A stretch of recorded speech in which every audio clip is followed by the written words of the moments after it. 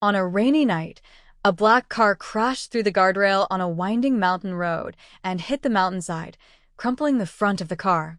The driver died on the spot, while a woman in the back seat, covered in blood and unconscious, tightly held onto a little girl beneath her.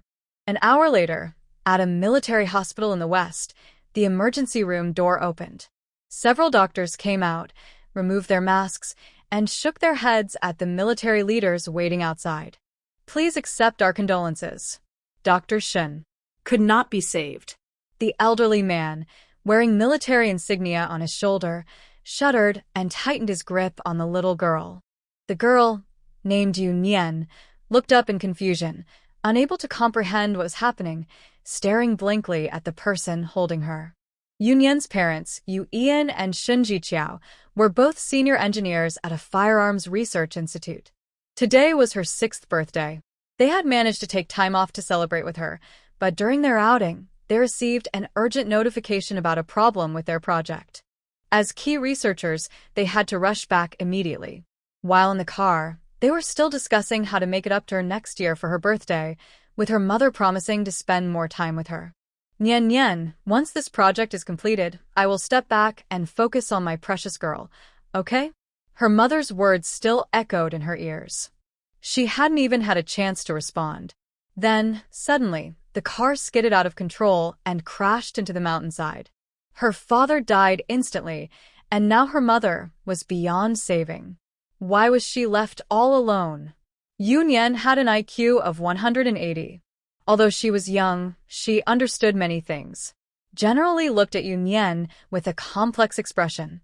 "Little Nian, come with me to see your parents." Yu Nian's expression was blank. Generally sighed. He felt for the child. Her parents were often busy with work, and they had watched her grow up. Seeing her like this was heartbreaking. He wanted to give her more time to process, but the situation was urgent. Yu Yan and Shen Jiqiao were too important. Their sudden passing left little time to handle matters. They were top mechanical engineers who had successfully improved many military facilities and were invaluable assets to the Military Research Institute. Now, with their high-profile project under scrutiny, the news of their deaths would have serious repercussions. Therefore, everything had to be kept confidential and handled quickly. Their ashes could not even be placed in a martyr's cemetery, and they could not have a gravestone. This incident happened suddenly. Not only was Yu Nian shocked, but even Old Li found it hard to accept. The loss to the entire research institute is immeasurable. Old Li closed his eyes and carried Yu Nian inside. Yu Yan and Shen Jiqiao lay quietly there, their blood cleaned away, looking as if they were just asleep. The little girl trembled as she reached out to touch Shen Jiqiao's cold face. At that moment, Yu Nian, who had been unusually quiet, finally burst into tears, crying loudly. Everyone present felt heartbroken. This child was smart and mature, understanding her parents' work, never crying for attention, and behaving more like an adult than a child. Now, oh dear. Old Li thought that it was good for her to cry. It was better than her being too quiet. He felt a bit relieved. No matter how much they tried to comfort her, Yu Nian cried until she was exhausted and fell asleep, and Old Li took her home. During this time, she temporarily stayed at Old Li's house. She seemed to be recovering, but had become withdrawn and rarely spoke. She often hugged the small laptop her parents had assembled for her, spending half the day in her room, only coming out when called for meals. Yu Nian was very intelligent, but she did not inherit her parents' mechanical talents. Instead, she showed great interest in computers from a young age. Growing up in the military district, she had access to talented people in that field, and they enjoyed playing with her and letting her learn. Although her parents worked at a firearms research institute, Yu Nian spent most of her time in the cybersecurity office. The top experts there saw her talent and were eager to mentor her, treating her like an heir. They spent more time with her than her parents did. Despite her young age, Yu Nian had her own ideas and rejected Old Li's suggestion to send her to school, choosing instead to study at the Cybersecurity Institute. Over the years, Yu Nian worked in network security within the military district. Her talent in this area was astonishing, and she had the patience to study diligently. After exhausting her mentors, She moved between various military districts to learn and challenge herself, as the top talents in this field usually served the country in the military. At just 20 years old, her exceptional abilities made her unbeatable in the military district, with no one in the cybersecurity office able to match her. After that incident, the once cheerful and lively Yu Nian became quiet and reserved, as if there was no joy in life besides studying and training. Yu Nian pulled herself out of her thoughts. It was rare for her to be so distracted. She realized her birthday was approaching, and over the years, she hadn't really celebrated it properly. Everyone thought she avoided her birthday because of past events, but she had long moved on. It was just a habit that was hard to change. She didn't like crowded places and preferred being in front of a computer rather than interacting with people. Thinking about her new task of setting up a cybersecurity department in Kyoto, she noted that the internet had become increasingly developed, and the security system there had previously been maintained by the military's cybersecurity team. Now, the higher-ups wanted to separate it and establish a national cybersecurity department, with her as the head. This wasn't difficult for her. It was her area of expertise. She had been assigned to help set up cybersecurity departments in several new military districts before, so she was quite familiar with it. In fact, Yu Nian felt indifferent about where she lived. Despite various military districts trying to recruit her over the years, she remained steady. The only reason she stayed was that she had gotten used to it. It didn't hold the special meaning others thought it did. Then she remembered something else and felt a bit of a headache, wondering how to refuse. Deep in the military compound, in a small building guarded by armed security, Mr. Li, wearing reading glasses, put down his newspaper. He looked at Yu Nian, who was still typing away on her computer on the sofa. "Stubborn girl, have you thought about it?" Yu Nian had officially turned 20 today, her birthday, and since she was heading to Kyoto, Mr. Li had invited her for a meal. The little girl from years ago had grown into a tall and graceful young woman, perfectly inheriting her parents' good genes, but her personality had become increasingly solitary. Mr. Li sighed, wondering if it was right to have guided her down this path. This child was incredibly lazy in everything except for her interest in computers. If they hadn't arranged for people to push her to train physically, she would probably be in worse shape than he was at his old age. If left to her own devices, she would spend all 24 hours of the day in front of the computer, except for sleeping. Unfortunately, the old men had to resort to stern warnings to get her to move. Her job was so dangerous that if someone targeted her, she wouldn't even have the ability to protect herself. They arranged for daily training, keeping a close watch on her. Even so, Yu Nian still found ways to slack off, and after all these years of training, her shooting skills were top-notch. The fact that shooting didn't require much movement only made Mr. Li angrier, his beard bristling. Finally, Yu Nian looked up from the sofa, helplessly glancing at Mr. Li. "Calm down, old man. If you get angry and sick, no one will take your place. You have to go whether you like it or not. They're building a new cybersecurity department in the capital, and it's your task. They specifically requested you." Li Lao was being stubborn, but the old men had their reasons for choosing Yu Nian. She was the best candidate. "I accept the task, but what's this about going to college? What am I supposed to learn?" These old men really knew how to cause trouble. She had many things to do. Besides, she had already learned what she needed. Going to college would just waste her time. "Young lady, you're only 20. Can't you have some other interests? You should have a life outside of your computer. Isn't it good to experience college life and make friends?" This girl was only 20, yet she lived a simple life, without even a friend nearby. She only cared about good food. Everything else was just okay. What a pretty girl, yet her clothes were a mess, not even as stylish as his old-fashioned self. Yu Nian sighed. She really didn't need this. "Grandpa Li, please don't worry. I'm very happy with my current situation. It's my fault for not insisting you go to school back then, making it hard for you to live like a normal child. I just want you to experience school life. You're still young, there's time. Don't wait until you regret it and blame me, not knowing if I'll still be around." Listening to Li Lao's rambling, she was exasperated.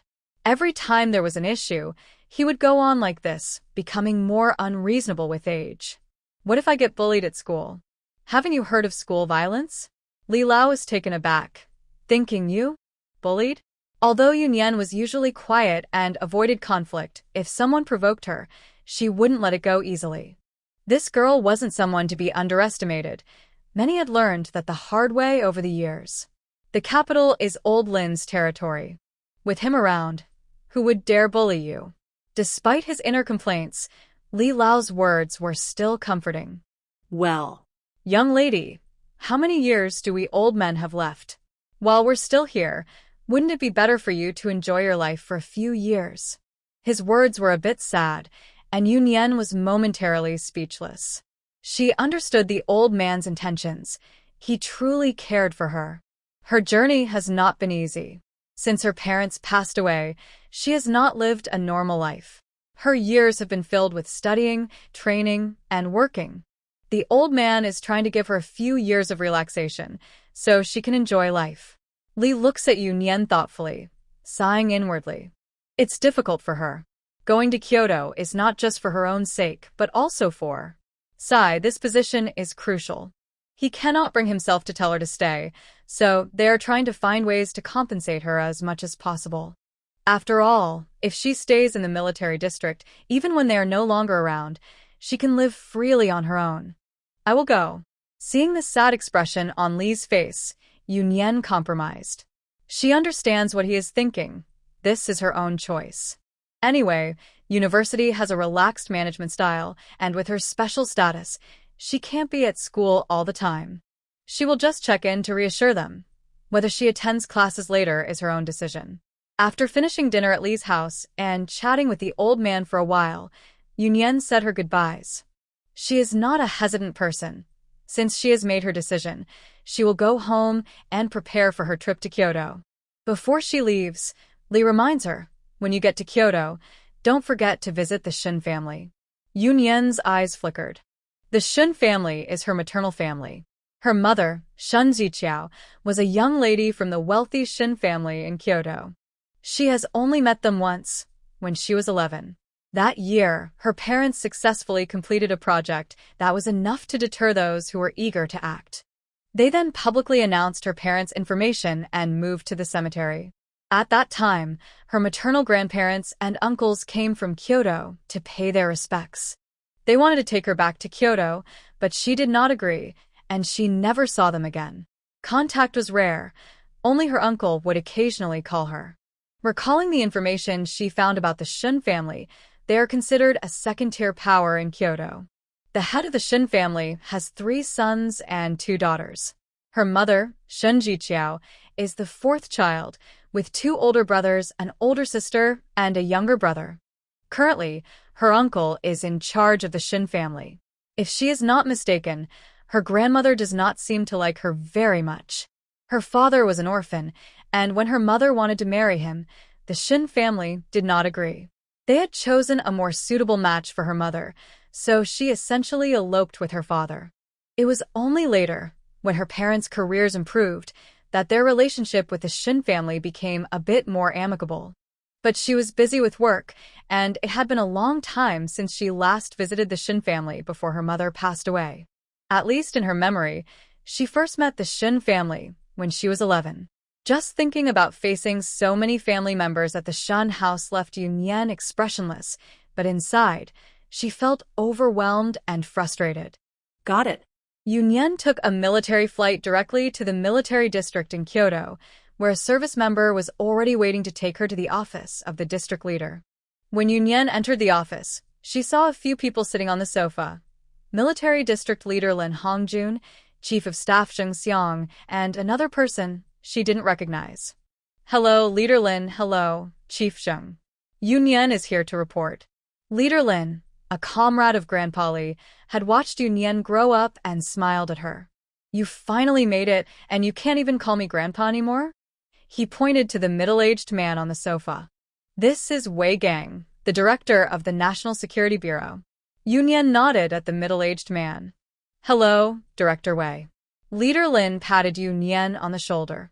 Nian, this is your future boss, and you will be setting up the Security Network Department under the National Security Bureau. Wei Gang observed the interaction between the old leader and the young girl, noticing the clear support from the elder while admiring the beautiful young lady in front of him. Minister Yu, I have heard so much about you. It's truly impressive to see such talent at a young age. Before Yu Nian could respond, Leader Lin continued, "Oh Wei, you found a treasure. This girl is quite lazy. It's not easy to get her to move."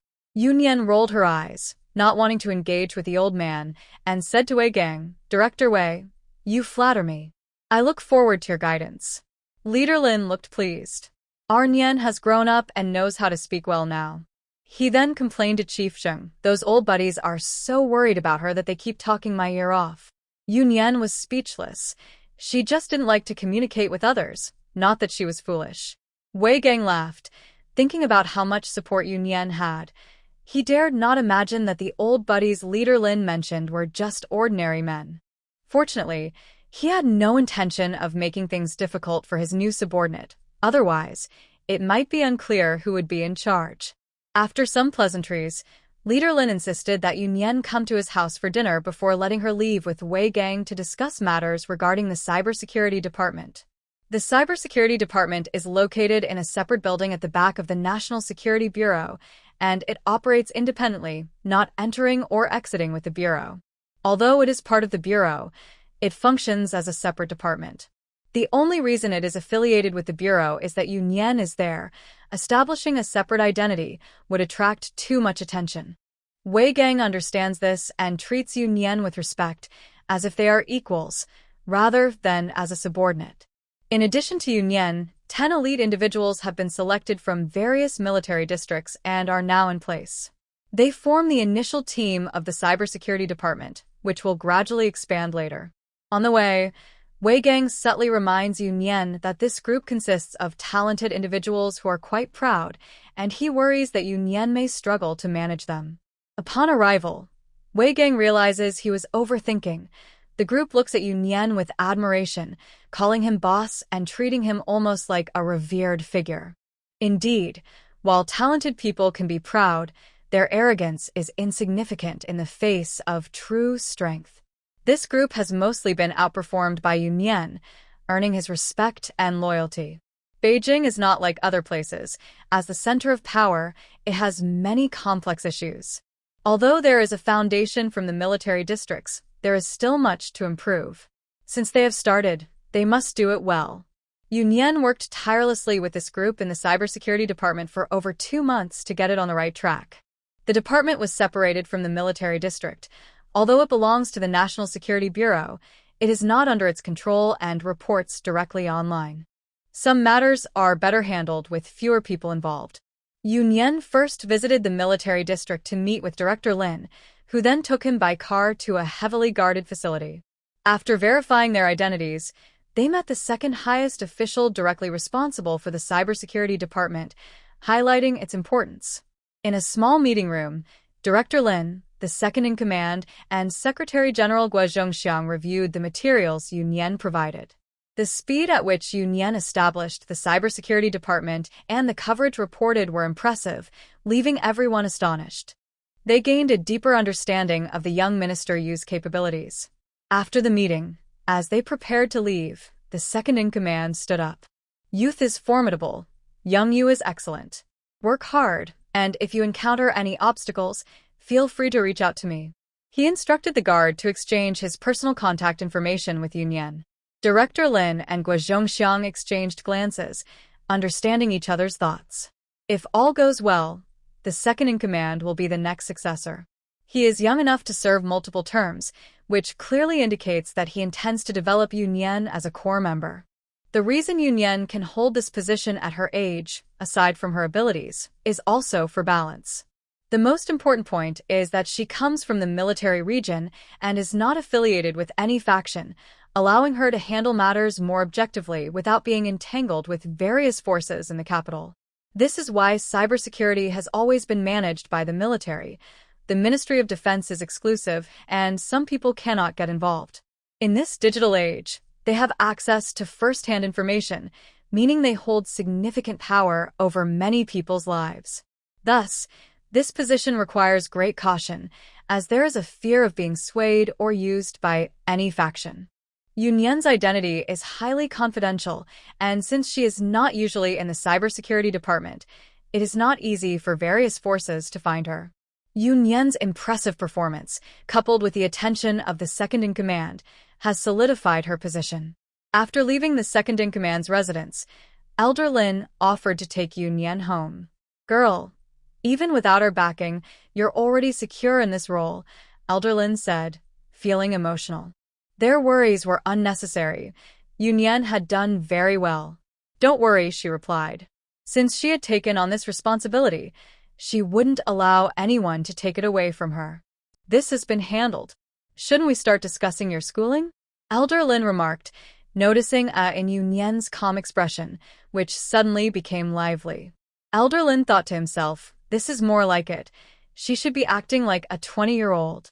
She usually seemed so serious and lacked youthful energy. She should go to university and soak in some of that atmosphere. "You don't need to remind me. School hasn't started yet, and I will go," she said, her tone a bit gritted, as if Elder Lin was doing this on purpose. After Yu Nian returned to the cybersecurity department and arranged her work, she planned to visit the Shen family and find a place to live. She didn't want to stay on campus or at the cybersecurity department. Commuting every day would be too much, so she wanted to find a house near the school. A few days ago, Yu Nian spoke on the phone with her uncle Shen and scheduled a time to visit the Shen family's old residence. The Shen family members do not live together. The eldest, Shen and the second, Shen Wu, each have their own homes, while the youngest son, Shen Xiao, has been abroad. During holidays, the Shen family gathers at the old residence, but usually it is just the elderly couple there. When her uncle learned that Yu Nian had arrived in the capital, he offered to arrange her food, clothing, and accommodation, but Yu Nian declined his kindness, saying she had her own plans and only confirmed the time to visit the Shen family. After receiving a call from Yu Nian, Shen immediately called his parents to tell them that Yu Nian was coming. His younger sister has always been loved by their parents, so he thought they would also like Yu Nian's daughter. He also informed his brother Shen Wu and another sister, Shen Yan, to try to come to the old house if they had time. This was Yu Nian's first visit to the Shen family. It was both a welcome gesture and an opportunity for her to meet her relatives. Shen thought it was a good idea, but unfortunately, things did not go as planned. Yu Nian took a taxi to the villa area where the Shen family lived because she did not have a car. She had always lived in a military district with a driver, and during her time in Kyoto, she had not needed a car. Now, she was seriously considering whether she should buy one, as relying on taxis seemed inconvenient. While she was thinking, the taxi arrived at the entrance of the villa area, but was stopped at the gate. Although the area was large, there were only a few houses, each a separate estate with considerable distance between them. It was clear that living here was expensive, and only the wealthy could afford it. The security personnel at the entrance were very familiar with the residents and would check the license plates of any visitors. This was the first time they had seen someone arrive by taxi. Even the nearest house was a half-hour walk away. The security guard politely approached her and asked, "Miss, which house are you visiting? Would you like me to check for you?" Yu Nian shook her head, standing outside and lost in thought. She had already arranged a time with Shen, but no one was there to greet her at the gate. It seemed like someone wanted to test her, but she wondered whose idea it was. As she was contemplating whether to go back or call Shen, a luxury car drove up and the automatic gate opened. It was clear that the driver was a resident. The car suddenly stopped in front of Yu Nian, and the window rolled down. A beautiful woman in the back seat looked directly at Yu Nian and hesitated before speaking. "Are you Ji Qiao's child?" Yu Nian nodded in response but did not speak, wondering who this was. She had looked through the Shen family's information and did not recognize her. The woman, excited by her response, got out of the car and walked around Yu Nian a couple of times before grabbing her hand. "You're Nian, right? You look just like your mother. Why are you standing at the gate? Why hasn't anyone from the Shen family come out to greet you?" Looking at the enthusiastic woman in front of her, Yu Nian thought of someone and tentatively asked, "Anson?" The beautiful woman is Qin, who also lives here. Hearing that Shen Jiqiao's child is coming, she specifically returned to take a look and unexpectedly ran into her at the door. Yes, I am Ancien. Do you remember me? Xin Qing is 5 years older than Shen Jiqiao. Since childhood, Shen Jiqiao was not close to her sister Xin Jian but followed Xin Qing, the eldest daughter of the Xin family, around like a little shadow. Xin Qing is an only child and treats Shen Jiqiao like a sister. The adults from both families used to joke that if they had been boys, they could have become in-laws. As they grew up, Shen Jiqiao went to university out of town, and Xin Qing got married. Their contact gradually decreased, and when she heard about Shen Jiqiao's passing, it made her very sad for a while. Interestingly, although Yu Nian had never met the Shen family when she was young, she had seen Aunt Xin once. When Yu Nian was 4, she visited Shen Jiqiao, and she remembered her well. Xin Qing pulled Yu Nian into the car and asked the driver to drive slowly, chatting with Yu Nian the whole way. Although Yu Nian didn't talk much, she patiently listened to Xin Qing and responded from time to time. She could feel Xin Qing's kindness. After all, she was her mother's best friend sister, and she was willing to return her kindness.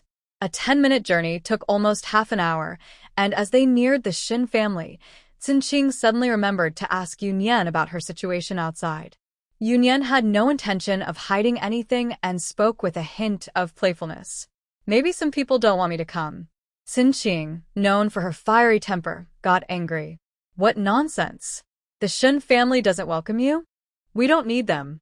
She immediately wanted to tell the driver to turn around. Since Shen Jiqiao left home, Xin Qing had little contact with the Shen family. Besides Shen Jiqiao, she didn't like the others. There was the hypocritical Shinda, the foolish Shen heir, and the clueless Shen Jian. She hadn't interacted with the youngest of the Shen family, so she didn't know them. In her view, the only normal person in that family was her sister Shen Jiqiao. The rest seemed like a genetic anomaly. She learned that Yu Nian was back from the family servant, who mentioned they all lived in the same villa area, and their servants had some private exchanges. Xin Qing is straightforward and has a fiery temper, and even after marriage, her personality hasn't changed at all. Knowing that Xin Qing genuinely cared for her, Yu Nian chuckled softly. Don't worry, Auntie. I will definitely go to the Shen family. They can't bully me. Xin Qing looked at Yu Nian, knowing that this child had her own opinions, but still felt uneasy and wanted to send her inside, fearing she might be bullied by the Shen family. Yu Nian declined Xin Qing's kindness and asked the driver to stop a distance away from the Shen family. She mentioned that she would visit her after leaving the Shen family, implying that she did not intend to stay there. Xin Qing understood Yu Nian's meaning. This child was perceptive, which made her feel somewhat relieved. Yu Nian didn't want the Shen family to know they had met, to avoid any complications. Thinking of what Yu Nian had said about going to study at Beijing University, Xin Qing made a decision. After parting with Yu Nian, she wouldn't return to her family home, but would have the driver turn around. As expected of Jiqiao's daughter, this child had a connection with her, and she needed to find a protector for Yu Nian to prevent her from being bullied in Beijing. Although she could protect Yu Nian, she couldn't always be there, fearing someone might cause trouble. Her son's reputation was significant and useful. Xin Qing happily thought about this, completely ignoring whether her son would be willing. As soon as Yu Nian arrived at the entrance of the Shen family estate, the security guard noticed her and opened the gate. A slight smile appeared on Yu Nian's lips. The intimidation wasn't complete. Soon, a middle-aged man came out to greet her, introducing himself as the butler of the Shen family, and led her into the Shen villa. Yu Nian observed the few people sitting in the living room, recalling their profiles. The elder members of the Shen family, her grandparents, were present, along with her aunt Shinji Yan and her 2 daughters. The eldest daughter, Du Yun, was 25 and already married, while the younger daughter, Du Yin, was a year older than Yu Nian and studying at Beijing University. The people in the room were also sizing up Yu Nian, and no one spoke, creating a tense atmosphere. The butler broke the silence with repeated apologies. I'm sorry, Miss Yu. It was my oversight. I forgot to arrange for someone to greet you. As expected of a family butler, He was observant and immediately apologized when he noticed the silence, giving everyone a way to ease the tension. If she had spoken first, that apology would have been lost, which was quite interesting. Yu Nian ignored the apologizing butler. Since the Shen family did not welcome her and couldn't even be bothered with formalities, she would naturally play along. They had just tried to intimidate her and expected her to greet them first? Dream on. They all knew who Yu Nian was, and it was normal for her not to recognize them on her first visit to the Shen family. As Yu Nian remained silent, the atmosphere grew even more awkward, and the butler, who was performing a one-man show, could no longer continue. At this moment, cousin Du Yun stood up and walked to Yu Nian, speaking softly. This must be Nian Nian. I am your cousin Du Yun. The housekeeper can go back to work now. Cousin Nian won't mind these little things. The housekeeper sighed in relief and quickly left the living room. Yu Nian glanced at Du Yun with a half-smile, not responding to her. She really knows how to take charge. Du Yun's expression stiffened. She usually expected a more agreeable response. Yu Nian's silence made her feel a bit awkward. Yu Nian observed the expressions of others. The old man and old lady clearly looked displeased. Du Yun had a mocking look, and Shen Jiyan was unhappy that Yu Nian was not giving her daughter any respect. Just as the atmosphere became tense, the sound of a car came from the courtyard, and soon a few people entered. Yu Nian looked up. Oh, it's her uncle's family. Uncle Shunwen, Aunt Guanizhen, and their 3 sons had all arrived, showing their importance to Yu Nian. As the family entered, they were taken aback by the strange atmosphere and everyone's expressions. What was going on? The old man and old lady finally showed some smiles when they saw their 3 grandsons. After greeting each other, Aunt Guanizhen walked over to Yu Nian, took her hand, and smiled. Nian has grown up so much. You were just a little one when I last saw you. Finally, Yu Nian spoke. Aunt. Her tone was not very warm, but Aunt Guanizhen seemed unfazed and handed Yu Nian a box. This is a gift for you. I hope you like it. Yu Nian opened the box to find a beautiful diamond necklace. It must be expensive. She didn't know much about jewelry, but she noticed Du Yin's eyes turning red with envy, indicating its value. Yu Nian closed the box, accepted it without hesitation, and said softly, Thank you, Aunt. Aunt Guanizhen smiled wider and introduced her 3 sons to Yu Nian. Each of the 3 cousins also gave Yu Nian a gift. The eldest, Shen Xiaojin, who worked as a general manager at Shen Group, gave her a check, which was quite generous. The second, Shen Xiaonian, a doctor, gifted her a shiny mini human model. Yu Nian touched it, impressed by the little golden figure. The youngest, Shen Xiaochun, acted carefree. A rich kid spending family money handed Yu Nian a stack of membership cards for various clubs. Yu Nian accepted them, her lips twitching. She thanked her 3 cousins. Since entering the Shen family, she had only exchanged a few words with them. After receiving gifts from her uncle's family, Shen Jiyan, sitting on the sofa, awkwardly smiled and said, Nian, we came in a hurry and didn't prepare a gift for you. I will make it up to you next time. The conversation took a turn, seemingly jokingly. Still, sister-in-law is smart. She prepared gifts in advance. We've been sitting here for so long, and we haven't heard a word from Nian. The implication was that Yu Nian was rude and materialistic. The 3 cousins frowned. Their aunt was always a bit off, and they wondered what she meant by that. Yu Nian looked at Shen Jiyan, speaking with double meaning. Who are you? Her words left Shen Jiyan's face alternating between red and pale. Yu Nian truly didn't know who she was, but saying that made her feel insulted. What a clever one. Shen Xiaochun almost couldn't hold back his laughter. He needed to learn the art of language from his little cousin. Shen Xiaojin and Shen Xiaonian exchanged glances, realizing that this little cousin was not easy to deal with. It's strange that Aunt didn't explain clearly.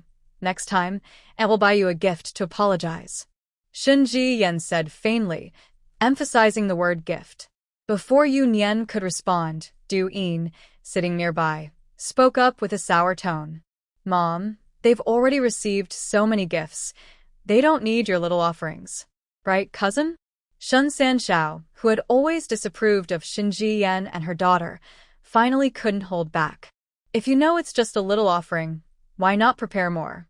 Is the Du family going bankrupt? Can't afford a gift? Du Yin's face turned red with anger. After a long time, she finally spoke up. Du Yin quickly tried to smooth things over.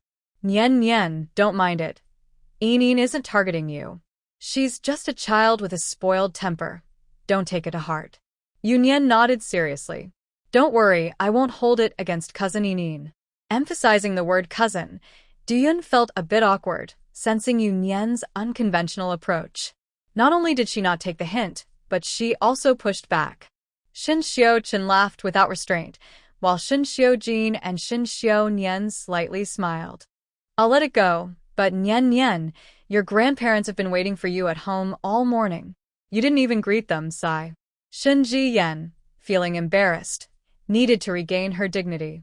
First, Yu Nian arrived late, making the elders wait, and second, not greeting them was rude.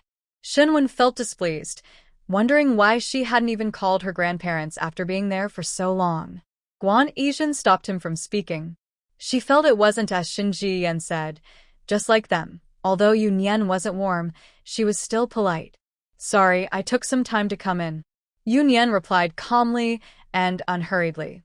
Seemingly unaware or unconcerned, the Shen family members looked at the elders in disbelief. What was going on? Were they trying to intimidate Yu Nian? Now, no one was concerned about whether Yu Nian was polite or not. After being treated this way, it was already good that she could come to the Shen family. Shenwen was a bit confused. His parents used to favor his little sister Qiao the most. Why didn't they like Yu Nian? Even if they didn't like her, they shouldn't treat a child this way. It was really lacking in grace. Guan Yizhen had an idea. It was likely her sister-in-law who stirred things up. This woman always loved to create trouble, even for her sister-in-law. Out of jealousy, she had done many bad things to her own sister, Shunji Qiao. Guan Yizhen had been in the Shen family for a long time and understood many things that others couldn't see, but she didn't want to interfere. Yu Nian was also the only daughter of Shenji Qiao, and Shin Ji-yen was afraid that Yu Nian would take away her daughter's things. Besides the second branch, which had one daughter, these two granddaughters from Shin Ji-yen were the only ones left. The elderly couple had always treated these sisters well. Now that there was an additional Yu Nian, how could they not be anxious? It seemed that Yu Nian was completely different from her mother. Shin Ji-yen couldn't gain any advantage over her. She was enjoying this spectacle. Grandpa and Grandma, I apologize for Yu Nian's rudeness, Yu Nian said calmly. No matter what, they were her mother's relatives, and this was the only time she would say it. Upon hearing this, the three Shin brothers had complex expressions and sighed. Yu Nian was not wrong. It was not her who was rude. However, they couldn't say anything since it was their grandparents and aunt who had acted improperly. Shenwen felt a bit comforted. Yu Nian was a good child who understood the bigger picture. Du Yun was so angry that her face turned red. After blaming them, now they were trying to play the good guys, making them look like the bad ones. Cousin Nian, it was just that we forgot to send someone to pick you up. Did you have to make everyone unhappy? Du Yin was very dissatisfied. Was Yu Nian trying to play both sides? Yu Nian ignored her. This foolish girl was digging her own grave by bringing this up and exposing their grandparents' shame. The old man's expression was not good. He shot a disapproving glance at Du Yin. Du Yun grabbed Du Yin and pinched her, signaling her to stop talking. Du Yun was about to explode with anger. Couldn't they see Yu Nian's temperament? She was not someone they could provoke, yet they were rushing to challenge her. Didn't they notice how their uncle's family was looking at them? If they angered their uncle, would they still have a good life? Cousin Nian, I'm really sorry. Yin doesn't know how to speak, so I apologize on her behalf. Facing Yu Nian's cold gaze, Du Yun didn't want to talk to her at all. However, since no one from her uncle's family was helping and her mother and sister might say something unhelpful, she had to muster the courage to speak up. If you can't speak, then don't. Shun Xiao-chen scoffed. The old man of the Shen family coughed awkwardly, interrupting the exchange, which also served as a response to Yu Nian. Yu Nian is new here. Yun and Yin, You are her older sisters, so please take care of her. From the way he addressed them, the distance was clear. Duyan quickly replied softly, "Got it, Grandpa. I will take good care of my cousin Yu Nian." Duyan provocatively glanced at Yu Nian, thinking that Grandpa liked her more. Yu Nian remained expressionless, showing no concern. Shen chatted with the old man about company matters, changing the subject, as he didn't want them to continue discussing Yu Nian. The grandmother had been silent the whole time, sitting with her eyes closed. Duyan went over to sit beside her and gently massaged her arm. Yu Nian suddenly felt bored and thought about leaving, not wanting to waste time with people who had such different thoughts. Her grandparents clearly didn't like her. Her aunt was full of malice. Her uncle was somewhat caring but not much, and there were also her uncles who hadn't arrived yet. After all, how could there be any real affection for people she had never met? She was just here to complete a task. This was better. She didn't want any ties with them. She would rather go see Aunt Shen. Feelings are strange like that. Though she was a quiet person, she inexplicably felt a fondness for the lively Aunt Shen lost in her thoughts. The butler came in and announced that dinner was ready, interrupting everyone's scattered thoughts. Well, she might as well eat before leaving. Everyone took their seats in the dining room, where the Shen family had no habit of keeping quiet during meals. The Shen brothers deliberately separated Yu Nian from the Du sisters to avoid any disturbances during dinner. Shen Xiaochen asked Yu Nian, "Little cousin, you should be in college at your age, right?" Yu Nian paused and replied, "I will report to school in a few days." She cursed herself for forgetting about the stressful college situation, and her expression darkened at the thought. Duyan noticed Yu Nian's change in expression and felt pleased, thinking that Yu Nian must not be attending a good school.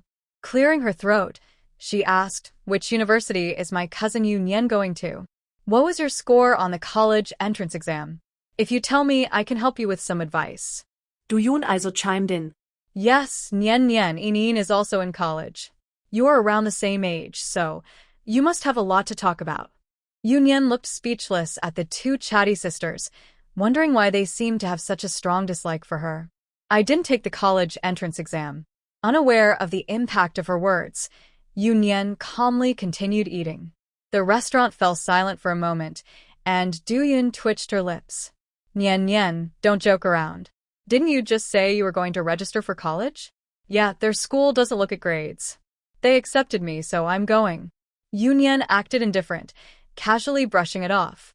What kind of school doesn't consider grades? Only those lesser-known universities that accept anyone with money. Shen Xiaochen looked at her with a hint of guilt, seeming to regret bringing up the topic. Although Shen Xiaochen was a bit spoiled, he meant no harm and could be considered the most innocent one in the Shen family.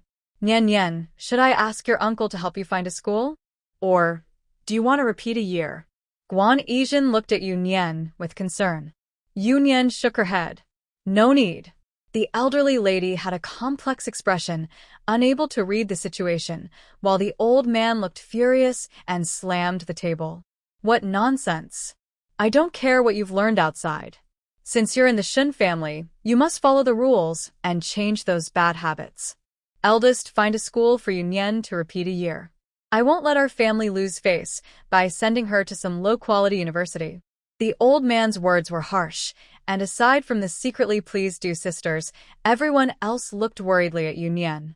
Yu Nian's expression turned cold as she spoke. "My last name is Yu. I won't bring shame to the Shen family." Hearing her words, the old man grew even angrier, and the elderly lady's face also showed signs of anger. "Yu Nian, despite your age, what have you learned out there? Don't you even understand basic manners?" Her uncle tried to intervene. "Nian, this is your grandfather." He signaled for her to soften her stance and not provoke the old man. Shen Yan was busy applying eye drops nearby. "Mom and Dad, don't be angry. This child has a strong personality, probably from her father. Just take your time to teach her. She will improve eventually." The old man calmed down, his sharp gaze fixed on Yu Nian. "From now on, you will live here. I will find you a teacher to study. You can only leave when you have learned enough." His words clearly indicated that he intended to confine Yu Nian in the Shen family home. Listening to their conversation, Yu Nian found it somewhat amusing and stood up. "It seems this meal won't happen. I came to visit you both on behalf of my mother, so I will take my leave now. Old Mr. Shen's anger, which had just calmed down, flared up again as he pounded his chest, looking visibly upset. Guan Yizhen quickly stood up and walked over to Yu Nian, pulling her aside and whispering, "Nian Nian, just soften your tone with the old man, and this will over. This is also your home. Where else will you go?" Shen Jian quietly muttered, knowing the old lady never thought highly of Yu Nian's father, like daughter, a mouse's son knows how to dig a hole. It's true what they say about people and their roots. Yu Nian halted her steps to leave, turned to Shen Jian, and stared coldly at her. Shen Jian felt uneasy under her gaze and forced herself to speak. "Why are you looking at me like that? Are you going to hit your aunt?" Yu Nian smirked slightly. "Of course not. After all, you are an elder." With a swift motion, she slapped Du Yin across the face. Everyone present was stunned, not just Du Yin, who was left in shock. As Du Yin realized she had been slapped, she nearly lost her mind. Screaming, she lunged at Yu Nian to retaliate, but Yu Nian swiftly kicked her away, showcasing the results of years of training. Though she couldn't handle the military's tough fighters, dealing with someone like Du Yin was easy, sending her flying far back. Yu Nian surveyed the shocked crowd, her gaze dark as she looked at Shen Jian. "Dear aunt, can you speak now? If I hear you speak ill of my father again, it won't be so simple."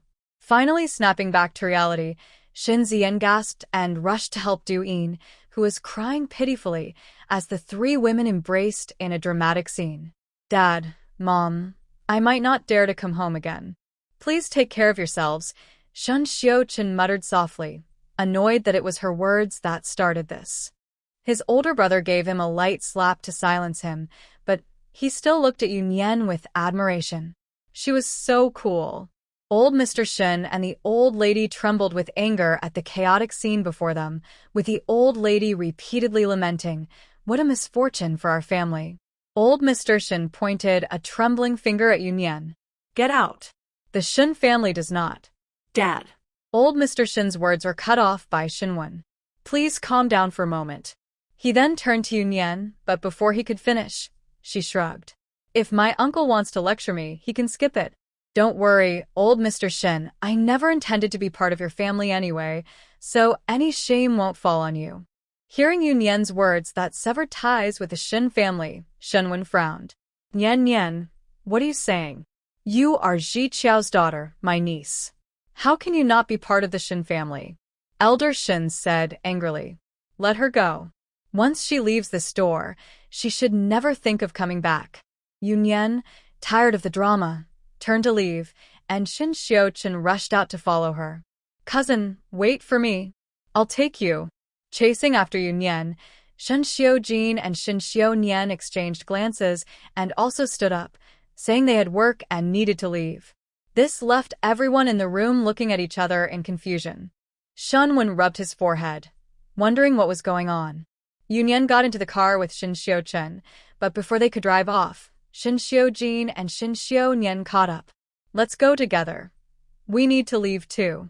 Their family had come in 2 cars, and with the current situation, their parents couldn't leave right away. Shen Xiuqin was unhappy. "Let the driver take you. I want to build a relationship with my cousin." Shen Xiujin stared at him with a gentle smile. In the end, the 4 of them left the Shen family home together. Yu Nian asked Shen Xiuqin to take her to Jing University, and he asked, "Are you going to meet someone?" Yu Nian, focused on her phone, replied with 3 words, "Going to register." The impact of those words was felt by everyone in the car. It became quiet, and Shen Xiuqin hesitated to speak several times. Yu Nian knew what he was struggling with and offered 3 more words, "Use backdoor access." Her boldness surprised even the usually calm Shen Xiujin. Exchanging glances with Shen Xiunian, they realized that Jing University was a big deal. Even the Shen family would have to work hard to get in through the back door. How did Yu Nian manage that? Shen Xiunian asked what major Yu Nian had chosen, and she frowned.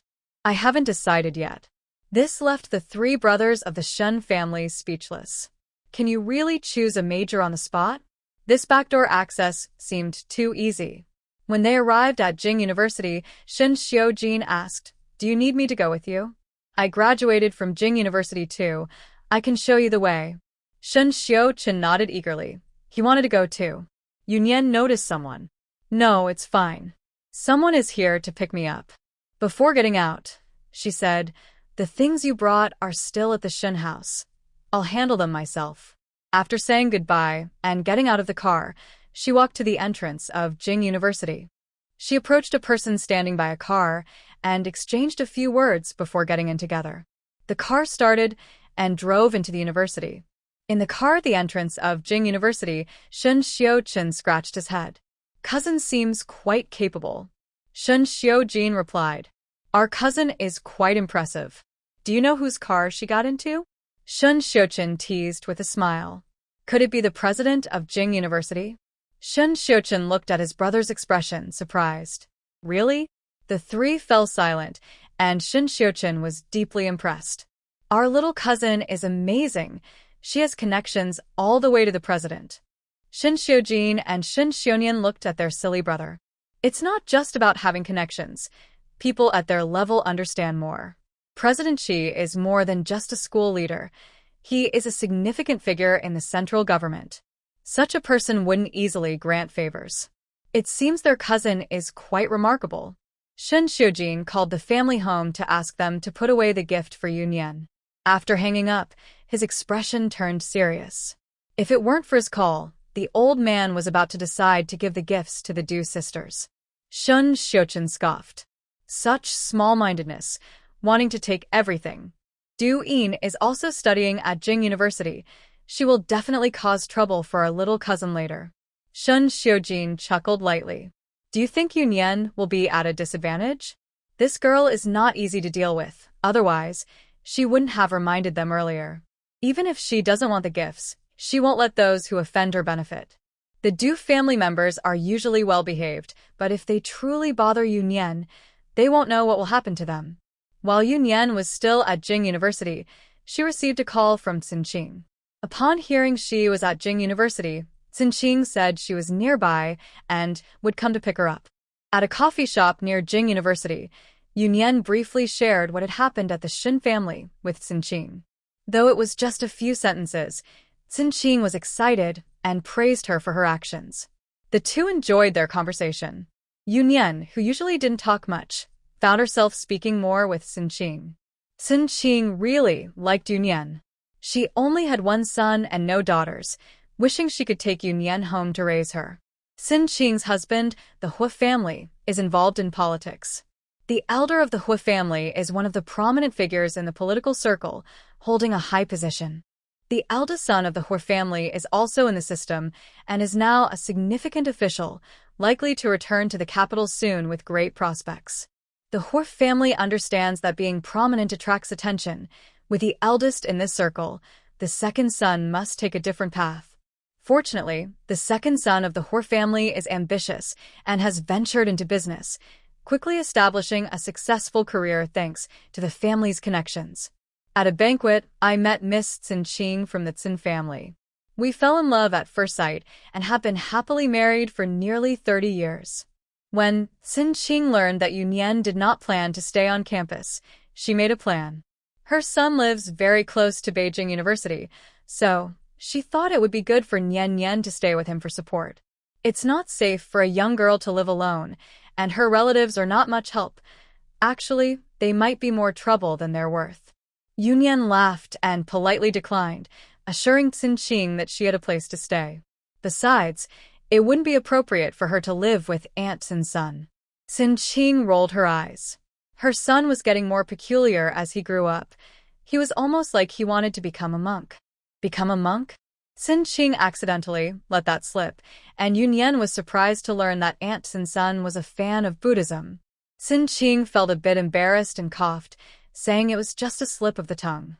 "No, you'll understand when you meet him, and you'll definitely like where he lives," Qing said mysteriously, determined to get her son to agree to let Yu Nian stay. She genuinely worried about Yu Nian, as the Shen family was not easy to deal with. Staying with her son would at least mean no one would dare to cause trouble, which would save Yu Nian from a lot of hassle. Hearing this made Yu Nian a bit curious. In the end, she agreed to go with Sinqing to take a look, and they could decide about staying later. Sinqing's son is named Huo Yan, and he is the third son in the Huo family, with two older brothers. Huo Yan is quite mysterious and rarely appears in public. Many people don't know what he looks like or even his real name, but everyone knows about Master Huo. Huo Yan was admitted to Stanford at 16 and earned a master's degree in finance in 3 years. He has been very successful on Wall Street, excelling in stock trading and venture capital without any failures. His family background meant he couldn't stay abroad for long, and at 22, he returned to take over the Huo family business, quickly increasing its value several times in just a few years. Huo Yan seems to handle everything with ease, achieving things that others could only dream of. However, as the saying goes, extreme wisdom can lead to trouble. He now seems uninterested in anything, including women. As Sinqing puts it, he looks half alive every day, so if he suddenly decided to become a monk, she wouldn't be surprised. It's not that Huo Yan is particularly devoted to Buddhism. He might just have developed an interest in it. She has no doubt that if he became a monk and later returned to the world, he could easily do it. People say that Master Huo is impressive, but only those close to him know about his dark and unpleasant personality. Sinqing did not expect Huo Yan to take care of Yu Nian. Huo Yan's place is large enough that they could go a year without seeing each other if he wanted. It was just using his name to protect Yu Nian. Yu Nian got into the car with Sinqing, and after about 10 minutes, they stopped in front of a straight, tree-lined avenue. There was a security booth at the entrance, indicating that this area was private. Seeing Sinqing's car, the guard opened the gate. The car drove along the tree-lined road for a few hundred meters until a charming cluster of traditional buildings appeared. There were pavilions and towers with pink walls and dark tiles, creating a poetic scene. Above the main entrance was a plaque with 2 bold characters, Yan Yuan. It looked very impressive, and Yu Nian was left speechless. It was hard to imagine such a large private residence in this area. The car reached a spacious courtyard, and as they got out, Yu Nian admired the beautifully crafted houses and couldn't help but exclaim how charming they were. A middle-aged man was waiting in the courtyard. He discreetly assessed Yu Nian and slightly bowed to Sinqing. "Good day, madam." Sinqing introduced them. "This is Uncle He, the housekeeper here." He watched Huo Yan grow up, and when Huo Yan moved out, Uncle He came along. "You can call him Uncle He." Uncle He warmly welcomed them inside and offered tea and snacks. "Master Huo hasn't returned yet. Please make yourselves comfortable." Sinqing proudly told Yu Nian that first-time visitors are always amazed. Of course, not many people come here. Besides family, it's just a few of Huo Yan's friends. "This place is nice, right?" Huo Yan designed and built it himself. Yu Nian was indeed surprised. She had seen some information about prominent figures in the capital, but she had only skimmed through it and hadn't looked deeper. She didn't expect Master Huo to have such elegance. Once inside, Yu Nian noticed that while the exterior was traditional, the interior was filled with modern amenities, creating a fascinating contrast that blended well. The life of a wealthy person is impressive. Maintaining such a large house must cost a fortune each year. With household staff and security personnel everywhere, Huo Yan could probably support a security company on his own. As Yu Nian sat on the sofa, she thought to herself how wasteful it was for someone to live alone in such a big house. "Do you like it here?" Hearing Sinqing's question, Yu Nian nodded, coming back to her senses. "I do. If there were tickets, I would buy one." Yu Nian playfully added this line. Ha ha ha. 2 people entered, accompanied by laughter. Huo Yan, who was ordered back by Sinqing, and a mischievous friend who insisted on joining to see the fun. The one laughing was this friend, who couldn't help but chuckle at Yu Nian's ticket comment. Yu Nian recognized Huo Yan at a glance. She had seen his photo, but he was even more impressive in person. Standing about 6 feet tall with a straight posture, his face was truly handsome. Yu Nian openly admired Huo Yan's looks, appreciating the beauty in front of her. He seemed to have an aloof presence, standing silently. It was no wonder Tsin Auntie said he was almost like a monk. The other person, Xiao Mubai, was the young master of the Xiao family, part of the top tier in the business circle of the capital. Xin Qing excitedly pulled Yu Nian along. Nian Nian, let me introduce you. This is my son Huo Yan. You can call him brother. Xiao Mubai, with a lively personality, jumped over, hugging Xin Qing's arm and sitting down. I haven't seen you in a few days, Aunt Qing, and you look even more beautiful. You silly boy. Xin Qing laughed and scolded him, clearly having a close relationship. Xiao Mubai didn't need an introduction and turned to Yu Nian. This must be Sister Yu, right? I'm Xiao Mubai. You can call me Brother Bai. He had heard Xin Andy mention putting this beautiful sister with Huo Yan. Huo Yan, sitting across from Yu Nian on the sofa, was focused on his phone, seemingly handling something. Yu Nian waited for Huo Yan to put away his phone before speaking. Mr. Huo, sorry to interrupt. Huo Yan remained expressionless, looking at Yu Nian, and something flickered in his eyes as he replied softly, not at all. After meeting Huo Yan, Xin Qing pulled Yu Nian to get up. Nian Nian, you just said you liked it here. Andy will accompany you. Before she could finish, Huo Yan interrupted. Mom, Dad is looking for you. Xin Qing looked at her son in confusion. Why didn't he call her directly? Why come to Huo Yan? Huo Yan calmly said, it seems urgent. You should go to the room and call Dad back. Though Xin Qing was a bit puzzled, she asked Yu Nian to wait for her and took her phone to the tea room to make the call. Mr. Huo, don't worry. I didn't plan to stay here. I just came to see it because Auntie insisted. It seemed that Mr. Huo had deliberately sent Xin Qing away for this reason. The room upstairs has been tidied up.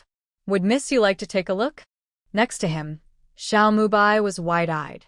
Who was it that said to just find any yard and drop her off? Was it him who was confused, or was Huo Yan being unreasonable? Huo Yan had a strong sense of territory. The second floor was his private space. Normally, he could only stay in the guest room on the first floor. Did he really just let someone stay next door? Yu Nian was also a bit surprised. What did Huo San Yi mean by this? He probably didn't like outsiders staying in his home either. Did he think she would be staying here tonight? Whatever his intentions were, Yu Nian took a deep breath. Mr. Huo, you don't need to trouble yourself. I'll leave once Aunt Xin finishes her call. Huo Yan responded with something unrelated. As far as I know, Miss Yu is currently facing some minor troubles, right? Yu Nian looked at Huo Yan, unsure of what he was trying to say. Not really a trouble. Yu Nian spoke the truth. The Shen family was mostly normal, and the rest were not worth mentioning, posing no threat to her. Today's events won't stay hidden. Huo Yan hinted. Yu Nian was taken aback. She had overlooked that soon there would be rumors about the Shen family's newly found granddaughter being kicked out. This circle is known for lifting some up and bringing others down. She still had to go to Kyoto University, and she didn't know how many people were waiting to cause her trouble. Although she wasn't afraid, it didn't mean she wasn't annoyed. And I can help Miss Yu avoid these troubles.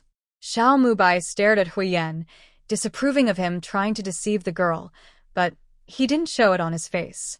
If he undermined Huo Yan now, this cunning guy could make his life miserable later. Yes, you may, if you stay here with Huo Yan, I can guarantee no one will dare to bother you. In Kyoto, Huo Sanya's name carries weight. Yu Nian looked at Huo Yan. He didn't seem like the type to be so helpful. Why was he assisting her? Huo Yan seemed to understand her thoughts. My mom really likes you. My dad and I are usually busy and can't spend time with her. If you stay here, you can keep her company sometimes. Yu Nian understood. Huo Yan was quite filial. It seemed they both had their own needs. Xiao Mubai kept making faces, thinking Huo Yan could be even more shameless. Ever since Huo Yan took over the company, his dad had been free and wanted to spend all his time with Qing Yi, leaving no time for her. Huo Yan ignored Xiao Mubai's antics, stood up, and extended his hand politely. Miss Yu, let me show you to your room. Since she decided to stay here, Yu Nian didn't hesitate and took his hand to stand up. Xiao Mubai was already numb. They were holding hands already? How could he? Yu Nian was so young.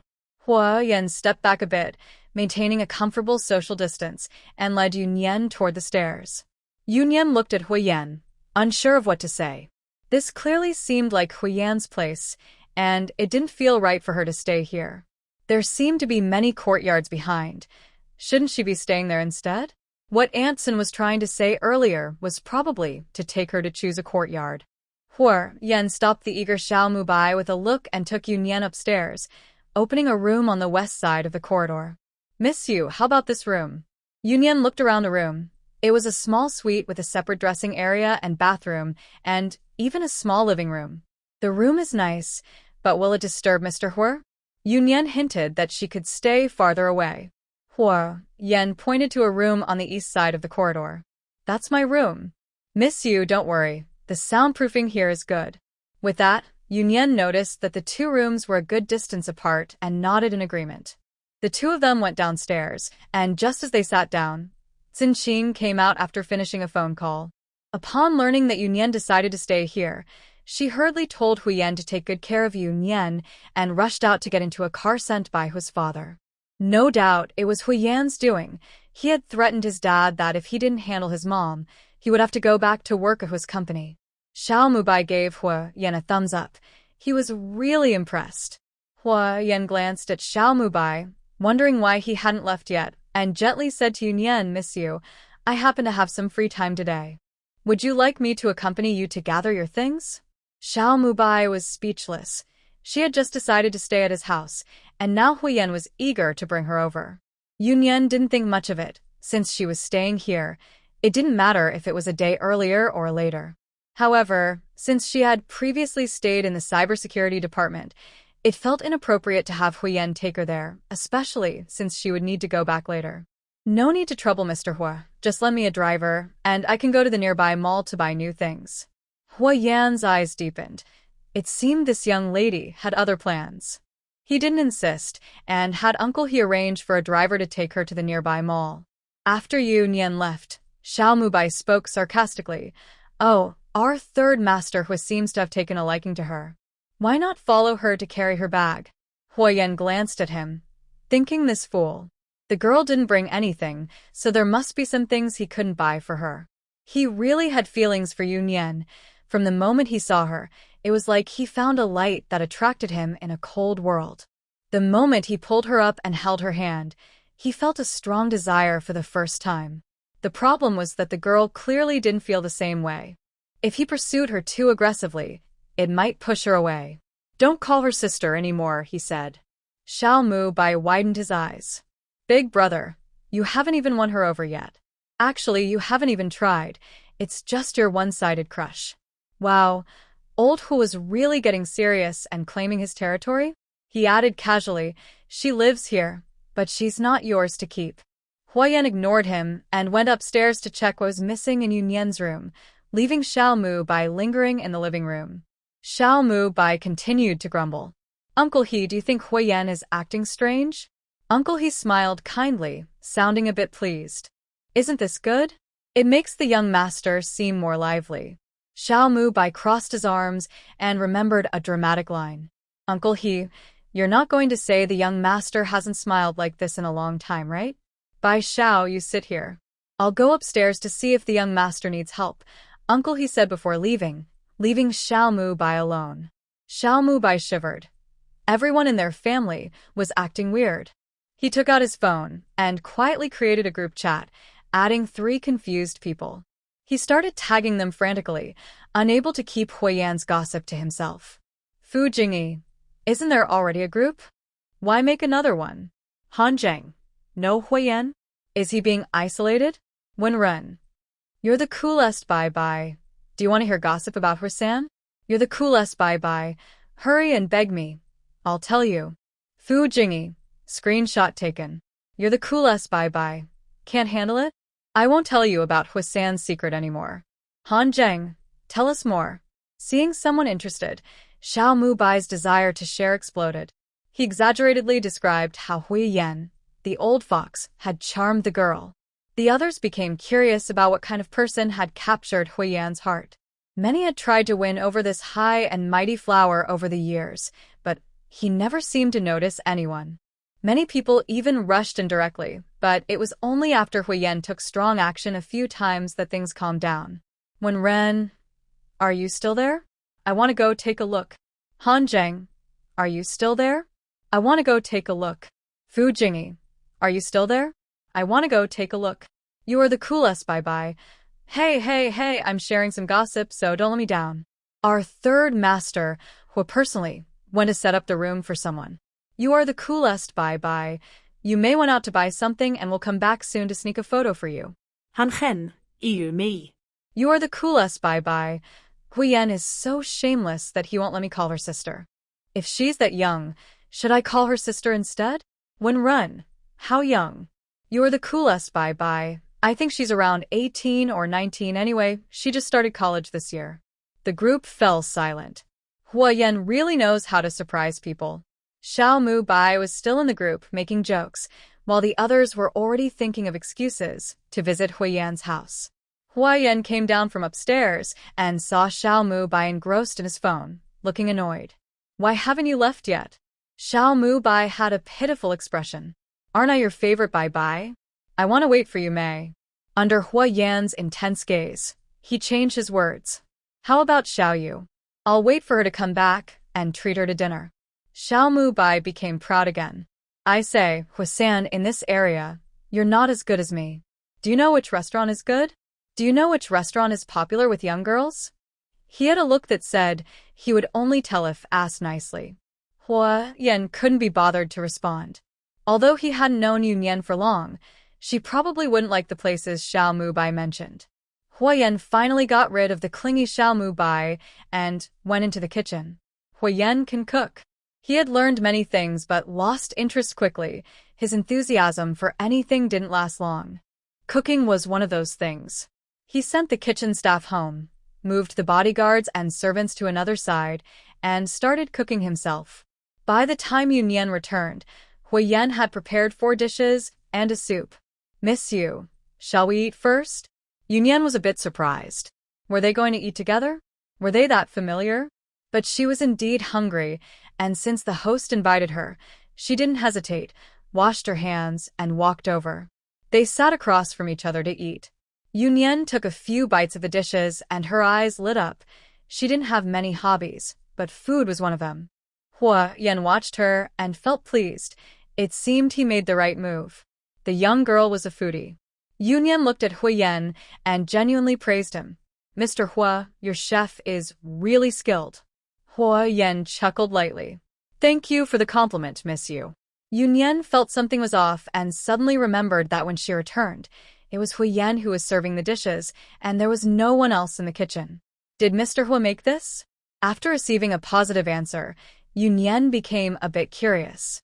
Does Mr. Huo cook for himself? Are you worried about someone poisoning the food?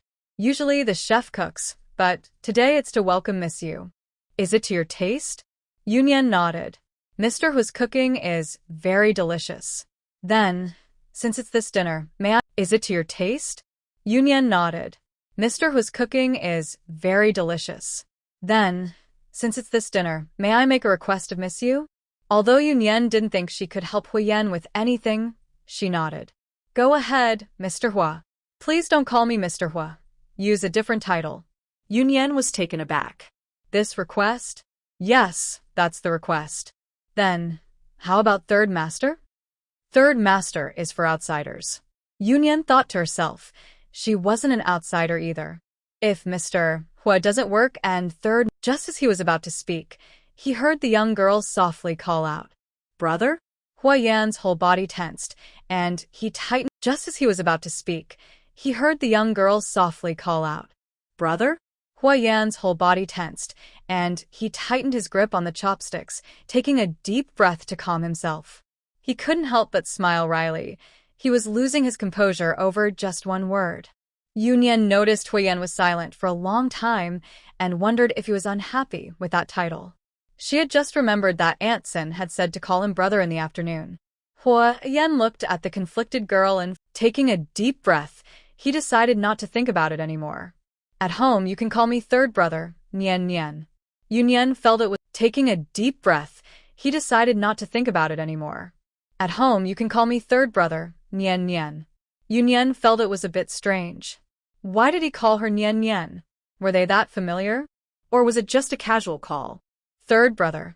Huo Yan was satisfied. Nian Nian, you don't mind me calling you that, right? I heard my mom call you that.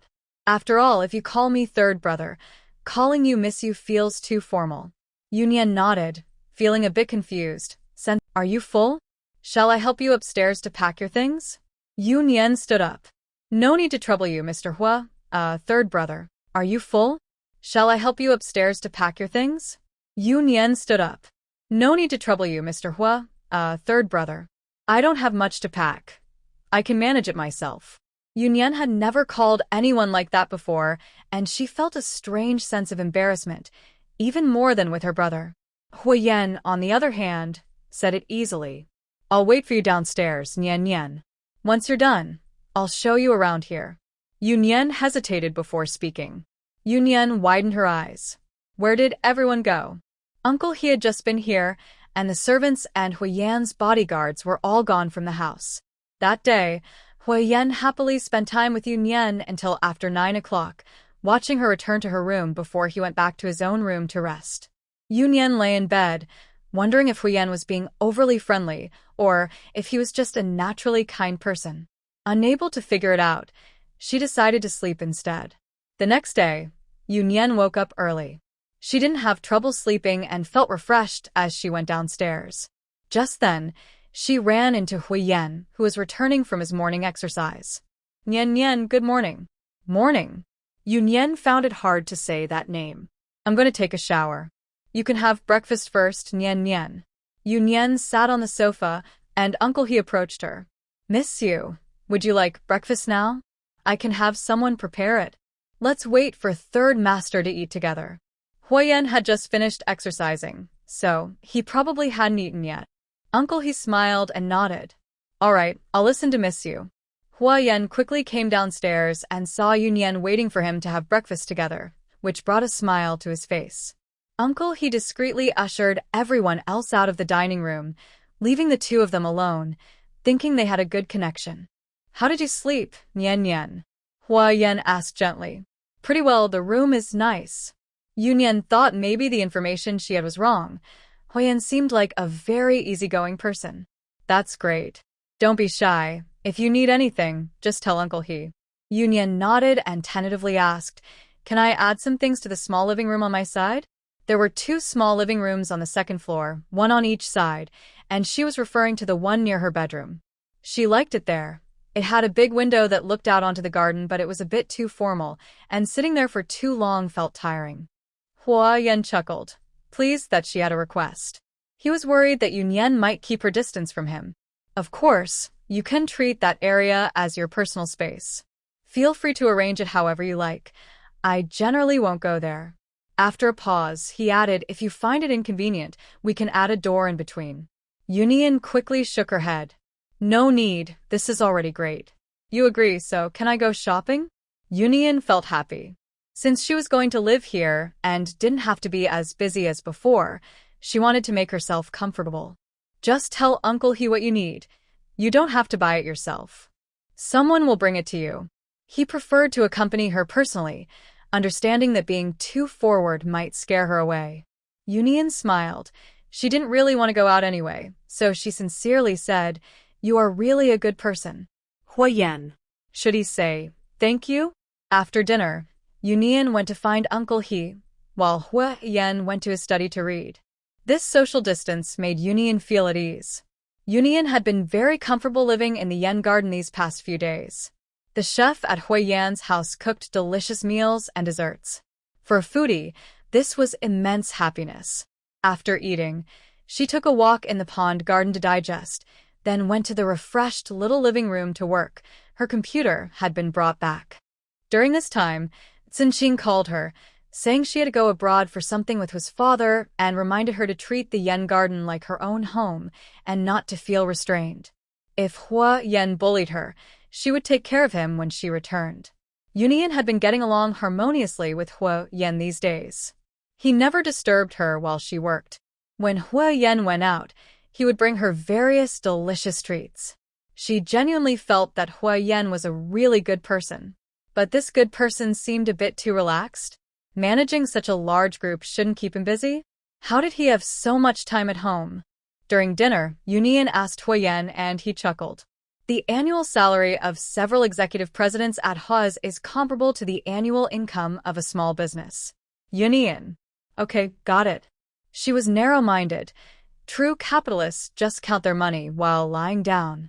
Huo Yan looked at Yu Nian seriously. I also have 3 capable assistants. One oversees Huo's, one manages our overseas interests, and another handles external relations. I'll introduce you to them later. These assistants were all from the Huo family. The Huo family invested heavily in supporting orphans. Some with good qualifications would be trained in Kyoto, and then follow the Huo family members who needed them. Huo Yan's 3 assistants graduated from top business schools, and their loyalty and abilities were unquestionable. They had followed Huo Yan to school since he went abroad, and had been with him for over a decade, almost like family. Yu Nian felt a bit uneasy, so she casually asked if Huo Yan was sharing too much. Were these things really meant to be talked about so freely? Huo Yan lowered his gaze, hiding the emotions and determination in his eyes from Yu Nian. He knew she couldn't escape. He looked up with a calm expression to change the subject. Nian, school is starting soon, right? Yu Nian nodded and replied weakly, my good days are coming to an end. Huo Yan found it amusing to see her suddenly look so down. You really don't like school that much? Yu Nian irritably poked at the small cake Huo Yan had bought for her. Just thinking about dealing with so many people makes me feel suffocated. Why do I have to go to school? It's a waste of time. During their time together, Huo Yan realized that this girl was not simple. He didn't mean to pry into Yu Nian's privacy, but she seemed to let her guard down around him, often revealing bits and pieces during their conversations.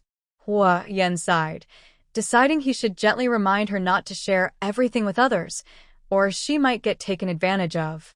But soon he realized he was worrying too much. Yu Nian was actually quite perceptive. She could sense the emotions of most people around her accurately. She had categorized him as someone close, so she felt comfortable around him. Huo Yan felt mixed emotions, happy that Yu Nian trusted him, but worried that she saw him as an older brother. There was still a long way to go. He had more to endure. Time passed quickly. Aside from the occasional uninvited visits from Xiao Mubai, Yu Nian had hardly seen anyone else at Huo Yan's house, especially women. In these days, Xiao Mubai had successfully become familiar with Yu Nian thanks to his boldness. Yu Nian lounged on the sofa, casually sketching lines in a drawing pad. She had enrolled in the art department, surprising many with her choice. A top student in computer science decided to study painting. No one knew what she was thinking. Yu Nian felt a bit helpless. She didn't have a clear plan. There wasn't much the computer science department could teach her anymore, and after looking at the majors, she found a slight interest in painting. In fact, Yu Nian was quite good at drawing, especially at quick sketches. She had never studied art systematically, but sometimes she needed to draw while on tasks, so she had learned a bit on her own. Most importantly, Yu Nian was clear about her purpose for attending this university. She was just passing time. Compared to other majors, the art department offered more flexibility in time management. Xiao Mubai curiously leaned over to take a look at Yu Nian's drawing, making a fuss. Is this San? Hey, it really looks like him. Huo Yan, come over and see. Huo Yan, who was looking at his laptop, perked up when he heard Xiao Mubai mention the drawing. He looked up, his expression darkening instantly. He put down his notebook and walked over, pulling Xiao Mubai aside by his collar and sitting down himself. This fool, why get so close just to look at a drawing? Xiao Mubai was speechless.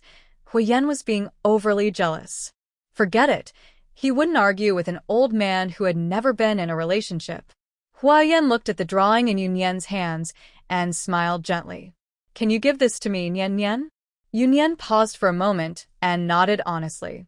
It's just a piece of paper, and you bought this sketchbook anyway. Yes. All the art supplies Yu Nian used were prepared by Huo Yan. After learning about her major, Huo Yan got her a complete set of tools. Xiao Mubai almost laughed at Yu Nian's cluelessness. Huo Yan was flirting, but she didn't notice.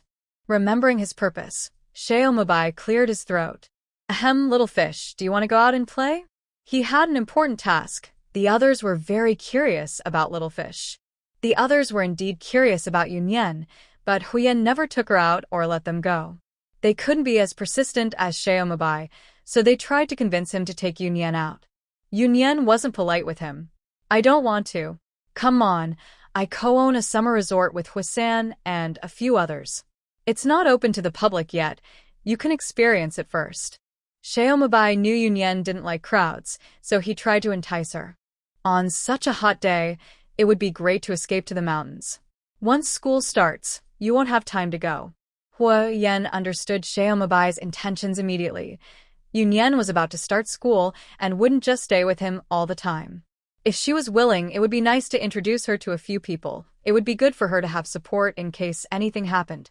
They all looked out for each other, and no matter what they thought, they would protect Yu Nian when she was with them.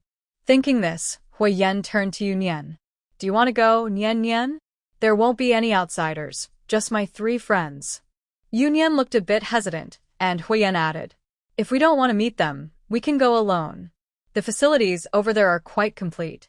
I haven't been to the villa since it was built. Would you like to join me for a visit? Yu Nian still went with them. This villa is located on a mountain in the outskirts of Kyoto. They bought the entire mountain, and the grand entrance at the foot of the mountain is impressive, with the words Cloud Villa elegantly carved on a large stone. The security system is tight, and the villa is decorated with great style. It's clear that only the wealthy will come and go here, and once it officially opens, it will surely be a place that makes a lot of money. You really know how to make money, Yu Nian remarked, realizing that the money in Kyoto is not enough for them. How Mu Bai felt proud upon hearing this. Not bad, right? This is all my doing. He was right. They had acted on a whim. A few of them planned to buy a mountain and build some villas for vacation use. They pooled their money, and How Mu Bai volunteered to take charge of the project. How Mu Bai loves to have fun, so since it was for vacation, they naturally added some entertainment facilities. Otherwise, it would be too boring. They weren't short on money, so they let him go ahead. As a result, it grew bigger and bigger, and they ultimately decided to open it to the public, leading to its current scale. They enclosed a piece of land at the top of the mountain, built a few villas, and kept it private as their own territory. Yu Nian sighed again at the wealth gap. Rich people really know how to enjoy life by buying a mountain for vacation. After getting off the car, they switched to the villa's tour bus. The scenic views along the way were charming. Besides the villa staff, there was no one else. The bus stopped in front of a building in the middle of the villa. Zhanweizhai, which should be the villa's restaurant. The 3 of them took the elevator to the top floor and entered the largest private room, where 3 people were already seated. Yu Nian looked at the people inside. These should be the friends that Huo Yan mentioned, the partners who invested in the villa. She observed that, like Huo Yan and How Mu Bai, these were all top-tier individuals, with files in the National Security Bureau. She matched their faces with the information she had seen. Han Zheng seemed a bit simple-minded but strong. He is an active-duty soldier from a prominent family with a history of military achievements. His family is well-connected, with his father and Huo Yan's father belonging to the same circle, one in politics and the other in the military. Their families have a close relationship, and he and Huo Yan are childhood friends. Fu Jingyi had a refined and elegant demeanor, yet he had a mischievous side. The Fu family, like the Xiao family, has a long history in business and is quite influential. Notably, Fu Jingyi's mother, Qi Ruxin, is a famous writer and a prominent figure in contemporary literature. The Qi family comes from a scholarly background and has many successful individuals, including the current president of Peking University. When Runlin is someone who leaves a deep impression, he can be considered the unrecognized king of the underground world in Kyoto. The Wen family mainly operates abroad as arms dealers. Due to some undisclosed cooperation with the military, he is also a key focus for the National Security Bureau, with records of his entries and exits. Among the younger generation in Kyoto, the only ones recognized as influential figures, besides Master Hua, are him and Lin. The 2 have contrasting personalities, which is quite interesting. Working together on the vacation villa shows the nature of their relationship. The group dynamics are quite subtle, encompassing various aspects, but it's unclear if this is intentional or just coincidence. They were also observing her, noting her beauty and cool demeanor. Besides that, They couldn't discern much else, yet Huo Yan seemed captivated by her. However, they only thought about it briefly, as this was Huo Yan's personal matter. They were simply curious to see her and satisfied their curiosity. Huo Yan introduced them to each other, and they all sat down to eat. Watching Huo Yan serve food to Yu Nian, peeling shrimp and removing fish bones, it was as if he wanted to feed her directly. Seeing Yu Nian accept it so naturally suggested that he often did this for her. The others exchanged glances, their expressions complex. Huo Yan's romantic side was truly hard to describe. Huo Yan knew Yu Nian's tastes well, serving her all her favorite dishes. Focused on her meal, Yu Nian had only one thought. It was delicious. The villa had a designated area for raising edible poultry and animals, and there was a large pond nearby for fishing. If interested, they could catch and eat fresh fish right away. After the meal, Yu Nian had a clearer impression of the others. Han Zheng was straightforward and sharp-tongued, often putting others in difficult situations. When Runlin was aloof, fitting the image of a tough arms dealer with few words. Fu Jingyi was refined and composed, a well-rounded person, but it was unclear what lay beneath his gentle exterior.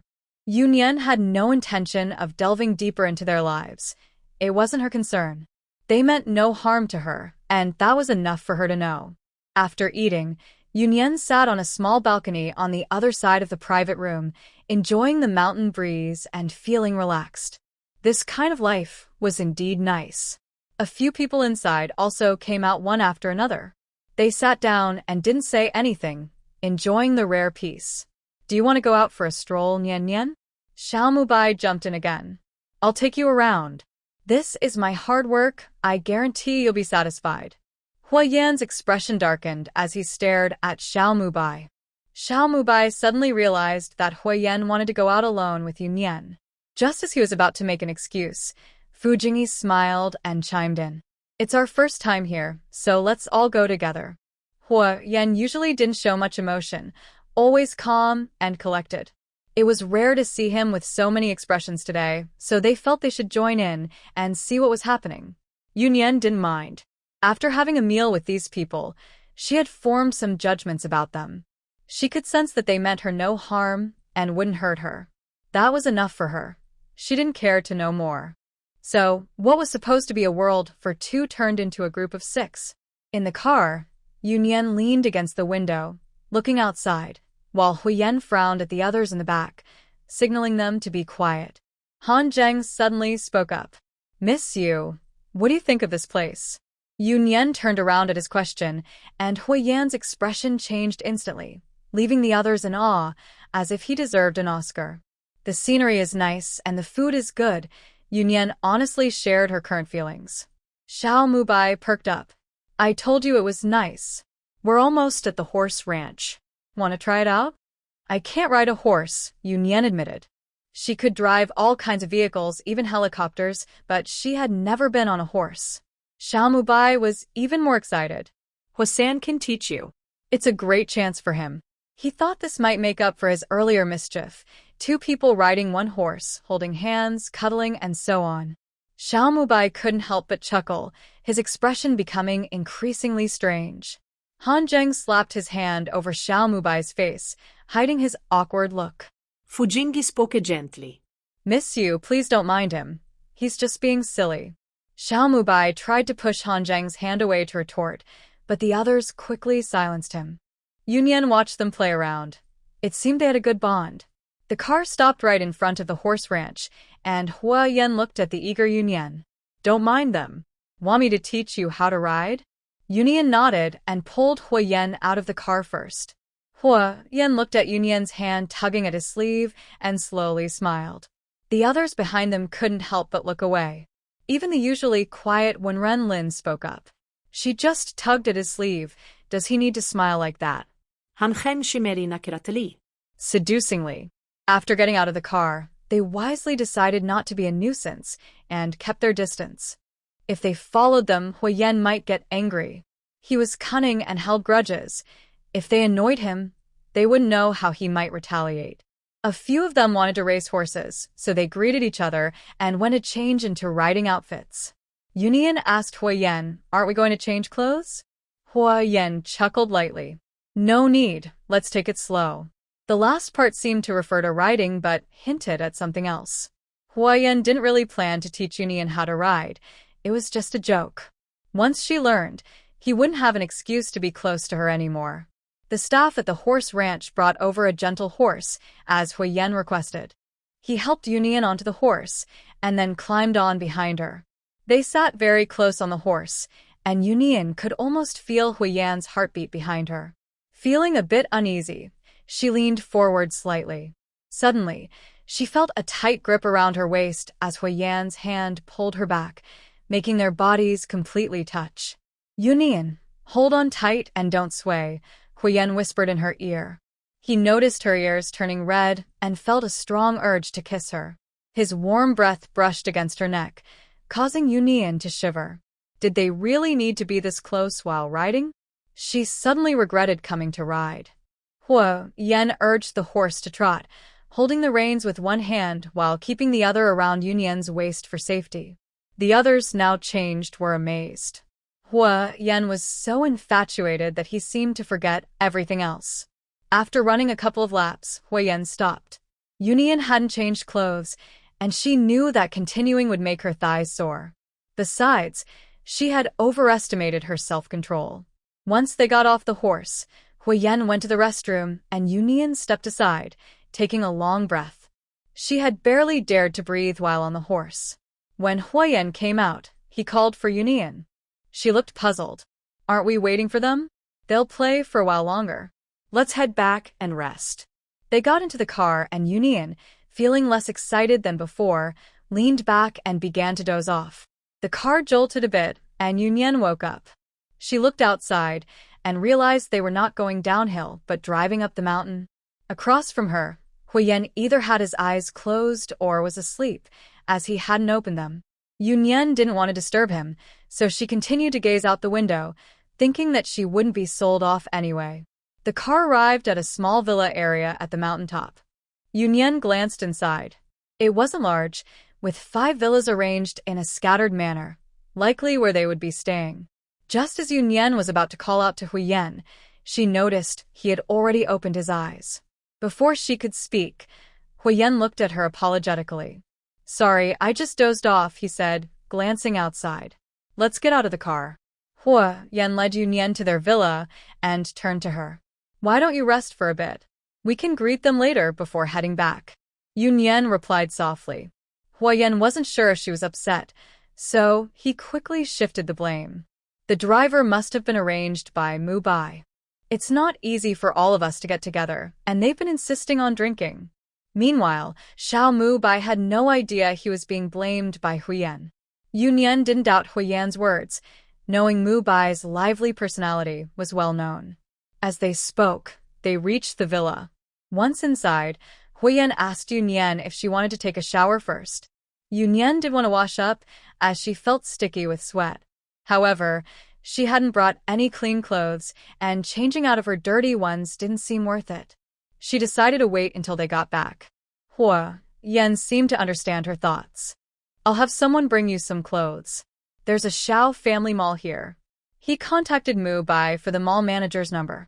After reaching the women's department, he handed the phone to Yu Nian, asking her to provide her size. Within 10 minutes, a complete set of clothes, including pajamas, was delivered. Having just finished writing, Xiao Mu Bai was confused when he received Huo Yan's call. He turned to the others beside him. Huo-san is asking for the mall manager's number. He then excitedly spun in circles. That old rascal wouldn't really do something to Xiaoyu, would he? Fujingi chuckled. If you're so curious, why not just call and ask? Xiao Mu Bai got flustered. Why don't you call? If I ruin his plans, Huo Yan will definitely kill me. Han Zheng rolled his eyes at his naivety. Just call the mall manager. Xiao Mu Bai suddenly realized and made the call, but afterward, he was even more confused. Huo-san is buying clothes for Xiao Yuer. Is he forgetting how to be a person? Fu Jingyi said, speechless. You're overthinking it, Han Zheng scoffed. Huo Yan doesn't even have a title, so what real progress can he make? Change clothes. when Runlin directly took the still deep in thought Xiao Mubai to the changing room. After changing, the group didn't linger and got into the car to the villa on the mountain. There, Huo Yan waited with Yu Nian for the clothes to arrive, then took her upstairs to a bedroom, opening the door and gesturing for her to go in. Nian can wash up and rest in this room. I'm going to take a shower at Mubai's. This villa had plenty of rooms. Why go to Xiao Mubai's to shower? Yu Nian wasn't overly curious and didn't ask much. After Huo Yan left, she prepared to take a shower. The bedroom was large but quite empty, with only a bed and a small sofa. Other furniture must not have arrived yet. After Yu Nian finished her shower, she went to the living room downstairs to wait for Huo Yan. About half an hour later, she heard a noise at the door. Huo Yan came in and saw Yu Nian lying on the sofa looking at him. Have you been waiting long? They just got back and chatted for a bit. Yu Nian shook her head. I just came down. They want to have dinner together before heading back. Do you want to go? Seeming to worry about putting her in a difficult position, he added, It's fine. If you don't want to go, we can leave now. Yu Nian thought about their busy lives and realized it wasn't easy for them to gather. Huo Yan probably wanted to spend time with them. You go, I'll wait here. She really didn't like socializing, and it would be awkward for her to join them. Huo Yan looked at her seriously. Then I won't go either. We'll head back. Yu Nian felt a bit touched yet helpless. What was Huo Yan doing? She wasn't a child. She explained, I'm not upset. I'm just a bit tired. You go have dinner with them. I can take a nap. Huo Yan remembered that Yu Nian had seemed a bit low on energy on the way back, so a nap would be good. Then I'll have someone bring you food. Eat before you sleep. After calling the restaurant to send food, Huo Yan watched Yu Nian finish eating, then took her upstairs to her room before leaving for Xiao Mubai's place. Lying on the bed, Yu Nian couldn't help but smile, feeling cared for by Huo Yan. She thought about how he said he would be back soon. She felt oddly like Huo Yan was a worried father. Huo Yan, who was worried, had arrived at Xiao Mubai's house. He had the most complete setup, even a wine cellar. The other villas only had a few basic pieces of furniture, and the rest was left for the owners to decorate as they liked, but they hadn't had time to do so yet. When Huo Yan arrived, everyone else was already there, waiting for him by the dining table. Ignoring their teasing looks, he calmly took a seat. I thought you weren't coming, Xiao Mubai said, pointing at a few bottles of wine on the table. My collection, dear friends, you are in for a treat today. He poured wine for everyone and playfully pointed at Huo Yan. Huo-san, are you not going to join us? Drinking is a win. Everyone knew Huo Yan rarely drank, so Xiao Mubai was just joking and didn't really expect him to drink. Huo Yan pushed the cup away and looked at the wine bottle in Xiao Mubai's hand, momentarily confused. Huo Yan said calmly, What? Are you reluctant to let me have some? I'm just saying. Huo-san, did something happen? Did you get rejected by Xiao Yu? Xiao Mubai exclaimed in surprise. Huo Yan ignored him and took the wine bottle from Xiao Mubai to pour himself some. Han Zheng mocked. You really go to great lengths. Fu Jingyi kindly explained to the still confused Xiao Mubai, if you drink too much, you won't be able to go back. Aside from Xiao Mubai's villa, the others were likely the same, with only one bed in the master bedroom and the other rooms empty. Huo-san, you really have no shame, Xiao Mubai shouted. Huo Yan ignored the teasing from the others and leisurely raised his glass to Runlin. Have you resolved your situation? Han Zheng was also distracted. If you need help, just say so. Someone was trying to trip up Runlin, aiming to take his place. If something happened to Runlin, it wouldn't be good for them. Runlin calmly took a sip of his drink. It's a small problem. Han Zheng wasn't as optimistic. Be careful. If this label sticks to you, it won't be easy to shake off. Someone was trying to use Runlin's connections abroad to label him a spy. If that accusation stuck, Runlin might be fine, but he definitely wouldn't be able to stay in the country. Since you plan to develop here, find a way to clear your path. There's an opportunity right now. Everyone thought of the opportunity Huo Yan mentioned and raised their glasses in agreement. Be careful yourself, Runlin said meaningfully to Huo Yan, hoping he wouldn't get caught up in trouble. Huo Yan is not as clean abroad. Although Huo-san has been stationed there for a long time, Considering the recent rumors, it's better to be cautious. Huo Yan raised an eyebrow. Just a small matter. When Runlin smiled, but didn't continue the topic. They all knew it wasn't appropriate to discuss, and Huo Yan was aware of it himself. After chatting for a while and having a few drinks, Huo Yan stood up to leave, and Xiao Mubai was surprised. Huo-san, you're leaving already? Someone's eager to go back and show some affection. Huo Yan chuckled. You single guys wouldn't understand. When Runlin said something blunt. I've never heard of someone going solo to find a partner. Huo Yan paused at the door before stepping out, clearly affected by the comment. Xiao Mubai gave a thumbs up. Lin, you're the best. Aren't you worried this petty guy will get back at you? Our Huo-san probably isn't in the mood for anything else right now. Fu Jingyi shook his drink. Xiao Mubai seemed to think of something and hesitated. What do you think, Huo-san, when Runlin looked at him seriously? Don't meddle. Fu Jingyi also stared at Xiao Mubai, making him feel deflated. Why are you looking at me like that? He wasn't foolish, he knew what to say and what not to. Huo Yan's interest in things is usually short-lived. He can be quite capricious. Sometimes he likes something for a moment, but quickly loses interest. It's just uncertain if Miss Yu is an exception. When Huo Yan returned to his place, Yu Nian was still awake, leaning on the bed and looking at a document sent to her by the cybersecurity department. Hearing a knock, she knew Huo Yan was back. She opened the door, and Huo Yan was leaning against it, almost knocking her over. Yu Nian steadied him, noticing the smell of alcohol and the slight redness in his face. Did you drink too much? Huo Yan shook his head, pulling Yu Nian into the bedroom and sitting on the edge of the bed, his voice sounding a bit pitiful. Why aren't you calling me third brother anymore? Yu Nian looked at him, realizing he was indeed drunk.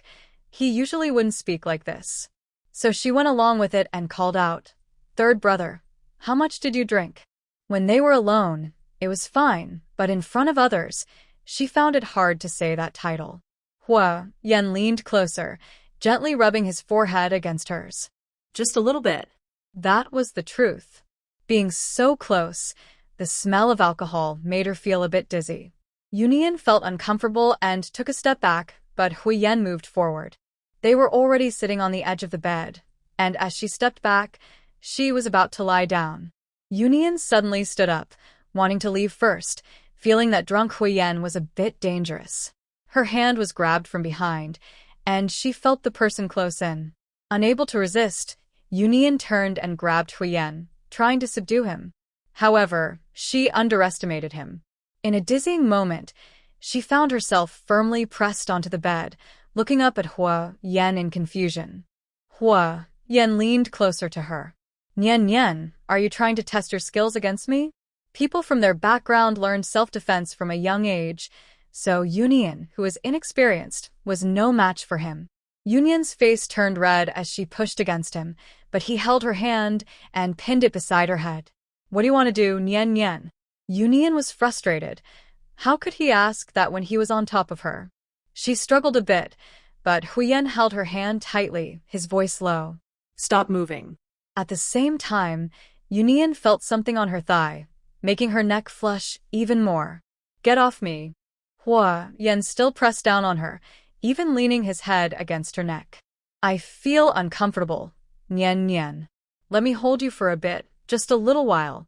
Yu Nian felt tingly from his closeness and didn't dare to move, fearing it would provoke him. After a while, Huo Yan rolled over and lay beside her. Just as Yu Nian was about to get up, Huo Yan pulled her back, sounding a bit pitiful. Nian Nian, my head hurts. Yu Nian felt like she could strangle him. He deserved the headache for drinking too much. But she didn't leave him, sighed, and decided not to argue with a drunk. After all, he hadn't done anything to her despite everything. Huo Yan was still trustworthy. Yu Nian helped him lie down properly and massaged a few pressure points on his head to ease his discomfort. Much better, Nian Nian. Is your hand tired? Huo Yan took her hand and gently squeezed it.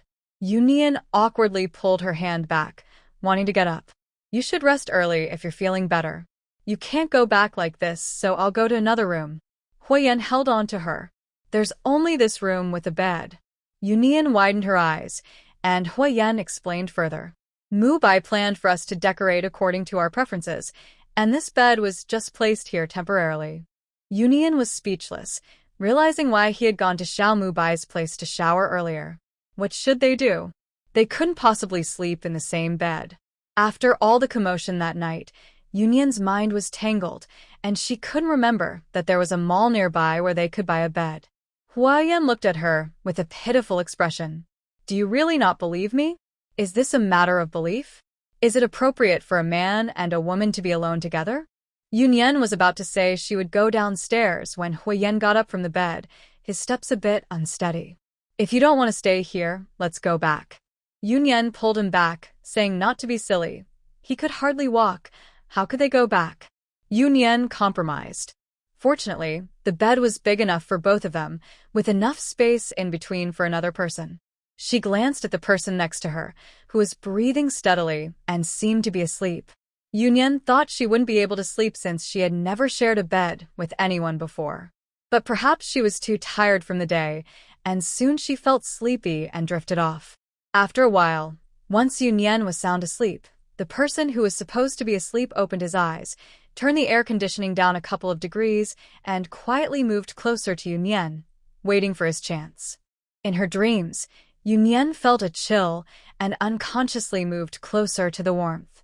The successful one wrapped his arms around her, pulling her into his embrace, and kissed her gently on the corner of her lips before contentedly closing his eyes. In the middle of the night, Huo Yan watched the girls snuggling against him, enduring his restless feelings. He was truly making things difficult for himself. But he couldn't bear to let go. He smiled to himself. His calm demeanor crumbled the moment he touched Yu Nian. There had been women who tried to him before, and even if they were undressed in front of him, he wouldn't bother to look. He used to be so composed, but now, just a little contact was enough to make him feel overwhelmed. Taking deep breaths to calm himself, Huo Yan spent a sleepless night, truly enduring until morning. When Yu Nian woke up, she found that he was already gone. After washing up, she went downstairs and saw Huo Yan coming back with breakfast. Thinking about what happened last night, Yu Nian felt a bit awkward seeing Huo Yan, but he seemed completely unaware. Good morning, Nian. Did you sleep well? Yu Nian hesitated. It seemed she had forgotten everything after drinking, which saved her from embarrassment. She relaxed. She wasn't someone who dwelled on things, so she quickly put last night out of her mind. She smiled and greeted him. Good morning, third brother. When Huo Yan heard this title, his mood visibly brightened, and he remained in a good mood all the way until they met up with a few others to head down the mountain together. The others noticed the energetic Yu Nian and Huo Yan, who had faint dark circles under his eyes. Out of respect for Yu Nian, they didn't say anything. They only exchanged teasing glances at Huo Yan, as if to say that some people really brought trouble upon themselves. A few people arrived at the parking lot at the foot of the mountain, and each got into their cars to head home. Xiao Mubai initially wanted to stubbornly get into Huo Yan's car, but Han Zheng directly pulled him away. This silly man, with his unfulfilled desires, is quite scary. He dares to approach without fear, but it's only because of his kindness that he saved him. After returning from the villa, the two resumed their usual way of interacting, which made Yu Nian very happy. Before long, it was time for Yu Nian to start school. During this time, Xin, who had returned from abroad, came to visit Yu Nian. Huo Yan was not home, so Yu Nian chatted with Xin for the whole afternoon. Recently, Huo Yan had many social engagements, and Xin was also busy flying around. She was unable to take care of Yu Nian but felt relieved knowing that Huo Yan treated Yu Nian well. They talked until dinner time, and Xin, who had evening plans, reluctantly left. Yu Nian is not a talkative person, but she finds it easy to talk to the chatty Xin, who is willing to listen and support her, ensuring that Xin doesn't have to carry the conversation alone. If those older gentlemen saw this side of Yu Nian, they would likely feel comforted, as they worried she might become withdrawn. Besides the older gentlemen, the only people Yu Nian is close to are her subordinates. The Shen family does not fall into this category.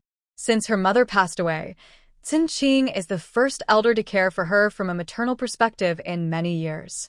Yu Nian cherishes this and is willing to spend time with her. When she is with Sinqing, Yu Nian softens and feels just like an ordinary girl.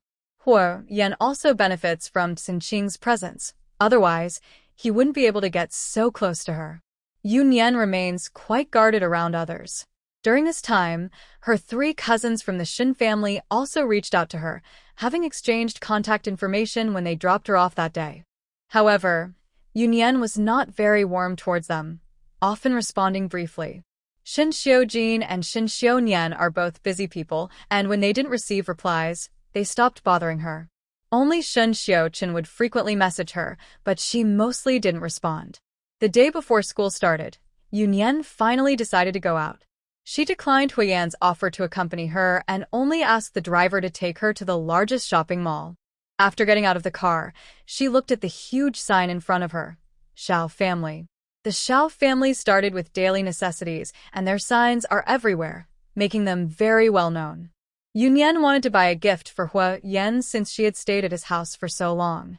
Huo Yan had always taken good care of her, and with school starting tomorrow, she impulsively thought of giving him something. Wandering aimlessly in the mall, she wasn't sure what to buy. While passing by a luxury store, a pair of black gemstone cufflinks caught her attention. Huo Yan rarely wore suits, but she felt that these cufflinks matched his style perfectly. Yu Nian walked into the store and asked the clerk to show her the cufflinks. The clerk was still friendly and helpful, despite her simple outfit. "You have great taste, miss. These cufflinks just arrived today, and there's only this one pair." Of course, the price was also impressive, 7 figures. Yu Nian felt more and more drawn to them. She wasn't sure how much money she had, but she knew she could afford the cufflinks.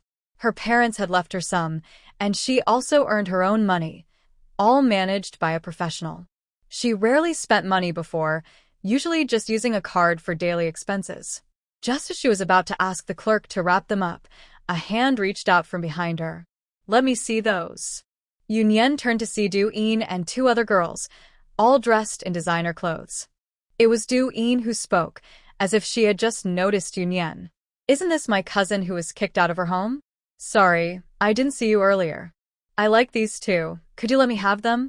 One of the girls chimed in. "What nonsense are you saying, Deepening? You've been kicked out. You probably can't afford them. I guess you're just here to see the sights." The other 2 girls clearly followed Deepenings's lead. Although the Du family wasn't wealthy, the status of being the granddaughter of the Shen family was enough to attract these girls. Yu Nian watched them with amusement. Deepening had the nerve to speak without checking the price, or she was sure Yu Nian couldn't afford anything expensive. The Shen family was currently led by Shenwen, who likely wouldn't support another family's daughter.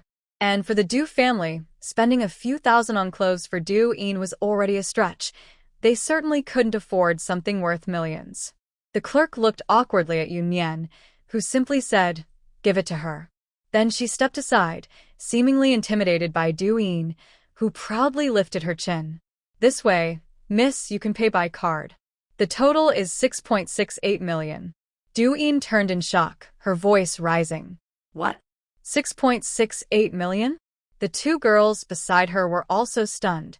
Was it really that expensive? Deepening turned to Yu Nian, her tone sharp. "Are you joking with me?" The clerk couldn't hold back anymore. This young lady was here first. She was the one who had shown interest first, while they were just trying to take it from her, unable to buy it themselves. Though the clerk didn't say it outright, the clear sarcasm in her eyes said it all. Yu Nian had no intention of getting involved with her. She had the cashier wrap her purchase, paid quickly with her card, and left, while Deepening and her friends awkwardly ran out under the curious gazes of others. "Yu Nian, stop right there!" Deepening shouted angrily as she rushed out after her.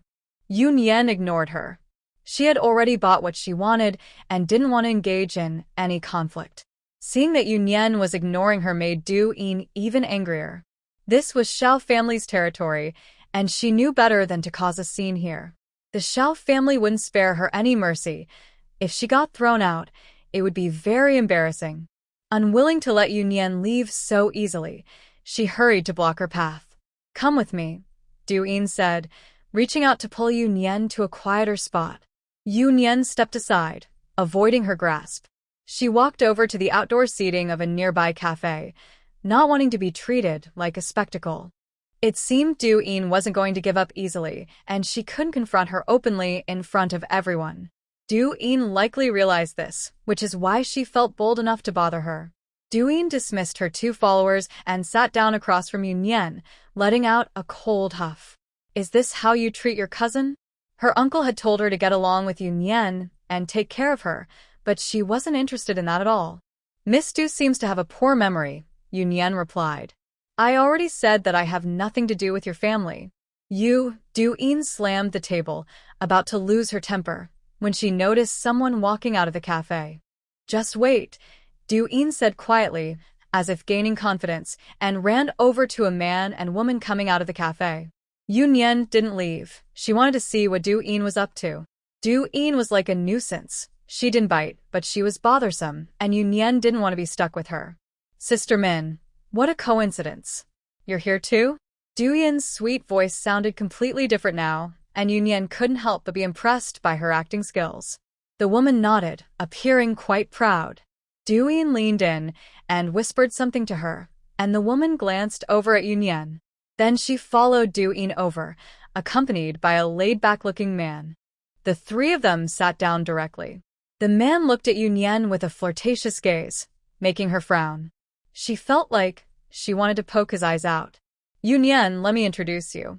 This is my sister, Zheng Min'er. Zheng Min'er, the granddaughter of Chief Zheng from the military district, made Yu Nian ponder how Du-in could know her. Is your mother unfaithful? This introduction was too close. Calling her sister was strange since her mother only had her and Du-in. If there was another sister, it would mean her father had a child outside. You are rude. My family is related to Sister Min. Du-in was so angry her face nearly turned purple. The man laughed without restraint, finding the girl amusing. Zheng Min'er looked displeased. Her words were sharp. No wonder Du-in often found herself in trouble. Miss Yu, you should be careful with your words. Not everyone can be offended. Hey, Min'er, why scare the young girl? The man joked. Zheng Min'er shot him a cold glance, not missing the way he looked at Yu Nian earlier. The man didn't mind the glare and continued to smile.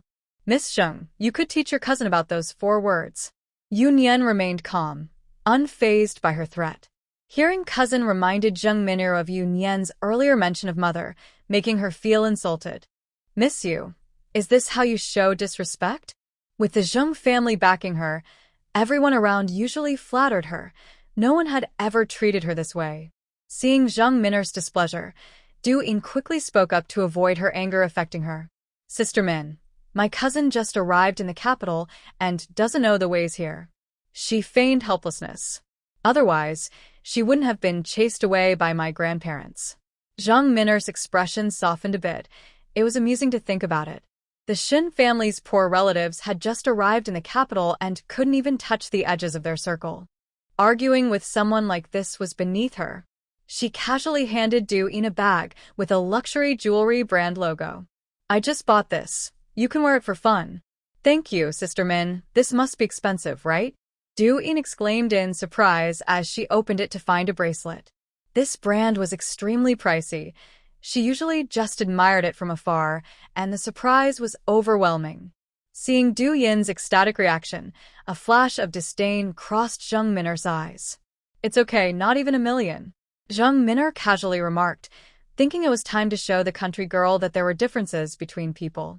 Yu Nian watched the scene unfold, realizing Du-in hadn't told her about the value of the cufflinks she bought. Otherwise, she wouldn't be thinking of using the bracelet to show off. It seems Du-in is a bit clever. She successfully tricked someone into giving her $1 million bracelet. Zheng Min'er stood up. She didn't have time to waste with them. If it weren't for Du-in being somewhat likable, she wouldn't have bothered coming over, only to end up feeling frustrated. Miss Yu, let me give you a piece of advice. This city is not like others. Being too arrogant is not good. Zheng Min'er said this and left, pulling away the man who wanted to say more. Yu Nian watched Zheng Min'er leave and replied pointedly, this advice applies to Miss Zheng as well. Zheng Min'er paused but didn't turn back and continued on her way. You've made Sister Min angry. You won't have an easy time now, Du-in said gleefully. Don't expect the Shen family to help you. They won't offend the Zheng family for you. Oh. Is the Zheng family very wealthy? The Zheng family isn't just wealthy, they are influential.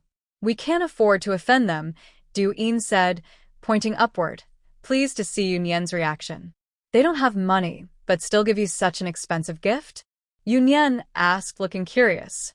Her maternal family is rich and willing to spend on her.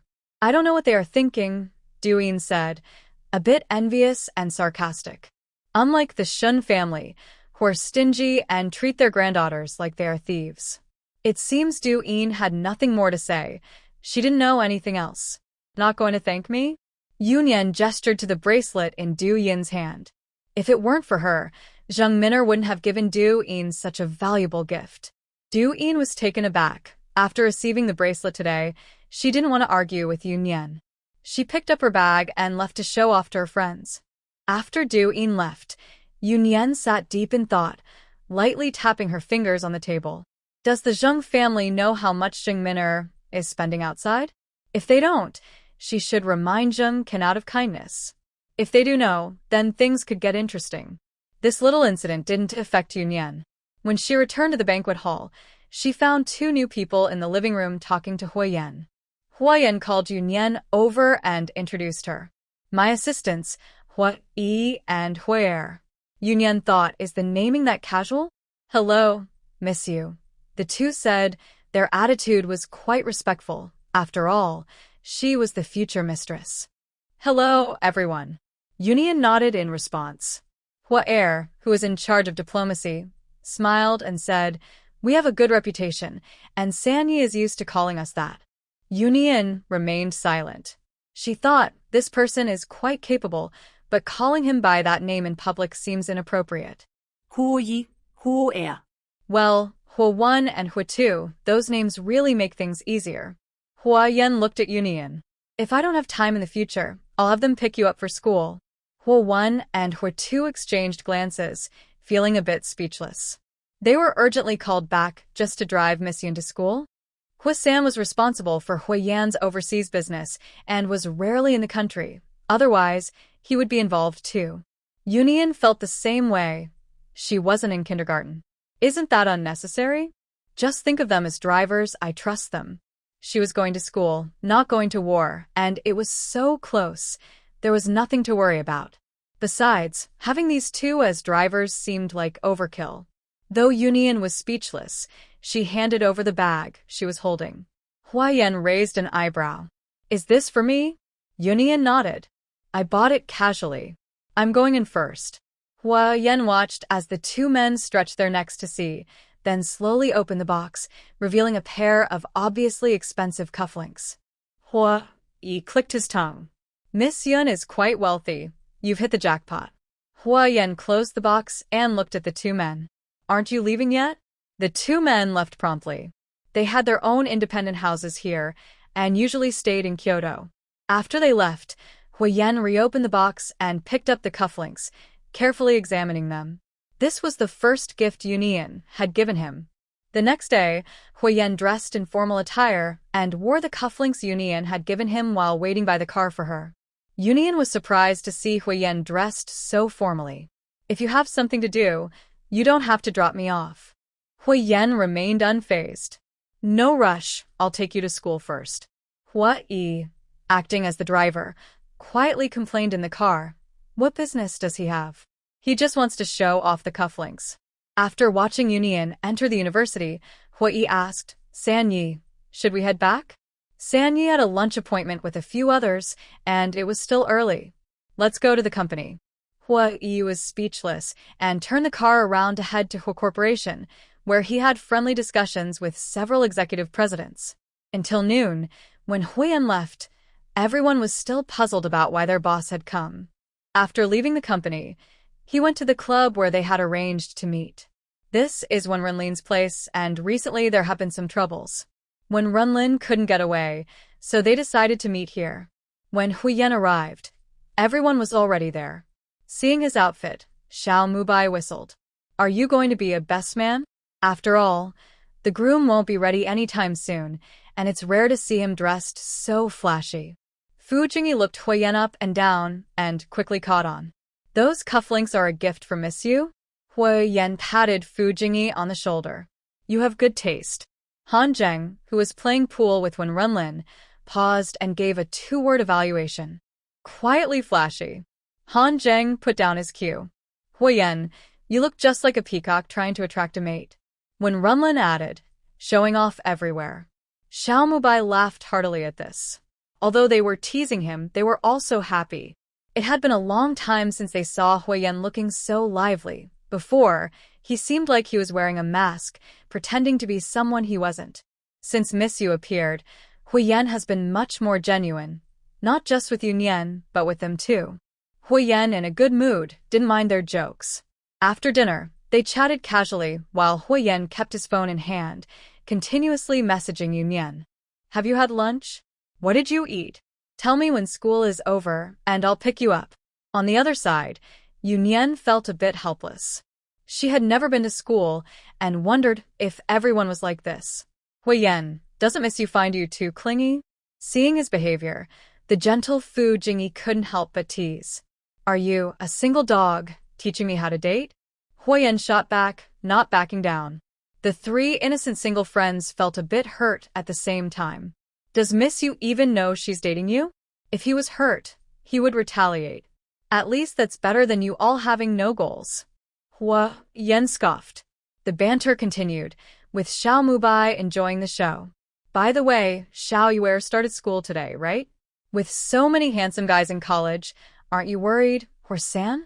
Huo Yan raised an eyebrow slowly. Am I not as good as those young guys? Is there really a comparison? They're young. When Runlin hit the nail on the head, seeing Huo Yan's face turn cold made him happy. What does Miss Yu see in you? Wealth and power? Or just good looks? Fu Jingyi glanced at his cufflinks, suggesting that Miss Yu didn't seem to be lacking money. Fu Jingyi's words made the others think. It seemed that Miss Yu was not simple. When they first met her, she reacted calmly, not out of self-importance, but because of her status. Nian Nian likes my face. Huo Yan was not embarrassed about being admired. Instead, he was pleased that Yu Nian was paying attention to him. Although Yu Nian didn't say it, he could sense it. Does Miss Yu like your face, or just good-looking faces? Han Zheng said meaningfully, as there are many attractive faces in college. Xiao Mubai found it amusing. Huo Yan had stirred up trouble and would face the wrath of the singles, getting ganged up on. Their banter stopped when Huo Yan's phone rang, and he stood up. I have to go. While answering the call and walking out, his voice softened. Nian Nian, are you done with school? The others in the room cringed at his tone. Once Huo Yan left, Xiao Mubai mockingly imitated him. Nian Nian, are you done with school? Ha ha ha, doesn't that sound like picking up a daughter from school? The other three looked at Xiao Mubai meaningfully, making him feel uneasy. Why are you looking at me like that? I'm just joking. I can't really treat her like a daughter, right? Fu Jingyi said, Miss Yu seems to have lost both parents, right? Xiao Mubai looked confused. And then? Han Zheng continued, with Huo Yan acting this way, Miss Yu might just see him as a father figure. Xiao Mubai thought about their usual interactions and realized it was true. Huo Yan was treating Yu Nian like a daughter. Was this a new trend? Oh no, he couldn't think about it. He couldn't understand this strange world. Yu Nian stepped out of the school gate with her bag and saw Huo Yan's car parked outside. He always used a low-key vehicle to pick her up, which didn't attract much attention. How was your first day at school? Yu Nian leaned back in the back seat, looking out the window with a lifeless expression. It wasn't great. It was too noisy. After attending the opening ceremony and getting familiar with the school, she could leave. Otherwise, she would go crazy. She just couldn't adapt to the noisy crowd.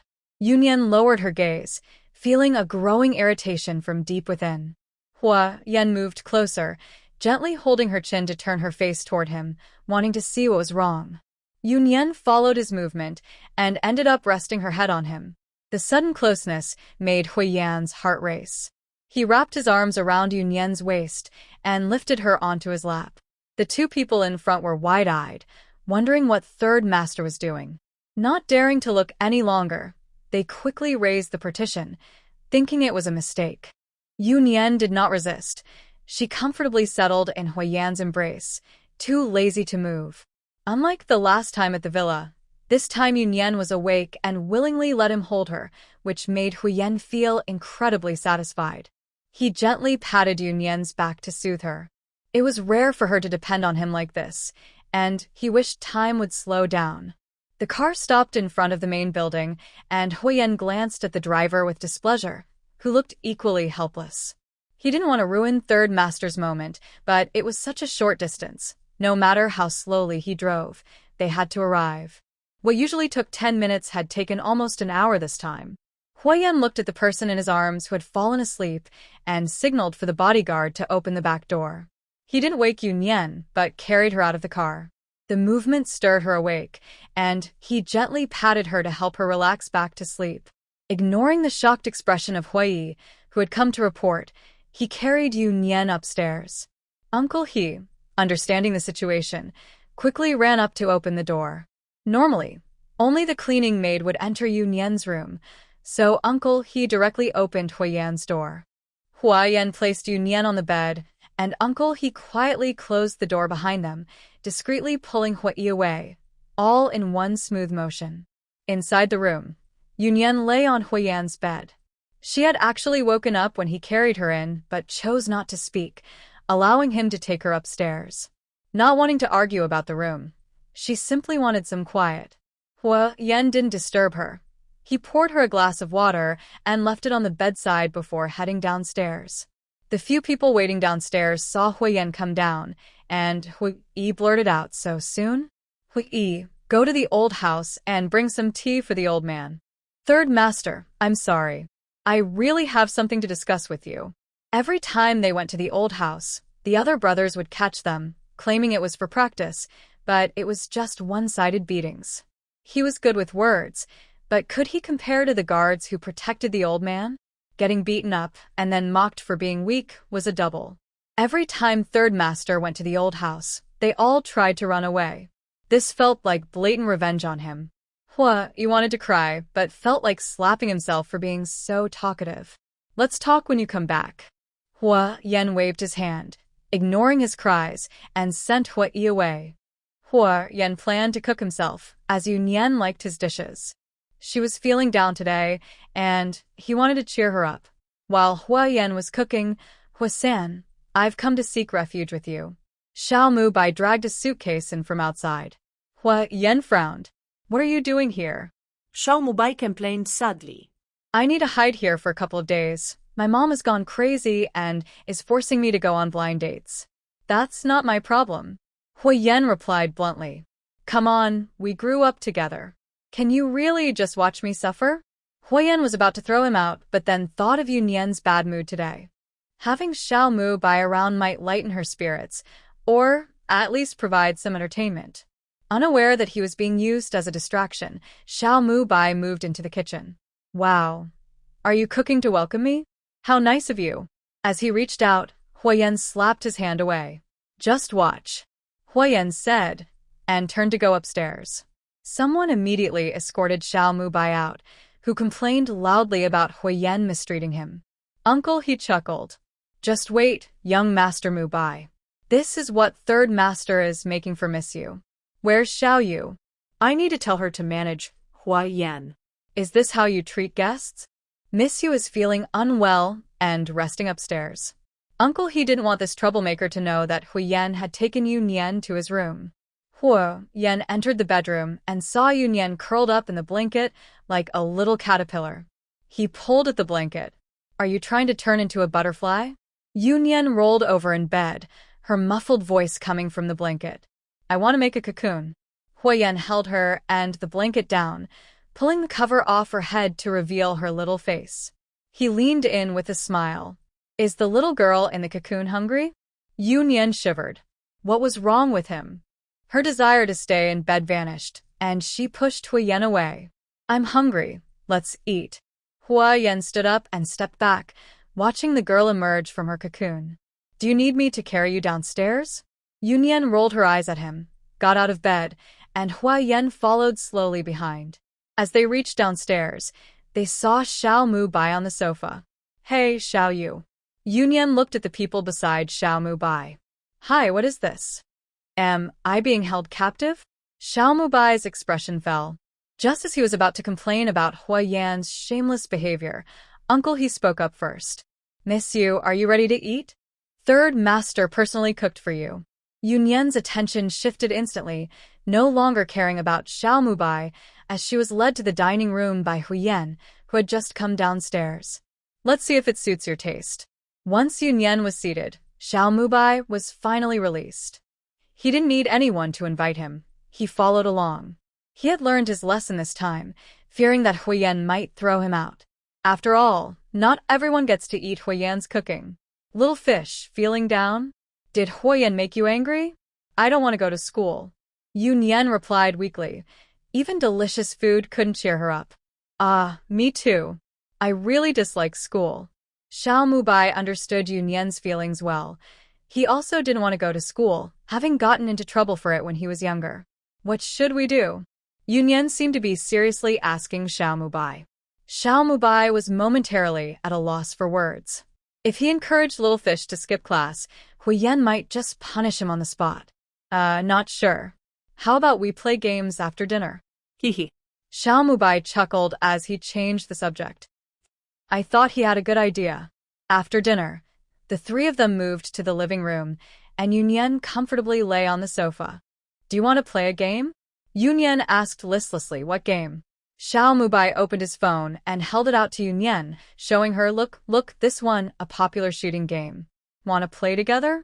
Yu Nian recognized the icon. Is it really popular? Seeing Yu Nian's interest, Xiao Mubai excitedly explained, yes.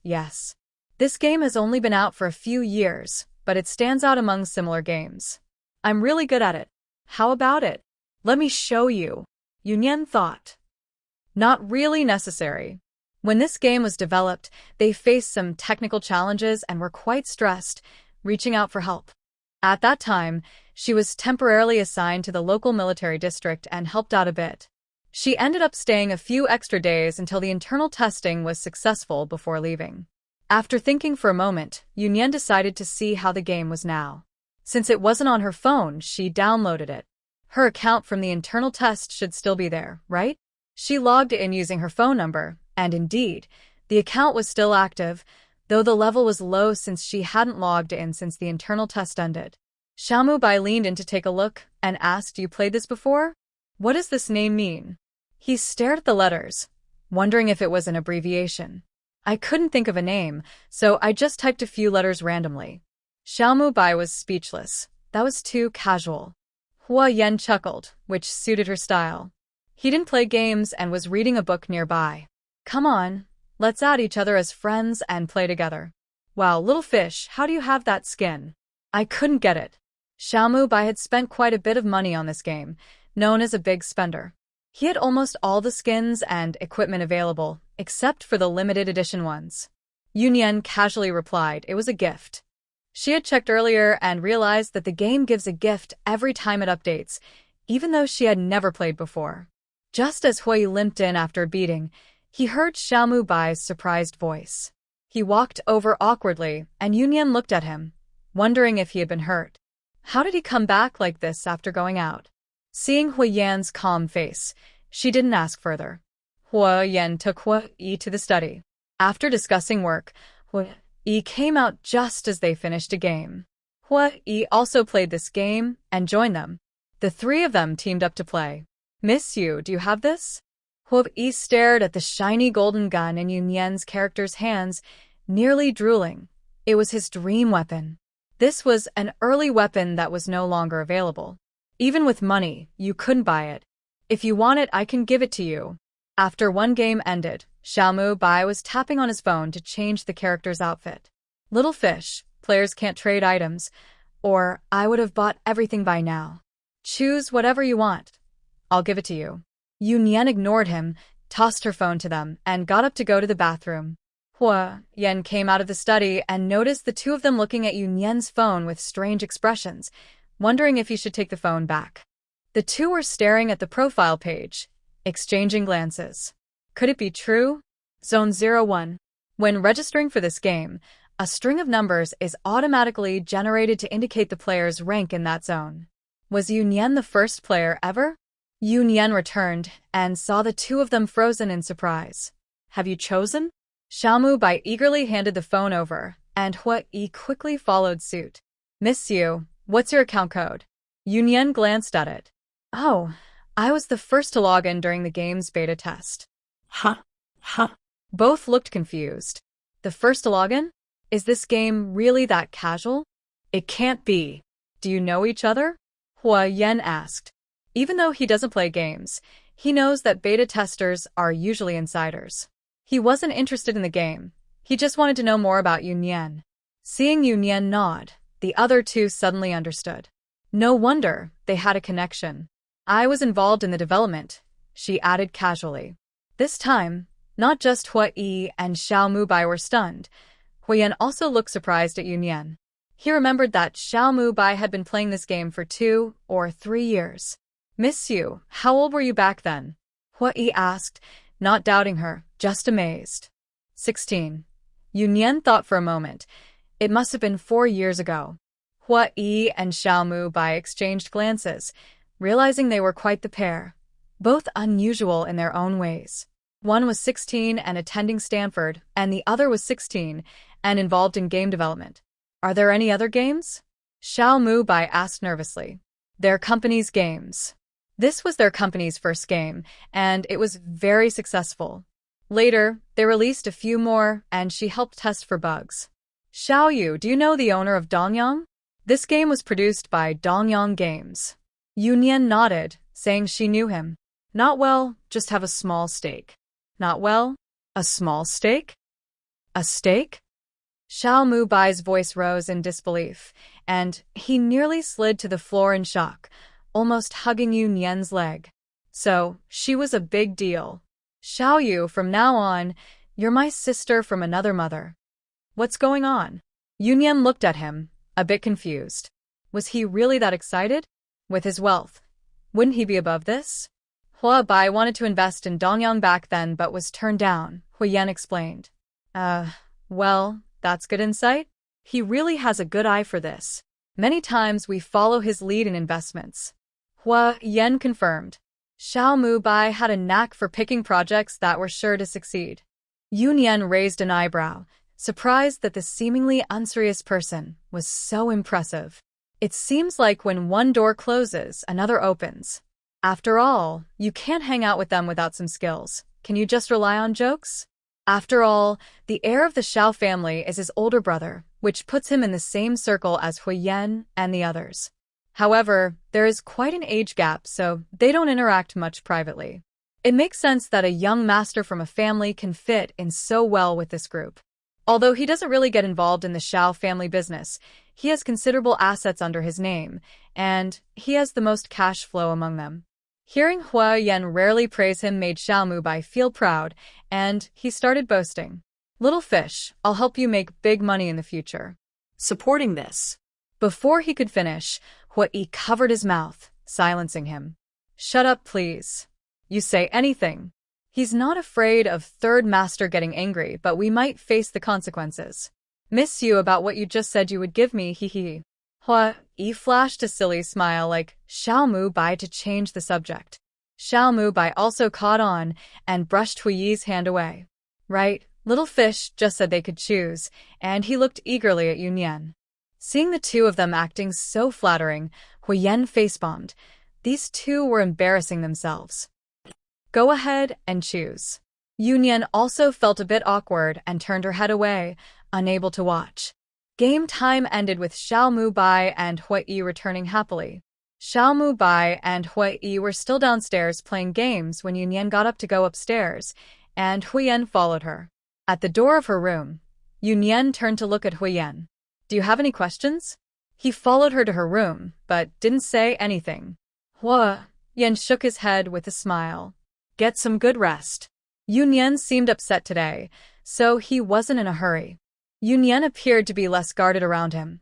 Although she hadn't told him everything, she didn't hide things either, naturally showing herself to him. And by asking like that, she probably cared about him a bit, right? Feeling successful in his self-advocacy, Huo Yan completely ignored the presence of the other two today. Now, Yu Nian felt like a book being flipped by the wind. He could only discover the content on each page as he turned them, and this feeling excited him. He has always been patient with what he wants, taking his time. After gaining a little more understanding of Yu Nian today, Huo Yan happily returned to his room. The next day, Huo Yan picked Yu Nian up from school as usual, but this time, Xiao Bai insisted on tagging along. He said he wanted to take Yu Nian out to relax.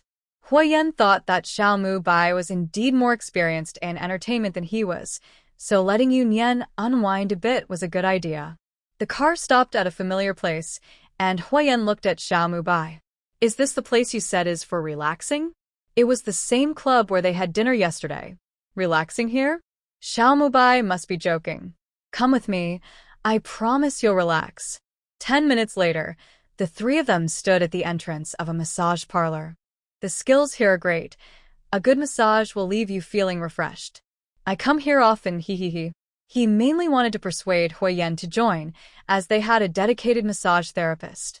In the past, Xiao Bai had invited him, but was always turned down. Now that Xiao Yu was here, he didn't believe Huo Yan wouldn't go in. Yu Nian frowned. "This place. You all go ahead." "Don't go, Xiao Yu. It's mainly to help you relax." Yu Nian remained unmoved. Lying there for a massage felt like putting her life in someone else's hands. How could she go?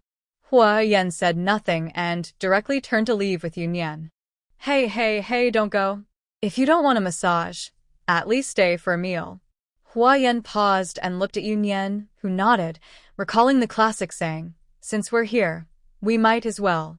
They had a private room here that was not open to the public. In the end, Huo Yan looked speechless at the unexpected guests. They were usually busy people, and it was rare to see one another. The chances of running into each other lately seemed too high. Coincidentally, Han Zheng was on leave recently and happened to be here with a few friends, so he came over to join them. When Runlin had been here for a few days, although it looked like a club on the surface, it was actually an important base for him in Kyoto. The saying "great talents hide in the city" applied here, as he had been keeping an eye on things after some recent events. He heard they were here and came to check it out. Once they all arrived, they called Fu Jingyi over as well, bringing the group together again. Fu Jingyi entered, politely greeting everyone while skipping over the others. "Miss you. Nice to see you again." Xiao Bai looked at Fu Jingyi, who wore glasses and was very polite, and clicked his tongue. "Xiao Yu, don't be fooled by his appearance. He's a sly one, a wolf in sheep's clothing." Yu Nian raised her eyebrows at this. She knew Fu Jingyi had a charming facade, but she was surprised that Xiao Bai would say that. Fu Jingyi didn't argue and simply took a seat in the empty spot. The others exchanged glances, noticing that Xiao Bai seemed to have a good impression of Miss Yu. Fu Jingyi wasn't as gentle as he appeared. Anyone mingling with them wouldn't have a good temper. At their level, there was no need to please anyone anymore. Fu Jingyi always pretends to be a perfect gentleman in front of others, and they won't expose him. Xiao Bai's words clearly show that he considers Yu Nian one of his own. The others exchanged knowing glances at Huo Yan, their eyes teasing, as if Xiao Bai had jumped in to be friendly first. Huo Yan ignored them, a group of uninvited guests. He naturally served food to Yu Nian and chatted with her as if no one else was around. "Feeling good today?" Yu Nian nodded, her eyes curving into a rare childlike smile. Her tone had a hint of excitement. "We have military training coming up for half a month. You're happy about military training? It's not at school, it's at a nearby military base. You'll be exposed to the elements, and the conditions are tough. I almost lost my skin during mine." Xiao Bai, a graduate of Jingda, still has his name on the honorary alumni wall, a goal for many students. It is indeed tough, and there are many mosquitoes there. "Miss you need to be well prepared." Han Zheng also reminded her, having been to that training camp several times himself, confirming the poor conditions. "I'm not participating," Yu Nian announced. The others were surprised. Jingda has rules requiring students to participate in military training to build physical strength and teamwork, helping newcomers integrate faster. Unless health issues prevent it, everyone must join. As the top university, Jingda's military training is closely monitored, and no one dares to lie about it. Typically, regardless of status, even children of the elite participate for the sake of reputation. For example, Xiao Mubai, a pure hedonist, still forced himself to join. Seeing Huo Yan's expression, it was clear he was unaware of this situation. It raised questions about what privilege Yu Nian had. They didn't oppose such behavior and wouldn't criticize those who received special treatment. After all, they often benefited from privileges themselves. Why not take advantage of them? Miss Yu, could you enlighten us? Fu Jingyi looked eager to know. Huo Yan frowned, looking a bit displeased. Just as he was about to speak, Yu Nian held him back. Yu Nian looked directly at Fu Jingyi. If you don't understand, it's obviously because she has connections. Fu Jingyi, caught by Xiao Mubai, dropped his act of being a good person. I'm all ears. Yu Nian smirked mischievously. She used her uncle's connections. The words shocked everyone. Fu Jingyi's uncle, Qi Lin, is the current president of Peking University. They all knew about that old scholar. He was stubborn and straightforward. Xiao Mubai felt this the most, as he had been troubled by him during his time at the university and often got reported to his father for trouble, which led to him getting into a lot of trouble. Since you're curious, go home and ask your uncle. Xiao Mubai defended Yu Nian. After all, little fish was now his half-sister. Yes, he had changed his biological sister to a half-sister. Although he was also very curious, he needed to stand united with his sister. Fu Jingyi. Being mocked by these two made him feel embarrassed, but it was okay since there were no outsiders. Fu Jingyi maintained a good attitude. He was genuinely curious about how Yu Nian convinced his uncle. She had no reason to lie to them. They had no doubts about Huo Yan helping her, as that old man probably wouldn't help even for Huo Yan. Even if Fu Jingyi, as her nephew, went, he would likely be rejected. So how did Yu Nian manage it? Seeing that she had no intention of saying more, he decided not to press further. Huo Yan wanted to divert their attention from Yu Nian. Noticing she had nearly finished eating, he put down his chopsticks and poured her some water. He changed the subject. Arlen, have you found anyone? When Runlin shook his head. He had been dealing with this matter for the past few days.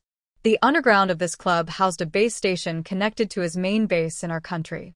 The signal was usually blocked and only activated during transactions. The base station was hidden underground. 3 days ago, when he contacted them, they detected information and had been trying to invade his network since. His team was counterattacking, attempting to find the other party's location. They were at a stalemate, and the situation was serious, involving arms trading. Most of his team was not there, and he couldn't risk bringing in outsiders to handle it. If it came to that, he would have to abandon the place.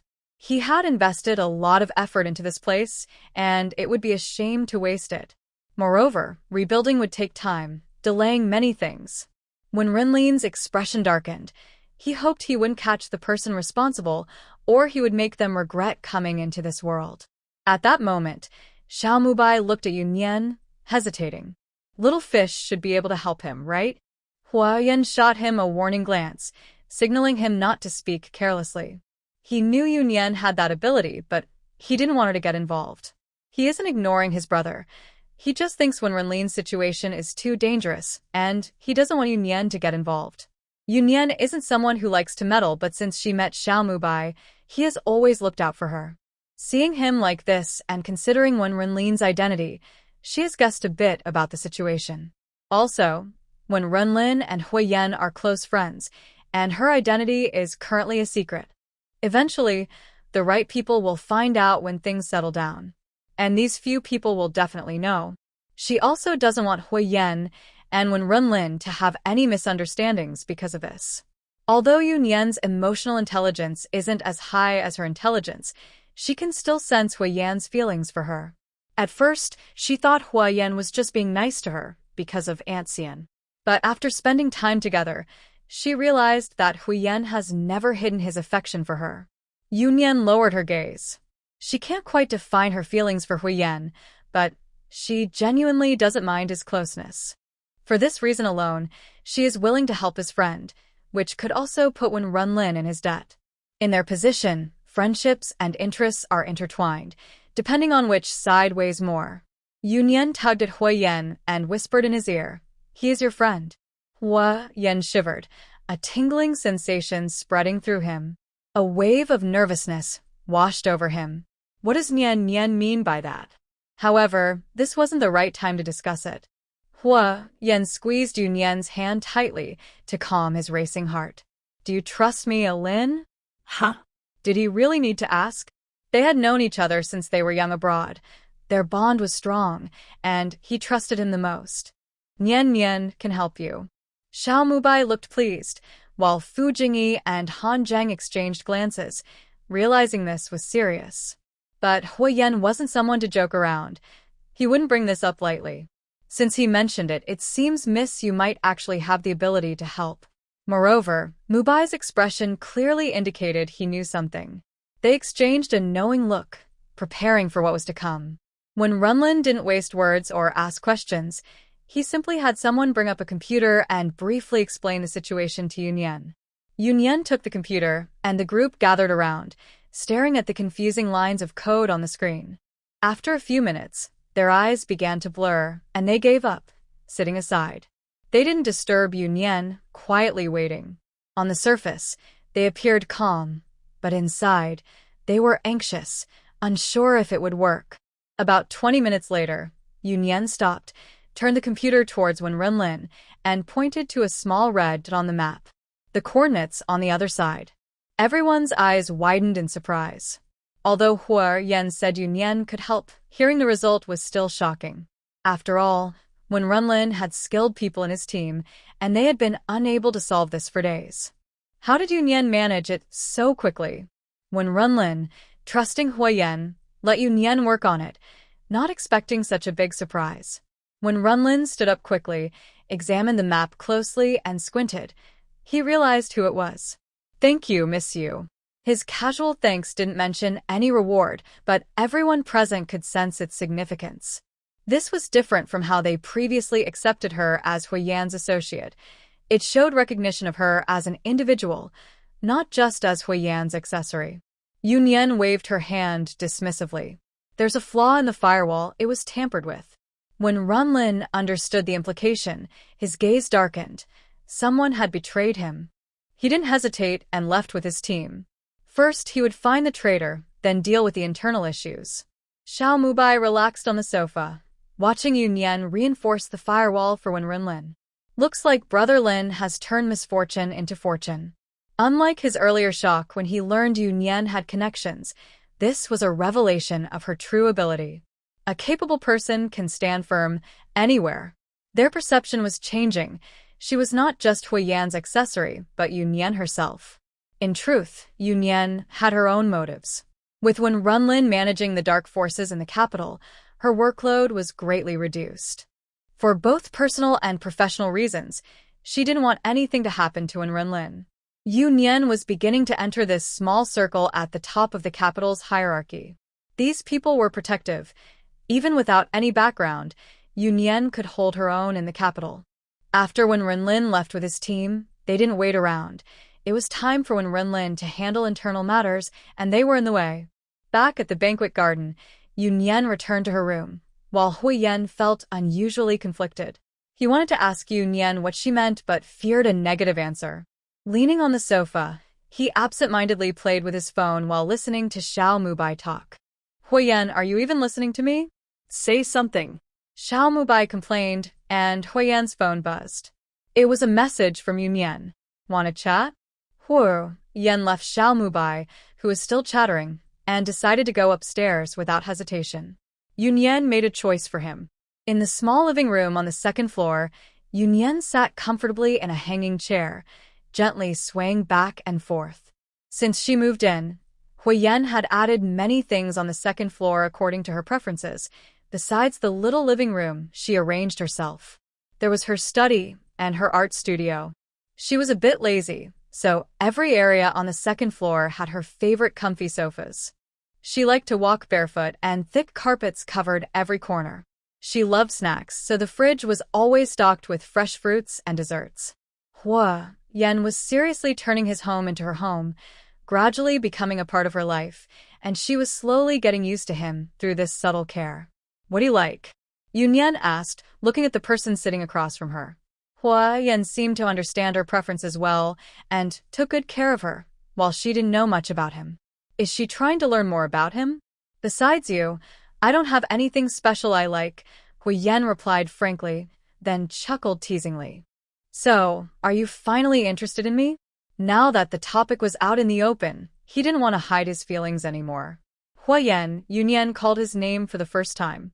"I enjoy spending time with Nancy. I don't know if you are the same as her." Yu Nian's words were a bit confusing, but Huo Yan understood what she meant. Yu Nian had feelings for him, but he wasn't sure if those feelings were the same as her feelings for his mother or something romantic. Huo Yan smiled wryly, thinking about how some people joked that he treated Yu Nian like a daughter. Could that be true?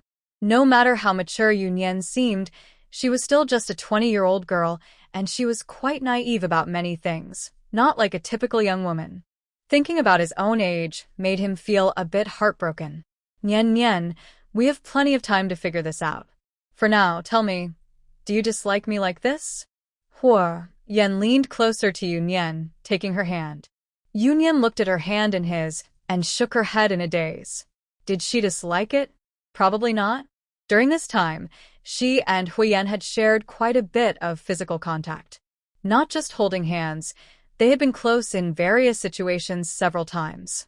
But she really hated it when others touched her. Back in the military district, someone had put their arm around her shoulder and ended up with a bruised face after she reacted. But now, she not only doesn't dislike his closeness, but when she feels anxious, she even seeks comfort by getting closer to him. So, has her body gotten used to Huo Yan first? "Nian Nian, I just want you to know that I like you, and this won't be a burden for you. You don't need to give me an answer right now." Huo Yan held Yu Nian's hand against his chest. "Do you feel it?" Yu Nian placed her hand on Huo Yan's heart, which was beating fast. Why? He always seemed so composed. Could he really be nervous? Or does he have a heart condition? "Is your heart not well?" Seeing Yu Nian's confused expression, Huo Yan smiled wryly. What should he do with this innocent girl? If he didn't explain, she might think he had a heart problem. "I'm very healthy. It's normal to feel nervous around someone you like. It's beating so fast because of you." Yu Nian looked a bit dazed, and Huo Yan took the chance to gently guide her. "Since you don't reject me, it means being with me makes you happy, right?" Yu Nian nodded and then shook her head. She was completely lost when it came to feelings. But she really couldn't express what she felt for Huo Yan. "Nian Nian, I'm not asking you to promise me anything right now." Huo Yan took a deep breath. "I only have one request. Just like before, don't push me away, okay?" He was afraid that if he opened up, Yu Nian might distance herself from him or even move away, which he couldn't bear. Everything else could take time. "Nian Nian, is that okay?" He tightened his grip on her hand, staring intently at her.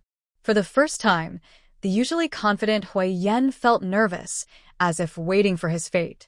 Yu Nian blinked and slowly nodded. She didn't see any downside to this.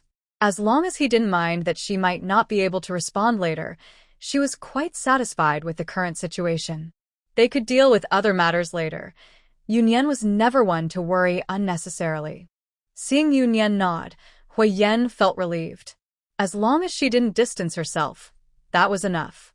There was plenty of time ahead. Even if Yu Nian's feelings for him changed, he was confident he could bring her back. Huo Yan thought of something. "Nian Nian, I'm going abroad in a few days. Do you want to come along for a little fun?" Not participating in military training meant a half-month break. Yu Nian shook her head. "I have things to do." The cybersecurity department intercepted a piece of intelligence trading on the dark web, which led them to the military district. They were hesitant to make decisions without her, so she needed to return to oversee things. Moreover, her identity could not be casually disclosed. It required prior approval. Huo Yan always knew that Yu Nian had her own matters to attend to.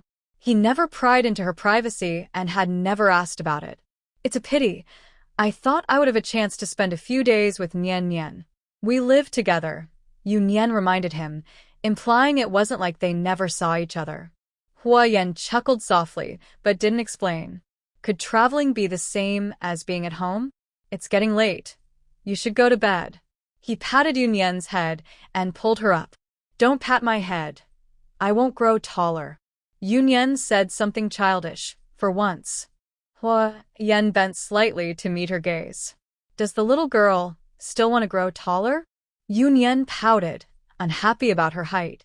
She was 162 centimeters tall, which was fine on its own, but next to Huo Yan, who was 185 centimeters, she felt a bit like a child. Huo Yan held Yu Nian's hand and walked her back to her room. You need to sleep early to grow taller. Yu Nian made a face at Huo Yan and slammed the door shut. Outside the door, Huo Yan chuckled softly. He could feel that Yu Nian was much more relaxed around him, which was truly a delightful thing. After the military training at Peking University began, Yu Nian started her vacation. Huo Yan took Xiao Mubai, who was still lingering around, onto the plane to prevent him from bothering Yu Nian while he was away. Before leaving, he told Yu Nian to ask Wen Runlin for help if needed. Among them, Wen Runlin seemed the hardest to approach, and he couldn't quite understand why, so he didn't dwell on it. She agreed, allowing Huo Yan to depart with peace of mind. She didn't mention that she would also be going to the cybersecurity department and didn't think there would be anything for him to help with. When Yu Nian arrived at her office, someone knocked on the door. A red-haired man entered and handed her a document. The red-haired man was codenamed Duke. For security reasons, colleagues in the cybersecurity department only knew each other's codenames, not their real names. Only Yu Nian had their actual information. Duke was one of the earliest members to join Yu Nian in the cybersecurity department, which had changed significantly since then. It had expanded several times, filled with busy workers. The few people who started out together were now capable of handling things independently. Any issues were reported to Yu Nian by these individuals, and this particular matter was discovered by one of Duke's subordinates. The intercepted message shows that they will be trading in the next few days, but there has been no further contact. It's unclear if the deal was cancelled or if they reached out through another means. Yu Nian tapped her fingers on the table, looking at the marked area. Suddenly, she thought of the extravagant Zheng Min'er and paused for a moment. We need to cast a wide net in this area, focusing on the Zheng family. Arrange for someone to monitor the internal railway and aviation networks. If they try to leave the country, we need to intercept them immediately. Boss about the military district. If they rashly intrude into the military's internal network, it might cause misunderstandings. I will negotiate with the military. You just need to handle the monitoring. Although they planned to cast a wide net, Yu Nian believed that it was mostly about the Zheng family. The old man should be fine, but she was unsure how involved his son was. After arranging the follow-up tasks, Yu Nian went to the military district to meet with Old Lin and explain the situation. Old Lin sighed upon hearing this. Nian, if this is true, Old Zheng probably doesn't know about it. I'm not trying to defend him. I've worked with his old buddy for decades, so I have some confidence in that. Yu Nian's expression remained unchanged. I'm not doubting Zheng Can's intentions. We need to closely monitor Zheng Qinggang. Okay, I'll arrange for someone to watch him. Old Lin shook his head. Fortunately, we discovered this early. Otherwise, if something went wrong, Old Zheng might face serious consequences. Anything they handled could be considered state secrets. If information leaked from Old Zheng's side, the consequences would be dire. Not just Zheng Qinggang, but everyone in the Zheng family. Zheng Qinggang was just the most suspicious. Yu Nian thought for a moment and still felt uneasy, so she called Wei Gang and requested a few people to keep an eye on Zheng Qinggang's wife. The national security personnel were particularly skilled at this. Mrs. Zheng, Du Lizhen, comes from a business family, which is the relative Du Yin mentioned. Her activities are widespread, making online monitoring challenging. Old Lin looked at Yu Nian with some appreciation. This child was calm and thoughtful, showing great potential. After chatting with Old Lin for a while, Yu Nian returned to her usual routine. Everything was arranged, and she didn't need to keep a constant watch. Now, they just had to wait for the fish to bite. As the saying goes, plans can't keep up with changes. After arranging everything during the day, an incident occurred at night. Her phone rang. It was Duke. Yu Nian suddenly sat up. Something must have happened. Otherwise, they would only be in contact online. Clearly, the situation was urgent. Sure enough, as soon as Yu Nian answered the call, she heard Duke's voice. Boss, Shen has left the country. Her flight just took off. Send me the details. After hanging up, Yu Nian called Wei Gang. She urged him to investigate quickly. Didn't they have someone watching? How did she manage to go abroad? While waiting for Wei Gang's call, Yu Nian looked at the information sent by the Duke. Shen used a fake identity, which caused them to miss the news initially. The flight had already taken off for 40 minutes, heading directly to the capital of our country, with a travel time of 5.5 hours. Yu Nian thought deeply. Turning the flight back would create too much noise and would be hard to manage. Moreover, this was still in the verification stage, so they couldn't make a big fuss. Her eyes lit up as she thought of someone. Everything depended on the precise information from Wei Gang. It was too late to report now. If it was confirmed that Shen had gone abroad, she needed to act immediately. She called the second-in-command directly and got straight to the point about the Zheng family's situation. Hearing that Yu Nian planned to go abroad herself, the second-in-command frowned. No, that's too dangerous. This matter is my direct responsibility. No one knows it better than I do. If it's true, I have an even greater responsibility to bring her back. I'll send someone to protect you. She's going to the capital of our country. All I need is a flight route there. The second-in-command fell silent. Yu Nian was right. The country shouldn't intervene, or it would become a diplomatic issue. Plus, if something went wrong with such a hasty move, they would be at fault.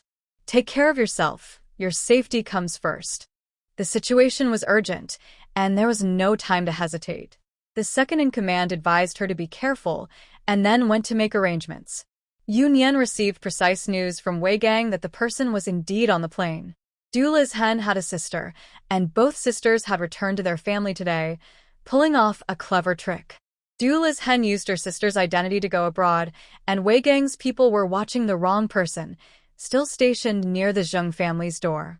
Hearing the key points, Yu Nian interrupted Wei Gang's chatter, instructing him to keep a close watch on the Du family and ensure there were no more mistakes. It turned out that it was Shen going abroad, not someone from the Zheng family. Moreover, she had visited the Du family before leaving, playing this trick with her sister. This matter seemed closely related to the Du family. They probably didn't know they were being monitored, yet they acted so cautiously. Wei Gang repeatedly agreed, and he had some knowledge about the cybersecurity department's actions regarding the military this time.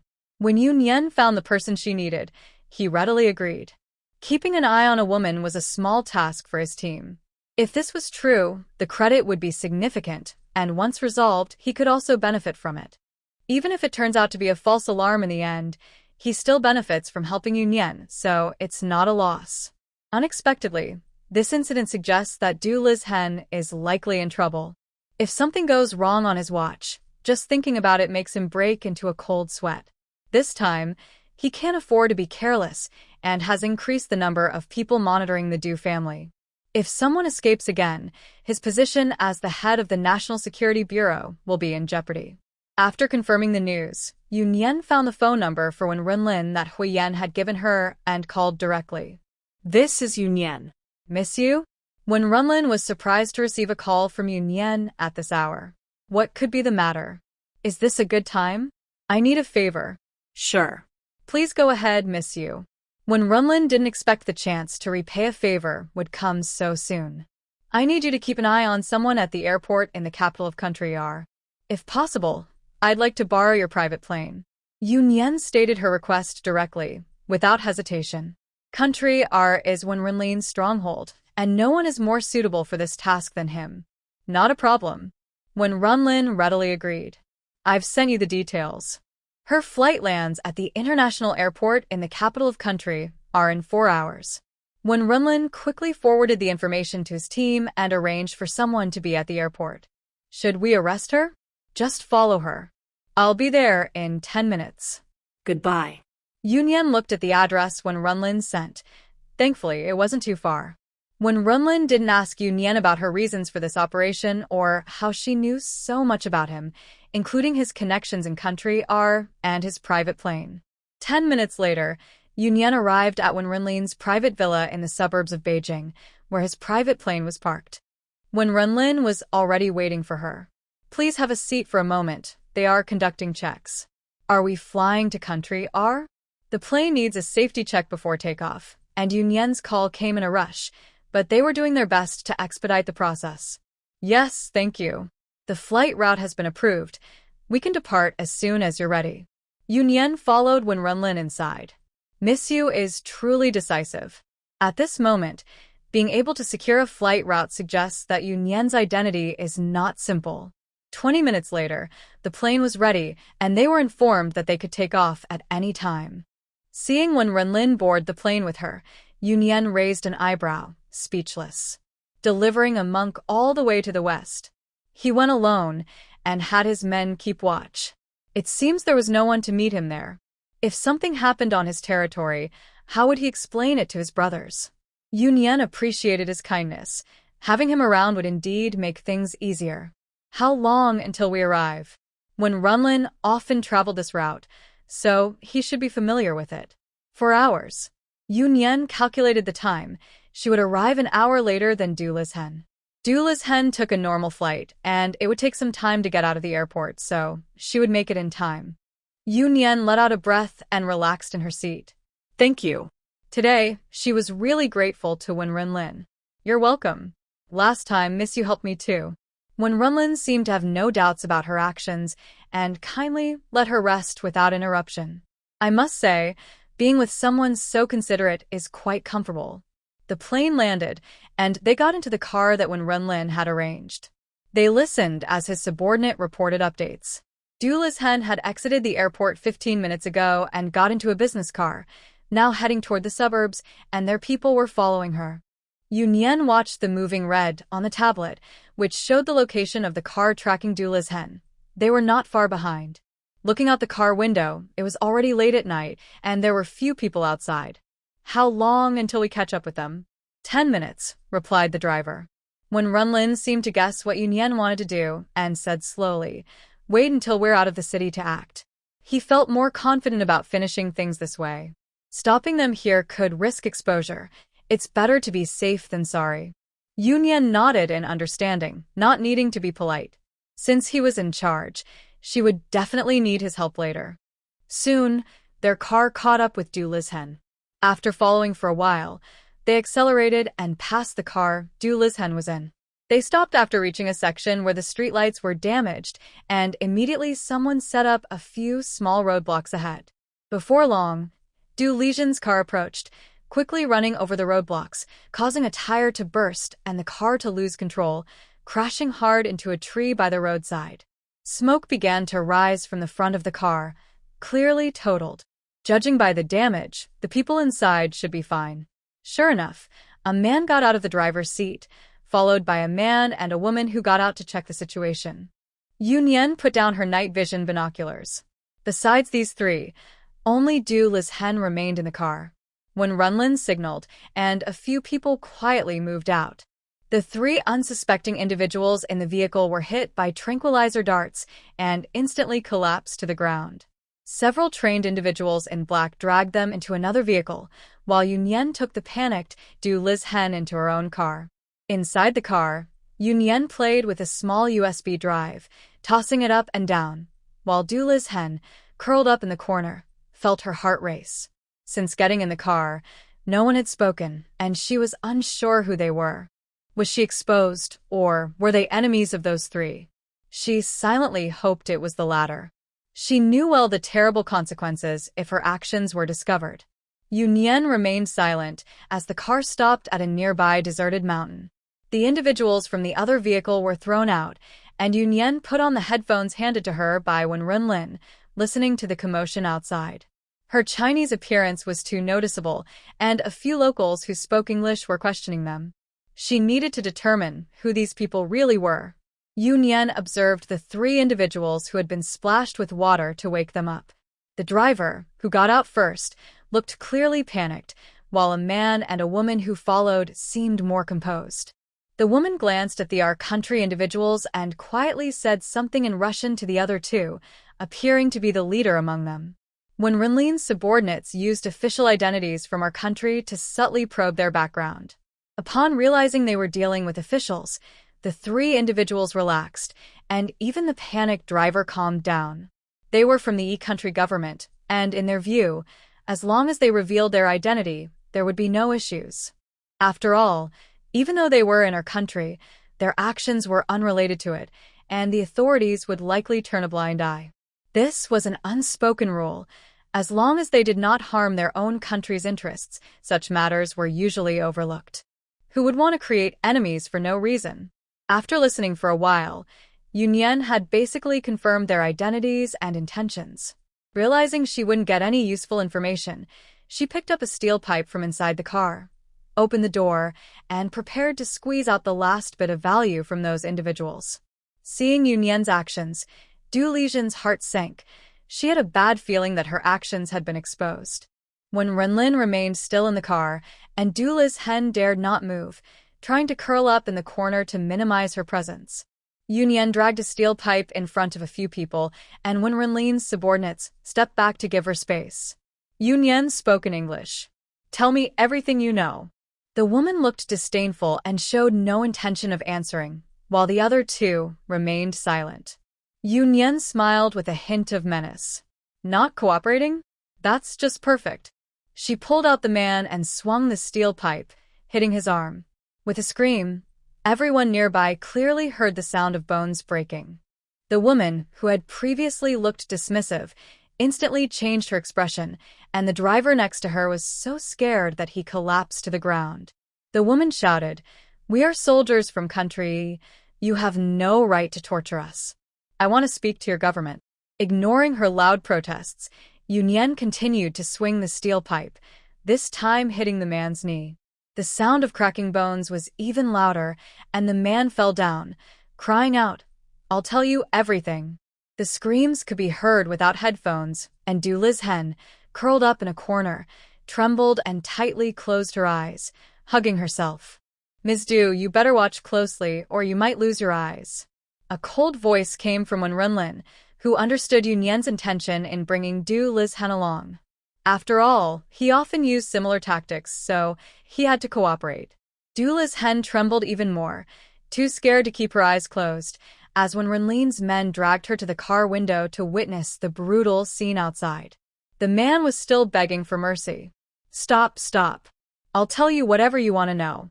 Yu Nian clicked her tongue. "Unfortunately, I don't want to hear you right now." She signaled for them to gag him, and she didn't stop until all his limbs were broken. The beaten man lay on the ground, covered in blood, and Yu Nian checked his carotid artery. "Looks like he's still alive." The woman finally showed a look of fear. They had encountered a tough opponent this time. The other side was not from the Our Country government, and their deal had gone wrong. Watching Yu Nian approach her with a blood-stained steel pipe, the woman's face changed drastically. "You can't do this. We are guests of the One Ren family." The woman invoked the One Ren family, trying to intimidate Yu Nian.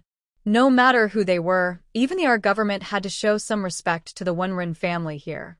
When Renlin, in the car, heard the woman's words through his earpiece, it seemed some people in the family were getting restless, daring to interfere in matters like this. Looking at the completely different Yu Nian outside, a strange light flickered in her eyes as she silently smiled. Huo Yan really was lucky. Yu Nian had someone cover her mouth and also restrained her limbs. The driver, who had been terrified and collapsed like a puddle, suddenly got up and knelt at Yu Nian's feet. "I'll tell you everything. I'll tell you everything." Yu Nian bent down to look at him, and the man shrank back in fear, his mental defenses completely shattered. The confession spilled out like beans from a bamboo tube. The two people who had been incapacitated were military personnel from their country, responsible for dealing with Du Lizhen. He was sent by the government to monitor them. The government and the military had always been at odds, and his task was to keep an eye on them to prevent information from being misappropriated. As for the content of Du Lizhen's information, they were not allowed to know. They had a safe house not far away, provided by the Wen family, originally intended to take Du Lizhen there for communication with their superiors. Having understood most of the situation, she instructed to take those people back into the vehicle. Back in the car, she took the wet wipes offered by Wen Runlin and slowly wiped her fingers. My clothes are all dirty. Although she complained, it was clear that Yu Nian seemed to be in a good mood. Wen Runlin smiled even more, realizing she was a bit of a. I'll have someone bring you a new outfit. Miss Yu, how do you want to deal with them? Of course, we need to make them disappear, Yu Nian said casually. She glanced at Du Lizhen, who was sitting on the ground, trembling like a leaf. Now that she was scared, it seemed the intimidation tactic worked well. When Renlin was not surprised, from the moment Yu Nian got out of the car, he knew these people wouldn't survive. Du Lizhen was terrified by Yu Nian, feeling even more afraid than when she witnessed Yu Nian's earlier actions. A chill ran down her spine as they discussed making people disappear right in front of her. She feared she might also be silenced. When she caught Yu Nian's gaze, she fainted from fright. Yu Nian was speechless. With such little courage, she dared to act like a spy. They brought the three people back to the accident site and tossed them into the previous car. Yu Nian took Wen Renlin's gun and fired 2 shots at the fuel tank, igniting the vehicle in flames. They left only after watching it burn to ashes.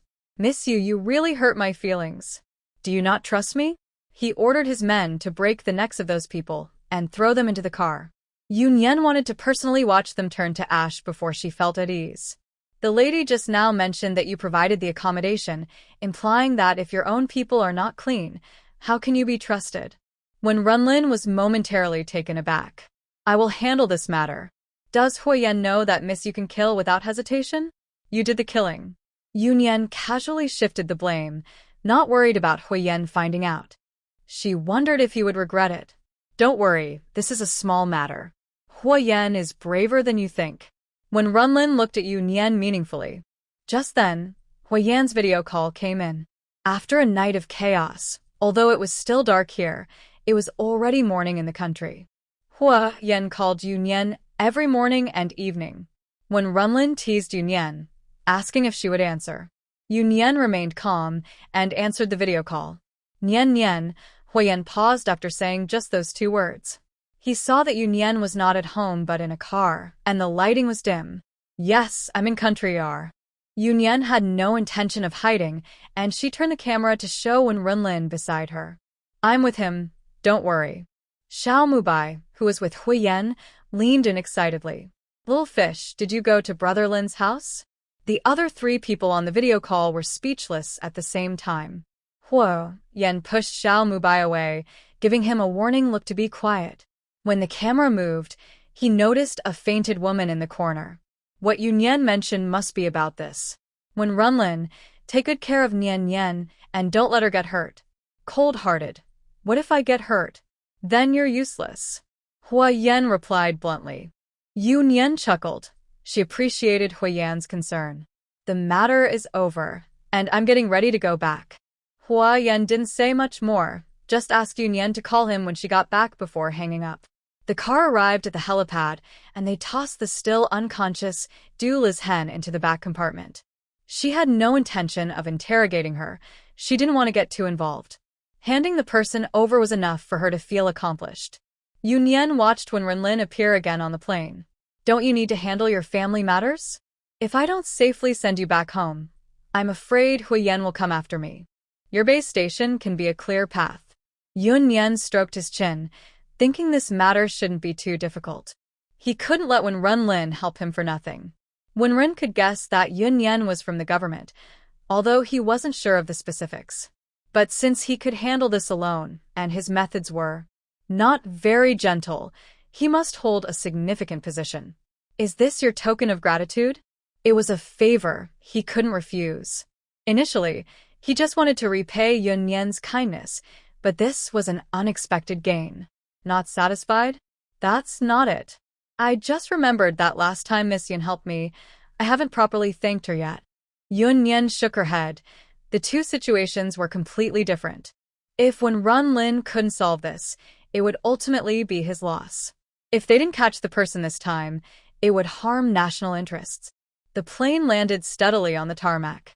Yu Nian observed Wen Renlin, who had changed his demeanor since getting off the plane. Unlike his relaxed self in Country R, he now appeared cold and aloof. Mr. Wen Ren knows Sichuan opera, right? The change of expression was quick. Wen Renlin wasn't angry. He looked at Yu Nian with a hint of meaning. Everyone has two sides to them. Yu Nian scoffed and bid farewell to Wen Renlin. She got into the car that came to pick them up with Du Lizhen. They had contacted them before boarding, and now many people were waiting in the National Security Bureau meeting room for Yu Nian's return. Handling such matters was typically the responsibility of the National Security Bureau.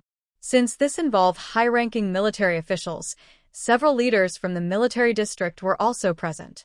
When Yu Nian's information was sent back to the country, the Du and Zheng families were already under control, and now they just needed to do Lizhen back for processing.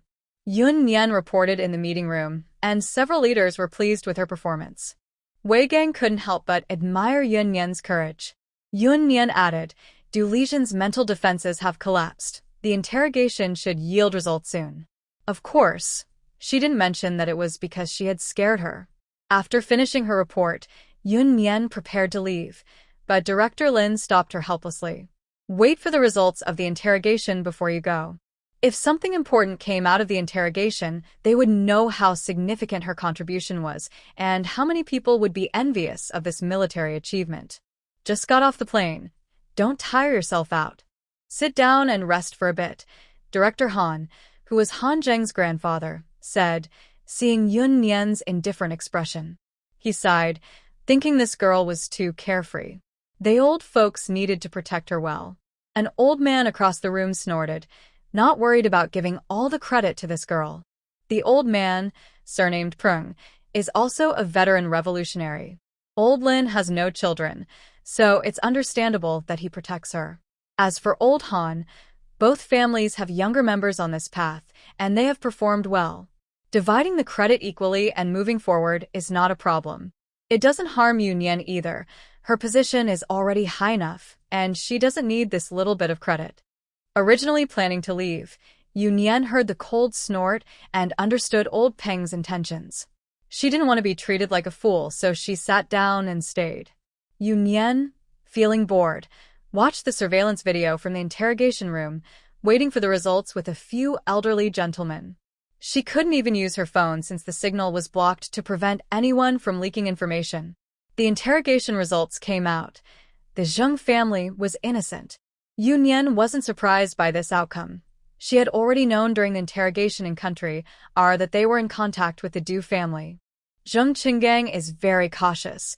He accepts small favors, but never large ones. In this situation, for the Zheng family to maintain a high quality of life, the Du family is their main source of income. Due to Zheng Qinggang's careful nature, the Du family hasn't gained anything from the Zheng family. They only invest in them. Even so, they don't dare offend the Zheng family. After all, even if they can't help much, it would still be easy to deal with them. Every businessman has their secrets. The people from Country E took advantage of this and approached the Du family, stating that they only needed Du Lizhen to take something from Zheng Qinggang, and they would help the Du family expand their business in Country E. Inevitably, the Du family was tempted and convinced Du Lizhen to do this. On one hand, they wanted to use this to control Zheng Qinggang since the items would be traced back to him, no matter who took them. On the other hand, the conditions offered were too tempting. Even if they were discovered, they could escape the country and start anew in Country. Unfortunately, before they could implement their grand plans, they were caught. Everyone had mixed feelings about Zheng Qinggang. Even if he was innocent, his career would end here.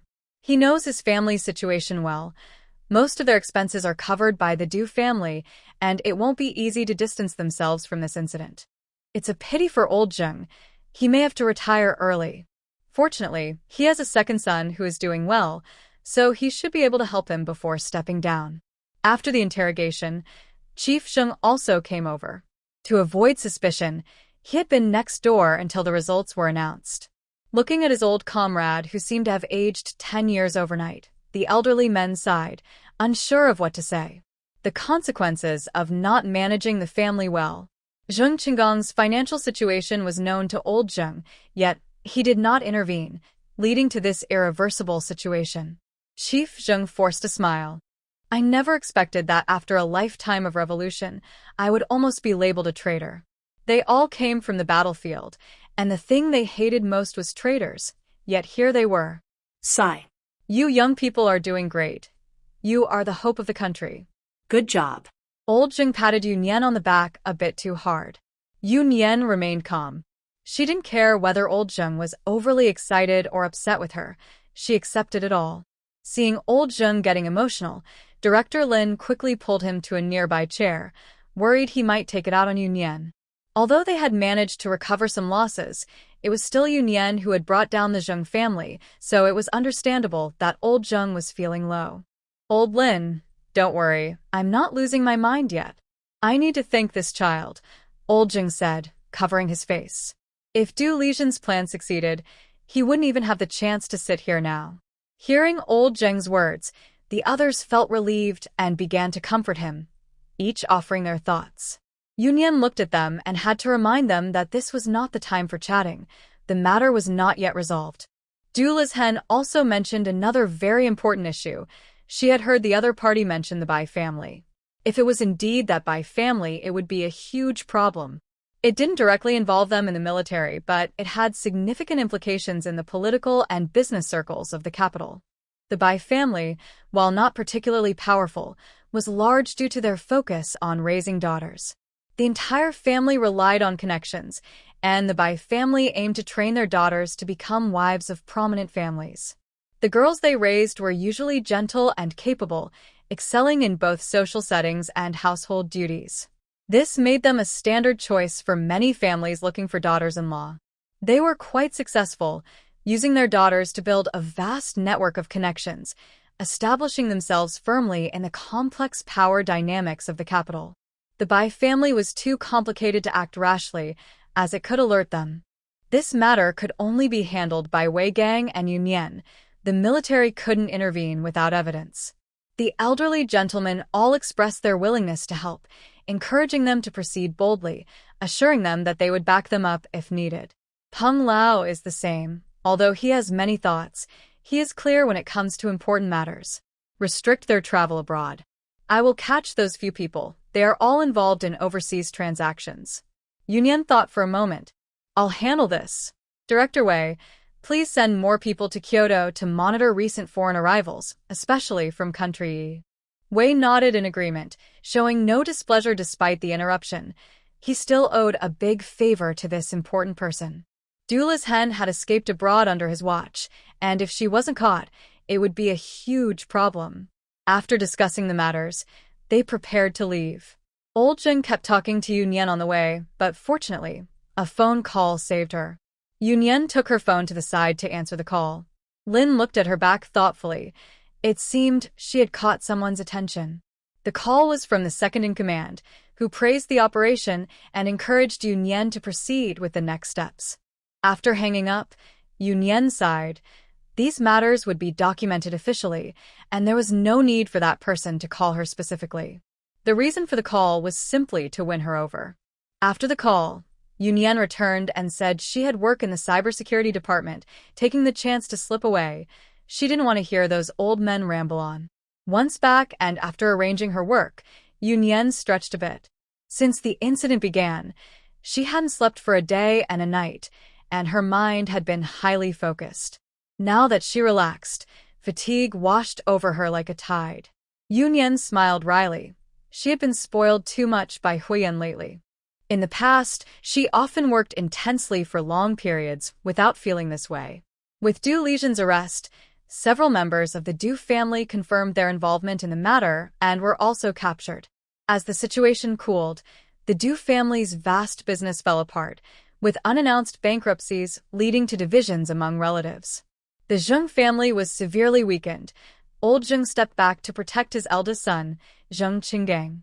The Du family's troubles seemed to be over, while the Bai family's issues would take time and patience to resolve, which Yu Nian accepted well. She had plenty of patience. With matters temporarily settled, Yu Nian relaxed and returned to her laid-back life. At Yan Garden, As Yu Nian came downstairs, a few people in the living room turned to look at her when they heard the noise. "Hey, little fish, did you miss me?" Huo Yan ignored Xiao Mubai's antics. Nian Nian, come sit. Yu Nian walked over and lazily sat down. "Weren't you supposed to be gone for another 2 or 3 days?" "Oh, it's just that someone is eager to return," Xiao Mubai said sarcastically, yawning as he walked into the room. "I haven't slept all night, so I'm going to take a nap." "You all chat." Huo Yan stared at Yu Nian without speaking. Ever since he learned that Yu Nian was with Wen Runlin in our country, his anxious heart finally felt at ease. It wasn't jealousy about her being with Wen Runlin. It was concern for her safety. After all, if there were no dangers, she wouldn't need Wen Runlin's help. Yu Nian had been staying at the banquet garden for days and rarely went out.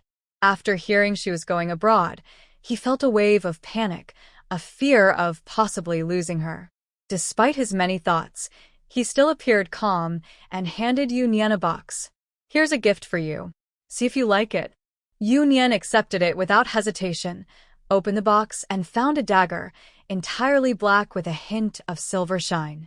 It felt heavy in her hand, and Yu Nian raised an eyebrow. "This seems to be an antique?" Huo Yan smiled. "I saw it at an auction and thought you would like it." Yu Nian was quite taken with it. "I like it.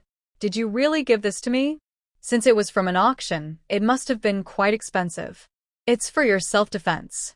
Especially after learning about the dangerous things Yu Nian was involved in, this thought became even stronger.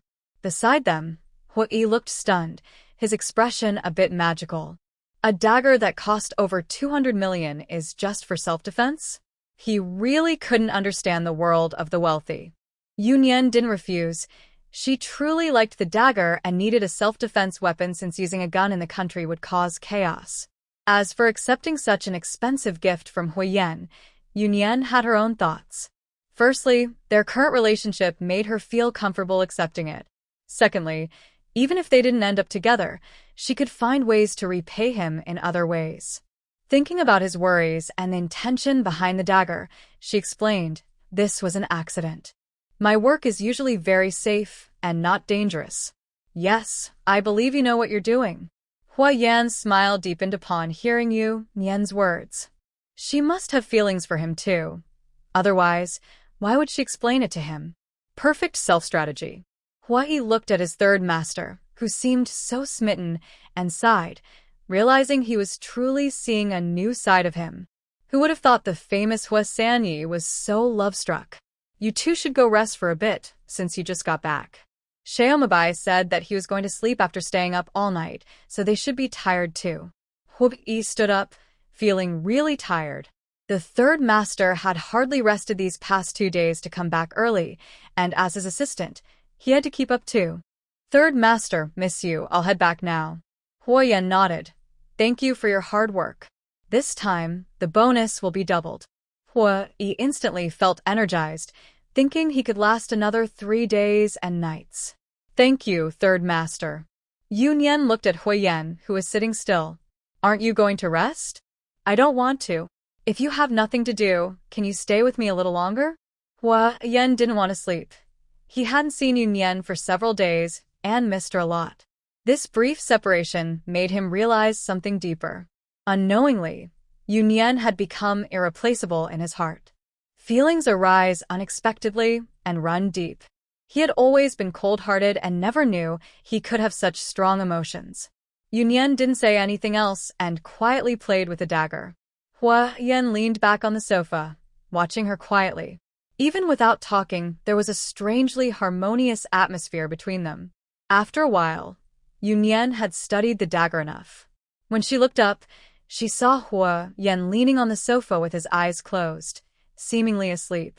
She didn't disturb him, gently leaned over and covered him with a blanket from the side.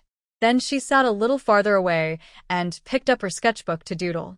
After all, she was still a student and couldn't forget her major subjects. Huo Yan woke up after 2 hours, opened his eyes, and touched the blanket on him, a slight smile appearing on his lips. Yu Nian, who was drawing, looked over immediately. "Awake?" Huo Yan, just waking up, was in a good mood. "Did you stay here with me the whole time?" Yu Nian replied. If you want to say it that way, fine. After they finished lunch, Huo Yan went back to his room to rest at Yu Nian's request. Yu Nian also went to the study to handle her own matters. By dinner time, they all came out of their rooms one after another. At the dining table, Xiao Mubai asked Yu Nian, "Little fish, our villa will officially open in a couple days. Since you're not in school, want to come and have some fun?" Being clever, he didn't ask Huo Yan directly, knowing Little Fish would definitely go if Huo Yan did.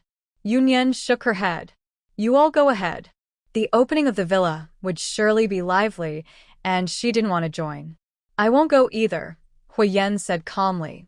Xiao Mubai rolled his eyes, knowing it would be like this. "Come on, you're one of the bosses. That's really irresponsible." Huo Yan didn't even glance at anyone and focused on peeling shrimp for Yu Nian. They had already agreed that only Xiao Mubai would handle the public aspects of the villa, while the others were the behind-the-scenes bosses. "Little Yu, go on. Aren't you tired of looking at Huo Yan's face every day? Young people should get out and explore more." Seeing Huo Yan's murderous glare, he chuckled awkwardly. "I misspoke." Then he began to play the victim. "Little Yu, please pity me. It's supposed to be a group effort, but I'm doing all the work. Why is it so unfair?" Boo-hoo. He even pretended to cry a bit when he got excited. The meal ended with Xiao Mubai's endless chatter. Yu Nian sighed in resignation and agreed. With Yu Nian on board, Huo Yan had to go too. Xiao Mubai was satisfied and started calling the others. Except for Han Zheng, who had already returned to the army, he managed to get everyone else. However, they all agreed to wait at the mountaintop villa and not join the crowd. Xiao Mubai repeatedly assured them and planned to persuade them to come along. With the opening day approaching, Xiao Mubai, as the public boss, needed to oversee things and left early the next morning. The others would arrive on the opening day. On the way to the Yunshang villa, Yu Nian sat in the car, watching the luxury cars outside, and couldn't help but exclaim, "So many people." Yunshang villa followed a high-end model and operated on a membership basis. Xiao Mubai had mentioned that the asset verification for members was very strict. Many wealthy families, celebrities, and big names applied, but the villa's high standards eliminated quite a few. Yu Nian thought such strict requirements would deter many, as getting a membership card might seem beneath these important figures. Huo Yan chuckled lightly. Mubai knows how to do business. The stricter the selection, the more attractive it becomes. Moreover, they had enough capital to ensure the villa's operation and weren't afraid of trouble from any sector. These bosses could navigate both the legal and illegal worlds. Anyone who dared to cause trouble here would likely regret it. Ensuring safety while showcasing status naturally attracted many. Their car entered through the back door to the mountaintop villa area. The front entrance was bustling with excitement, but they chose not to join the crowd. When they reached the villa entrance, Huo Yan didn't rush in. He reached out his hand to Yu Nian, who looked at him questioningly. What was this about? Did they really need to hold hands just to enter? "It's for fingerprint recognition. Nian Nian can open the door herself." Yu Nian placed her hand on the scanner to register her fingerprint, feeling that Huo Yan was being a bit extra. He could just open the door himself, as she usually didn't come alone. Soon, her fingerprint was registered, and the lock clicked open. Yu Nian stepped inside and was instantly stunned. Compared to the last time she visited, the villa was now beautifully decorated. The best part was that it was arranged according to her preferences. Unlike the changes made in the area she stayed at in Yen Garden, this place felt like it truly belonged to her. "Do you like it?" Huo Yan had been renovating it since she left last time. The location was nice, surrounded by beautiful mountains and clear waters. He wanted her to feel comfortable whenever she visited. Yu Nian was momentarily speechless, her eyes reflecting mixed emotions. Huo Yan gently nudged her shoulder to guide her further inside. As they entered the hallway with the shoe cabinet, the house was covered in thick carpets. Yu Nian preferred to be barefoot in her own space. While living in Yen Garden, Huo Yan noticed this little habit of hers and had carpeted the entire second floor. Here, it was even better. Every corner was covered in carpet. Stepping in barefoot, she felt the soft carpet under her feet, leaving her unsure of how to express her feelings. They went upstairs to the room she had stayed in last time, which was decorated similarly to her room in Yan Garden. Take a rest for a bit. I'll go say hi to Jing-yi, Huo Yan said. Yu Nian nodded and sat on the bed, watching him leave. Once she lay back, she let out a long sigh of relief. After a while, her phone buzzed with a message from Huo Yan. There are clothes in the wardrobe. Let me know if you need anything else, and I'll have them all send it over. He then sent her a string of phone numbers. Yu Nian got up and walked into the wardrobe, which was filled with various clothes and accessories. Her fingers brushed over several dresses, and she realized she had never worn a dress before. She had never been particularly interested in clothes, always prioritizing comfort and convenience over style, so she didn't own many pretty outfits. Yu Nian chuckled to herself, thinking that Huo Yan was treating her like a daughter, taking care of her every need. She was someone who adapted easily to her circumstances, whether raised in poverty or wealth. In the past, she had lived day by day, making do with whatever she had. It wasn't that she was proud, she was just too lazy to spend time and energy on what she considered trivial matters. Now that someone was willing to put in that effort for her, she was happy to enjoy it. No one would choose a difficult life over a comfortable one, and she certainly wouldn't choose to suffer when she didn't have to. Yu Nian can calmly accept Huo Yan's kindness because she feels confident that, no matter the outcome, she won't owe him anything. She sent Huo Yan a heart emoji, and he replied almost instantly. I'll be back soon. Yu Nian thought, is he staring at his phone? She remembered that Huo Yan usually didn't use his phone much, except for making calls. At Huo Yan's villa in Fu Jingyi's place, after receiving Yu Nian's emoji, he couldn't help but smile. He looked at the two people across from him. Do you guys have emojis? Fu Jingyi and Wen Runlin exchanged incredulous looks. Was this really Huo Yan or Xiao Mubai?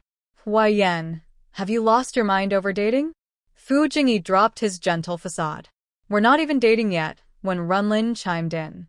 Huo Yan hadn't asked him about the last incident, and he also chose not to bring it up. Some things were better left for them to clarify themselves, and he didn't want to interfere. Huo Yan was in a good mood and didn't mind their teasing. He stood up to leave. I'm heading out. Nian Nian is still waiting for me. As he walked out, the two exchanged puzzled glances. What was he even doing here? He just sat for a moment, stared at his phone, didn't chat with them, and then left? Huo Yan had his own reasons for coming. While it seemed like he was just saying hello, he genuinely wanted to give Yu Nian some space to accept him. He was also worried about going too far and making Yu Nian uncomfortable or outright rejecting him. He understood Yu Nian to some extent. She was a rather aloof person, somewhat similar to him. It wasn't about how well he treated her. That might even backfire. He was carefully testing the waters to see how much Yu Nian could accept. It was only after receiving her message that he felt relieved. When Huo Yan returned to his place, he found Yu Nian in the living room, now dressed in a different outfit. He was momentarily stunned, followed by immense joy. Yu Nian not only accepted his gift but also wore the clothes he had given her. Seeing him enter, Yu Nian stood up and twirled around. Do I look good?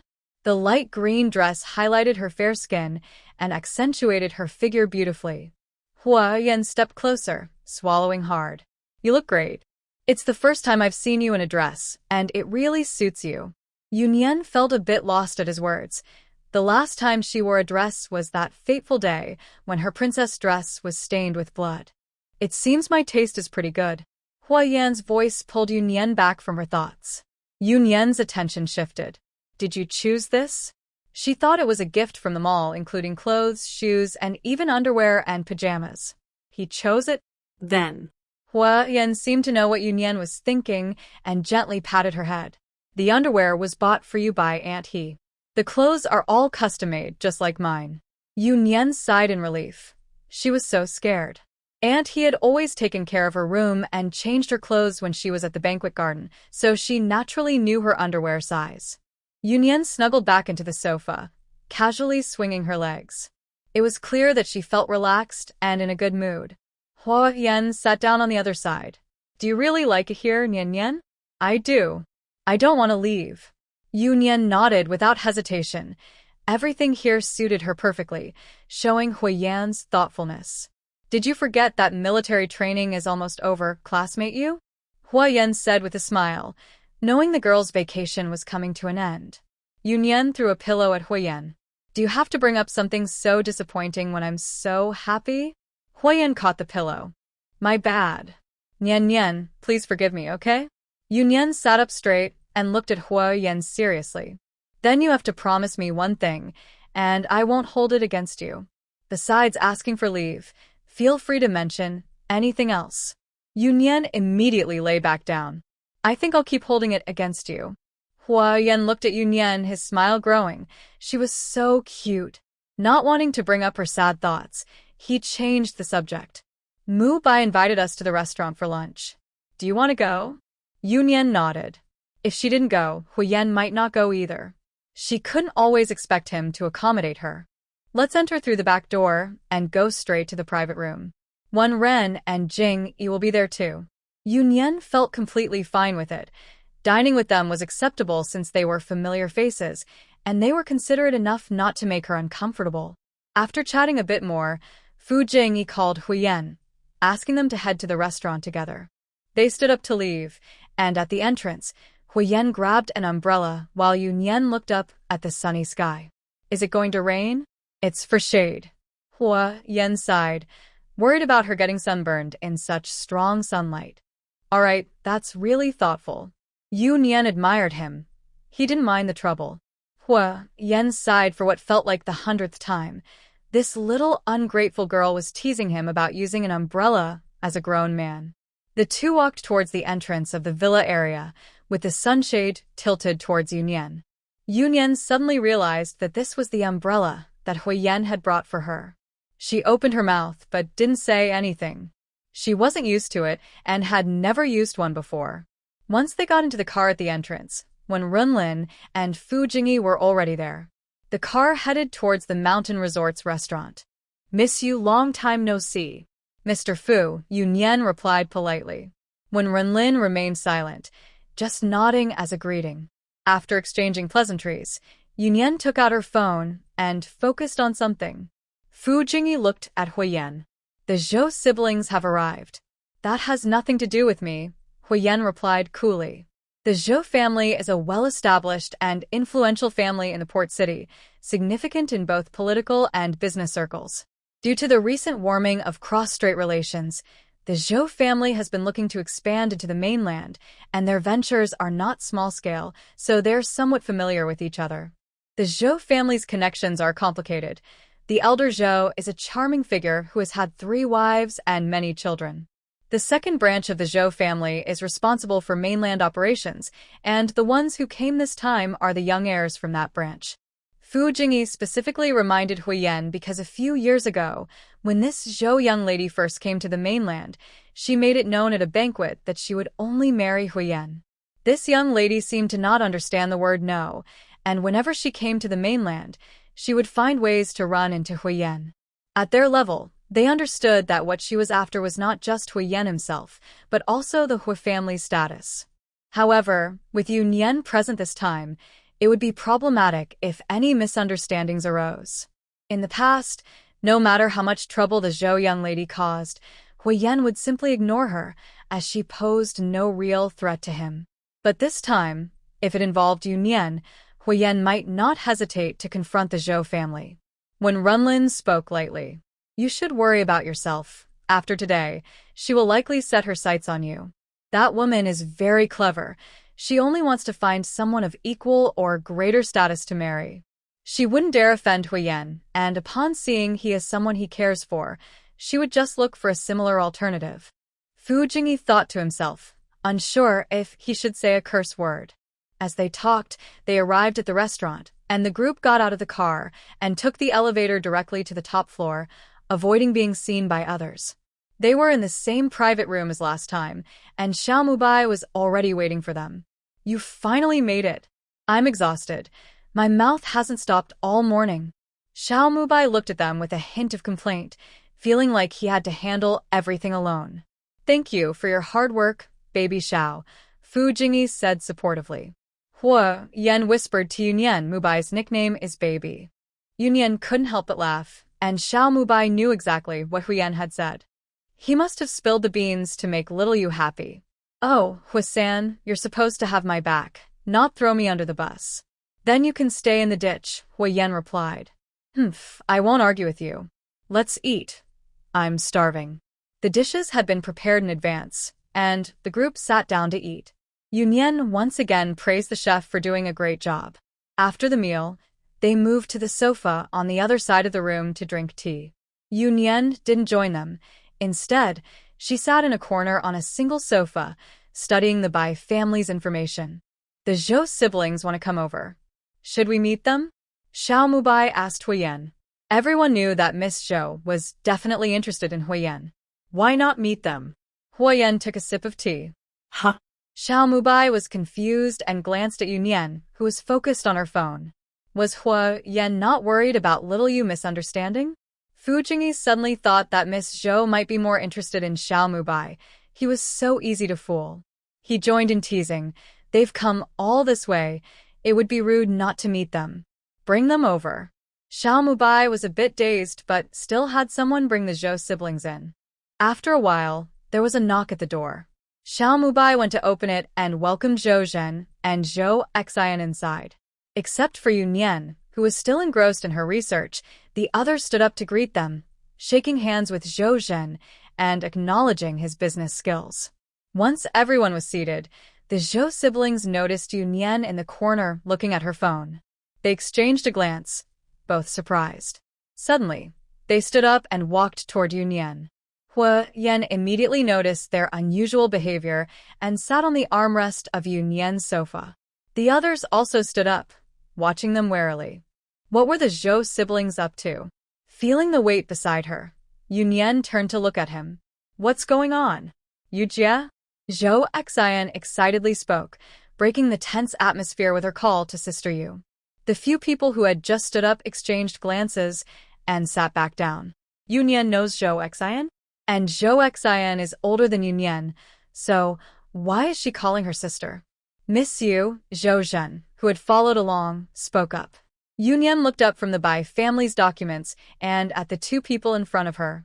Although she had been studying the materials, she had heard them mention the Zhou family and didn't expect it to be them. Hello, she replied softly. After Zhou Zhen greeted her, he returned to his seat. Excited Zhou Xian didn't mind Yu Nian's cold attitude at all and kept talking to her, completely ignoring her crush, Huo Yan. The others, though curious, remained polite and decided to ask Yu Nian later.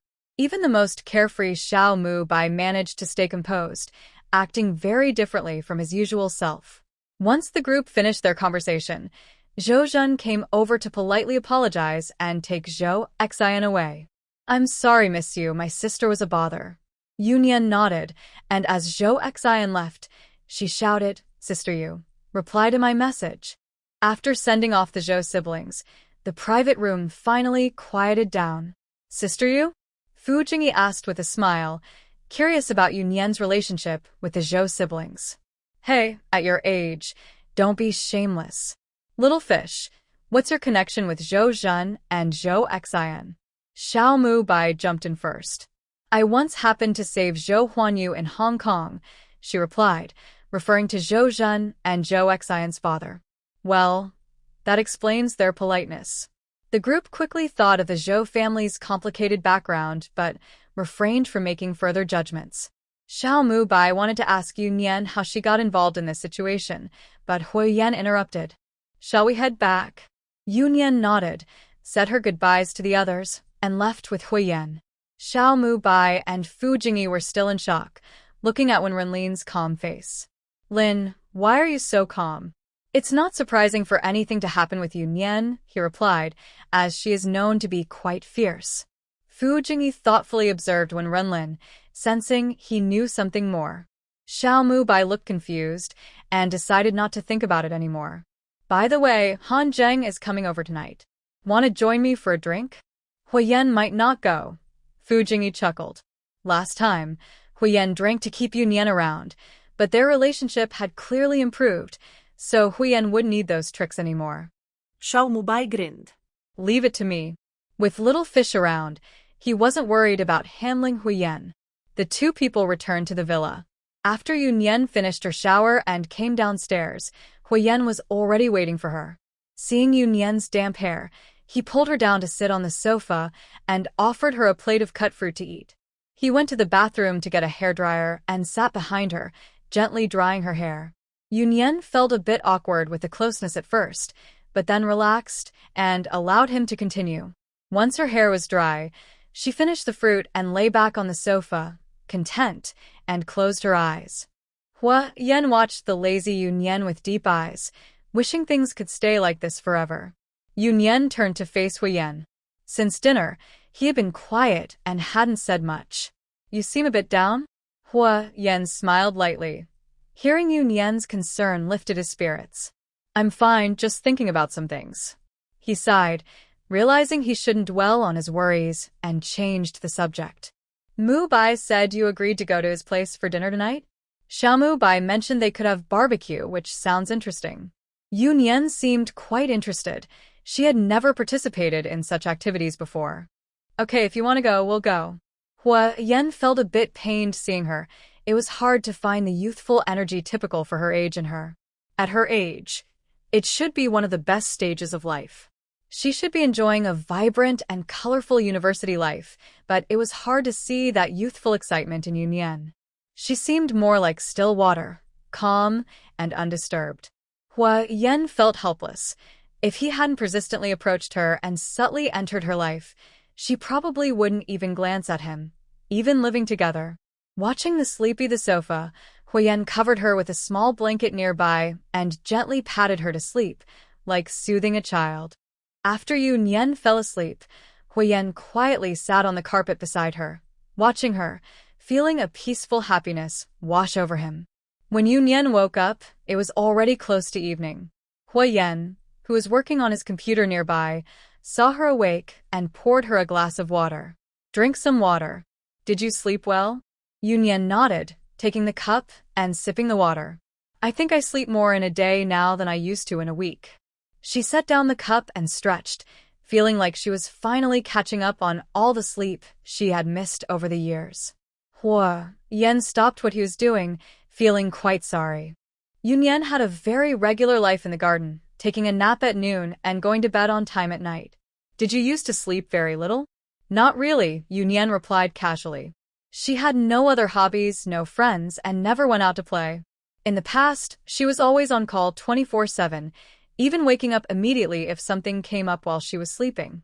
So, she didn't have issues like waking up grumpy. She could stay alert right after waking up, a habit developed over many years. It was only after moving into Huo Yan's home that she began to have a normal routine. What she had now was something most people could only dream of, and it naturally required a lot of effort. If you're tired, you can lean on me, Huo Yan said in a deep voice. He didn't know much about Yu Nian's past, but he wanted to care for her in the present so that she could live a carefree life in the future. Yu Nian smiled playfully at Huo Yan. I'm doing well now, you take good care of me. She really was doing well and seemed to have found some joy in life. For example, she was now interested in Mu Bai's barbecue. In the past, she wouldn't have even glanced at it, thinking it was boring and a waste of time. My honor, Huo Yan said, a bit amused by Yu Nian's ambiguous comment. Although he knew she didn't mean it that way, her words still stirred something in him. Huo Yan stood up and reached out his hand to Yu Nian. It's about time. Let's change clothes and head to Mu Bai's. Yu Nian took his hand to stand up, and after they changed clothes upstairs, they went out. They strolled towards Mu Bai's villa as the sky began to darken, and a cool breeze blew from the mountain top, feeling quite pleasant. When they arrived, everyone else was already there, including Han Zheng, who had rushed over from the army. The yard was all set up, and various prepared ingredients were delivered, just waiting to be grilled. Come on, everyone's here. Chef Xiao is ready to grill. Mu Bai was flipping meat in front of the grill, looking quite professional. Yu Nian, curious, moved closer to watch. You look so professional. Mu Bai was beaming with pride. Of course. I've been grilling for 20 years. Just wait to taste Chef Xiao's skills. After watching for a while, Yu Nian took a few skewers of raw meat and tried to flip them like Xiao Mubai. A few minutes later, looking at the charred skewers in her hands, she realized this was a task she wasn't cut out for. Huo Yan, who had been watching her, walked over and set aside a few dark items. "What do you want to eat? I can grill it for you." Before Yu Nian could respond, Xiao Mubai became anxious. "Hey, Huo-san, that's not fair. You promised to try Chef Xiao's cooking. My little fish is almost ready." Yu Nian said seriously, "Then I'll eat what Chef Xiao made." Xiao Mubai was happy and handed her a few skewers. "Good choice. These are ready to eat." Yu Nian took a bite of the grilled meat and was pleasantly surprised. She gave Xiao Mubai a thumbs up and walked back to the table with Huo Yan, holding a plate. "Miss Yu, would you like some?" Fu Jingyi asked, holding a bottle of red wine. "I don't drink." Yu Nian shook her head, as she needed to stay alert for her work. She firmly believed that drinking could lead to mistakes, so she avoided alcohol completely. Fu Jingyi didn't insist further, and handed her a bottle of juice, pouring wine for the others. Taking the rare opportunity to relax, the group slowly enjoyed their drinks. After a while, Xiao Mubai complained about almost burning himself while grilling. Han Zheng took over for a bit until it was nearly done. Actually, not much was eaten. Only Yu Nian was seriously eating while the others mostly drank. Fu Jingyi raised his glass towards Yu Nian. "Miss Yu, cheers to you." Yu Nian lifted her juice and raised an eyebrow. "Zhou Corporation?" "I discussed a few projects with Zhou Corporation this afternoon," Fu Jingyi replied with a smile, finding it easy to communicate with smart people. The collaboration was already in preparation, but having Yu Nian involved made the process much smoother and reduced his workload. Fu Jingyi finished his drink in one go, while Yu Nian took a sip of her juice. "Old Fu, that's too stingy. Just a toast?" Xiao Mubai teased. "There will be other rewards," Fu Jingyi said, though he genuinely didn't know what to give Yu Nian. Money? Yu Nian seemed to have enough, and if she wanted to make more, it would be easy for her. As for other gifts, Huo Yan already treated Yu Nian well, so there wasn't much he could offer. "Make sure to have absolute control," Yu Nian reminded meaningfully. Fu Jingyi paused, his smile fading as if he realized something. Huo Yan added calmly, "The third branch of the Zhou family is very ambitious." When Runlin also thought of this. The second and third branches don't get along. They won't just sit back and watch the second branch develop too well. Zhou Zhan has good abilities, but whether he can hold on is really a question. Yu Nian mentioned absolute control. No matter how much the Zhou family stirs things up, in the end, Fu Jingyi will always have the upper hand in this project. After Yu Nian finished speaking, she started a new round of skewers, not noticing the complicated looks from a few people. Is she really only 20 years old? Miss Yu truly has a clever mind, Fu Jingyi remarked, feeling grateful to Yu Nian. Are you praising me or criticizing me? Is she being called too clever? He doesn't go to school much, so don't take him seriously, Huo Yan chuckled. Fu Jingyi was speechless. He genuinely meant to compliment Yu Nian. I'll drink a cup as a self-punishment for my poor choice of words. Haha, old Fu, you have your moments too, Xiao Mubai said, enjoying the situation. This guy, who always pretends to be serious, can't find the words sometimes. The mischievous Xiao Mubai was pulled into drinking by Fu Jingyi, while Wen Runlin and Han Zheng joined in the fun, creating a lively atmosphere. Huo Yan noticed that Yu Nian had eaten enough and, worried she might not like the noise, gently asked her, Shall I take you back first? Yu Nian shook her head. No need to worry about me. Watching them is quite entertaining. Seeing she was fine, Huo Yan relaxed and ended up drinking quite a bit with the others. The group had a bit too much to drink, especially Xiao Mubai, who insisted on forming a brotherhood. Ahem. Everyone listen to me, Xiao Mubai declared, jumping onto a chair with a cup in hand, facing the moon. From today on, we 1, 2, 3, 4, 5, 6, 7 people are like siblings from different parents. He counted the people present, making grand claims. Huo Yan frowned. Was this guy drinking fake alcohol? What nonsense was he saying? Unexpectedly, this was just the beginning. Han Zheng scoffed. You fool. Siblings? Then Huo Yan. Before he could finish, when Runlin, who had a slightly better tolerance, covered his mouth to stop him. Children speak without thinking. You're the fool for saying anything after drinking so much. Huo Yan's gaze was filled with anger. Fu Jingyi, smiling, joined in, provoking Huo Yan with his eyes. Xiao Bai, tell us more about how we should form this brotherhood. Xiao Mubai jumped down from the chair, looking around at everyone seriously as he set down his cup. He made a formal gesture towards Wen Renlin. Boss. Wen Renlin was speechless. He really must be drinking fake alcohol. You, Fu Lao Air. Fu Jingyi regretted asking. What kind of nickname was that? Hua Sand Air. Huo Yan was the third in his family, and coincidentally, he was also the third among them. Where's Han Lao Si? Why is he not here? Xiao Mubai exaggeratedly looked around. Are you blind? Can't you see me, a grown man? Han Zheng, held down by Wen Renlin, almost jumped up. Xiao Mubai continued to ignore Han Zheng, patting his own chest. Han Si isn't important. I am your great fifth brother. Wen Renlin pressed down on the eager Han Zheng again, feeling exhausted. The others held back their urge to hit him, not wanting to stoop to the level of a drunkard. Xiao Mubai poked Yu Nian's arm again, but Huo Yan slapped his hand away. Little fish, sister Yu, hey you Xiao Lu. Yu Nian looked up from her phone, confused. Why was she involved? Yu Xiao Lu sounds nice. Fu Jingyi mimicked Xiao Mubai's nickname. When Renlin joined in with a playful tone. Yu Xiao Lu. Drunk Han Zheng, unwilling to be left out, couldn't hold back. Yu Xiao Lu. We are like siblings from different parents. I'll protect you from now on. Yu Nian. When Renlin noticed Huo Yan's face was turning dark, giving up on saving Han Zheng. Some people just couldn't be stopped. An Lao Si, shut up. With the great fifth brother here, do you think it's your turn?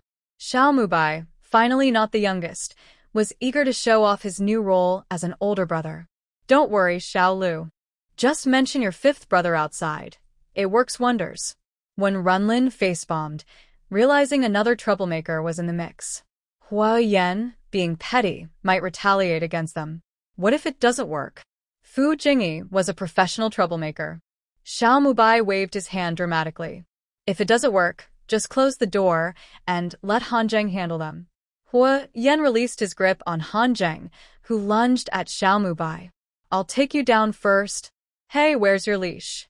Xiao Mubai was scared and ran away, but Han Zheng tackled him, and they rolled around on the grass.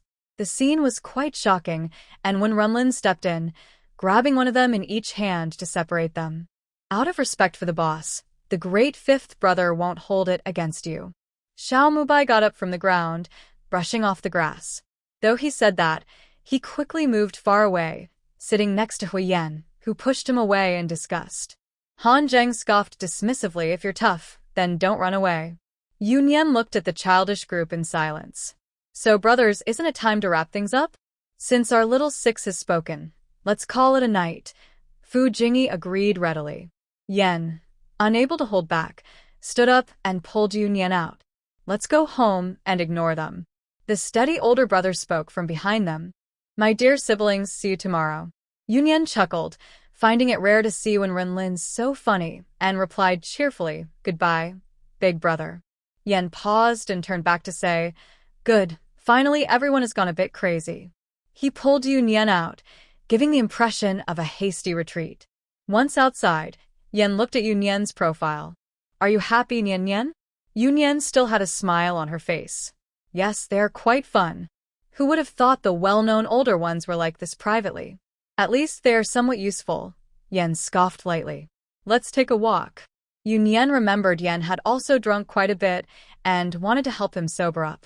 The two strolled slowly around the villa area, still able to hear Xiao Mubai and Han Zheng arguing in the distance. Your friends are nice, Yu Nian remarked, realizing that no matter how they acted outside, they could truly relax when together.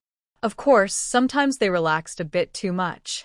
Yu Nian had no friends, so her comment was not out of envy, just a pure expression of how rare it was to have a few friends like that.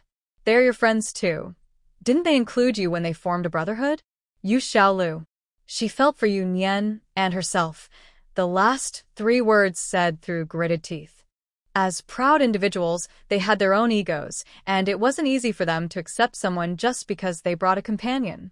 To the extent of forming a brotherhood, those foolish guys, Yan thought again through clenched teeth. Friends? Yu Nian didn't want to delve into that question.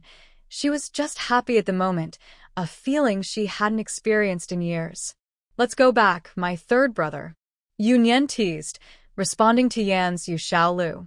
To Yan, it sounded somewhat flirtatious and pleasant. Yes, yours. Yu Nian Really knew how to hit the nail on the head. By the time they returned to their place, it was already late at night, and Yan's good mood lasted until Yu Nian went to her room. Yan went back to the living room and took out his phone to make a call. He thinks those people have been single for too long, which has made them a bit twisted and unable to see others do well. So, he kindly decides to help them. Xiao Mubai is staying at the banquet garden to avoid blind dates, and he will send him back tomorrow morning. Han Zheng is also trying to escape from a blind date arranged by his family, so he rushed back to the army. Now that he's out, as his good friend, he should inform him. As for Fu Jingyi, he heard there's a childhood friend who is clingy, and he will send him to her door tomorrow. When Runlin currently has no flaws to exploit, so he ignores him. After helping them, Huo Yan happily returns to his room to sleep. The next morning, Yu Nian wakes up, leans against her bed, and picks up her phone to check messages. Not sure, let's take another look. When did she join a group? What is this loving family? The name suggests it's a family group, but where did her family come from? The Shen family? Please don't disgust her. She clicks to see the group members and finds familiar profiles. Huo Yan, Xiao Mubai, and Wen Runlin, whom she added last time they went abroad. The other two must be Han Zheng and Fu Jingyi. Yu Nian is silent. Wasn't this just a joke from last night after drinking too much? Why is there now a group? Only Xiao Mubai could come up with a name like loving family. She puts down her phone, gets up, and goes to the bathroom to wash up. After she comes out, she sees several new messages in the group. Great fifth brother. Are you up? My siblings. Great fifth brother, flower blooming and prosperous emoji. Mighty fourth brother. Are you sick? Wise second brother. Are you sick? Eldest brother. Great fifth brother. Boss changed the name. Don't ruin the formation. Mighty fourth brother.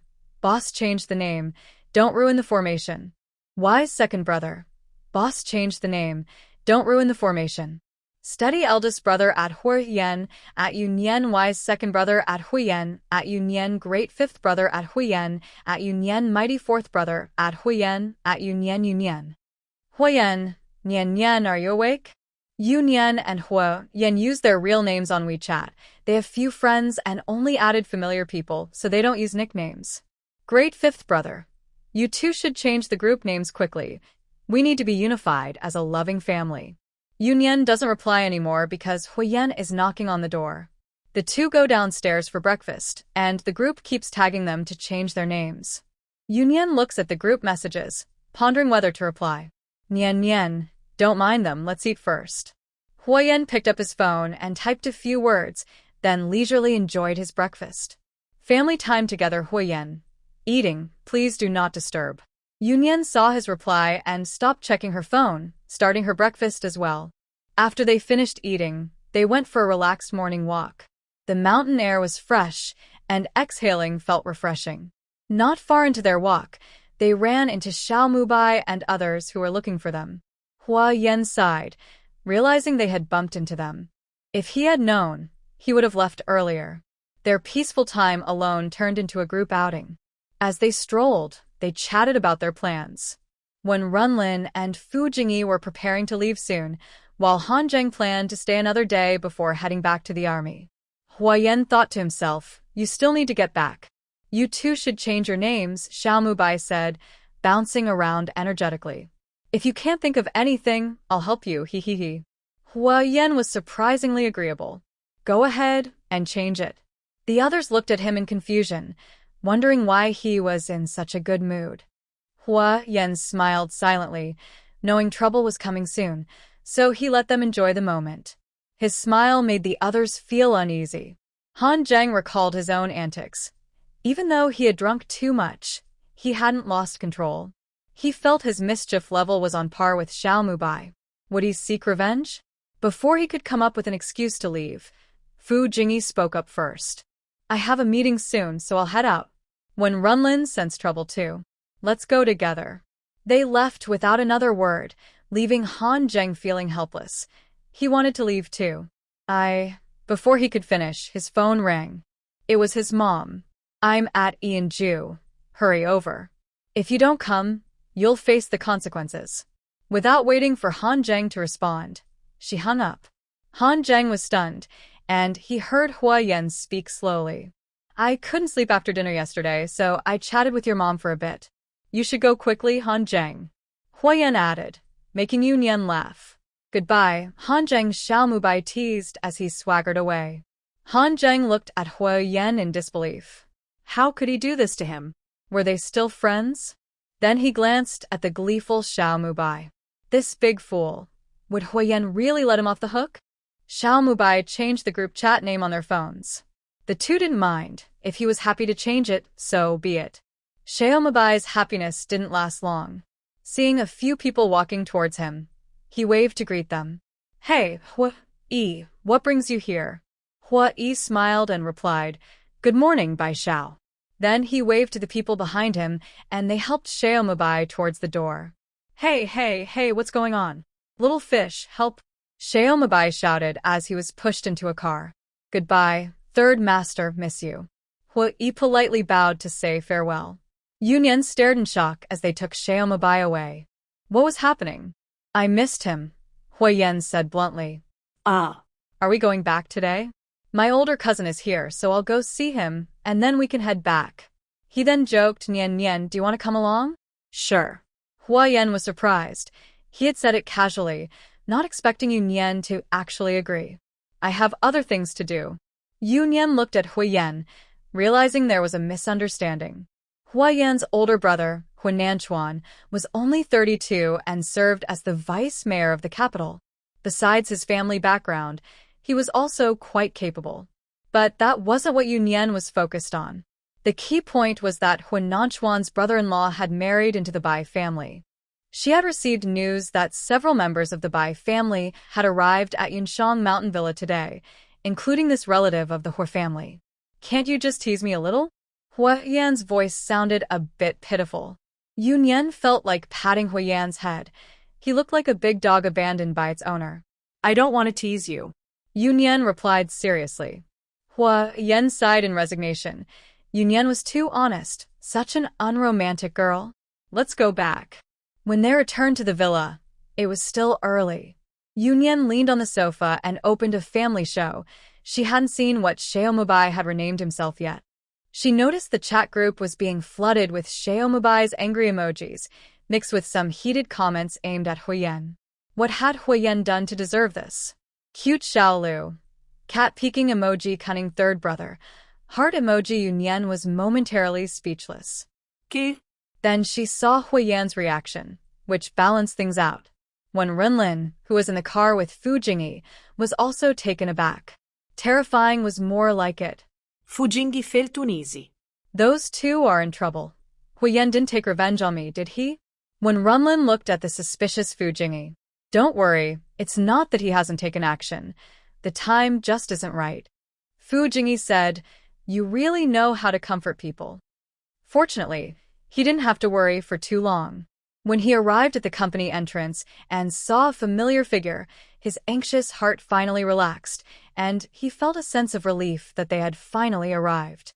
Meanwhile, Yu Nian and Huo Yan had arrived at the golf course at the villa. Are you really not coming with me? Just go ahead. Yu Nian remained expressionless. Everyone here was either wealthy or important, and who didn't know the famous Huo Sanyi? If she went in with him, she would definitely attract attention, and she didn't want to be the center of focus. How heartless. The somewhat aggrieved Huo San, Yi could only get out of the car alone. Yu Nian was left speechless, wondering what strange direction Huo Yan was heading in. Sure enough, as soon as Huo Yan appeared, people immediately gathered around. Sen Yi, are you here to have fun too? Huo Yan nodded indifferently and walked straight in. His cold expression scared off many who wanted to get close. Watching Huo Yan's back, Yu Nian clicked her tongue, thinking about how dramatic Huo was. Yu Nian stayed in the car for a while longer before entering the golf course and finding a lounge area to sit down. Here, drinks and food were provided for free. As soon as she sat down, a waiter came over to ask if she wanted to order anything. Yu Nian ordered a glass of water and a small cake. She quietly waited for the Bai family to arrive. After a while, two girls sat down next to her, giggling and discussing their encounter with Huo. Yu Nian sighed, feeling helpless. It wasn't her intention to eavesdrop on them. Although they were neighbors, they were far enough apart that she shouldn't have been able to hear them clearly. But these two girls were a bit too excited and didn't control their volume. Sanyi is so handsome. He looked at me just now. I'm so excited. Their excited voices were a bit over the top. It seemed one of them was quite the fan. Right? When he looked our way, my legs went weak. It's a pity we can't go over there. Otherwise, we could have a romantic encounter. Just thinking about it makes me happy, haha. What are you thinking? Just being able to see him up close is great.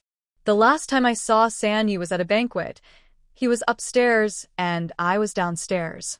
Yu Nian found it amusing. Their tone was so dramatic. Huo Yan really did have a strong charm. Yu Nian? A somewhat familiar voice called out. Yu Nian looked up from her cake to see Shen Xiujin, her older cousin. Hi, big cousin. Yu Nian stood up to greet him. A pure and cute-looking girl ran over from behind and linked her arm with Shen Xiujin's, playfully saying, Big brother, you didn't wait for me again. Shen Xiujin smiled and patted the girl's hand, then turned to Yu Nian. Yu Nian, let me introduce you. This is Mingzhu, Shen Mingzhu, my second uncle's daughter. Before Shen Xiujin could say more, Shen Mingzhu released his arm, took a couple of steps forward, and tried to hold Yu Nian's hand. I know my cousin Yu Nian. Last time she visited, I happened to be abroad. I hope you don't mind? Yu Nian stepped back, avoiding Shen Mingzhu's hand, and replied calmly, I don't mind. Unbothered by Yu Nian's rejection, Shen Mingzhu playfully stuck out her tongue. Sorry, cousin. You seem so friendly, just like seeing my aunt. I can't help but want to get close. Shen Xiujin's casual voice chimed in, clearly showing his affection. Little Mingzhu has grown up, yet she still acts like a child, wanting to hold hands and play. Yu Nian, my little cousin, it's been a while. Shen Mingzhu stomped her foot and pouted, complaining, Third brother. Why are you like this? Big brother, look at him. Yu Nian watched their interactions like a spectator. Was this a performance just for her? Shen Mingzhu, 23, is also a student at Peking University, now in her senior year and currently interning at the Shen family business. She is the daughter of Shen Wu, the second son of the Shen family. Shen Wu isn't particularly capable, so he never competes with Shen Wen for anything. He simply takes his share of the profits each year, relying on the Shen family to make small investments and live comfortably. The two families have no conflicts of interest, and aside from the non-Shen niece, Shen Mingzhu is the only girl of her generation in the Shen family. She has a simple and likable personality, and the family enjoys pampering her. Yu Nian felt a bit speechless. Why did this cousin have such hostility towards her? Upon arriving, Shen Mingzhu had subtly sized her up from head to toe, probably thinking she was living poorly since she didn't wear any designer brands. Mentioning her travels abroad and hinting at a privileged life.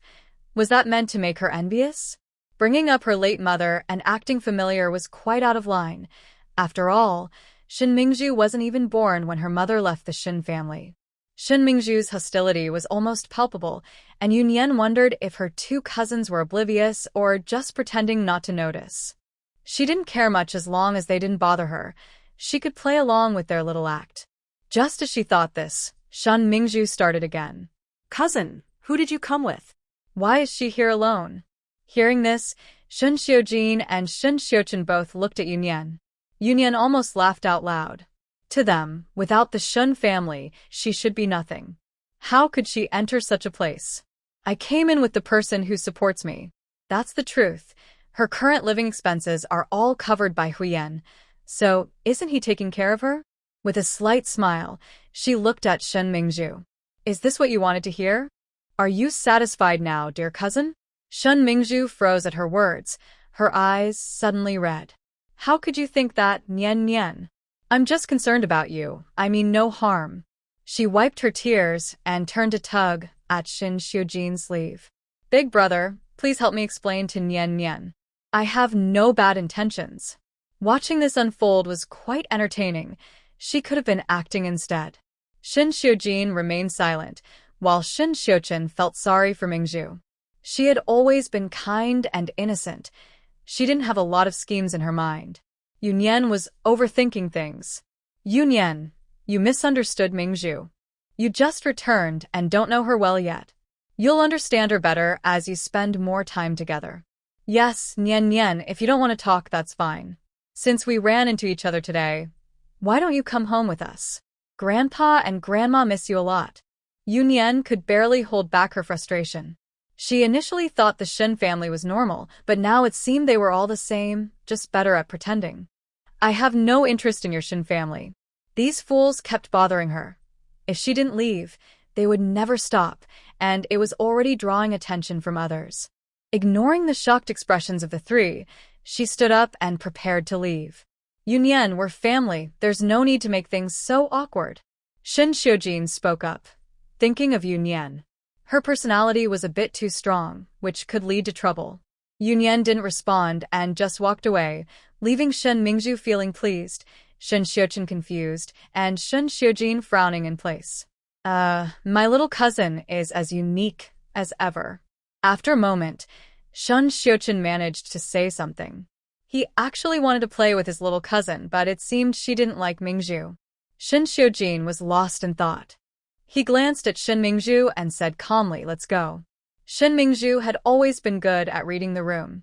Seeing Shin Xiujin's displeased expression, she stopped trying to please him and quietly followed her brothers out. Yu Nian sent a message to Huo Yan and left the court to wait for him in the car. Missed an opportunity because of those fools. If I create another chance to run into her, it will definitely raise suspicions if she has someone with her. I wish I could go back and teach those people a lesson.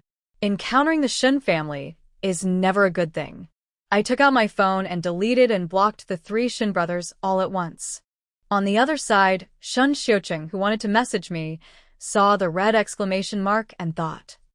When Huo Yan came out, I had already calmed down. I quickly adjusted my emotions. Unimportant people are not worth my feelings. Sorry to keep you waiting. Do you want to play some more, or go home? Huo Yan asked with a smile. Let's just go home, I replied. There are too many people here, and I don't want to deal with anyone I dislike. Huo Yan smiled wider when he heard me say I wanted to go home. Is Nian Nian starting to see and garden as home?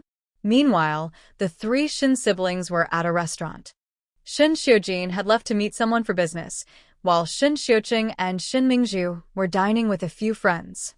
After a few drinks, Shin Mingzhu leaned closer to Shin Xiuqing and said, Third brother, why don't you call Nian Nian?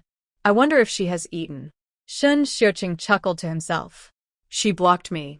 That girl has quite the temper. He hadn't offended her at all. I wanted you to introduce me to her, Shin Mingzhu said, surprised. Then she looked a bit down. If she blocked you, she definitely won't like me. Whether she likes you or not is fine. That girl has a bad temper. It's better to keep some distance. Where is Nian Nian living now? She doesn't have any other family besides us. It must be lonely for her in Kyoto.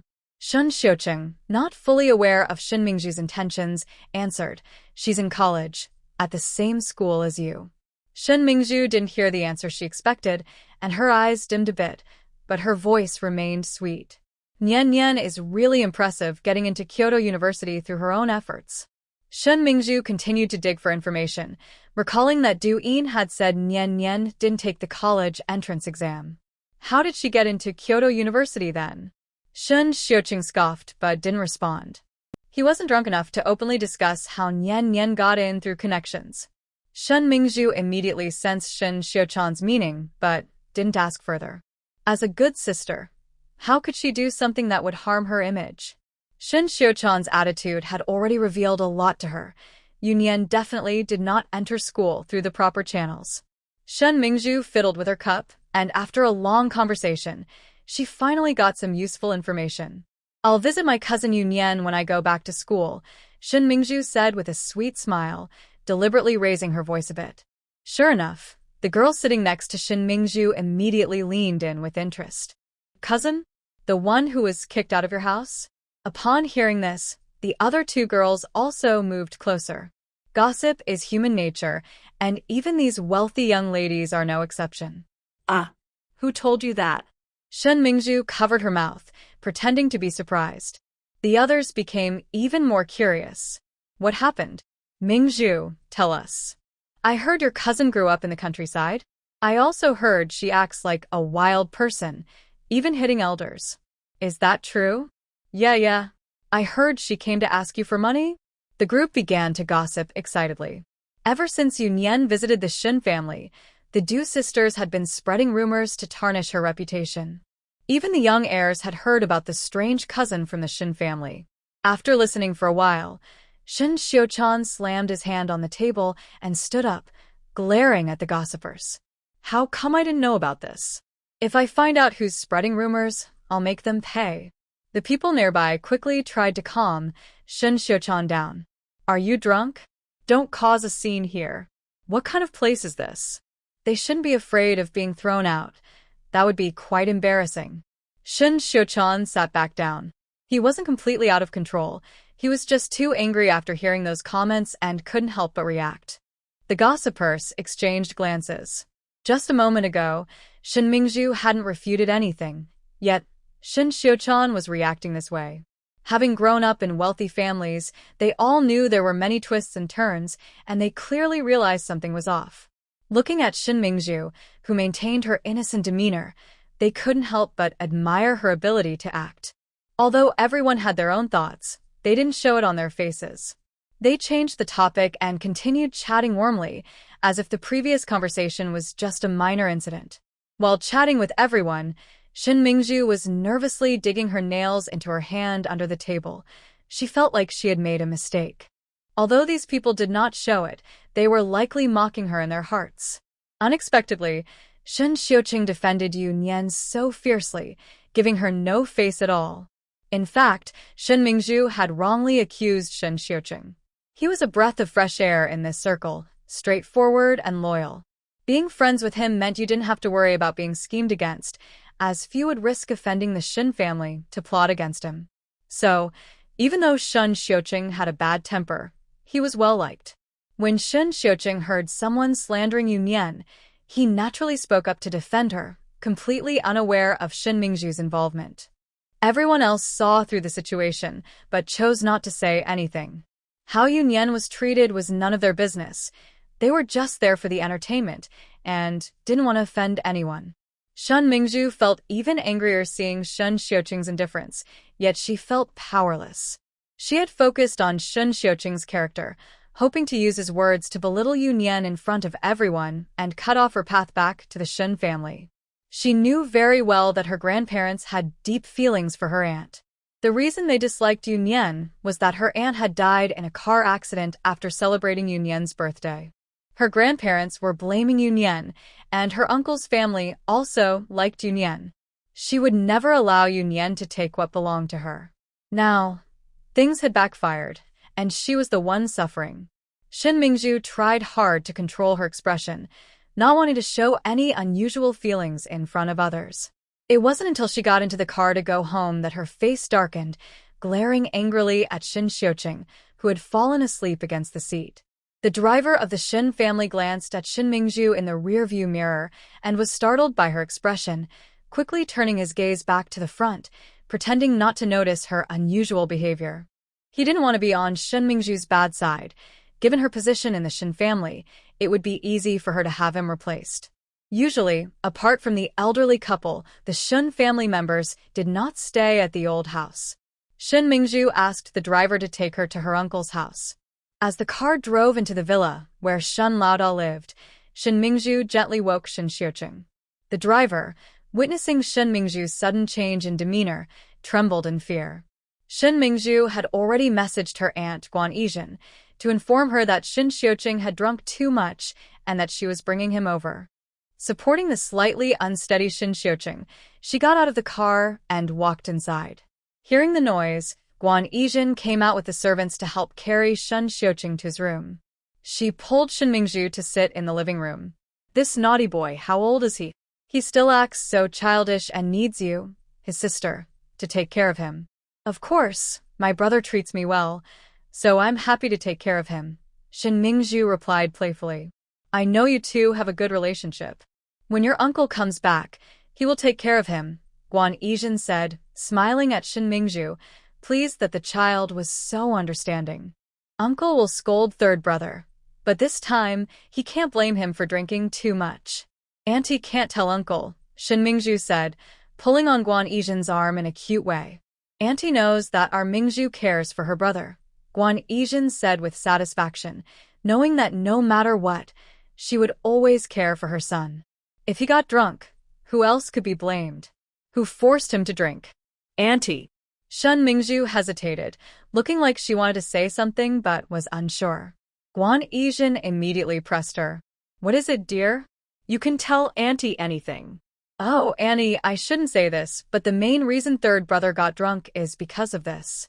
If I don't say it, I feel uncomfortable, Shen Mingzhu pouted, looking a bit unhappy. Without waiting for Guan Yizhen to ask, she added more details about meeting Yu Nian at the villa. Brother is so good to his cousin, always protecting her. I'm even a bit jealous. But she doesn't appreciate it. Why does Yu Nian get to be rude to my brother? I don't want to like her anymore. By the end, Shen Mingzhu's eyes were red, looking very sad. Shen Mingzhu was smart, openly expressing her jealousy and concern for her brother. Guan Yizhen had no doubt about her words. Yu Nian had indeed gone too far, and she had liked her. With a sigh, she comforted Shen Mingzhu by patting her arm. You know, no one here can take your place. You grew up together. That bond is something no outsider can compare to. Finally, Shen Mingzhu smiled through her tears, chatting with Guan Yizhen for a while before leaving, feeling satisfied. Meanwhile, Yu Nian was leisurely drinking tea with Xin Qing at the banquet garden, completely unaware of her damaged reputation. Even if she knew, it wouldn't matter. She and the Shen family were not on the same path. Xin Qing enjoyed talking with Yu Nian, feeling that she was easy to get along with and had a lot to say. As Mrs. Hua, especially after Huo Yan returned to the country, many people were eager to please her, but very few could earn her favor. Including Shen Mingzhu, who has always had a good relationship with her elders. She often tried to win over Xin Qing when she visited the Xin family, using Shen Jiqiao's influence, but it was hard to get even a glance from Xin Qing. Even though Shen Mingzhu acted very sweetly, Xin Qing just didn't like her, thinking the girl was too cunning. When Huo Yan finished his work and went to the tea room to find them, he ran into the two girls coming out, saying they were going shopping soon. Yu Nian went upstairs to change clothes, and Xin Qing wanted to follow her to help pick out clothes, indulging in the joy of raising a daughter. She was stopped by Huo Yan, who said he needed to talk to her, so they went back to the tea room. Just say it quickly. I still want to help Nian Nian pick out clothes. Xin Qing was impatient. When did her son start talking so much? She wanted to see what clothes Yu Nian had, and buy her some while shopping. Mom, I like Yu Nian. I like her too. Who wouldn't like such a good girl? Only the foolish people from the Shen family can't see it. Huo Yan helplessly rubbed his forehead, interrupting his mother's chatter. I want to marry Yu Nian. I also. Cough, cough, cough. What did you just say? Xin Qing was caught off guard and coughed several times before feeling better. What did you say? Xin Qing stared at Huo Yan, doubting if she had heard him correctly. Mom, I like Yu Nian, the kind of like where I want to marry her. Huo Yan patiently repeated himself. Xin Qing gradually became serious. Her son was great in many ways, but he never seemed to keep his enthusiasm for anything for long. Xin Qing pulled Huo Yan into the study, worried that Yu Nian might come down and overhear something. Are you serious? What does Nian Nian think? Very serious. I'm pursuing her. Xin Qing stared at him and took a deep breath. Huo Yan, if you win her over, and Yu Nian is with you, or even marries you, what if your enthusiasm fades? Mom, I'm a mature adult. I know what I'm doing and can take responsibility for my feelings. Huo Yan interrupted Xin Qing's worries, realizing he hadn't even won Yu Nian over yet, and his mom was already thinking about divorce. Xin Qing felt a bit helpless too. Her son was already this old and had never dated. She was happy he finally liked someone, especially since it was Yu Nian, whom she liked as well. The problem was his nature. Well, if these two kids really got together, she would just have to remind Yu Nian to take their relationship slowly. Thinking it over, if those two really end up together, she would be the happiest. Besides, they are both young and have the chance to make mistakes. Even if they break up later, what would it matter? If Huo Yan knew what his mother was thinking, he would probably sigh and say she really is a typical mom. Xin Qing, having convinced herself, started looking at her son with a disapproving gaze. Really useless. Living together for so long and no progress? This can't be rushed. Huo Yan was quite speechless at his mother's changing attitude. Was she now supporting him and Yu Nian? Can't be rushed? Nian is starting school tomorrow. There are so many young and handsome guys in college. If someone else wins her over, you won't find a place to cry. So, Mom, since Nian is going to school, we won't have much time together. Please stop trying to take her away from me. Huo Yan finally got to the point. If his mom kept visiting Yu Nian, she would take up all their time together, leaving him with nothing. Xin Qing looked at her son in disbelief, realizing that this brat was tired of her being around. When they walked out of the study, Yu Nian was already waiting on the sofa in the living room. Xin Qing patted Huo Yan on the shoulder and whispered, "Don't worry, Mom will help you." After saying that, she headed towards Yu Nian, and the two left together. Huo Yan was left speechless. This was how his mom was helping him? No matter how much he complained in his mind, he was still stuck at home. Xin Qing, who originally wanted to go shopping with Yu Nian, suddenly changed the plan to visit a jewelry exhibition, saying she wanted Yu Nian to help her choose some accessories. When they entered the exhibition hall, there weren't many people. Yu Nian looked at the prices of the jewelry and couldn't help but gasp. No wonder there weren't many visitors. Yu Nian wasn't really interested in jewelry. She just leisurely accompanied Xin Qing as they walked around. In the middle of their visit, Xin Qing stepped out to take a phone call and returned looking a bit embarrassed. Nian, Annie has something urgent to handle, so I have to leave. It's okay, Auntie Xian. You go ahead, I'll manage to get back myself. Yu Nian was very understanding. That won't do. I asked Huo Yan to come pick you up. You can look around a bit more and see if you like anything for him to buy. Xin Qing hurriedly spoke, trying hard to create opportunities for her son. Annie Xin, really, there's no need to trouble him for a trip. I can go back on my own. Yu Nian felt helpless. She wasn't a child who could get lost. Listen to Auntie. If not, I won't leave and will stay here to wait with you. Xin Qing insisted, joking that if Yu Nian left after today's performance, it would be a waste. Yu Nian, reluctantly agreeing to wait for Huo Yan, Xin Qing finally felt at ease to leave. Yu Nian took out her phone to call Huo Yan, wanting to tell him not to come. The phone rang for a long time without anyone answering. With no choice, she found a resting area to wait for Huo Yan, so he wouldn't have trouble finding her if she left. Yu Xiaolu. Yu Nian looked up to see Fu Jingyi walking quickly towards her, followed by a girl holding up her dress trying to catch up. Before she knew it, they were in front of her. Yu Nian stood up, looking speechless at Fu Jingyi, who was making funny faces at her. What's going on? Yu Nian took a couple of steps back, hoping not to catch whatever he had. Fu Jingyi was speechless. Was he some kind of virus? Fu Jingyi. Yu Nian exaggeratedly paused, successfully catching a glimpse of Fu Jingyi's momentary embarrassment. Fu Jingyi was afraid Yu Nian would call him by that embarrassing nickname, thanks to that annoying Xiao Mu Bai. Where's Huo Yan? Fu Jingyi looked around. Huo Yan wasn't here? That didn't make sense. He'll be here soon. Yu Nian replied, oddly in sync with him. Fu Jingyi stepped closer and lowered his voice. Perfect. I need to talk to you about something. Just say it, and keep your distance. Yu Nian said with a look of disdain. She was familiar with them, so she spoke without much concern. Are you still annoyed with me? It's all Huasan's fault. I don't care. You have to help me. The two exchanged whispers. Although they weren't saying nice things to outsiders, it seemed like they had a close relationship. Brother Jingy, who is this? Aren't you going to introduce us? The girl behind them could no longer hold back and stepped forward to try to link arms with Fu Jingy. He smoothly turned and stood behind Yu Nian. Yu Nian.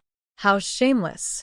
Seeing this woman clearly treating her as a rival, she recalled how Xiao Mubai and Han Zheng criticized Huo Yan in their group chat. Now, it all made sense. Why was Huo Yan putting them in such a difficult position? Was he childish? Now, it was affecting her. It seemed this woman wasn't easy to deal with either, as Fu Jingy was clearly trying to avoid maintaining his image in front of her. But since this was Huo Yan's doing, and Fu Jingy was clearly trying to distance himself, Yu Nian sighed. My last name is Yu. Miss, please be patient. I just need to talk to Fu Jingy for a moment. Yes, our Xiao Lu has something to discuss with me. Miss Yao, you can browse on your own for now. Miss Yao's expression changed several times, and finally, after thinking of something, she took a deep breath and returned to normal. Yu Nian was amazed. Even Miss Yao could change her expression like that? Brother Jingy, Miss Yu, please continue your conversation. I have something to attend to, so I'll take my leave now. Let's meet again next time. She gracefully bowed to the two, and then turned to leave with poise. It was clear to anyone that she was a well-bred young lady from a wealthy family.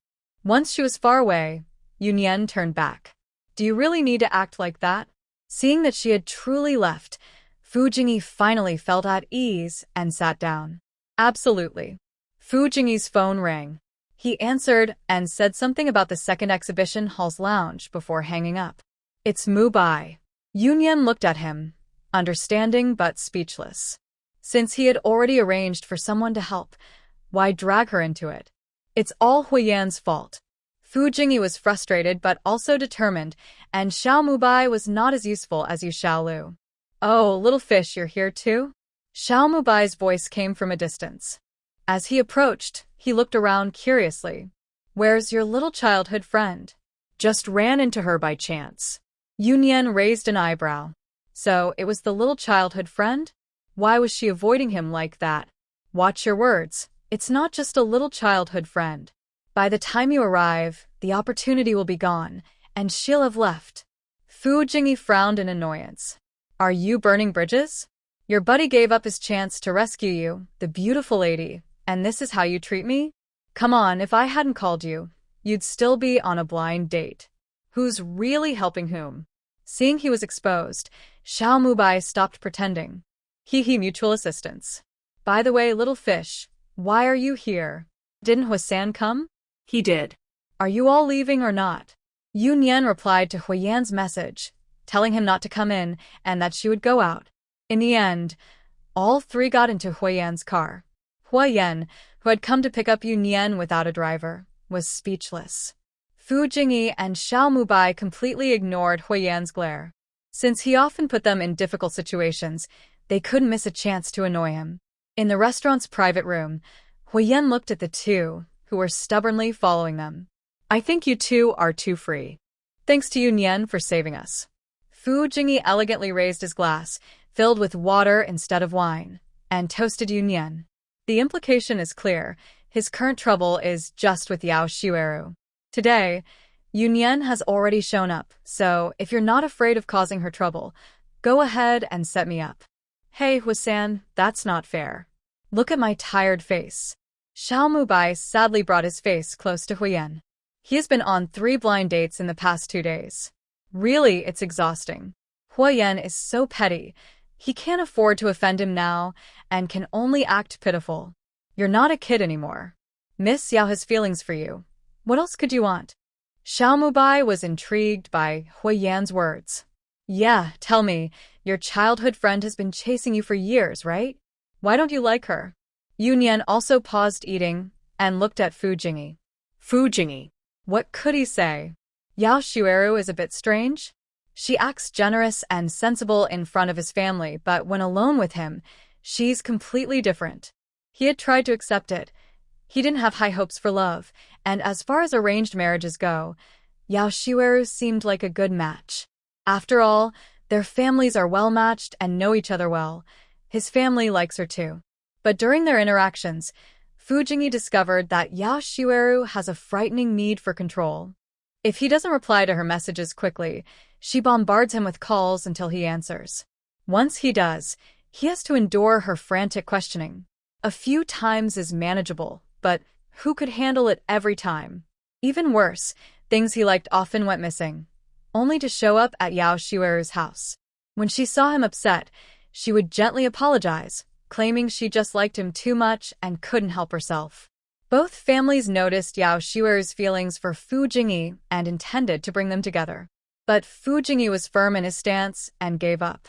Yao Xiueru, however, refused to back down and continued to pursue Fu Jingyi privately. She pretended well in front of Fu's family, but couldn't hide her actions from her own family.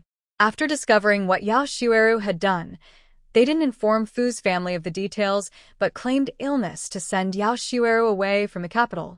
After all, maintaining good relations between wealthy families involves both emotions and interests. Yao's family was also worried that Yao Xiueru might do something extreme that could ruin the relationship between the two families. Yao Madam's family is from Yunqing in the south, and Yao Xiueru lived there for several years, behaving herself and not returning to the capital to pursue Fu Jingyi. Until this year, the Yao family only brought her back to the capital, hoping to find her a suitable match. After all, how could Yun City compare to the capital? Fu Jingyi's mother still held hope for their relationship. She believed that Yao Xiueru had been away for too long and was unfamiliar with the capital, so she insisted that Fu Jingyi take her out for a stroll. When Fu Jingyi received his mother's call, he conveniently avoided her by going to the resort's opening. Upon returning, he was betrayed by Huo Yan. At that moment, Xiao Mubai and Yu Nian seemed like siblings from different parents. They were both stunned and simultaneously scolded Huo Yan. Huo Yan found their reactions amusing. What could he say? If they wanted to blame him, so be it. He was actually pleased with Yu Nian's change. She had become more popular and could join Xiao Mubai in their antics. Poor old Fu, Xiao Mubai said, lighting a stick of incense for him. He needed to tell his mother to stop arranging blind dates. If he ended up with someone like that, he wouldn't have the cleverness of old Fu, and that would be a disaster. Yu Nian also expressed her sympathy, surprised that Miss Yao was so intimidating. If Fu Jingyi fell into her hands, it would be disastrous. Just let me know if you need help, she offered, since Miss Yao had already met her. Huo Yan watched Yu Nian, who was unknowingly digging her own grave. She didn't consider why Fu Jingyi shared this with them. He was just trying to gain sympathy, and soon he would ask Yu Nian for help. Instead, she ended up offering to help herself. Fu Jingyi didn't give Huo Yan a chance to speak and looked sincerely at Yu Nian. I truly appreciate your help. I'm really scared of her, so I'll need your protection. Don't worry, old Fu. I will protect your honor with my life, Yu Nian replied. Just when Yu Nian felt something was off, Xiao Mubai interrupted with his shocking comment. Then I really thank you, Fu Jingyi said through gritted teeth. Seeing that Yu Nian had finished eating, Huo Yan decided to end this farce. After leaving the restaurant, Fu Jingyi's driver was already waiting. He knew when to stop while he was ahead. Today had already brought unexpected gains, and following them further would be rude. He got into his car with Xiao Mubai, while Huo Yan didn't stop Yu Nian from helping him, knowing he should reciprocate for the benefits received. Once Huo Yan and Yu Nian were in the car, he didn't rush to drive but turned to look at her in the passenger seat. Do you want to go watch a movie? He asked. Watch a movie? Yu Nian repeated, recalling that the banquet hall had a media room, and not just one. They have a home theater on the basement level of their main building, and they still want to go out to watch a movie? Huo Yan chuckled lightly. Nian, have you never been to a cinema? Don't you want to experience it? Yu Nian hesitated a bit. Watching a movie was fine, but did she want to be in a crowded cinema? She had indeed never been, and wasn't keen on that experience. It's a private theater, just for 2 people. Huo Yan gently brushed his fingers over Yu Nian's slightly furrowed brow. Yu Nian instinctively leaned back a little. Huo Yan sighed internally. He had plenty of patience with her. Do you want to go, Nian? Yes. This time, Yu Nian didn't hesitate. Huo Yan had thought it through, and she didn't want to disappoint him. Huo Yan drove to the reserved private theater. On the way, Yu Nian rested her chin on her hand, watching Huo Yan drive, lost in thought. He really was quite handsome. Do you think I'm good-looking? Huo Yan's teasing voice brought Yu Nian back to reality. Yes, you are. Caught off guard, Yu Nian wasn't embarrassed at all and spoke openly. She had thought he was attractive from the first time she saw him. You are good-looking too. Huo Yan returned the compliment. Childish. Yu Nian rolled her eyes. This felt like a conversation between elementary school kids, but a small smile tugged at her lips. When they arrived, the private theater was stylishly decorated, and a staff member led them to their reserved room. As they entered the room, both were a bit stunned. What was this? The room wasn't very big. In front of them was a large screen, and in the middle was a bed shaped like a sofa. It even had a blanket provided. Huo Yan looked around to confirm that the bed was the only place to watch the movie. He didn't want Yu Nian to get the wrong idea. Nian, how about we go home instead? Honestly, he had no idea it would be like this when he made the reservation. That troublesome Huo Yi would hear about this when he got back. Since we're here, let's take a look. The bed is quite big. Yu Nian walked over and sat down. It was pretty soft. She knew Huo Yan wasn't that kind of person. As long as you don't mind, Nian. The surprise came too suddenly. He would give Huo Yi a raise when he got back. Meanwhile, Huo Yi, who was hard at work, suddenly sneezed twice. Who was complaining about him? The two adjusted the bed's angle and found a comfortable position to lie down. The bed was large enough for both, with space for 2 more people in between. The movie was an art film. Yu Nian, trying hard to focus, found herself feeling drowsy after a short while. She really couldn't get into it. Huo Yan's attention was completely on Yu Nian, who was lying on the other side, and he didn't pay any attention to the movie at all. Seeing that Yu Nian was almost asleep, Huo Yan got up, took a blanket, and gently covered her. I'm not asleep. Yu Nian suddenly opened her eyes, feeling a bit embarrassed. Huo Yan brought her to watch a movie, and she almost dozed off. Well, Nian isn't asleep. I didn't sleep well last night. Do you mind if I take a nap? Huo Yan smiled and took the opportunity to lie down next to Yu Nian, not returning to his own spot. Yu Nian was surprised to see him lying beside her. Just as she was about to suggest he go back, Huo Yan had already closed his eyes. Did he fall asleep that quickly? Yu Nian didn't say anything to disturb him. He must have been really tired. She covered Huo Yan with the blanket too, and then closed her eyes, feeling relaxed. Before long, she could hear his steady breathing. Yu Nian fell asleep quickly. It was a habit she had developed over the years. When she could sleep, she would, because she never knew when she might be woken up. Huo Yan opened his eyes and looked at the sleeping Yu Nian, feeling both helpless and amused. Is she really this comfortable with me? Sleeping on the same bed under the same blanket like this? When they returned to the Yen garden, as soon as they entered, Huo Yi rushed over with a sly look. Third master, miss you. Was the movie good? We both fell asleep and didn't watch it. Upon hearing Yu Nian's words, Huo Yi's voice became excited and a bit shaky. You both fell asleep? Oh my, the third master is impressive. With their progress, he usually worried for the third master, but he didn't expect that after just watching a movie, the third master had already won her over. Didn't you feel sleepy during the movie? Why is he so excited? Yu Nian looked at Huo Yi with some confusion. I got sleepy, hee. Realizing his misunderstanding, Huo Yi felt awkward. He looked at the third master, who was staring at him like he was a fool, and gave a silly grin. Yu Nian shook her head, not understanding what was wrong with him, and went straight upstairs. Third master, you should say something. Huo Yan couldn't be bothered to respond and turned to go upstairs as well. No need for a raise. With this level of intelligence, he wouldn't know how to spend the extra money anyway. Huo Yi, left behind, watched the third master's indifferent back and reached out, wanting to say something, feeling quite desolate. Suddenly, Uncle He appeared out of nowhere, gave the others a glance, and stepped forward to cover Huo Yi's mouth and drag him away. The next morning, Huo Yan pulled Yu Nian, who still wanted to dawdle, downstairs. A few people downstairs watched the two of them tugging at each other. What, you wanted to say something again, but was interrupted as Uncle he stepped on his foot while walking past. Third master, miss you. Breakfast is ready. Okay.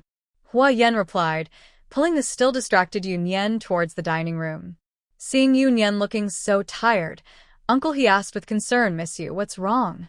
Are you feeling unwell? I'm fine, Uncle he. Yu Nian replied weakly, almost leaning on the dining table. Uncle he looked at Yu Nian worriedly. This didn't seem like a case of being fine. Don't worry, Uncle he. She just doesn't want to go to school. Huo Yan said slowly as he fed Yu Nian.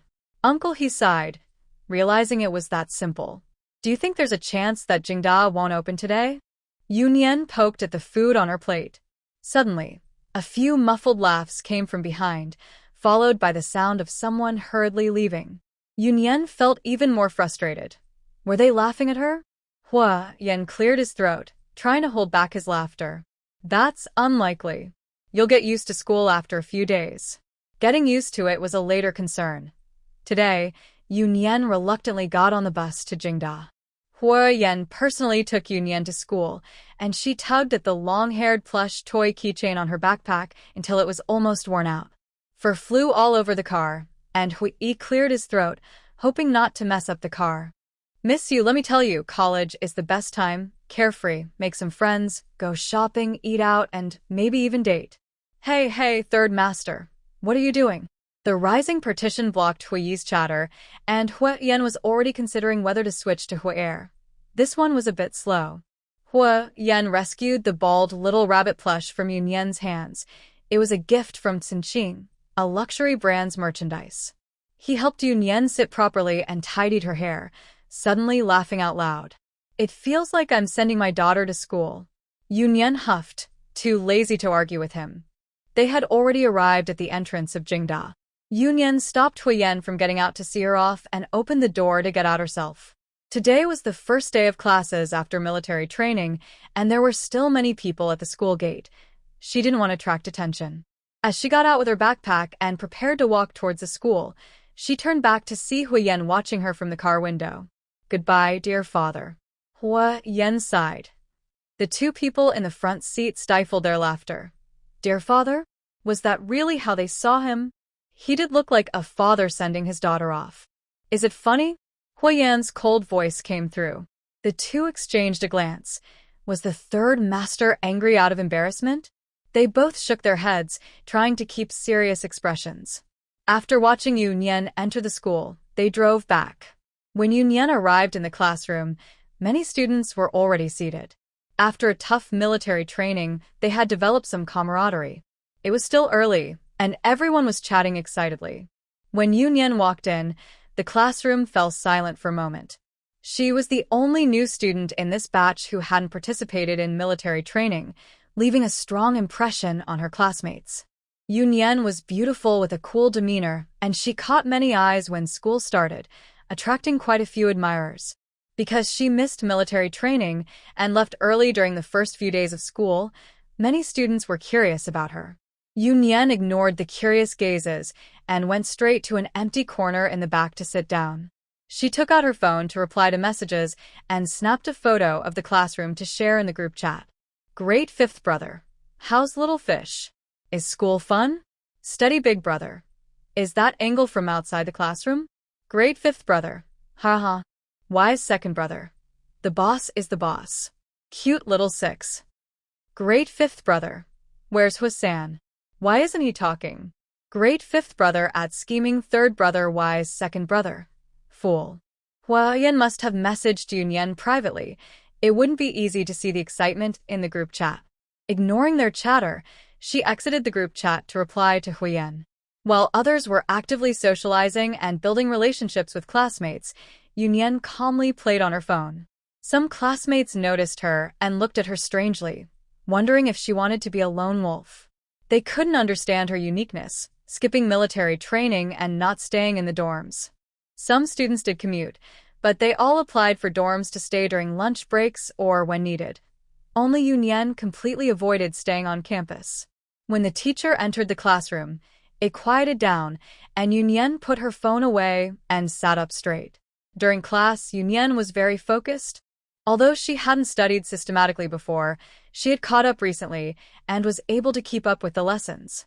She was exceptionally intelligent, and when she was determined to learn something, it came easily to her. After a morning of classes, Yu Nian stood up to stretch, feeling a bit stiff from sitting. With no classes in the afternoon, she packed her things and prepared to head home.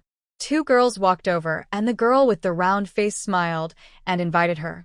Yu Nian, do you want to go to the cafeteria together? Yu Nian paused for a moment and then shook her head. Thank you, but you can go. I'm going home. Oh, okay then. See you tomorrow. Yu Nian nodded and turned to leave. She didn't want to engage in pointless socializing. She wasn't there to make friends and didn't need to.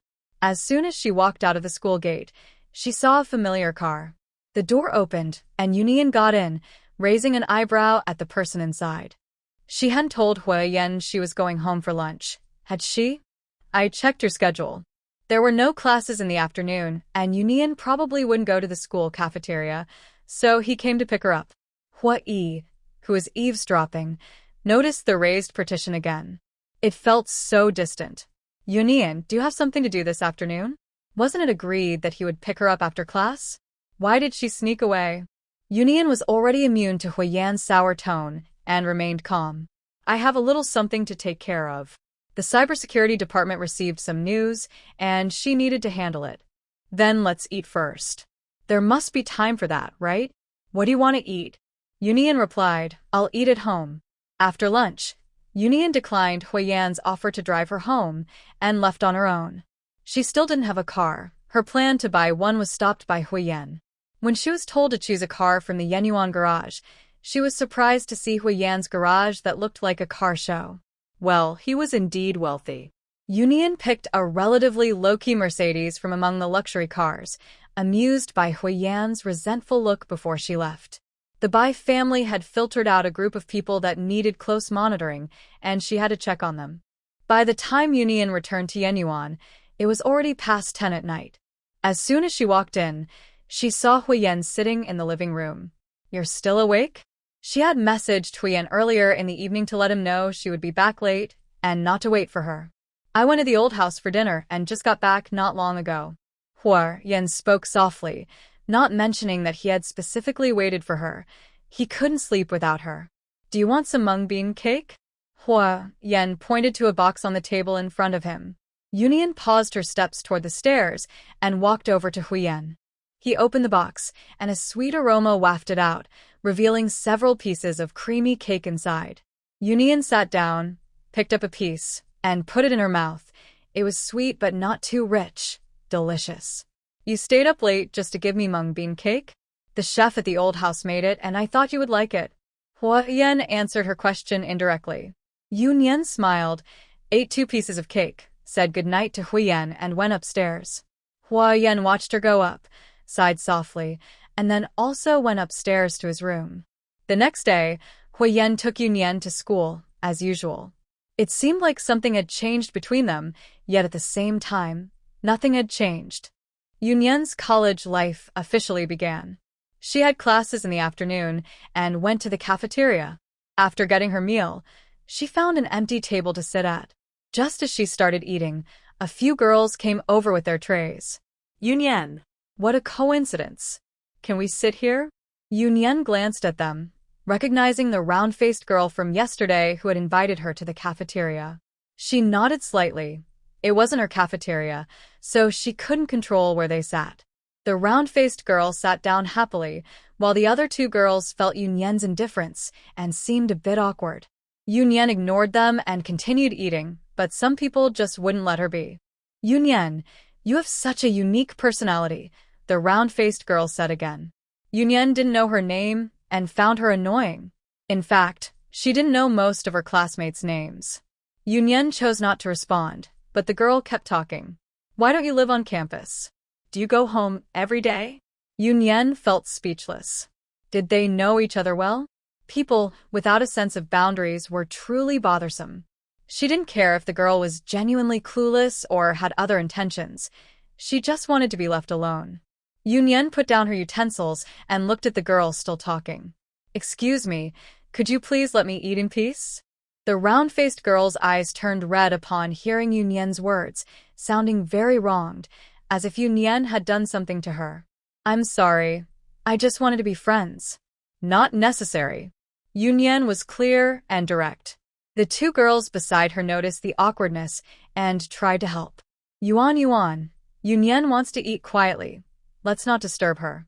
Yeah, let's go eat over there, another girl suggested, pointing to an empty table nearby. As more people filled the cafeteria, it was clear Yu Nian didn't want them around.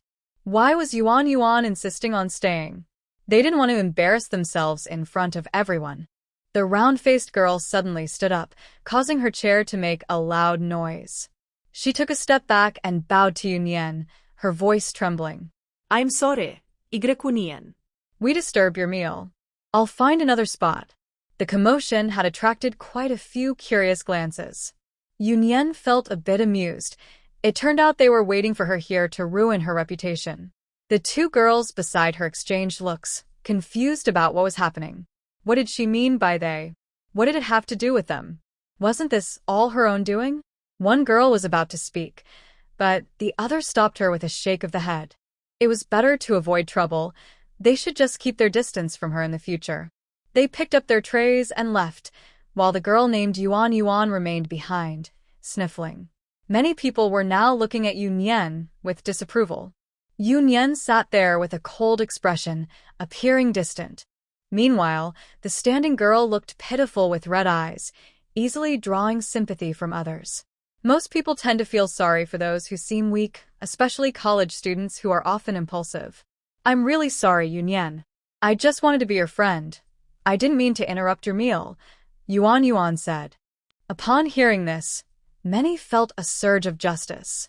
She just wanted to be friends. If Yu Nian didn't want that, was it necessary to make her cry?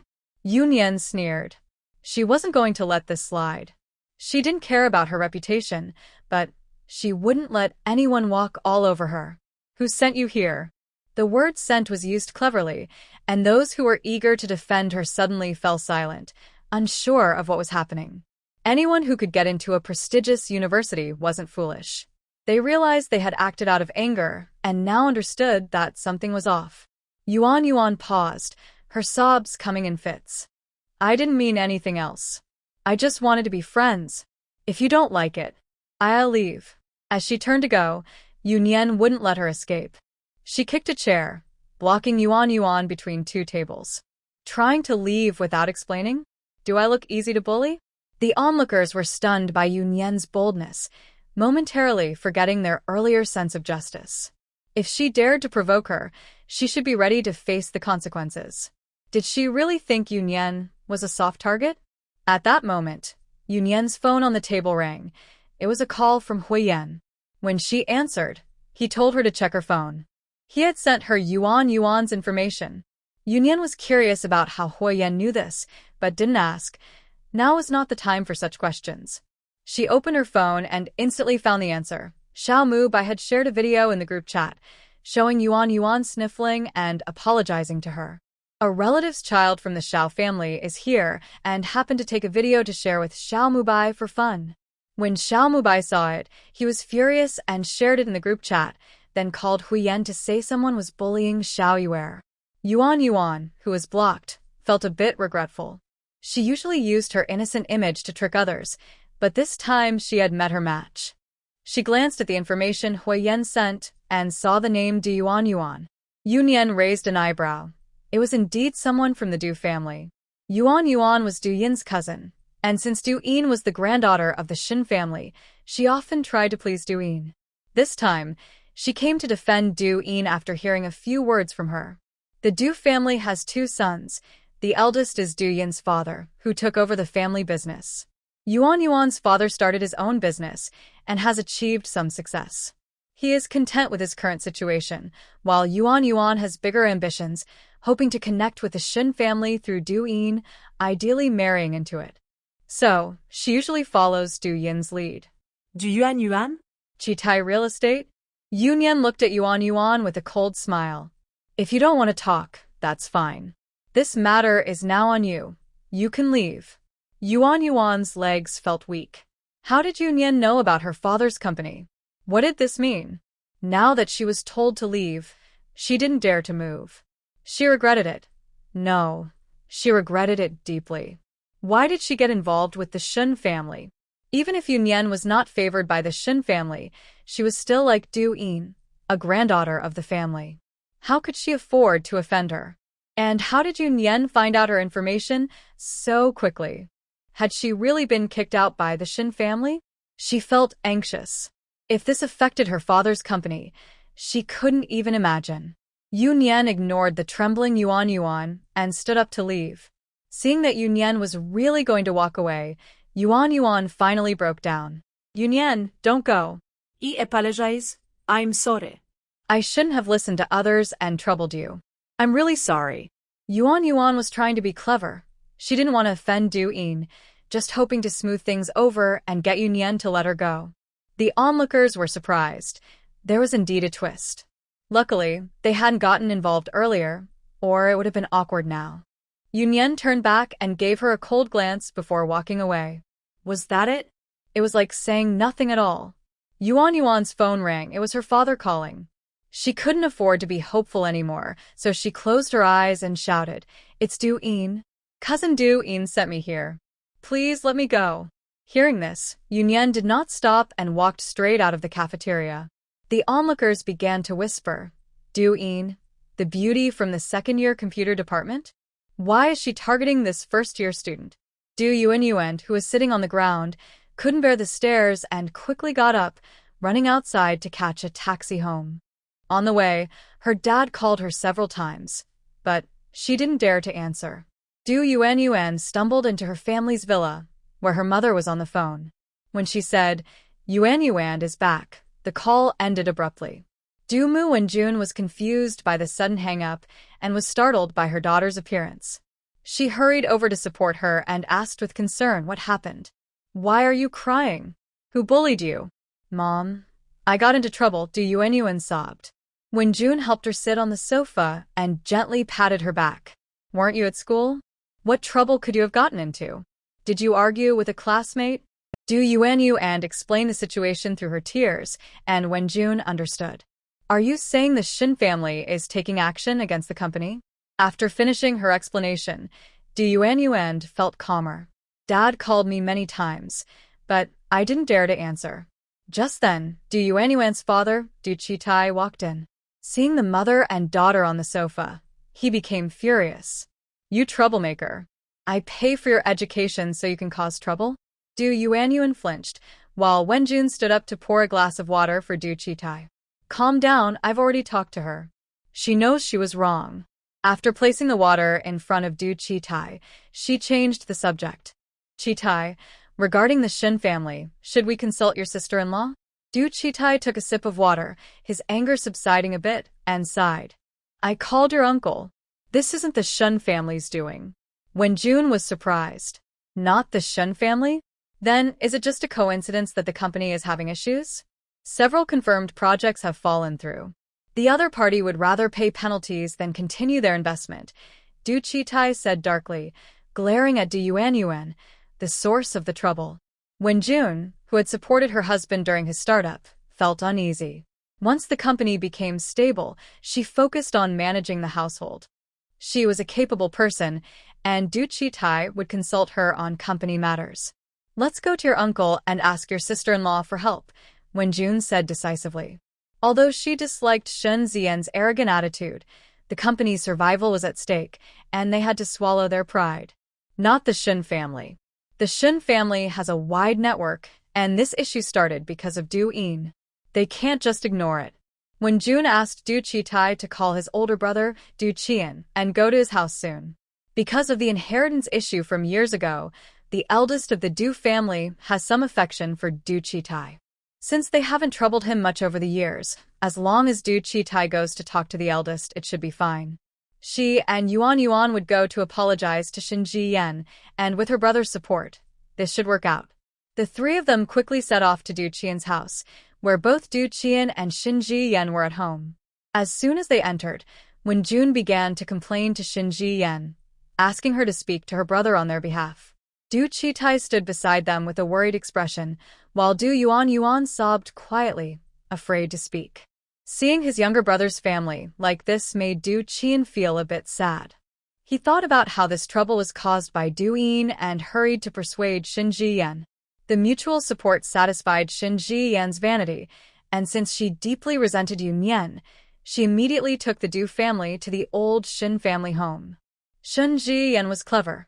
She knew that going directly to her brother might lead to rejection, so she first went to the elders.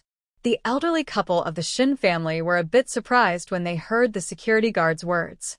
Why did their daughter bring the Du family with her? But they still let them in. After hearing Shen Jiyan's embellished story, especially about Yu Nian leaving their family without knowing who she was with, they almost fainted. The old lady tapped her cane on the ground and called the butler to contact Shenwen. When Shenwen received the call at home and heard that the Du family had come, the old lady almost fainted, and she and Madame Guan Yizhen hurried over. After Shenwen arrived, Shen Jiyan added more embellishments, but Shenwen was not so easily fooled. Seeing the three members of the Du family completely silent and letting Shen Jiyan take the lead, he narrowed his eyes. Why is Yu Nian causing trouble for the Du family? As for the excuses that Shen Jiyan mentioned about Du Yuan, Shenwen didn't believe a word.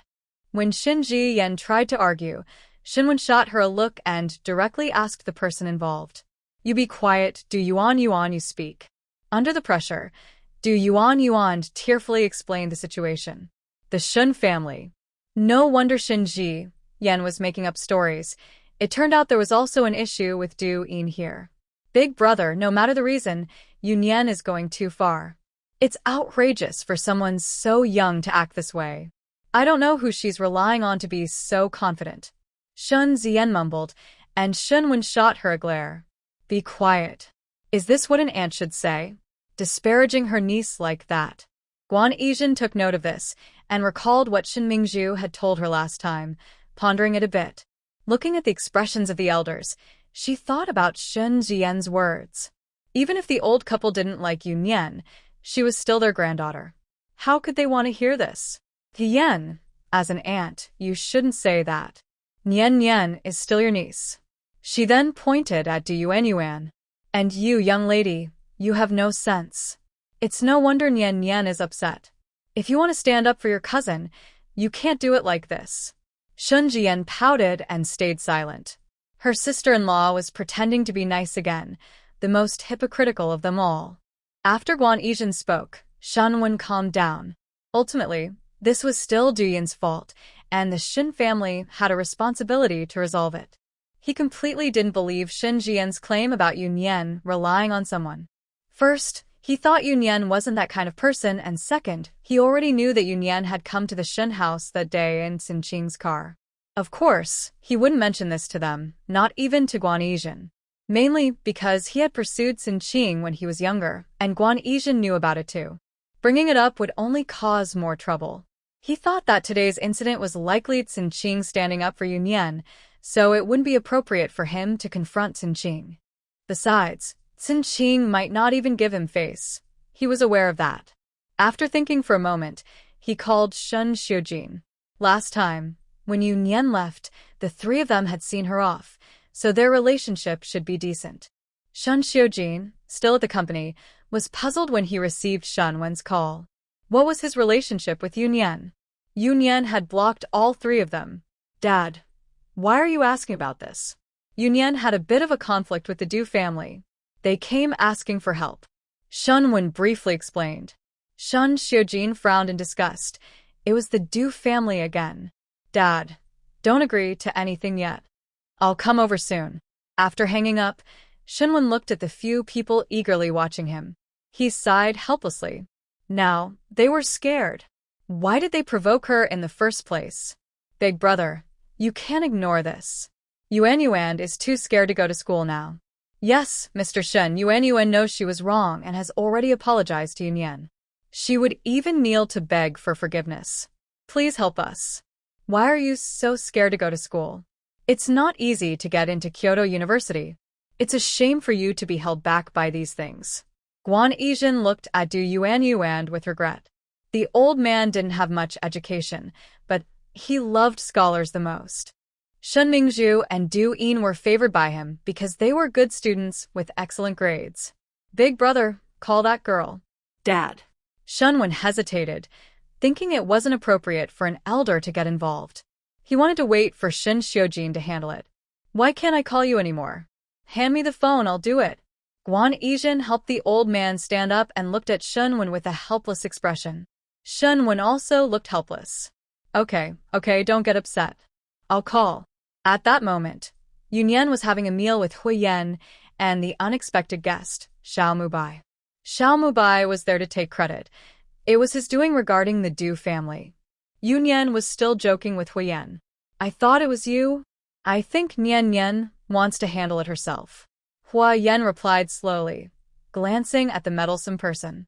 That person immediately became unhappy. Little fish, am I meddling? No, you made it easier for me. Though it wasn't necessary, it was important not to discourage the child's enthusiasm. Xiao Mubai puffed up with pride, chatting casually, when Shen Wen's call came in. Seeing the call, Yu Nian clicked her tongue. Here comes the reprimand. Xiao Mubai stretched his neck to look at Yu Nian's phone. Your uncle? Reprimanding? Or maybe asking for leniency, Huo Yan added. Xiao Mubai understood and looked incredulous. What kind of people were these? Yu Nian answered the call, noticing Xiao Mubai's eager ears, and without hesitation, she put it on speakerphone, satisfying his curiosity. Xiao Mubai gave a thumbs up and silently grinned at Huo Yan. Huo Yan couldn't be bothered to look at his foolishness and focused on Yu Nian, who had answered the call. After picking up, Yu Nian didn't speak. On the other end, Shen Wen cleared his throat and awkwardly began. Nian, how have you been lately? As soon as he said it, Shen Wen felt a bit embarrassed. He hadn't called to check on Yu Nian in a while, and now he was calling with a purpose. Uncle, is there something you need? Yu Nian's cold voice came through the phone. Nian, I heard you had a little misunderstanding with that girl from the Du family. Hearing that vague statement, Xiao Mubai wanted to laugh in disbelief. Was this really her uncle? Calling it a little misunderstanding? Yu Nian remained expressionless, listening to Shen Wen speak. Only a few murmurs were heard as Shen Wen talked to himself. You could even hear other voices on the phone, Shen Jiyan's mumbling, the old man shouting, and Guan Yizhen's words that seemed to comfort but actually stirred trouble. Huo Yan's eyes darkened as he stopped Xiao Mubai from speaking. On the other side, Huo Yi and the others could hardly hold back, wanting to rush over and confront the Shen family, calling them worthless relatives. Uncle, just put it on speaker. It seems everyone has something to say. Ahem, that's not necessary. Nian, what do you think about this? Shen Wen's voice was a bit awkward as he stepped aside, unable to stop the group from talking but trying to keep their voices down. Uncle, do you know what happened? Guan Yizhen walked over. I'll explain it to Nian.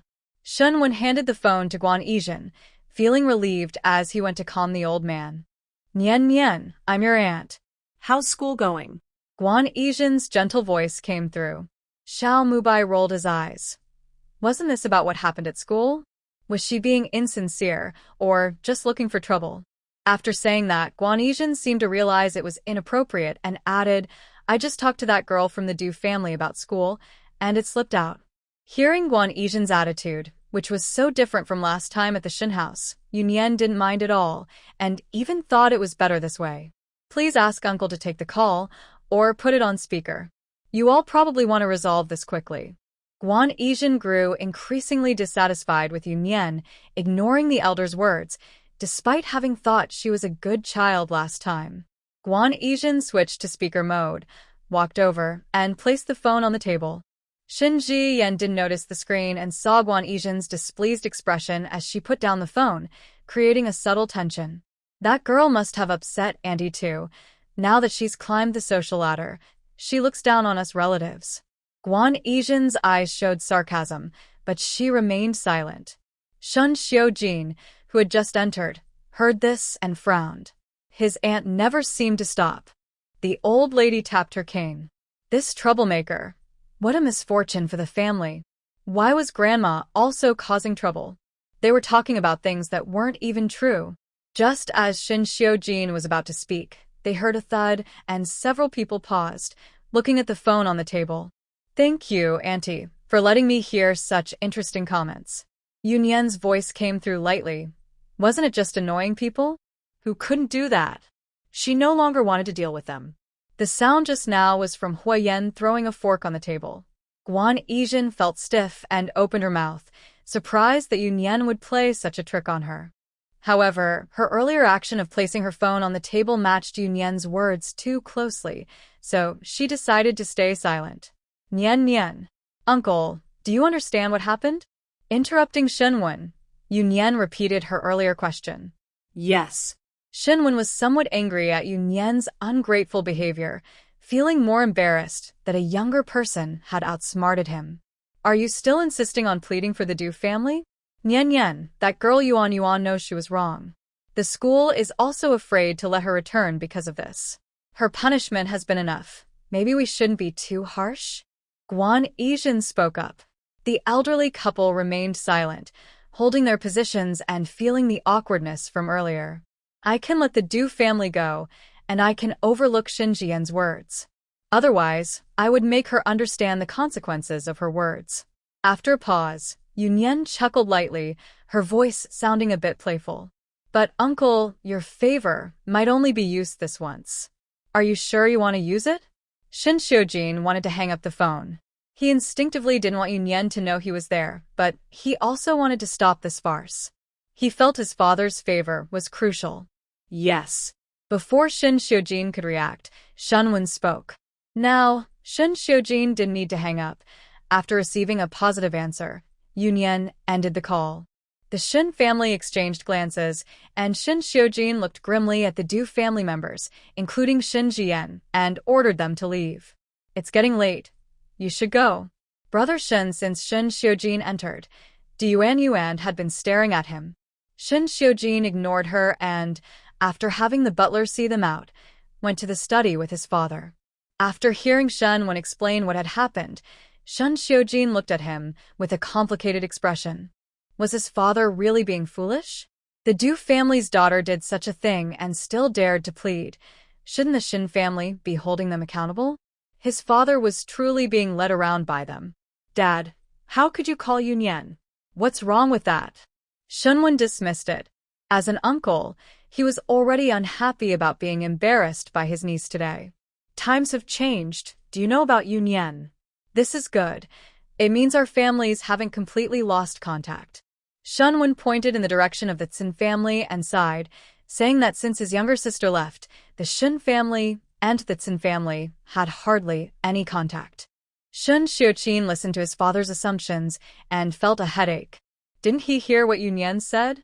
Dad, you're being too presumptuous. After today, how much face would his dad have left in front of Yu Nian? We are family. Blood is thicker than water.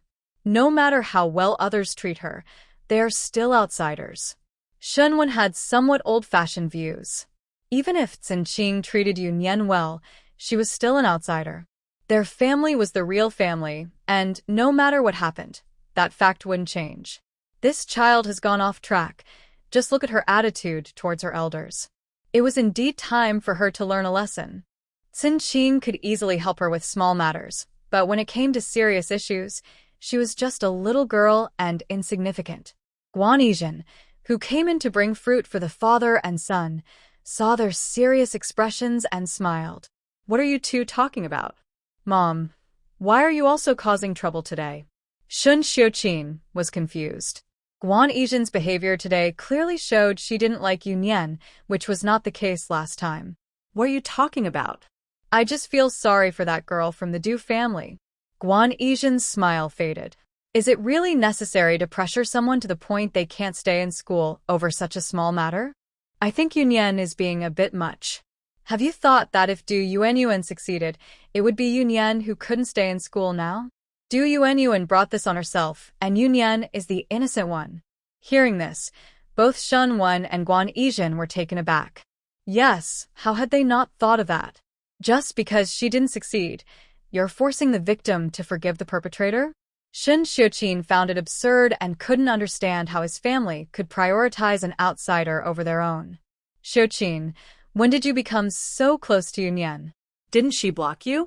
Guan Yizhen was a bit unhappy with her son's lecture. Why was he so eager? She didn't even want to talk to him. How do you know? I know a lot more than you think. I also know that all three of you brothers have been blocked by her, and your younger brother is drunk. Guan Yizhen frowned in displeasure, growing angrier as she spoke.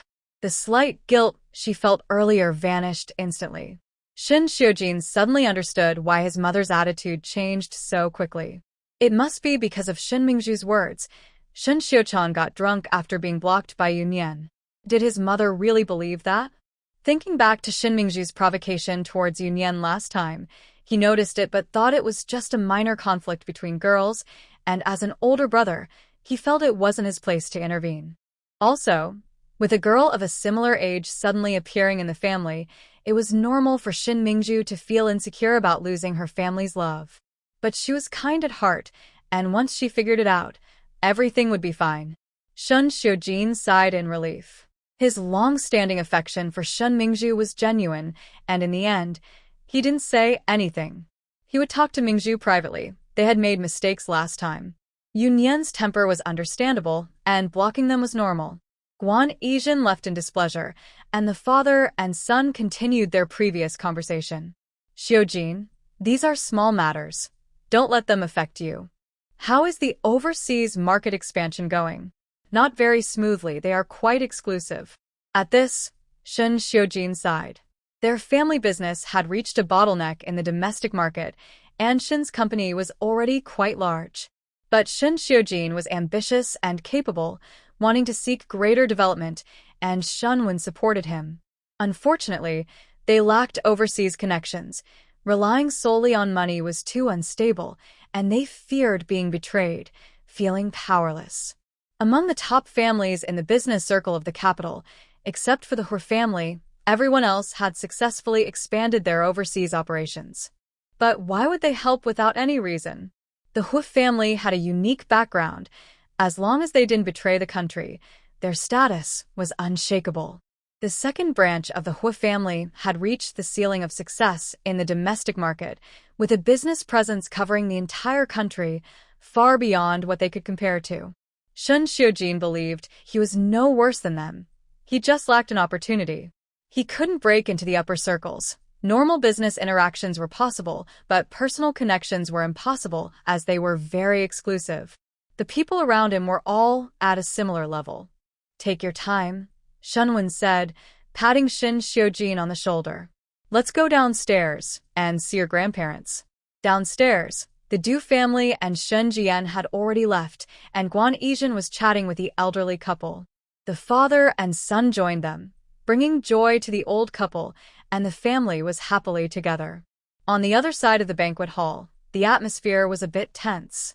Yu Nian looked at them helplessly. She didn't care about the Shen family, so why were they making those faces? Should the Shen family be dealt with? Ah? Xiao Mubai rubbed his hands together, thinking that family needed to be put in their place. Yu Nian shook her head, saying it wasn't necessary.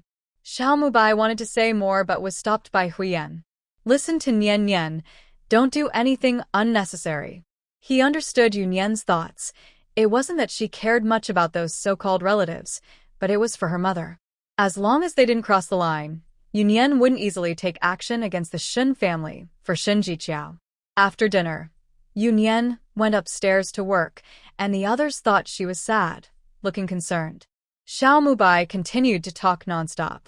Huo San, aren't you going to comfort Xiao Yu? The Shen family is full of scoundrels. Xiao Yu is too kind. If it were me, I would have taught them a lesson. The others nodded in agreement, occasionally chiming in, fully supporting him. After talking for a while, he took a sip of water and looked at the unresponsive Huo Yan. Don't you think I'm right? Annoyed by their chatter, Huo Yan decided to follow along. Right, you all keep going, I'll go check on Nian Nian. Xiao Mubai nodded in satisfaction and continued to criticize the Shen family with Huo Yi and the others. Huo Yan went upstairs and walked toward the small living room, where he found Yu Nian with her laptop on the small table. Huo Yan sat across from Yu Nian, quietly reading a book without interrupting her. After a while, Yu Nian looked up from her computer and closed it. Why aren't you in the study? Did I infect you? She was casual, preferring not to be confined to a formal study. She liked to relax in such informal spaces, lying down when tired and propping herself up when she needed a break. Huo Yan was different. He lived a more structured life. It's the same anywhere. I don't have a preferred way of living. I've just gotten used to it. The entire second floor seemed divided in half, with Yu Nian's side exuding casualness, while Huo Yan's side was meticulous. Yu Nian stood up, stretched, and walked to the bed, looking at the charming courtyard outside in the light. Feeling a bit sentimental, she said to Huo Yan, who had walked over to her, "Your home could charge admission. Can you take me to explore it sometime?" She had been there for a while but hadn't visited anywhere else besides the house she was staying in. "Anytime, you can treat it like your own home." It was a double meaning. Yu Nian shrugged and didn't respond to him. "I'm going to sleep. I have school tomorrow." "Okay, good night." Huo Yan watched Yu Nian go back to her room, feeling good as he returned to his own, pleased that Nian didn't argue with him. The next day, as Yu Nian entered the school gate, she attracted attention. The incident in the cafeteria from yesterday had already been posted on the school forum, and many people knew about this new student who was not easy to mess with. When she arrived in the classroom, Yu Nian typically found a corner to sit in. Du Yuan was absent today, and the two girls who were with her yesterday kept their distance, afraid that Yu Nian would notice them. Although others were curious about Yu Nian, they quickly focused on their studies. Most of the students who got into Peking University were quite smart. They could watch the drama but wouldn't let it affect their learning. Yu Nian thought this was good. As long as no one bothered her, she was fine. At noon, she went to a smaller cafeteria on the other side, using the card that Huo Yan had given her. This place had small private rooms, so no one would disturb her.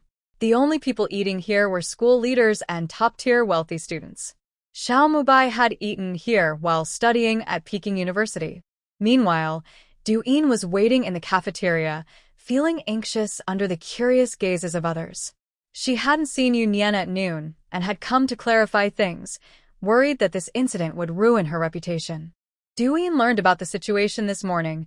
She had been rehearsing for a club event late into the night yesterday and went straight to sleep when she returned to her dorm.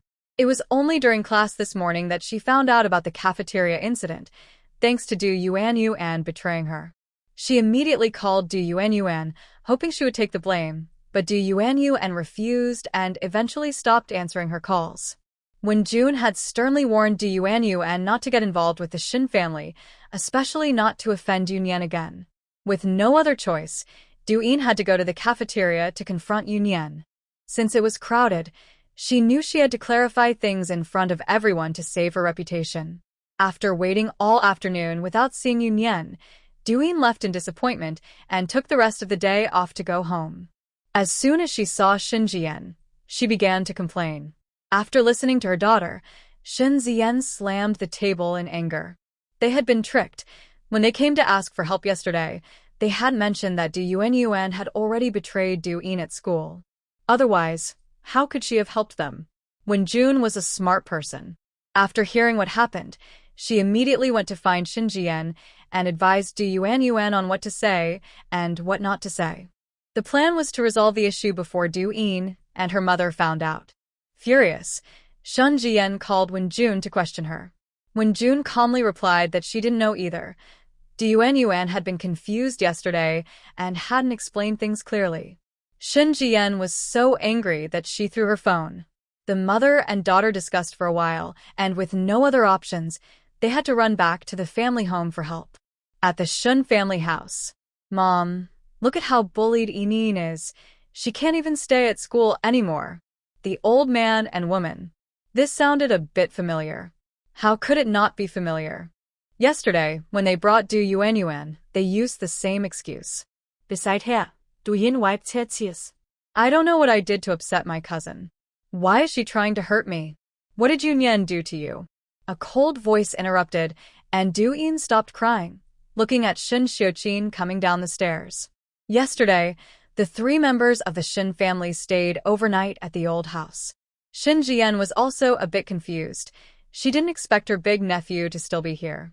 She planned to complain to the old man and woman first, then have them ask her brother for help.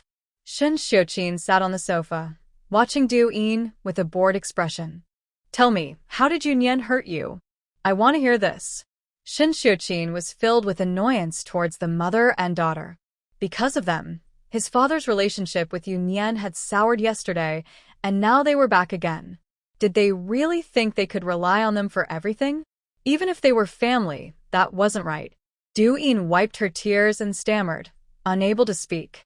With her grandparents, all she had to do was cry, but her big cousin was not so easily fooled. She should have asked about the situation at the old house before coming. Her big cousin was scarier than her uncle. He was not someone they could handle. Big cousin. Woo. Du Yin could only play the victim. What was wrong with her mom? Acting helpless now didn't help her at all. Yin, your big cousin is here. Just say what you need to say.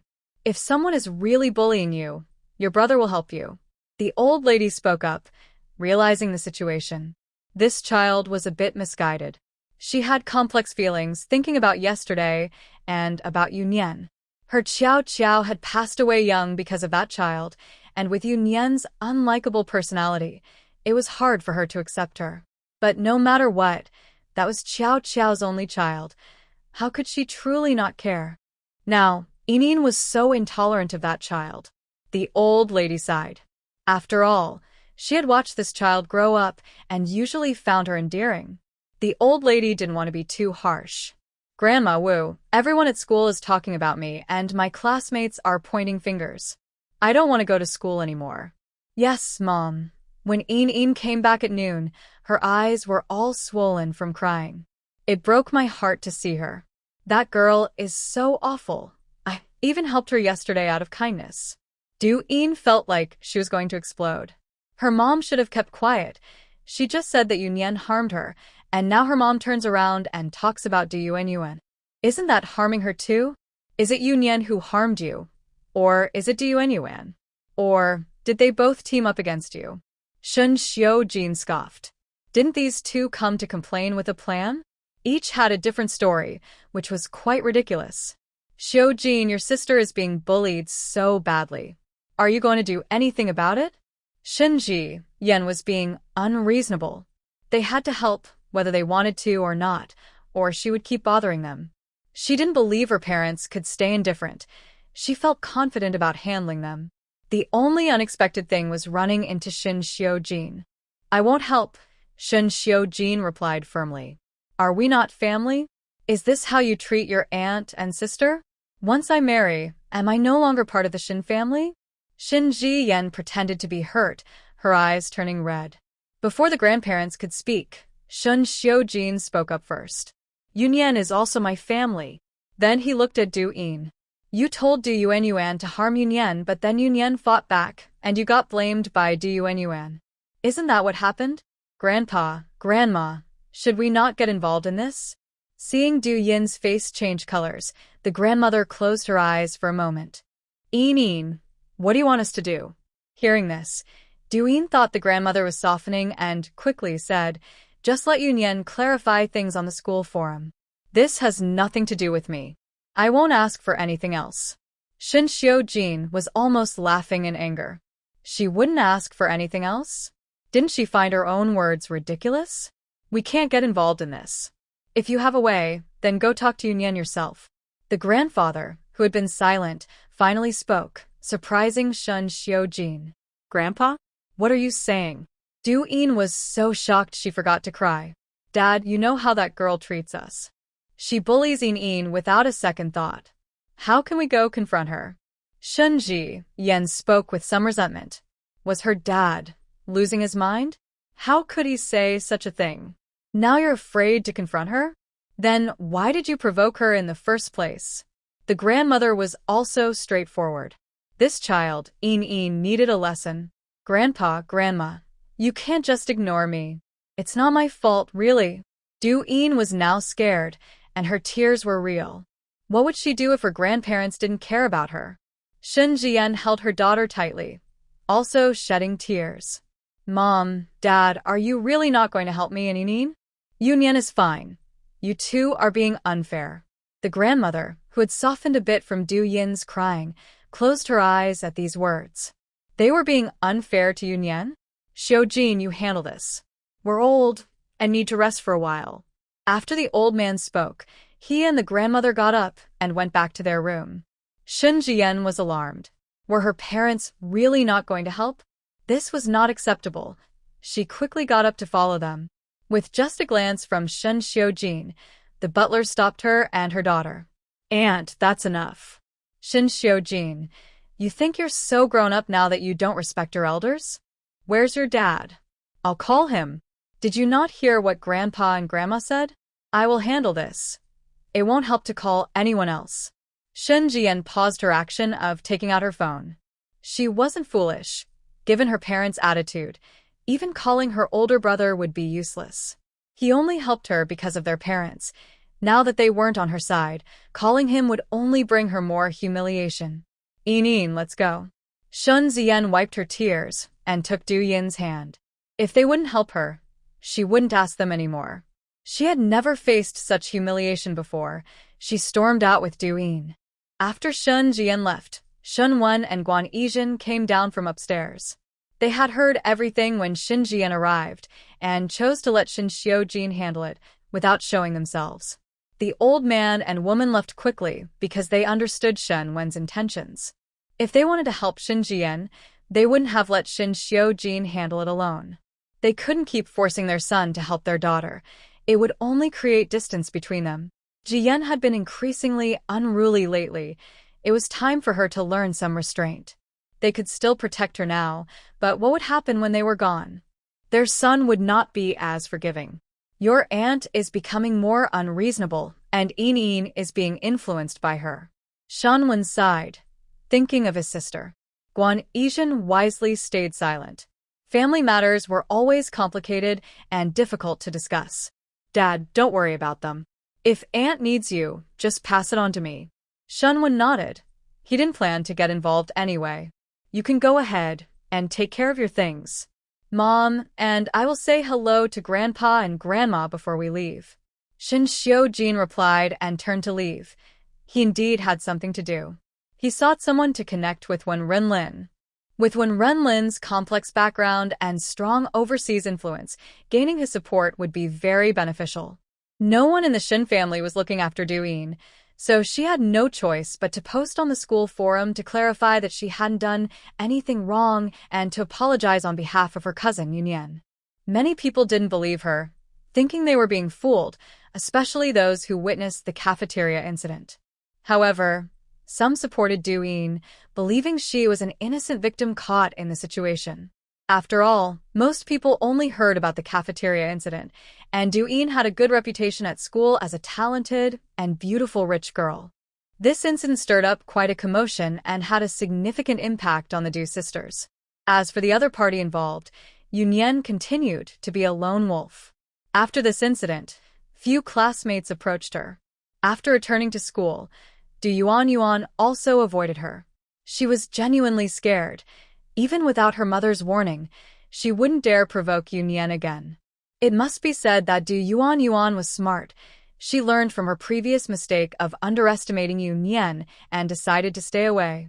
No matter how Du Yin tried to provoke her, she had no thoughts of revenge.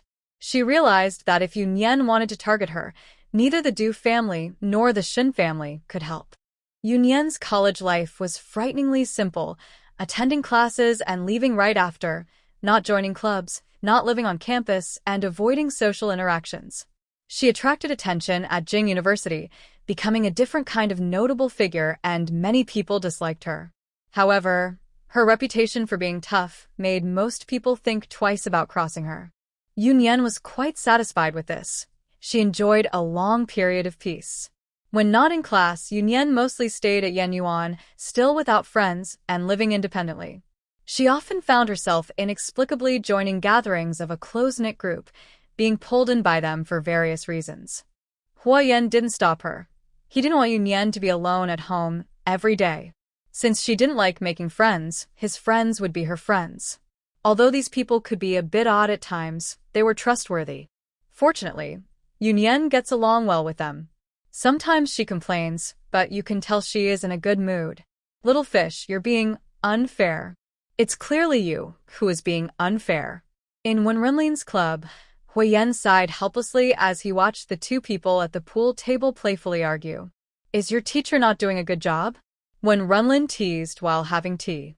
Xiao Mubai just couldn't grasp the game, while Yu Nian was just starting to learn. They were having fun playing, but how did it turn into a fight? Huo Yan didn't argue back and smiled at him. Since they were out, he could only briefly explain the game to Yu Nian. Once they returned to the banquet hall, he would teach her in detail, but as for how to teach, Huo Yan, watch your expression. Fu Jingyi subtly pointed out without saying the exact words, noticing Huo Yan's somewhat inappropriate look at Yu Nian. Jealousy.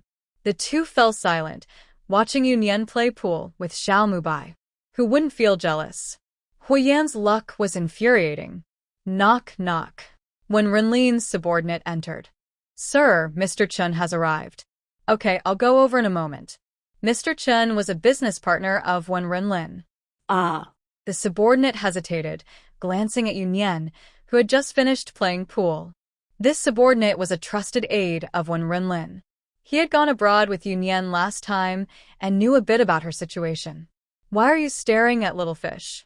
Xiao Mubai wondered, confused by his behavior. Mr. Chen brought young Master Shen with him.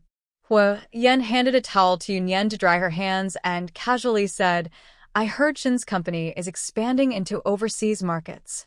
Everyone understood. They wanted Wen Renlin's support. Yu Nian, who had already sat down, took a sip of the tea Huo Yan handed her, not really caring about the situation. The subordinate standing nearby was dumbfounded, watching Huo Yan serve tea and towels. Is this really the notorious Huo Sanyi? Let them wait, Wen Renlin said, glancing at the fool staring at Huo Yan. Who dares to gawk at someone else's business? He waved for the subordinate to leave and sat back down.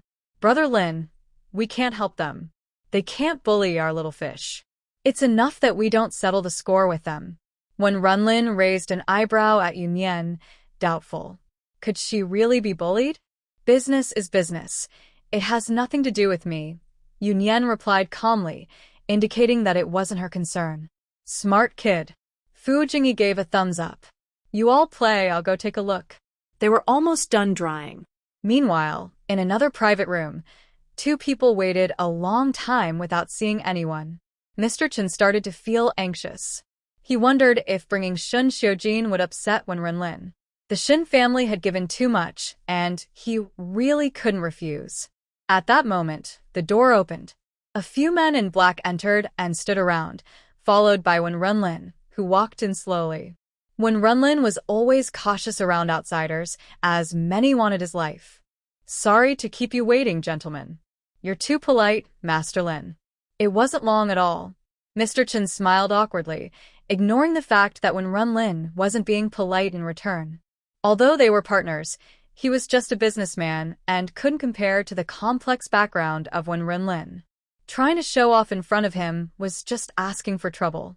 Master Lin, this is Mr. Shen from the Shen Group. I've heard a lot about you and came to visit, Mr. Chen introduced, forcing himself to be brave. Next to him, Shun Xiujin straightened up and extended his hand to Wen Renlin. Master Lin, I've long admired your reputation. It was his first time dealing with Wen Renlin, and he indeed had a powerful presence that felt overwhelming. Wen Renlin shook his hand politely, then sat on the sofa, signaling for the two to take a seat. He played with a lighter in his hand, smiling mysteriously. Mr. Shen, I currently have no plans to cooperate with the Shen Group. Shun Xiujin was taken aback. Did Wen Renlin already know his intentions? He was prepared for a difficult conversation and even for rejection, but he never expected Wen Renlin wouldn't give him a chance to speak. Master Lin, may I ask why? Nothing much, I just don't like people from the Shen family. His casual tone shocked the two men. Mr. Chen wiped the sweat from his forehead. He felt like Shun Xiujin would get him into trouble. He had already offended them and was now asking for an introduction. Wasn't that putting him in a tough spot? Shun Xiujin quickly thought it over and confirmed that the Shen family had no past interactions with Wen Renlin. Where was this dislike coming from? It couldn't just be a simple dislike, could it? Someone from your family upset my sister. When Runlin kindly provided the answer before Shin Xiujin could think too hard. The two people were even more confused. Who doesn't know that in Kyoto, only one Runlin is known, so where did this sister come from? Could you please clarify, Master Lin, so we can apologize to your sister? The situation was stronger than the people involved, and Shin Xiujin understood this deeply. Even though they didn't know where this sister came from or how they had offended her, or even who was right or wrong, once when Runlin said this, they had to accept it. They didn't doubt the truth of the matter. After all, refusing him was just a matter of a single sentence, so there was no need to bring up a sister. Apologies are not necessary. There was no need to discuss cooperation either. Master Lin, we were indeed presumptuous. President Shen discreetly pulled at Shin Xiujin, who still wanted to speak. When Runlin had clearly stated that someone from the Shen family had offended him, and he obviously did not want to engage with them. Who was Runlin? If he got angry, it would be hard for the two of them to leave safely. It is quite presumptuous. Runlin replied coldly. We will take our leave now, and not disturb you any further, Master Lin. President Shen wiped the sweat from his forehead. Runlin slightly nodded, and his assistant opened the door, clearly indicating it was time to leave. Master Lin, we bid farewell. The Shen family will give you an explanation regarding this matter. Regardless of the situation, since Runlin had spoken, they needed to show their attitude. Runlin did not respond, and his assistant escorted the two out. Young President Shen, you have really put me in a difficult position, President Shen complained once they were outside. President Shen, I had no idea about this matter. Otherwise, I wouldn't have come today, Shin Xiujin said with a wry smile. President Shen sighed, acknowledging the truth of that statement. After all, the Shen family had received many benefits, and he had tried to give a few warnings. Young President Shen, you should investigate this when you return. Find out how we offended him. Perhaps there is still a chance. Master Lin seems to value this sister quite a bit. Whether this sister is a biological sister or a close friend, the fact that Runlin directly refused the Shen family shows her importance. All right, thank you, President Shen. Shin Xiujin agreed with this approach. First, he needed to understand how they had offended Runlin's sister, and then perhaps they could find a way to resolve it through her. If he could refuse her, he could also agree for her sake, right? After bidding farewell to President Shen, Shin Xiujin hurried back to the Shen family to investigate this matter. It should be the younger generation of the Shen family who offended Runlin's sister. In the study of the Shen family, the father and son sat facing each other. Dad, could it be Xiujin? Shenwen shook his head. No, he has been at the company recently, and I've been keeping an eye on him. Since the last time we went out and got really drunk, Guan Yizhen has asked her husband to take their son to the company to learn. It's time for him to focus. He can't be a spoiled child forever. Everyone at home should ask about this. If we handle it well, it could be a turning point, Shin Xiujin told Shenwen, who also thought it was a good idea. He immediately gathered everyone from the Shen family in Kyoto, including Shin Jian and her mother, at the old Shen family home. When Shin Jian received her brother's call, she initially didn't want to come. She was still upset about the last incident, and the fact that her family hadn't tried to comfort her only made her angrier.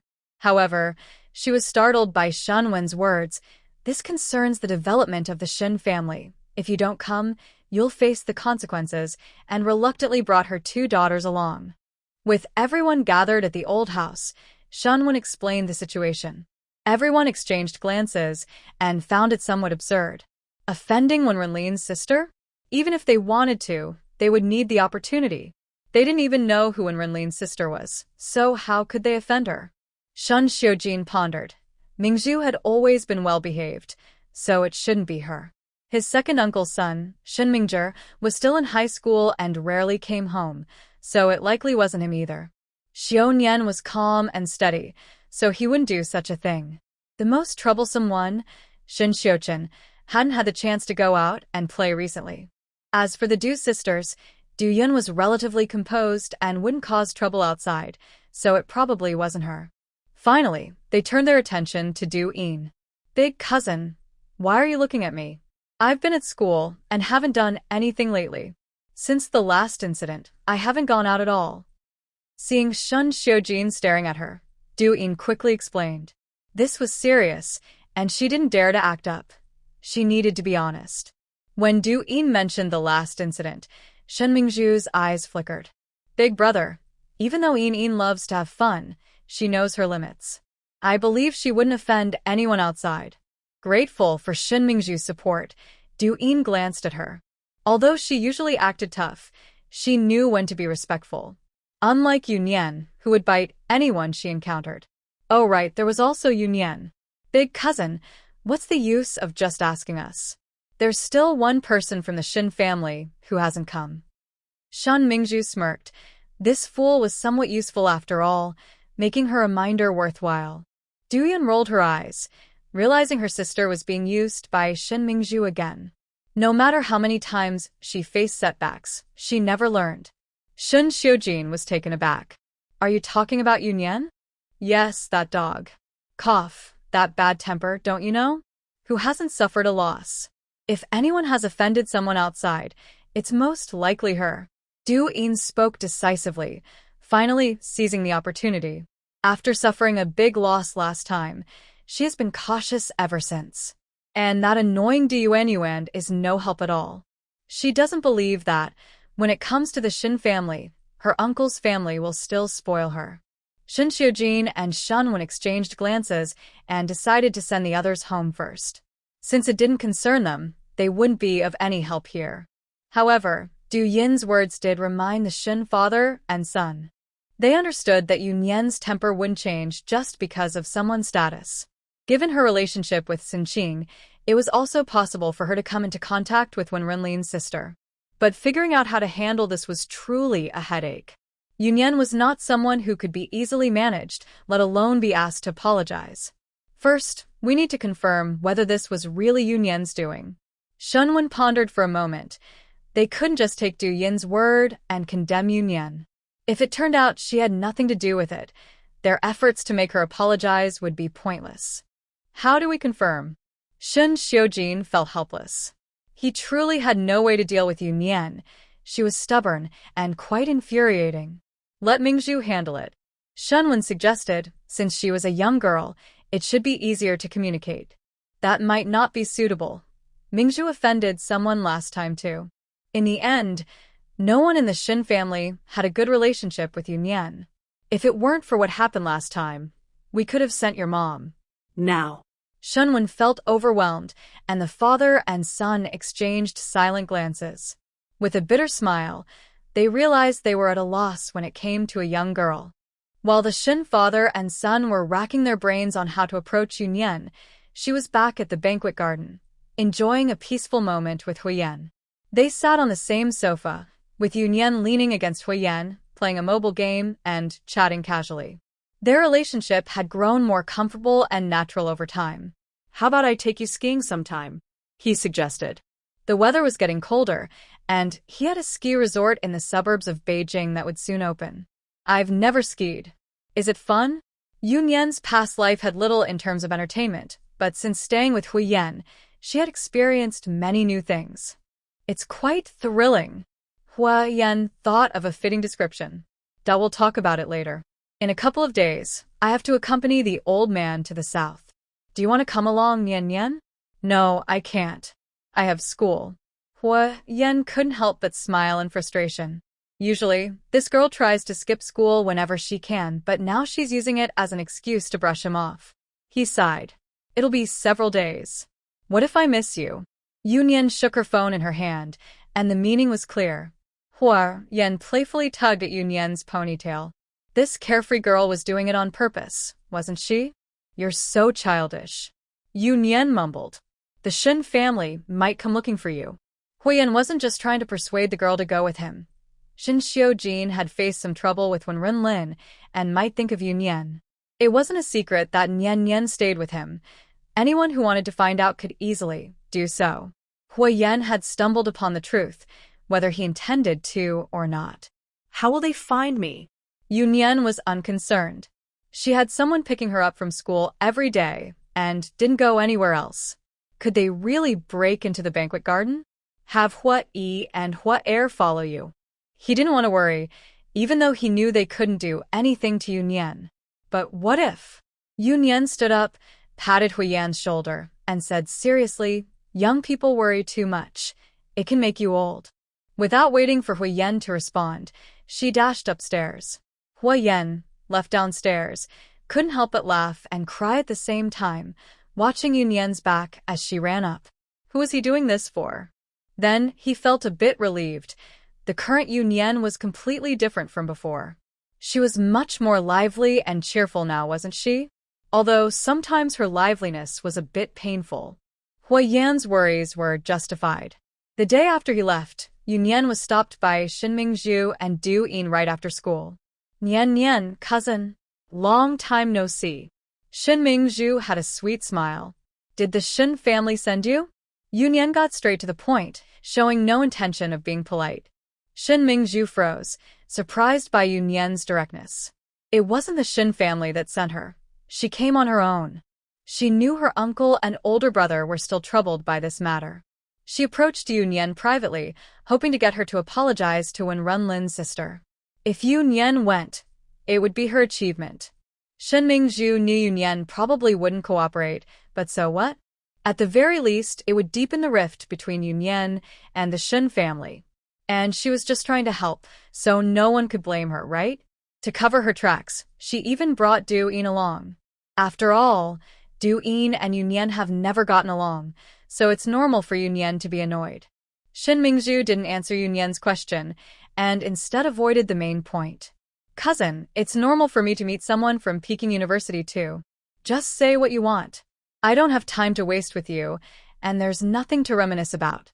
Yu Nian replied coldly, wanting to get back to her meal. Yu Nian, I came here with Sister Mingzhu to see you. What's with your attitude?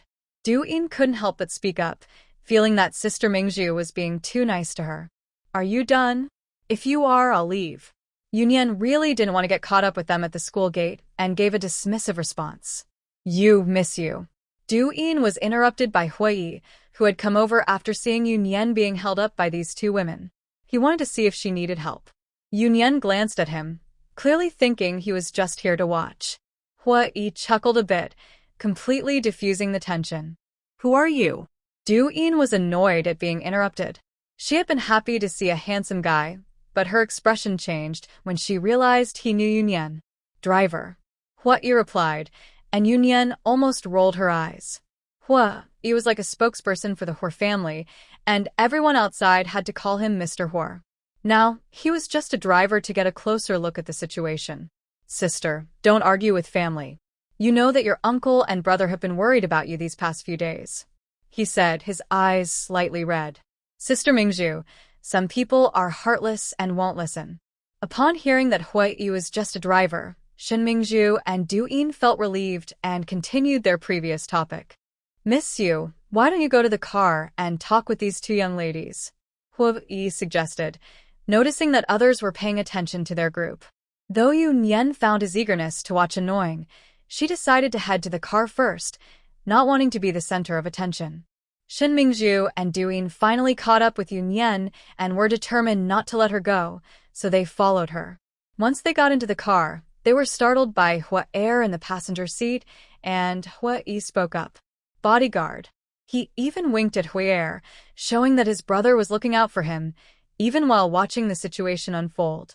Is there anything else? Yu Nian asked expressionlessly, looking at the two who had followed her. The interruption caused Shen Mingzhu to lose her earlier emotions, and she stopped trying to be overly sentimental. Cousin, you should go apologize to Miss Wenren. Which Miss Wen are you talking about? Did she misunderstand the purpose of these two people? Who is Miss Wen? The only person she knows with a surname, Wen, is not a young lady.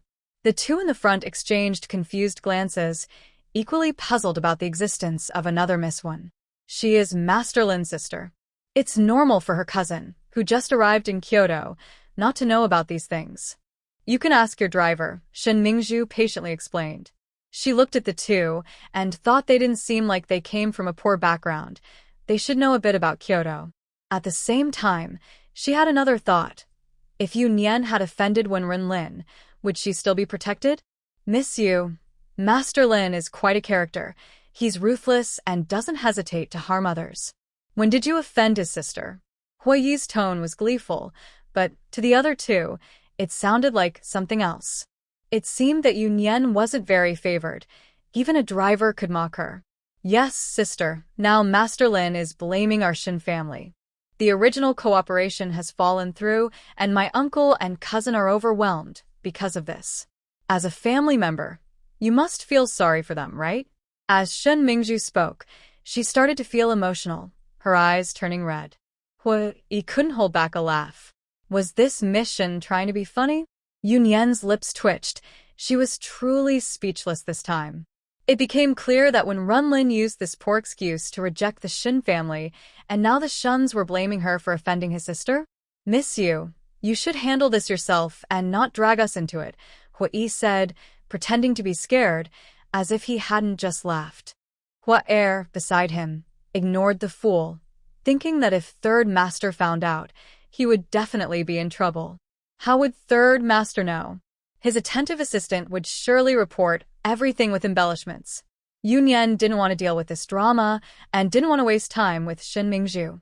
She took out her phone and called Shenwen. When the call connected, Yu Nian put it on speaker. Shen Mingzhu looked at Yu Nian, confused. Was she calling her benefactor for help? Nian, is there something you need from uncle? Hearing the familiar voice, Shen Mingzhu felt a bit anxious. She didn't expect Yu Nian to call Shenwen directly. Shouldn't she have just scolded them away? Shen Mingzhu glanced at Du Yin, wondering if she had suddenly become clever. How could she not have spoken since getting in the car? How could she shift the blame now? She noticed that Du Yin had been quietly watching Huo Er. Shen Mingzhu almost lost her breath. This fool, is now the time to be infatuated? Besides, why would she even like a bodyguard? Uncle, I heard that I offended Wenrenlin's sister? On the other end of the phone, Shenwen was taken aback. After discussing with Shen Xiujin, he felt that they shouldn't easily approach Yu Nian. First, they weren't sure if Yu Nian was involved, and since Mr. Huo had a close relationship with Wenrenlin, they could perhaps resolve the issue better through Mr. Huo, starting from her connection with Xinqing. But how did Yu Nian find out? What is Nian saying? Shenwen feigned ignorance. Shen Mingzhu and Du Yin are in my car. Even through the phone, Shenwen's breathing became heavy for a moment, clearly very upset. Uncle. Hearing the weak voices coming through, Shenwen felt like he might explode. He had just agreed with Xiujin that they shouldn't offend Yu Nian. Not only should they avoid offending her, but they also needed to try to mend the relationship. And now these two fools went and caused trouble. When did Shen Mingzhu become so foolish? You two get back here immediately, Shenwen said in a steady voice. Nian, this is a misunderstanding. Uncle will explain it to you another day. When the call ended, Shen Mingzhu's heart sank as she realized she might have gotten into trouble. This situation was not as simple as she thought. Mr. Huo had already gotten out of the car and opened the door. Please, you two. They didn't dare to argue and quickly got out of the car, leaving in a hurry. Miss Yu, you really are something. You managed to offend yourself. Mr. Huo teased as he returned to the car. I can offend not just myself, but also you. Wanna try? No. Mr. Huo immediately sat up straight, acting like a driver who knew nothing. Ignoring him, she took out her phone to send a message. Believing in love as a family cute little 6 at steady big brother. When did I offend your sister? Great 5th brother. What's going on? Who is your sister? Shun Muba, who couldn't put his phone down, replied first, getting anxious without a response, and directly called Wenrenlin to check his phone. Steady big brother. The Shen family is looking for you? Cute little 6. Not really, just 2 self-righteous fools. Great 5th brother. Please respect the basic rights of bystanders. Steady big brother.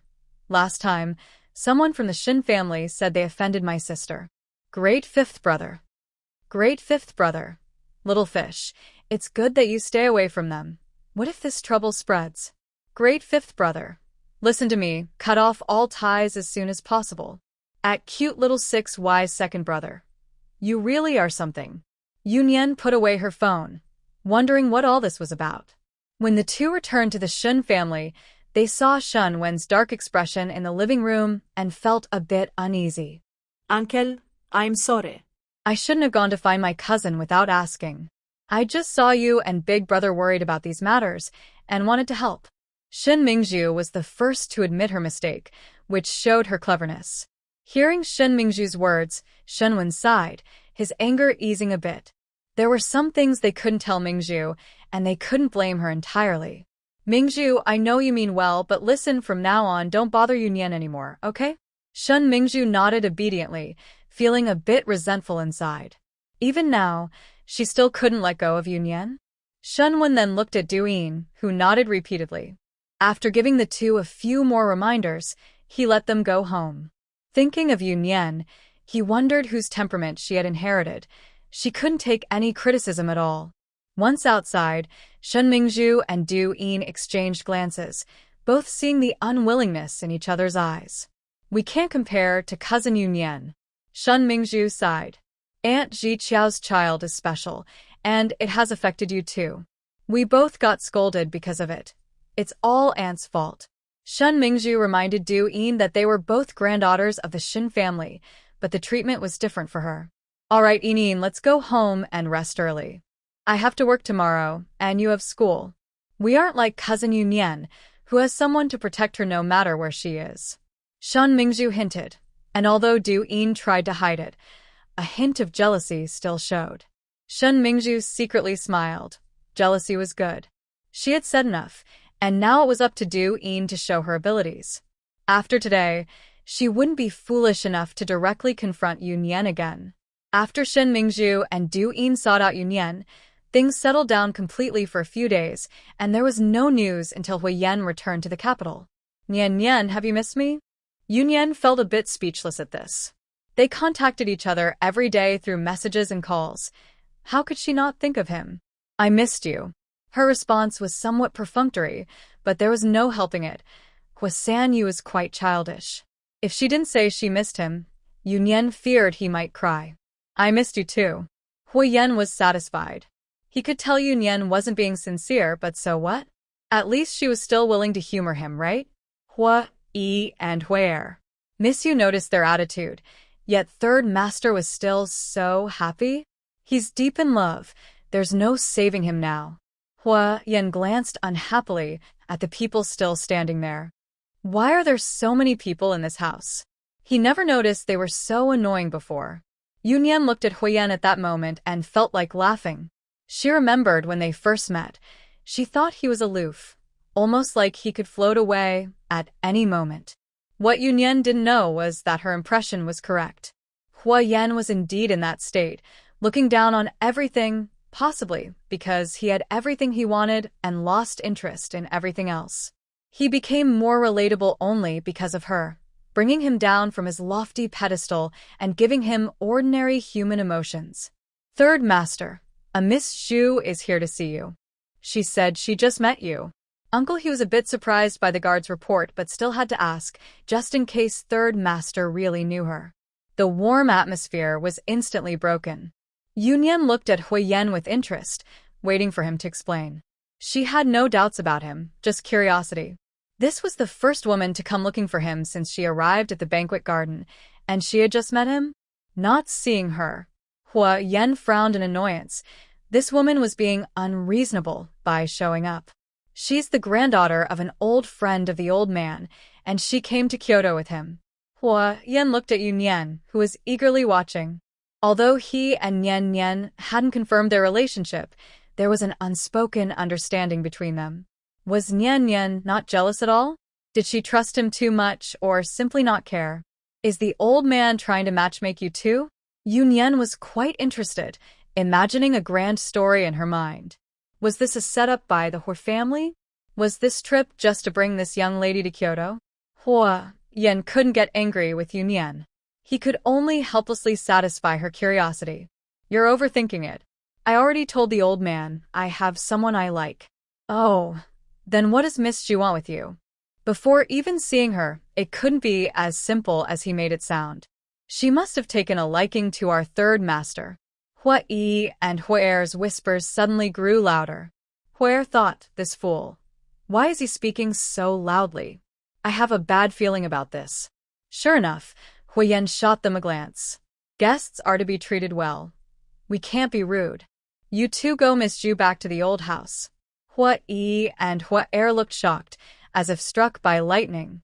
They knew very well that the third master was taking personal revenge and being rude. When had he ever been so polite? Seeing the two of them looking so downcast, Yu Nian realized that if they went to the old house, they would definitely come back with bruises. Have Huo Er help me buy some things. Yu Nian smiled at Huo Yi, implying that he could go and take the beating himself. Sure. Huo Er almost jumped up. Was this the feeling of going from to heaven? He thought he wouldn't escape the beating. Miss Yu, I can buy things better than Huo Er. Huo Yi raised his hand pitifully.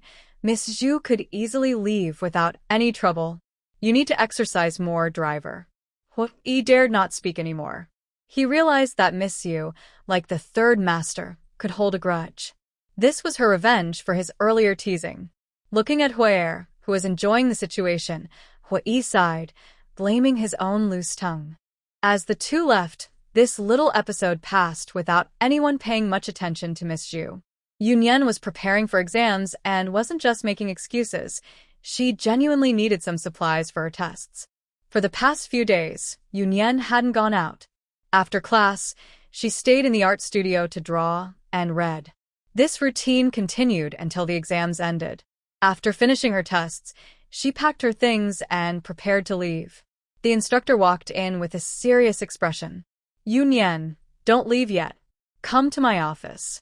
Yu Nian was somewhat of a well-known figure at school, and lately, she had noticed curious glances from fellow students. She was aware of it but chose to ignore it. Now it seemed that trouble had found her. May I ask what this is about, teacher? Yu Nian asked calmly.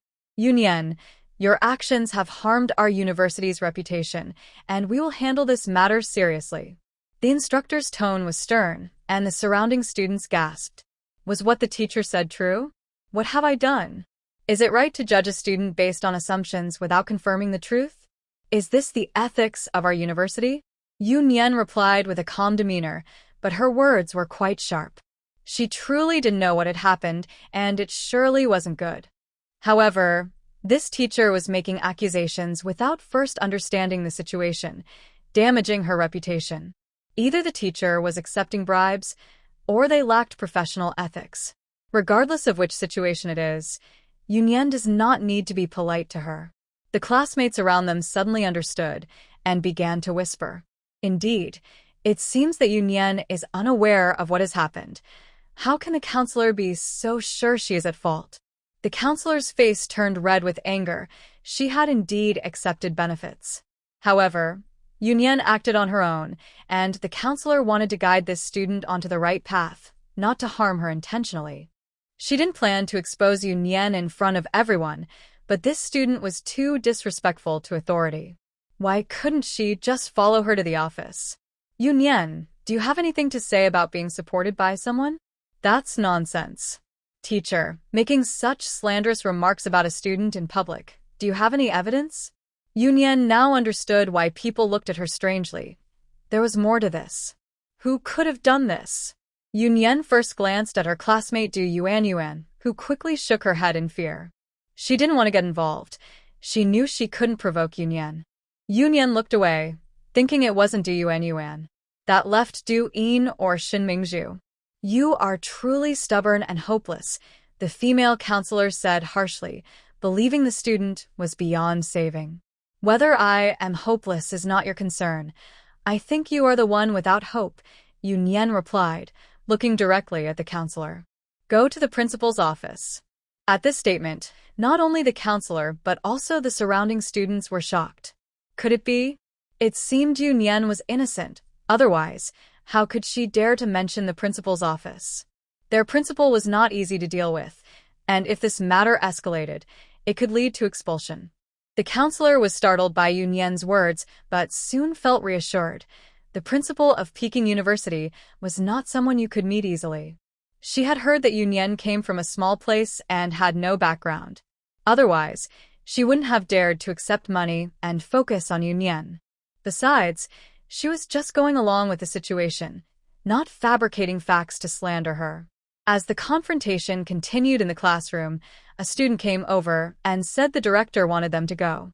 Once the two left, the classroom erupted in chatter, with students discussing the incident. Only Yu Nian remained silent, not expressing any opinion about Yu Nian, whether good or bad. Her mother had advised her not to get involved, and she felt the same way. Yu Nian had a certain edge, and she definitely should not offend her. In the office, the head teacher is a middle-aged man with a bit of a bald head, looking less strict than usual. Student Yu, openly contradicting your instructor in class is your fault. First, apologize to your teacher. Then he addressed the female instructor. Xiao, you too. As an instructor, revealing student Yu's personal matters in front of the whole class is inappropriate. It sounds like a fair approach, but it effectively condemns Yu Nian, confirming the fact that she is being supported by someone. Hearing this, the female instructor, Li, smiled slightly and wisely spoke up. I didn't think it through. I was confused in the moment, so I apologized to student Yu. Yu Nian looked at the two of them, took out her phone and started tapping, not caring about their words at all. Student Yu, if there are problems, we need to solve them. You are still young, with countless possibilities ahead. How can you choose this path? The head teacher seemed unfazed by Yu Nian's attitude and even tried to sincerely advise this misguided student. Yu Nian, as if not hearing him, slowly walked to the sofa in the office and sat down, feeling tired of standing. The head teacher was a bit confused. Was Yu Nian very confident or just scared? He had dealt with many difficult students, but this was the first time he had seen someone like her. The office door was pushed open, and the head teacher frowned, about to scold the person for not knocking, but then saw it was the principal. Principal, what brings you here? Li felt uneasy. Just moments ago, Yu Nian mentioned going to the principal's office, and now the principal had arrived. Was it really about her? The head teacher was puzzled. As far as he knew, Principal Liu had been busy lately, and school matters were usually handled by several vice principals. It had been a while since he last visited Jingda. Why had he suddenly come? Principal Qi's expression was serious. He hadn't been there for a few days, and they had created such a situation. What is going on here? Principal, it's like this. This student has done some inappropriate things, and I am advising her along with her instructor, the head teacher said, pointing to Yu Nian. Advising? Principal Qi's voice gave nothing away. Yes, well, nowadays students often look for shortcuts. When a student goes astray, we need to handle it seriously but also guide them correctly. The head teacher spoke with righteous conviction. How does Director Shen plan to handle this? The head of the teaching department finally noticed something was wrong. Usually, the principal wouldn't get involved in these matters. They were handled by them. What should we do? Director Shen asked cautiously. Did the principal know Yu Nian? Was he here because of this issue? Director Shen broke into a cold sweat. If that were true, he would be in trouble. He hadn't investigated Yu Nian's situation at all. He didn't know what was true or false. At that moment, the atmosphere in the office was strange. Yu Nian sat calmly on the sofa, while the instructor, the teaching director, and the principal stood. Where's the evidence? We'll handle it once the investigation is clear. Director Shen's cold sweat started to flow. Just as he feared, the principal was indeed here for this matter. Xiao, what evidence do we have regarding this student Yu? The teaching director didn't dare take the blame and quickly pushed Li forward. Li was taken aback. She had no evidence, but had to muster the courage to speak up. Everyone is discussing it on the school forum. Principal Qi looked at her with disbelief. This is evidence? Just a few rumors to put your own student on a shame pedestal? There are also photos taken by classmates showing she is picked up every day. Li spoke weakly. Yu Nian doesn't have family, so I thought it was true. Li was smart enough not to mention Du Yin. This way, she would only face a minor reprimand for negligence.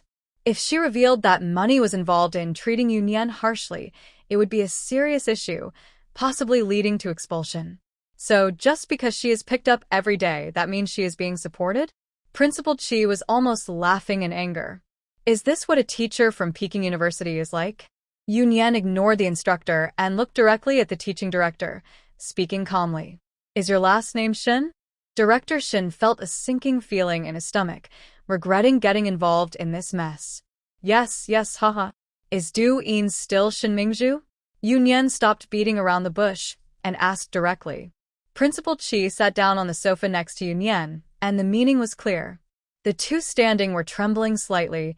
If this were true, it would be fine, but if it were false, they might be in serious trouble.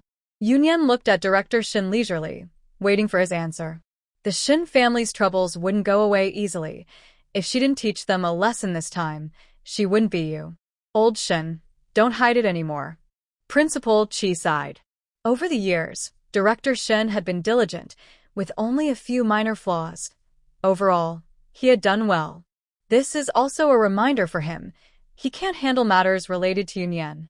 Du Yin came to find me, and the Shen family doesn't know. I thought this was serious, so I thought it wouldn't hurt to do a favor. Director Shen dared not hide anything further. He realized he had hit a wall. He understood the principal's intention and confessed everything honestly. Principal Chi believed him. Director Shen wouldn't make up stories to slander a student. How do you want to handle this? Principal Chi looked at Yu Nian, asking for her opinion. Have the Shen family come to pick her up. Yu Nian added, please call Shenwen. She wanted to resolve this all at once. The Shen family was truly annoying, constantly causing her trouble. Did they really think she had no temper? Principal Chi nodded. Let's go to my office to sort this out. Hearing the conversation between Yu Nian and Principal Chi, Li was completely stunned. Yu Nian really knew the principal. What would she do now? Was it too late to expose Du Yin? Director Shen was equally shocked. Li might not know, but he certainly did. Shen Wen was the current head of the Shen family. He shared the Shen surname and was a distant relative of the wealthy Shen family. Due to his position at Peking University, he had some connections with them. Of course, it was mainly because the Shen family provided him with benefits. Otherwise, with his current salary, how could he afford a villa or a luxury car? Just a little help from them was enough for his family to live comfortably. That's why he had done this favor for Du Yin, not expecting it to lead to big trouble. Principal Chi was the first to leave the room, with Yu Nian following behind. The other two exchanged wry smiles and dragged their weary legs to catch up. Back in the principal's office, Principal Chi asked the secretary to arrange for Du Yin to come over and personally called Shenwen. He didn't say much, just that it involved Du Yin and Yu Nian, and requested Shenwen to come in person. Receiving the call while still at the company, Shenwen felt a chill run down his spine. The principal of Peking University was calling him directly, which meant it was serious, especially since it involved Yu Nian and Du Yin. Could it be that Du Yin got into trouble again? He knew Yu Nian well enough to understand that she usually didn't cause problems. But if someone bullied her, she would definitely fight back. Did the two of them get into a fight at Peking University?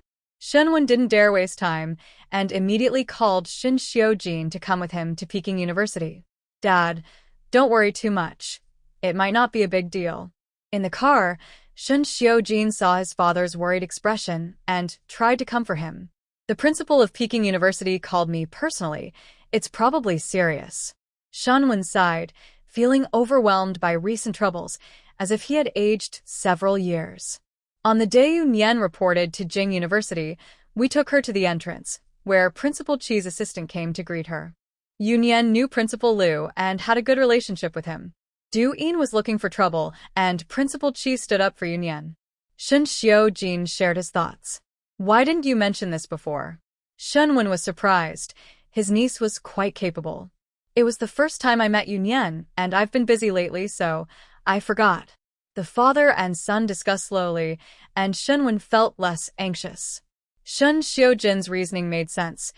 It might be the case. Besides, both were at school, so how much trouble could they cause? However, Du Yin really needs to be more restrained. Shenwen nodded. Even though her last name was Du, if something happened, people would still blame the Shen family.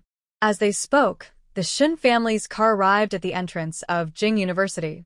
After the driver registered, they slowly drove in. Meanwhile, in an inconspicuous black car at the school gate, 3 people were sitting. Third master. That's the Shen family's car, right? Huo Yan watched the car enter Jing University, wondering if something had happened. They had come to pick up Miss Yu after school, but she had called Third Master earlier to say she would be a bit late due to some matters. Third Master chose to wait for Miss Yu to come out. Now that the Shen family had arrived, was it related to her? Huo Yan looked at the entering car and called Yu Nian. In the principal's office, Director Shen and Li sat on the couch, regretting their decisions. Deepening stood nervously beside them, and the three of them were visibly anxious. On the other side, Yu Nian was having tea with Principal Qi, chatting casually, creating a stark contrast. Suddenly, a phone rang, startling the three people. Yu Nian took out her phone to answer. Nian, I saw the Shen family enter. Why didn't you let me come in to find you? The tone was filled with complaint, causing Huo Yan and Huo Yan in the front seat to shudder. What was going on with Third Master? Yu Nian remained calm, used to Huo Yan's occasional outbursts. Come in, it's the principal's office. She said this decisively before hanging up. Principal Qi stroked his short beard. Is that kid from the Huo family? He knew Yu Nian stayed with Huo Yan. Did they have a relationship? Mind your image and stop being so nosy. Just then, there was a knock on the office door, and the secretary entered, followed by the Shen father and son. The two people saw the situation in the office and understood what was happening. Hello, Principal Qi, Shenwen greeted with a smile as he approached. Principal Qi stood up and shook Shenwen's hand. Principal, it's been a long time. Shen Xiuqin, also an outstanding alumnus of Peking University, was well regarded, so Principal Qi recognized him too. Xiuqin, you are young and talented. A fine young man, Principal Qi said, patting Shen Xiuqin on the shoulder, clearly admiring him. Thank you, Principal, but you flatter me. Shen Xiuqin showed a rare hint of excitement. He respected Principal Qi greatly. Seeing this somewhat harmonious scene, Shenwen felt a bit more relaxed. Principal Qi, may I ask why you called us? Principal Qi's warm expression changed as he looked at the three people nearby. The three had stood up when Shenwen entered and had not dared to speak since they saw him greet Principal Qi. The perceptive secretary spoke up at the right moment. This student, Deepening, posted on the school forum claiming that Yu Nian is being supported by someone. We called you both to resolve this matter. After saying this, the secretary left them to handle the situation. Hearing the secretary's words, Shenwen and Shen Xiuqin's faces darkened instantly. Deepening, did you really do this? This was truly foolish. The Shen family felt like they could not tolerate her actions any longer. But they still held a glimmer of hope that it might be a misunderstanding.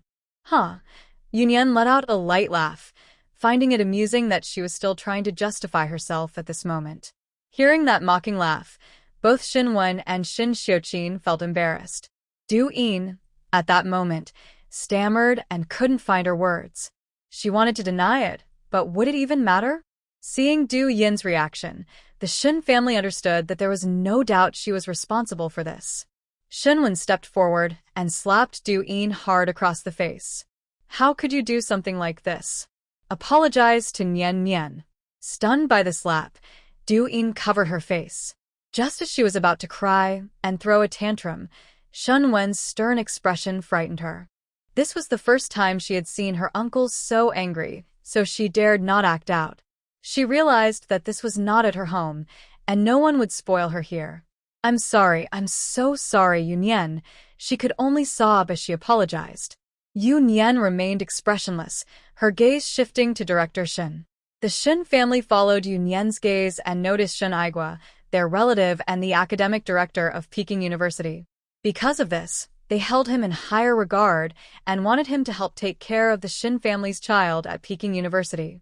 At first, they thought nothing of it, believing his presence was reasonable given the situation. At this moment, Yu Nian deliberately looked at him, and both father and son felt a weight in their hearts. I was foolish to believe Du Yin's words and almost misunderstood classmate Yu Nian, Shen Aigua said.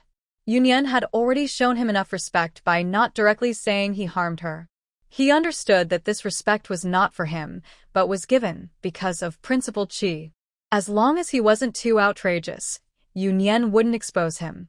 How to phrase it was an art, and no one understood it better than him. He simply believed Du Yin and did not actively harm Yu Nian. The Shen family couldn't blame him for this. I also heard it from classmate Du Yin.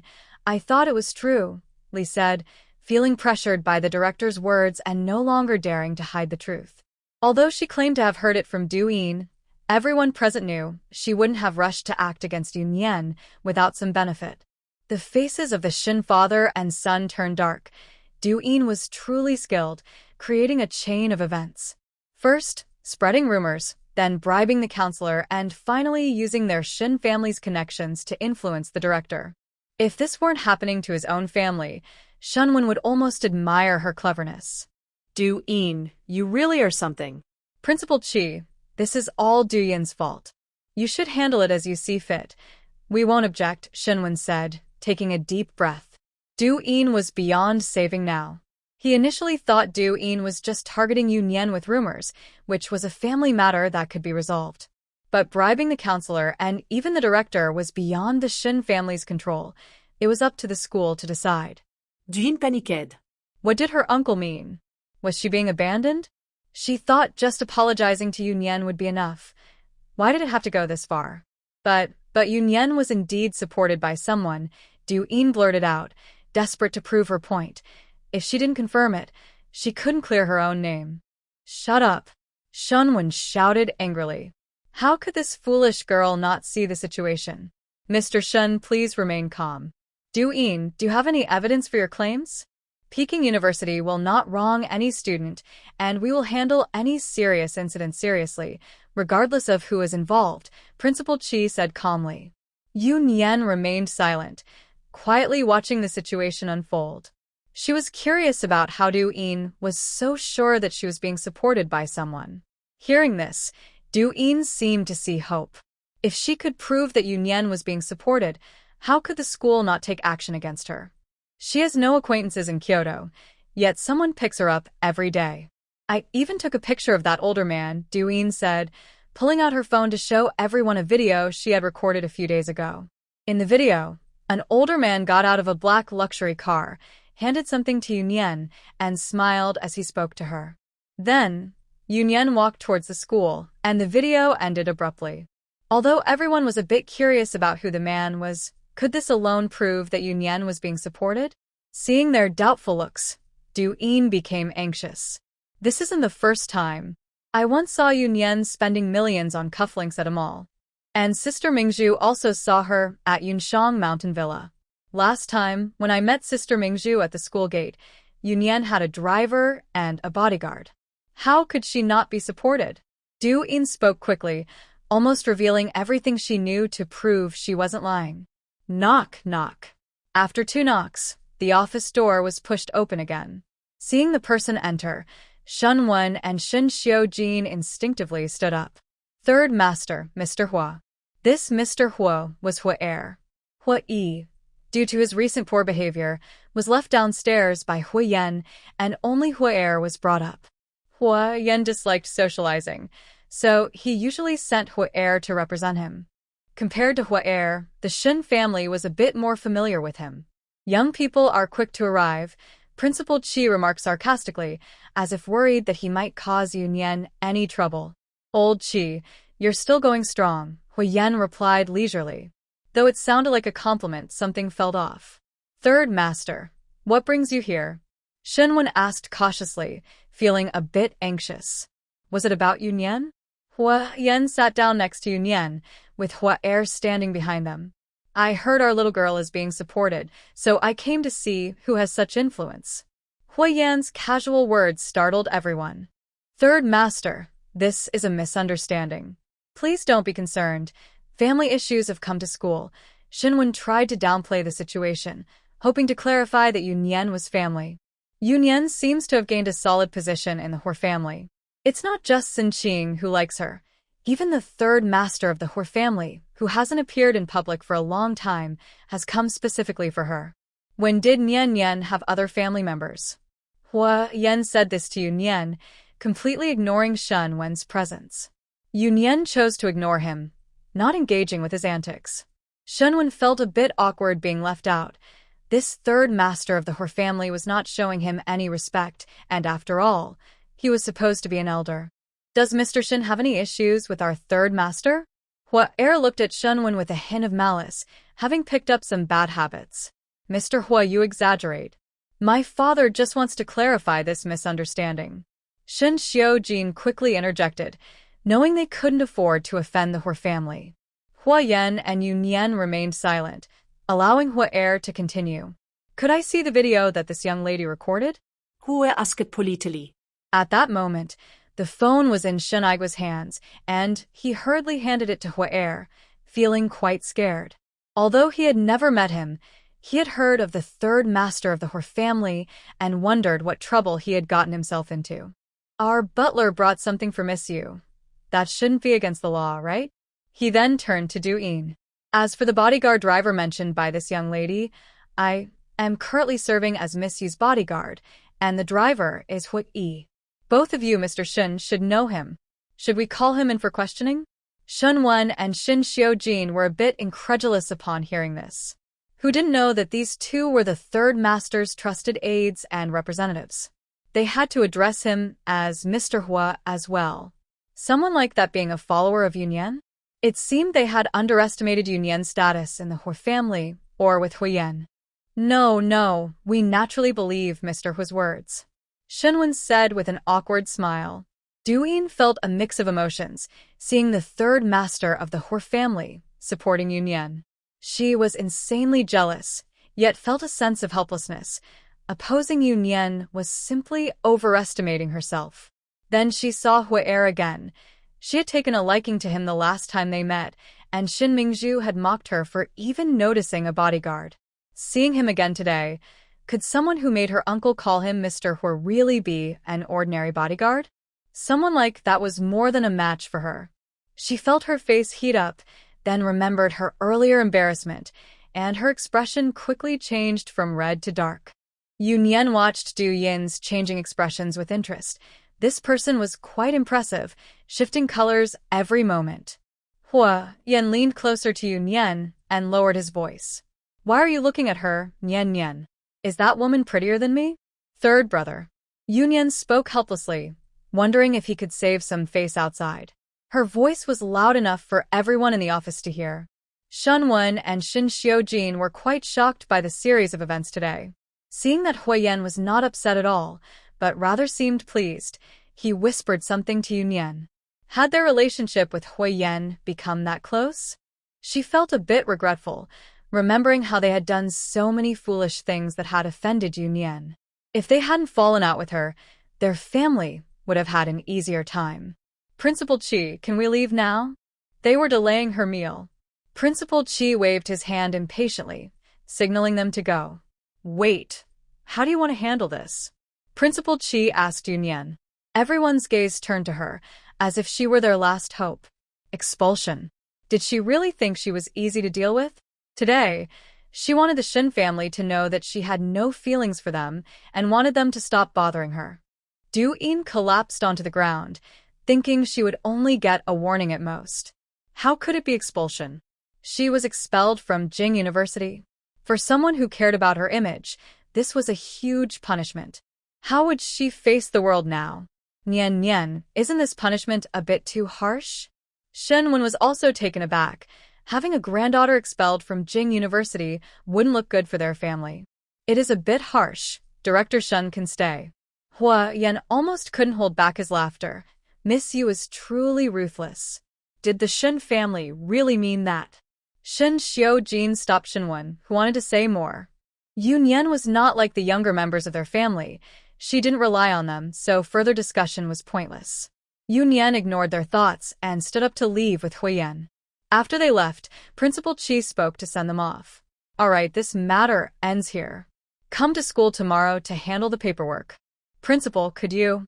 Deepening was genuinely scared now, her eyes swollen from crying. If given another chance, she would never go against Yu Nian again. If I had known it would come to this, I wouldn't have acted that way. Principal Qi shook his head. The decision was already made. With no other choice, he followed the Shen family out. Li didn't dare to say a word and quietly slipped away. She no longer hoped to stay. She was just relieved they wouldn't pursue her further. Principal Chi patted Shen, who was the last to leave, and didn't blame him too much. The saying clear water has no fish is timeless. He could turn a blind eye to his subordinates, and Shen was relatively well behaved. Unfortunately, he had bad luck and ran into Yu Nian, who was tough as steel. In the car on the way back, Duyin looked at Shen and Shin Xiujin's dark expressions and didn't dare to cry. She wasn't foolish. She knew she had caused a big problem. It wasn't just her being expelled. The Shen family was also affected because of her. The Shen family's car drove straight to the Du family. Shin Ji-yen and Du Qian were surprised to see Du-in getting out of the Shen family's car. Isn't In at school? Why is she back at this time? In, what happened to your face? Did you cry? Tell Mom who bullied you, Shin Ji-yen said, feeling heartbroken at the sight of Du-yin's disheveled appearance. Shenwen, who got out of the car afterward, was furious upon hearing Shin Ji-yen's words. Shin Ji-yen, is this how you educate your child? Du-in has been spoiled by you. Elder brother, what do you mean by that? Du Qian sensed the underlying meaning in Shenwen's words and stopped Shin Ji-yen, who was about to argue. Shin Xiujin also got out of the car and briefly explained what Du-in had done. Du Qian felt a wave of darkness wash over him. This rebellious girl had ignored his countless warnings after the last incident. Du-in will go abroad after handling her paperwork at Jing University tomorrow. Shenwen wasn't asking. He was informing them. Shin Ji-yen immediately became anxious. Elder brother, this child has been with me since she was little. How can you send her abroad alone? Mom, I'm going abroad, Du-in said, now calm and aware that going abroad was the best choice. As long as Jing University didn't make this incident public, she could claim she withdrew to study abroad. Shenwen shared this thought. Sending Du-in abroad would prevent her from causing more trouble and also protect their reputation. In, don't be foolish. Is it easy to be alone in a foreign country? Mom is worried about you, Shin Ji-yen said. She believed that as long as they were in the country, her family would always be there for them. Once abroad, if anything happened, they would be far away and unable to help. Why couldn't this silly child understand that reputation is temporary, and soon no one would remember this incident? Auntie can go with you if she doesn't want to part, Shin Xiujin suggested, knowing his aunt was also a troublemaker. Didn't she want Du-in to go abroad just to keep her tied to the Shin family? It would be best if we could go abroad together. Du-in looked at Shin Ji-yen with hope. Although she said she wanted to go abroad, it was impossible for her not to feel scared about going alone. It would be great if her mother could go with her. However, Shin Ji-yen, who had just shown a caring motherly side, now began to avoid her daughter's gaze. She didn't want to go abroad. She couldn't bear to leave In, but she also didn't want to give up their comfortable life. She had her other children and her husband, and she couldn't abandon everything for just one daughter. Big brother, can't we let In stay?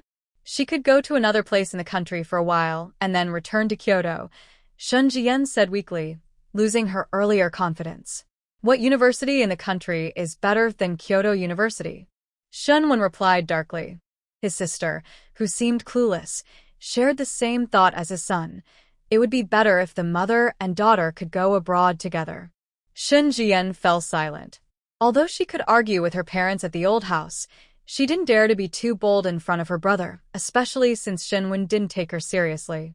She was afraid of making her brother angry enough to send her abroad too, which would be a loss for her. Seeing her mother like this, Du-in felt a chill in her heart and smiled sarcastically. Her mother only pretended to care.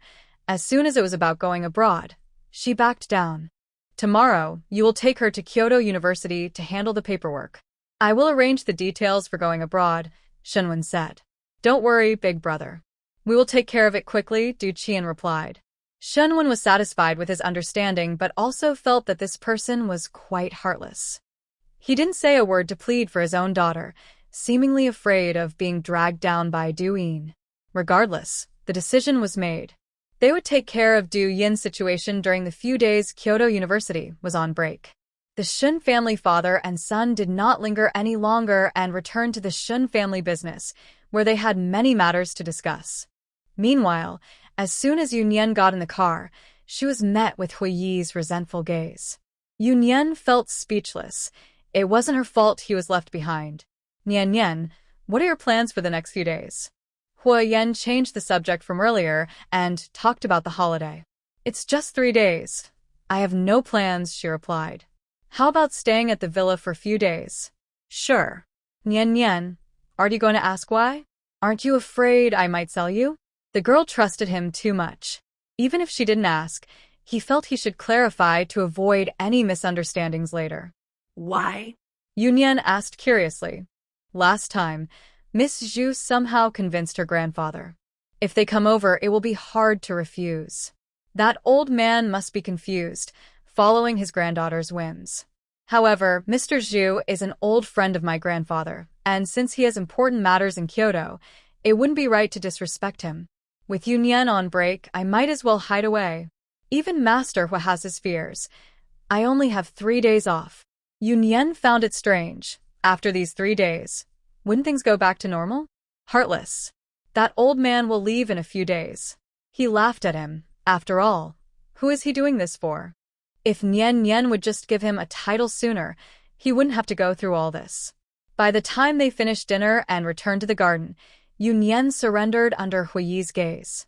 Third brother, let the driver and bodyguard come along too. Huo Yan was in a great mood, pleased by her calling him third brother. She rarely did that. Okay, we'll do as Nian says. They had worked hard lately and the mountain villa was well equipped, so it was a good chance for them to take a break. Huo Yi proudly exchanged glances with Huo Yan, as if to say, aren't you grateful? You're benefiting from me. Huo Yan rolled his eyes back, calling him foolish. Oh, still a shameless fool. Huo Yi looked at Yu Nian with admiration, thinking she was such a good person. He would never tease Miss Yu again. Yu Nian, feeling uncomfortable under Hui Yi's gaze, got goosebumps. What, eh? Is there anything Nian wants to bring?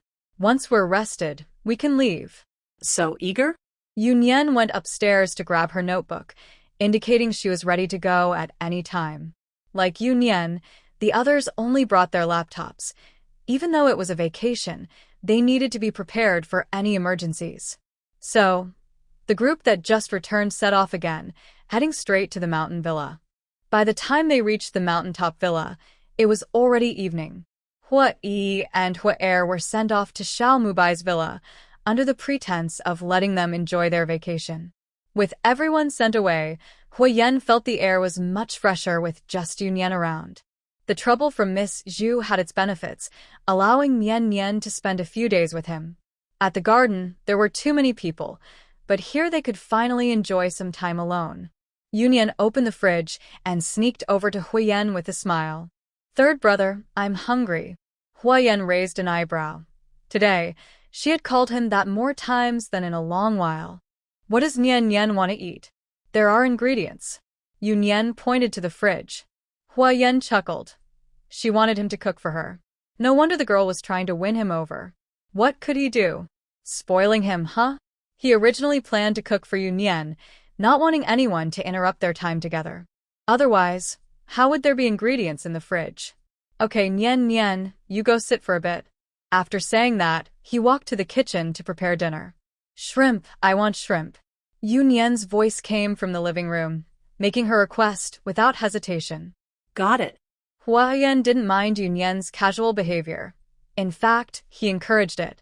Nian was becoming more relaxed around him, and he felt he was getting closer to the relationship he wanted.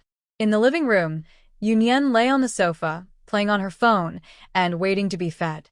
She was actually quite sensible. Huo Yan didn't cook often. With so many chefs at home, he only made meals for her occasionally. Besides, it was Huo Yan who brought her out, and since it was just the two of them and she couldn't cook, if he didn't, who would? So, it was only natural for her to rely on him. After they finished dinner, it was still early for bed, and since it was cold, Yu Nian didn't want to go out, so they chose a movie to watch. As expected, Yu Nian fell asleep halfway through, and Huo Yan sighed helplessly. Most couples watch movies and hold hands, but why was it so difficult for them? Yu Nian had never been awake for the whole thing. He got up to pick her up, and Yu Nian instinctively wrapped her arms around his neck when she woke up. I fell asleep again. Yu Nian didn't know why. The movie felt like a lullaby. Pleased by her instinctive action, Huo Yan spoke softly, "Sleep, I'll carry you upstairs." Yu Nian obediently closed her eyes and leaned against him. Huo Yan carried her to the bedroom, tucked her in, and then stepped out. Now was not the right time for anything inappropriate. Seeing how much Yu Nian relied on him, he was waiting for the day when their relationship could be more official. Doing anything that might upset her would be a loss for him, and Huo Yan wouldn't make such a foolish mistake. Unfortunately, the world they had created together only lasted one night. The next morning, right after breakfast, Huo Yi and Huo Er came over. Seeing the fierce look from the third master, Huo Yi felt a bit nervous. He wished he hadn't come. Huo Er had business with the third master, but he was just tagging along for fun. Facing the intense gaze of his own third master, Huo Er steeled himself to speak. He didn't want to disturb him at this moment, but there was an urgent matter. "Master, a shipment that left with Master Lin from our port city has been detained." It wasn't under the Huo family's business. It was Huo Yan's private venture. Otherwise, Huo Yi would have handled it. Huo Yan made full use of these three assistants. Huo Yi manages the Huo family business. Huo Er takes care of Huo Yan's personal assets, and Huo San is stationed abroad, handling Huo Yan's less reputable ventures. Each person has their own responsibilities, and even though Huo Yan trusts them, he would never put all his eggs in one basket. These three share most of Huo Yan's workload, allowing him to live a relaxed life. Fu Jingyi, who is also in business, has envied them countless times. Having even one assistant like this is rare, yet Huo Yan has three. While Fu Jingyi is busy all day, Huo Yan just sits at home counting money. He only contacts Huo Yan when he needs to make a decision or faces an unsolvable problem. These three are loyal and capable, having grown up with Huo Yan. During his time abroad, they were always together. Although they are technically subordinates, they are more like brothers. Huo Yan never treats his people poorly. Those who work hard are rewarded well. Even the head of the second-tier wealthy Shen family addresses them as Mr. Huo. Such assistants are not common. When Huo Er said this, he didn't hide anything from Yu Nian. The third master's matters are usually not kept secret from her. Those close to Yu Nian likely know a bit about her. She is not an ordinary young lady, and knowing certain things is better for her. The idea of hiding things for her own good is nonsense to them. The third master's situation is far more complicated, and as his partner, she needs to be able to face challenges alongside him. It's hard to imagine having a partner who only holds him back and complains when things get tough. But someone like that would not catch the third master's eye. Do we have any leads? There must be an explanation for the trouble they're facing. Maybe it's someone from the Zhou family. Huo Er hesitated. They have never had any dealings with the Zhou family, so it doesn't make sense for them to cause trouble. From the Zhou family's third branch. Huo Yan had a plan in mind. This must be a warning related to the last incident. Huo Er realized this too, but was still confused. Have they lost their minds? Given the Zhou family situation, anyone with sense wouldn't choose to offend them. They've been in power too long. That woman is an ambitious fool, Yu Nian scoffed. Do you know them, Miss Yu? Huo Yi asked curiously. He was quite interested in her past, but unfortunately, the third master wouldn't allow any investigation. Give her wings and she thinks she can fly. The old man from the Zhou family has lost his mind, giving that woman too much power. They treat her like royalty in the harbor city. Just a frog in a well, spoiled and thinking she's invincible. She doesn't even consider who Huo Yan and Wen Renlin are. Bringing private matters to light is just asking for trouble. Do you have a grudge against her?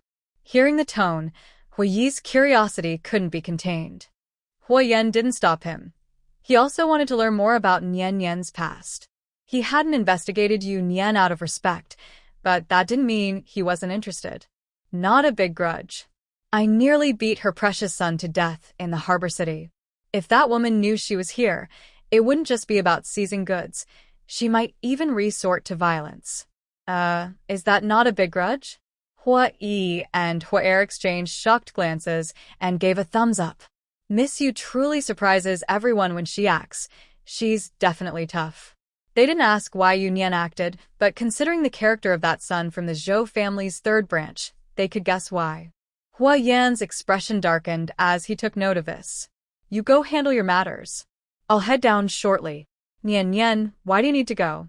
I'll go with you, Huo Yan immediately said, suddenly feeling that this matter wasn't urgent and could wait.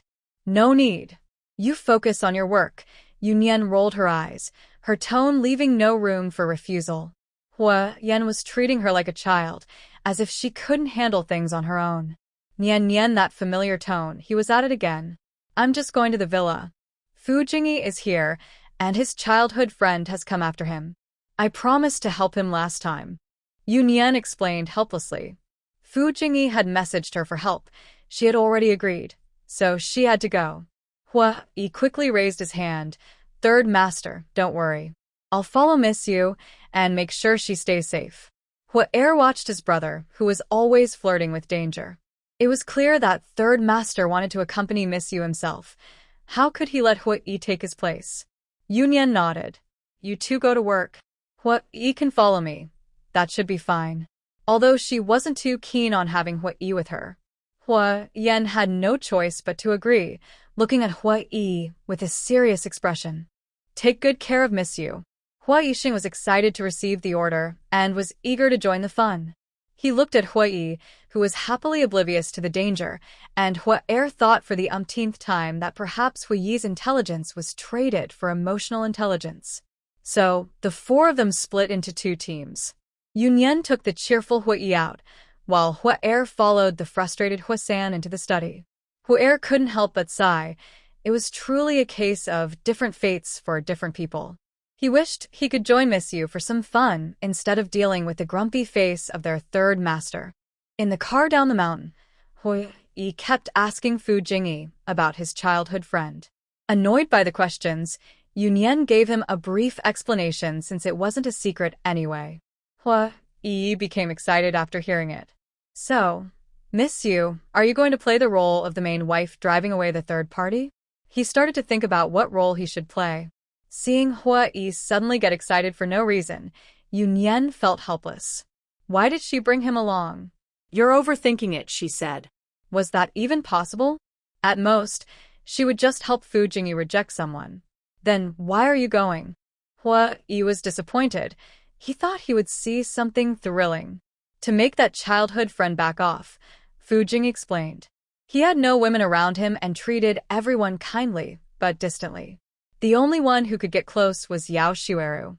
This gave Yao Xueru a false impression, and with her peculiar way of thinking, she believed Fu Jingyi felt something special for her, even if he hadn't realized his feelings yet. Fu Jingyi wanted Yao Xueru to understand that she wasn't special and to see how he treated women who could truly get close to him. Fu Jingyi sought help from Yu Nian out of desperation. He couldn't find anyone else suitable to cooperate with him, as Yao Xueru knew all the women in his family. If he chose an outsider, it would be hard to create a believable atmosphere, and he feared he might end up with another Yao Xueru. The two arrived at the golf course, where Fu Jingyi began discussing business. Yao Xueru, having heard some news, followed him, acting like his companion. Given their family's relationship and the presence of many people, he couldn't speak harshly to a lady and had to rely on Yu Nian to help him. As they entered the golf course, they were called over before they could find Fu Jingyi. Stop. I'm talking to you, stop right there. Yu Nian looked confused at the woman who approached them. Who was she? Was she asking her to stop? Miss Xu. Huo Yi spoke up to clarify things for Yu Nian, looking at the third master's companion. Last time, after being retaliated against by the third master, he sent Miss Xu to the old residence and, as expected, got into trouble. It was hard for him to forget. Yu Nian suddenly understood. She looked at the woman in front of her, who was quite pretty, but why did she have such an arrogant expression? It was somewhat amusing that Huo Yan came to the villa to avoid her, only to run into her here. Is your third master here? Zu Lingling spotted Huo Yi from afar, mainly because he was quite handsome and she remembered him well. Of course, she thought he was just an ordinary driver at the banquet and didn't take him seriously. She immediately asked about Huo Yan's whereabouts. Although she saw a man and a woman together, she didn't misunderstand their relationship. She didn't think a driver would bring a girlfriend to a place like this. He must have come with Huo Yan. She also looked down on Yu Nian, thinking that anyone with Huo Yi, the driver, was probably just a servant from the banquet. The two, feeling disrespected, exchanged glances. What was going on? Huo Yi hadn't spoken to Zu Lingling during the ride to the old residence. Although he was talkative with acquaintances, he remained aloof around strangers. He really didn't expect Miss Zhu's character to be so questionable. Are you both mute? I'm asking where your third master is, Zu Lingling said impatiently, looking at the two silent people. Do you think we can just reveal our third master's whereabouts? Seeing that there was no chance with Fu Jingyi, the dramatic Huo Yi found a new stage here and responded even more arrogantly than Zu Lingling. What's with your attitude? Do you believe I can have my third master fire you? Zu Lingling was frustrated, thinking it was a waste for someone with such a pretty face. She was determined to have the third master fire this driver. It must be said that Zu Lingling had a bit of confidence. I don't believe you. You won't even get to see our third master. Zu Lingling was momentarily speechless. She really couldn't see him, or she wouldn't have to ask them. She opened her bag and pulled out a stack of red bills, ignoring Huo Yi, and handed them to Yu Nian. Tell me where the third master is, and this is yours.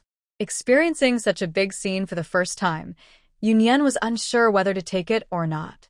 Huo Yi was speechless. Was this woman foolish?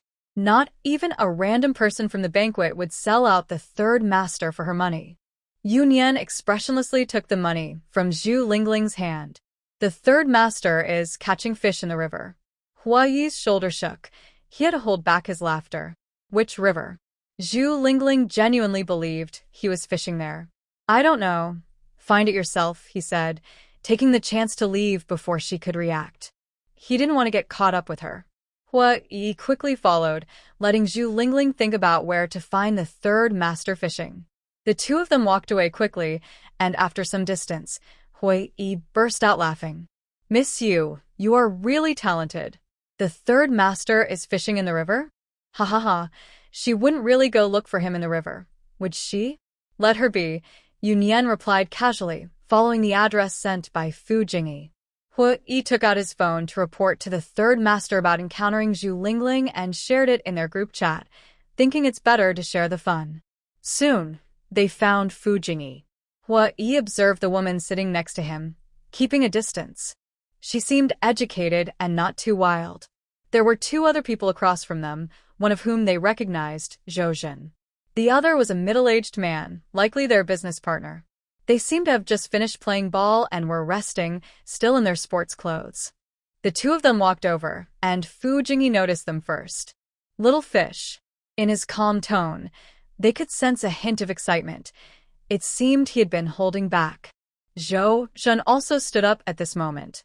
Miss Yu. Yu Nian nodded in response. Zhou Zhen then nodded to Huo Yi. Mr. Huo, long time no see. Zhou Zhen was smart.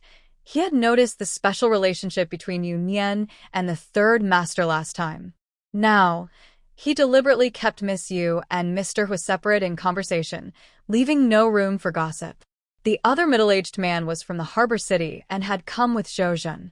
Seeing Zhou Zhen being so polite, he realized they were not ordinary people, so he also stood up to greet them.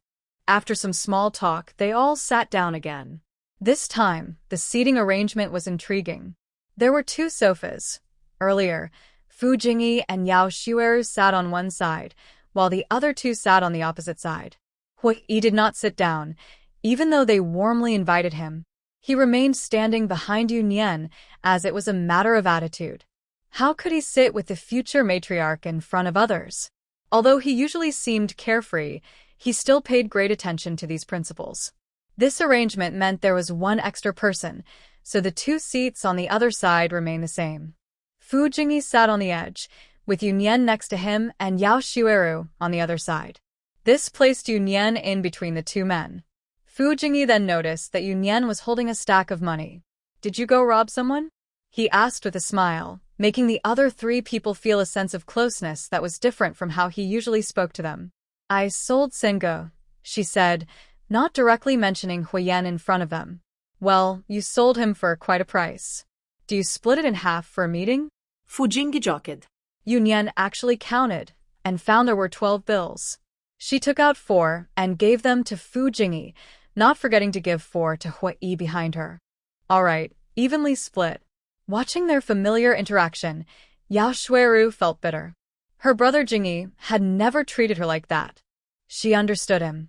Although he seemed gentle, he was actually very hard to approach. Miss Yu, nice to see you again. Yu Nian's expression was cold as she nodded.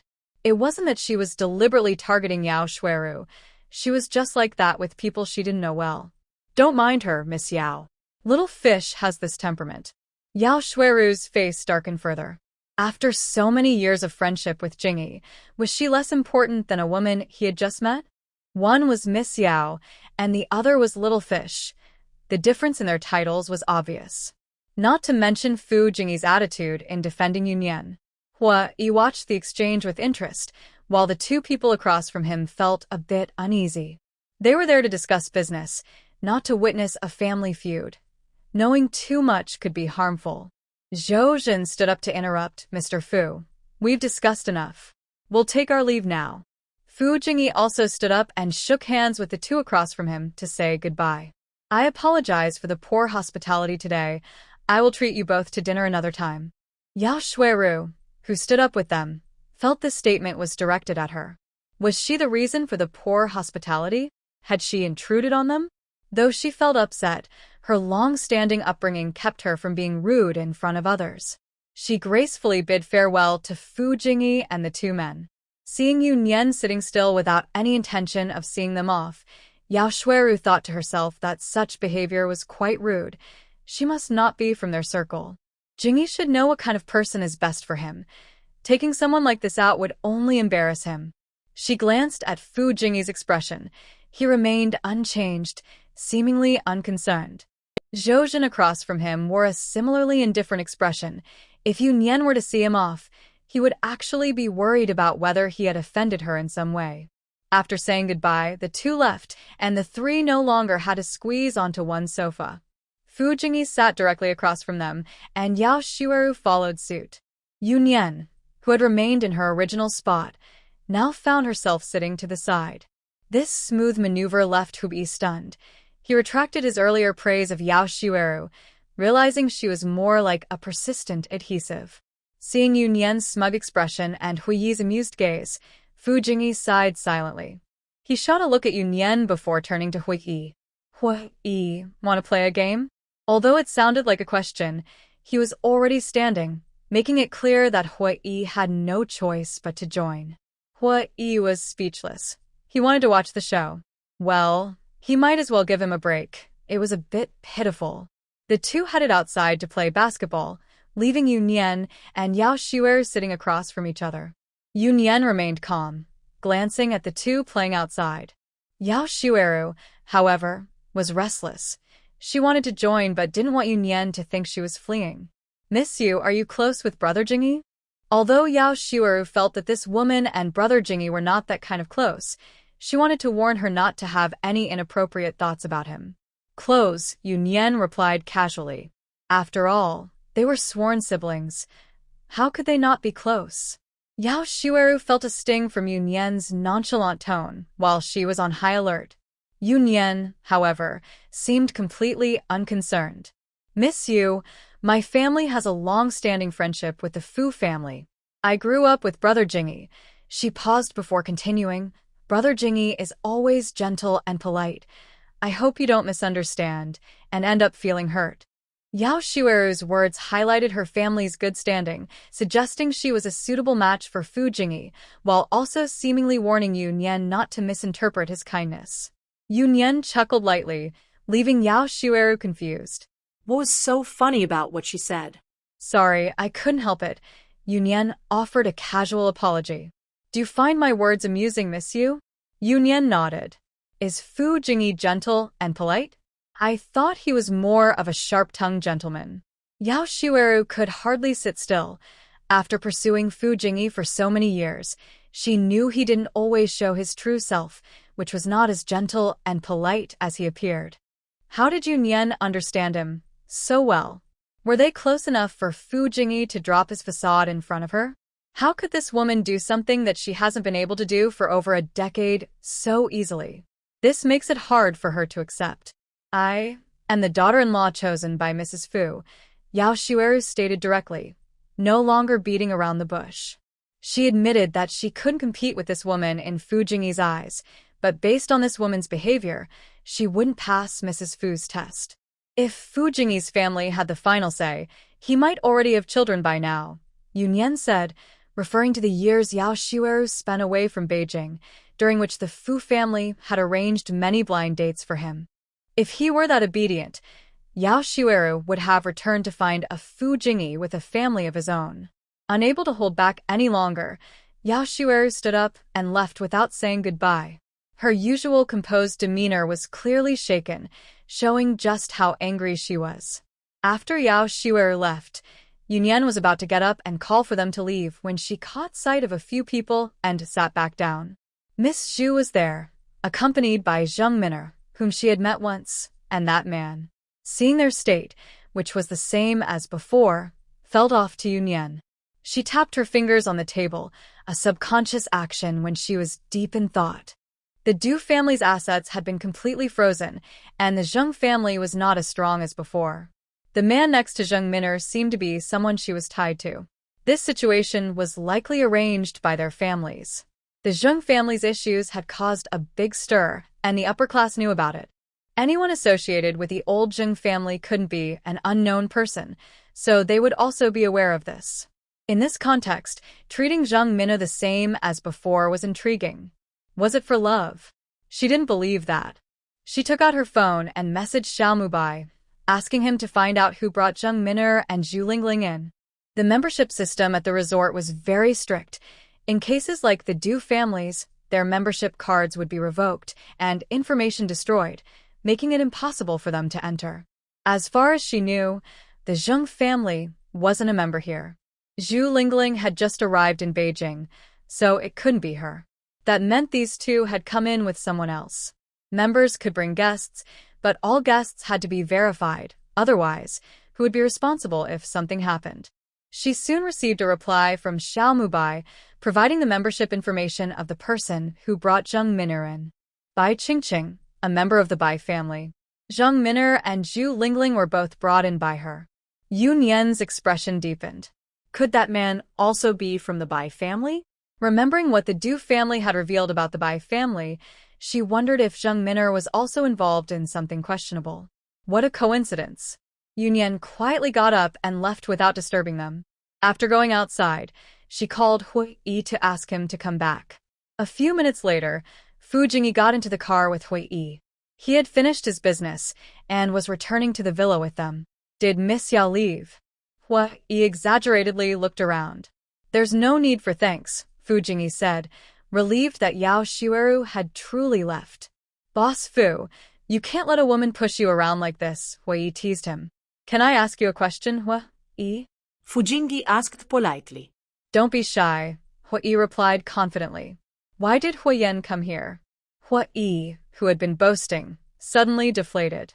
Boss Fu, you're not going to report me, are you?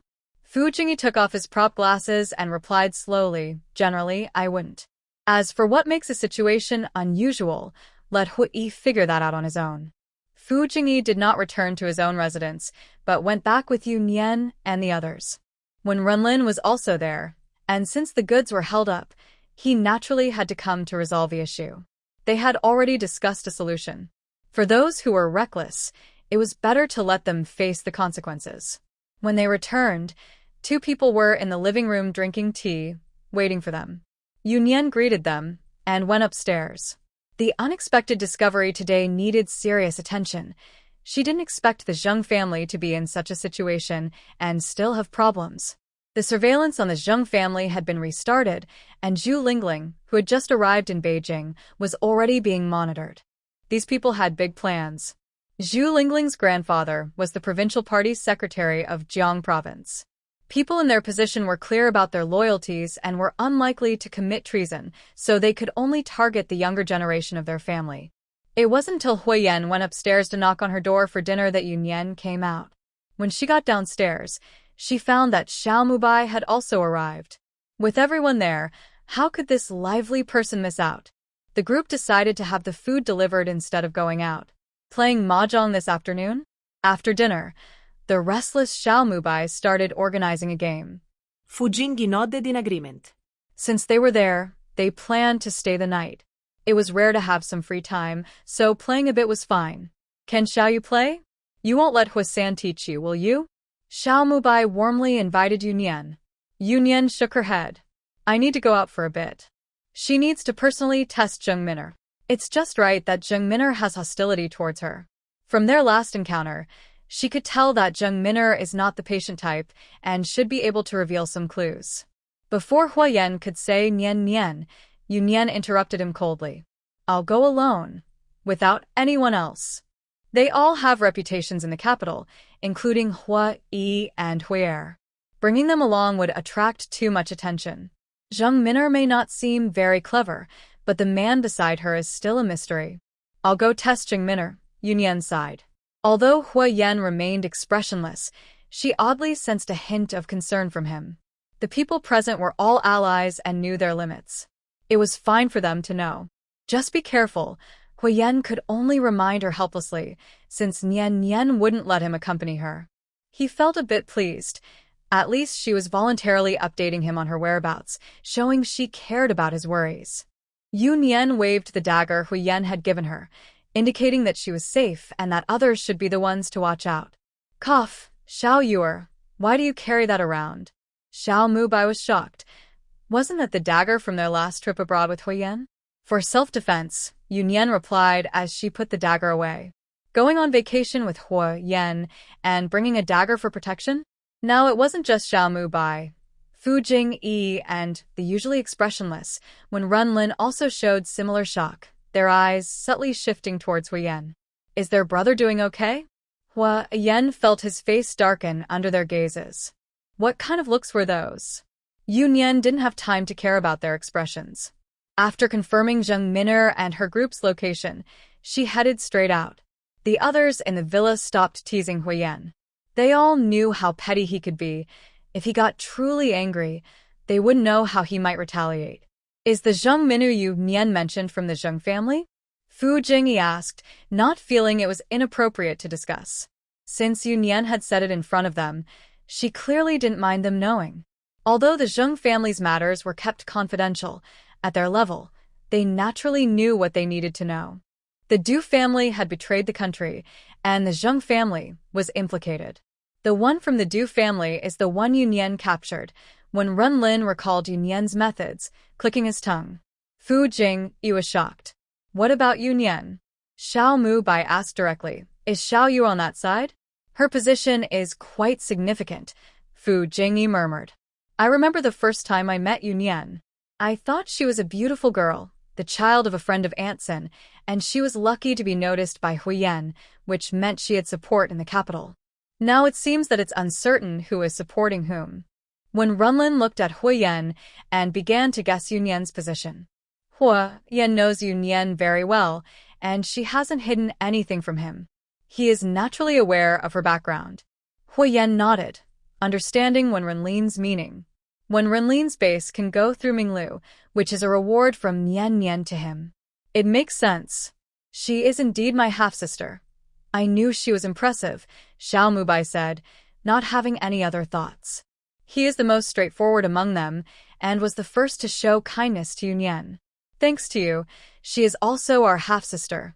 Fu Jingyi laughed, acknowledging that this was indeed thanks to this silly boy.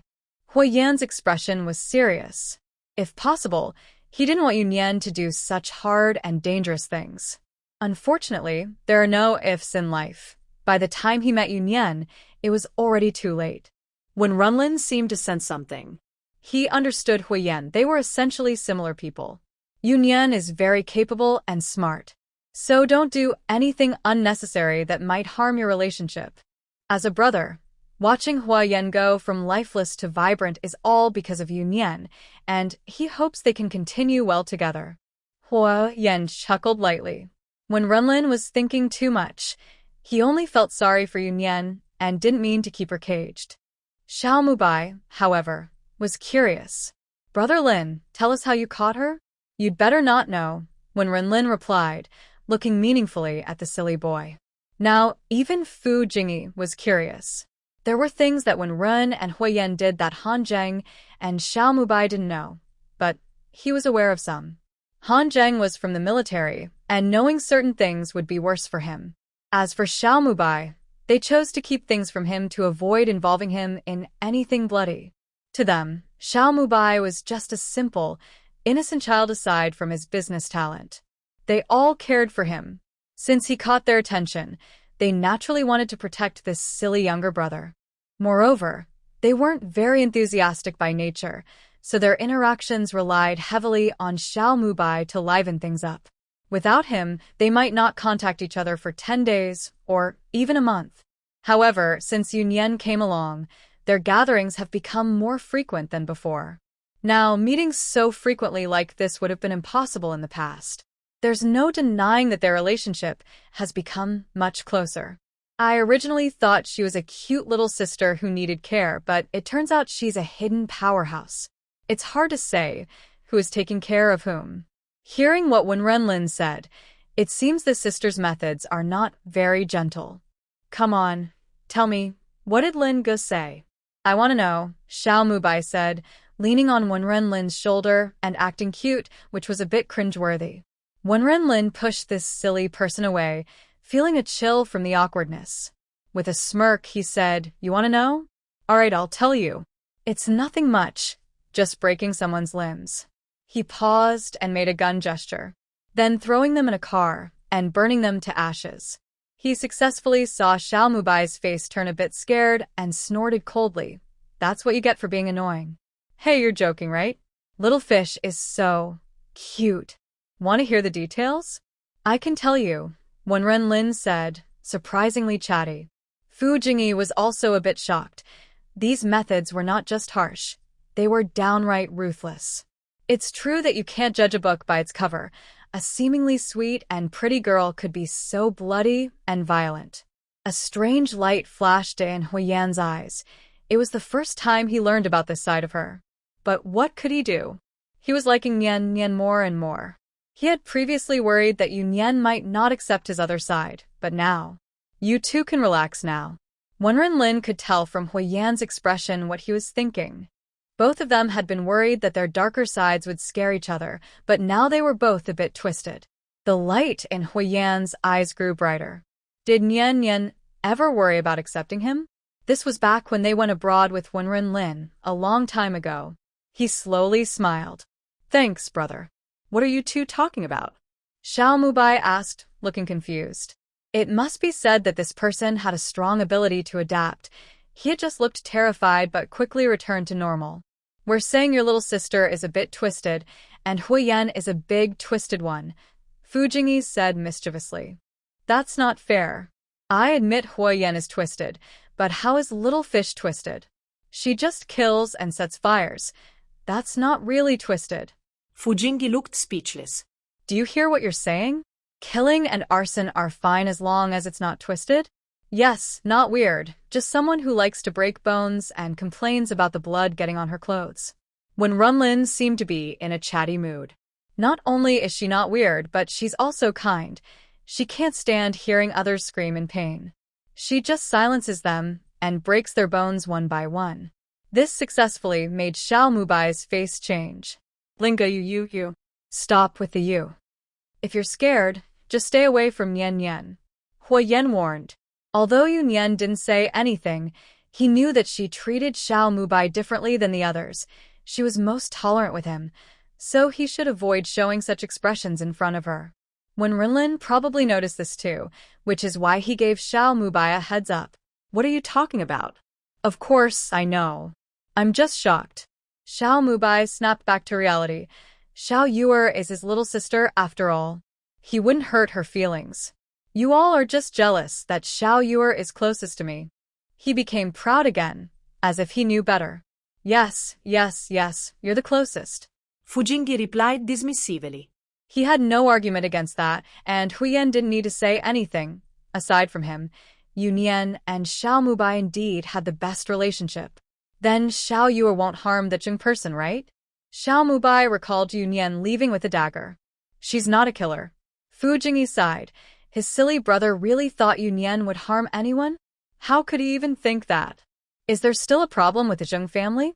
Speaking of this, Fu Jingyi remembered the important matter. Yu Nian mentioned testing Zheng Min'er. The Zheng family shouldn't be a problem, it's likely an individual action. Huo Yan analyzed rationally, and when Renlin nodded in agreement. Regardless of who it is, the Zheng family won't come out of this well. Luckily, we have no ties to them. If this is true, many will be affected by them. Xiao Mubai patted his chest in relief, recalling that his mother had included a woman from the Zheng family in her matchmaking list. That was too scary. Otherwise, why do you think Nian mentioned it in front of us? It was just to remind them to distance themselves if there were any connections. Realizing this, Xiao Mubai chuckled foolishly. That's why she's my sister. Aren't we supposed to play mahjong? When Renlin suggested, noting that they had been chatting for quite a while, Yu Nian should be back soon if all went well. Yes, let's play mahjong. There is no mahjong table here at Huo Yan's place, and since no one wants to change locations, they decided to play on the living room table. As for Yu Nian, who was testing Zheng Min'er, she got the result she wanted. Zheng Min'er definitely has some issues. They didn't see Zu Lingling, so she might have left. This makes sense. Children from political families should have some awareness. As a relative of a high-ranking official, it is necessary to maintain a certain social distance from the families of officials in the capital. Zheng Min'er's man, Bai Chongming, is indeed from the Bai family. When Yu Nian deliberately mentioned the Du family, his disdainful look seemed genuine, but he was even more obedient to Zheng Min'er than before. It seems that Zheng Min'er even holds a leading position in this matter, so it's necessary to investigate the Du family further, especially Du Lizhen. When Yu Nian returned to the villa, a few people had already played 2 rounds of mahjong. Xiao Mubai's face was covered with sticky notes, making it hard to see his face. Seeing Yu Nian enter, he looked like he saw a savior. Little fish, they are bullying me. Get revenge for me. How do I get revenge? Beat them up? Yu Nian joked. Confirming Zheng Min'er's situation was another hassle, but getting clear information made her feel good. No need for that. Just win back for me. No need to go that far. I can't. Yu Nian admitted. She had never played mahjong before. Nian, come sit. I'll teach you. Huo Yan called her over. Nian seemed to be in a good mood, so she decided to play. He originally planned to send these people away as soon as she returned. Yu Nian sat in Huo Yan's spot, and he sat next to her to teach her. Playing cards is mainly about remembering and calculating, and Yu Nian is smart and good with numbers. After figuring out the rules after a round, the player above, when Renlin, occasionally fed her cards, and she hardly lost. Little fish, tell me, are you a hidden gambling king pretending to be a novice? Xiao Mubai shouted, frustrated that he was losing to a beginner like Yu Nian. Xiao Bai, let's not embarrass ourselves. Fu Jingyi looked at the fussing Xiao Mubai. This guy was getting more childish. I'm done. My head is spinning from losing. Xiao Mubai was almost in tears. If this were for money, he would lose everything. The others agreed. They had indeed been a bit him today. These 3 childish men were still bothered by how Yu Nian treated Xiao Mubai differently and were intent on getting back at him. Little fish, what about that Zheng family situation? Xiao Mubai started gossiping again. Although he sometimes goes off topic, he knows when to hold back and won't ask inappropriate questions. The situation with the Zheng family is pretty clear. They should be able to talk about it. Don't underestimate Miss Zheng. She's really playing the part of a pig to eat the tiger, Yu Nian said, using Xiao Mubai's earlier words. Zheng Min'er does have some skills. She might be the middleman in the Bai family's affairs, something even Du Lizhen might not know. It's a shame for Zheng Lao's lifetime reputation, Fu Jingyi sighed. The Zheng family has completely fallen into the hands of the Du family. He still respects these old heroes who lived through the war. Returning to their hometown to enjoy their old age with Zheng Lao heir, this would be the best outcome. After this incident, they won't have a place in Kyoto anymore, and Zheng Laoda and Zheng Min'er can't leave either. The group felt a bit melancholic about the tragic end of a generation of heroes. Due to the unexpected situation with Zheng Minna, Yu Nian had to return to handle things, so she set off for Kyoto early the next morning with a few others. Huo Yan's dream of a romantic getaway lasted only one night before this group interrupted and forced an early end to their vacation. They traveled back in Fu Jingyi's car, which was a business vehicle since they came with partners. With those two gone, the car was now available for the five of them. Huo Yi insisted on driving, taking the wheel himself, while Huo Er quickly claimed the front seat, and the bodyguard took his position. They couldn't let anyone else drive with Miss Yu in the car. Huo-san, those two are fine. They're even more careful than Lin Ji's people, Xiaomabai teased, noting that when Renlin's bodyguards didn't even get on the vehicle. Of course. I'm Miss Yu's exclusive driver, Huo Yi replied proudly. Bodyguard, Huo Er added quickly. You really are something. Huo Yan, aren't you going to manage them? Xiaomabai was impressed. These two were better at seeking favors than he was. Mine is Nian Nian's, Huo Yan said casually, throwing a look at Yu Nian as if seeking praise. All right, you Huo family members are impressive. I give up, Xiaomabai said, raising his hands in surrender. He thought no one from the Huo family was good. When Renlin pressed Xiaomabai's hand down to quiet him. Xiao Lu, can you do me a favor? What is it? Yu Nian raised an eyebrow, surprised that when Renlin was speaking up. When Renlin took out his laptop, opened it and clicked a few times before handing it to her. One of the open pages showed that the website couldn't be accessed. Can you see if you can get in? He took the computer and typed in a series of codes. 5 minutes later, he successfully logged in. That's easy. Yu Nian thought he was helping to hack into the website's data, but upon closer inspection, it seemed wrong. Is this your website? When Renlin had a complicated expression on his face. I paid someone to make this firewall, and they told me it was as secure as the White House. Haha Lin Ge, did you get scammed? Xiao Mubai laughed. Fujingi thought. Who would dare to trick Wen Renlin?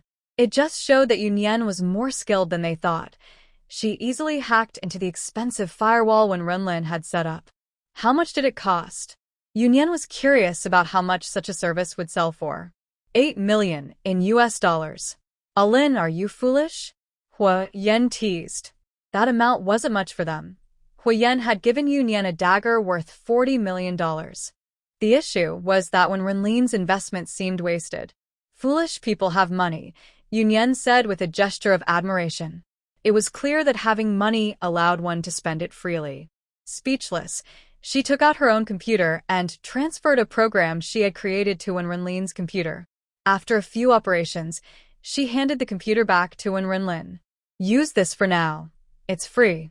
It's definitely more useful than your 8 million firewall. Wen Renlin thought. Why did he spend 8 million when he could have just asked Yu Nian? What was he thinking at the time? That was fast? Xiao Mubai didn't understand. He thought making a firewall would take a long time. I've done it for others before. Otherwise, how could she do it so quickly? It had taken her a whole day to create it initially. Thank you, little fish. Yu Nian looked at the computer handed to her, and Fu Jingyi was indeed not polite. She accepted it and installed the same firewall for him. Fu Jingyi happily took back his computer, feeling satisfied. When Renlin personally tested a firewall that was worth more than $8 million, Xiao Mubai felt envious. Why hadn't he brought his computer? Although he didn't need such an advanced firewall, they all had one. Once Yu Nian finished installing firewalls for both of them, they reached the entrance of the tree-lined avenue outside the banquet garden. A car was parked there, and a woman was talking to the security guard. Third master, it's Miss Zhu. A few people exchanged glances and teasingly looked at Huo Yan, all aware of why he went to the villa. He had just returned and was already approached by Tao Hua. When they saw their car coming, Zu Lingling felt excited and wanted to rush over, but someone nearby held her back, leaving her to watch the car drive in helplessly. Let her in. She came to the villa with Zheng Minna. It was a perfect opportunity. Huo Er called the security office at the entrance to have them check and allow entry. Third brother, it's up to you now. They started with small talk. Nian Nian, Huo Yan said, feeling a bit exasperated. He wondered how Yu Nian came up with this idea. Are you not going to help me? Yu Nian looked at Huo Yan eagerly. I'll help. He squeezed out the word through clenched teeth.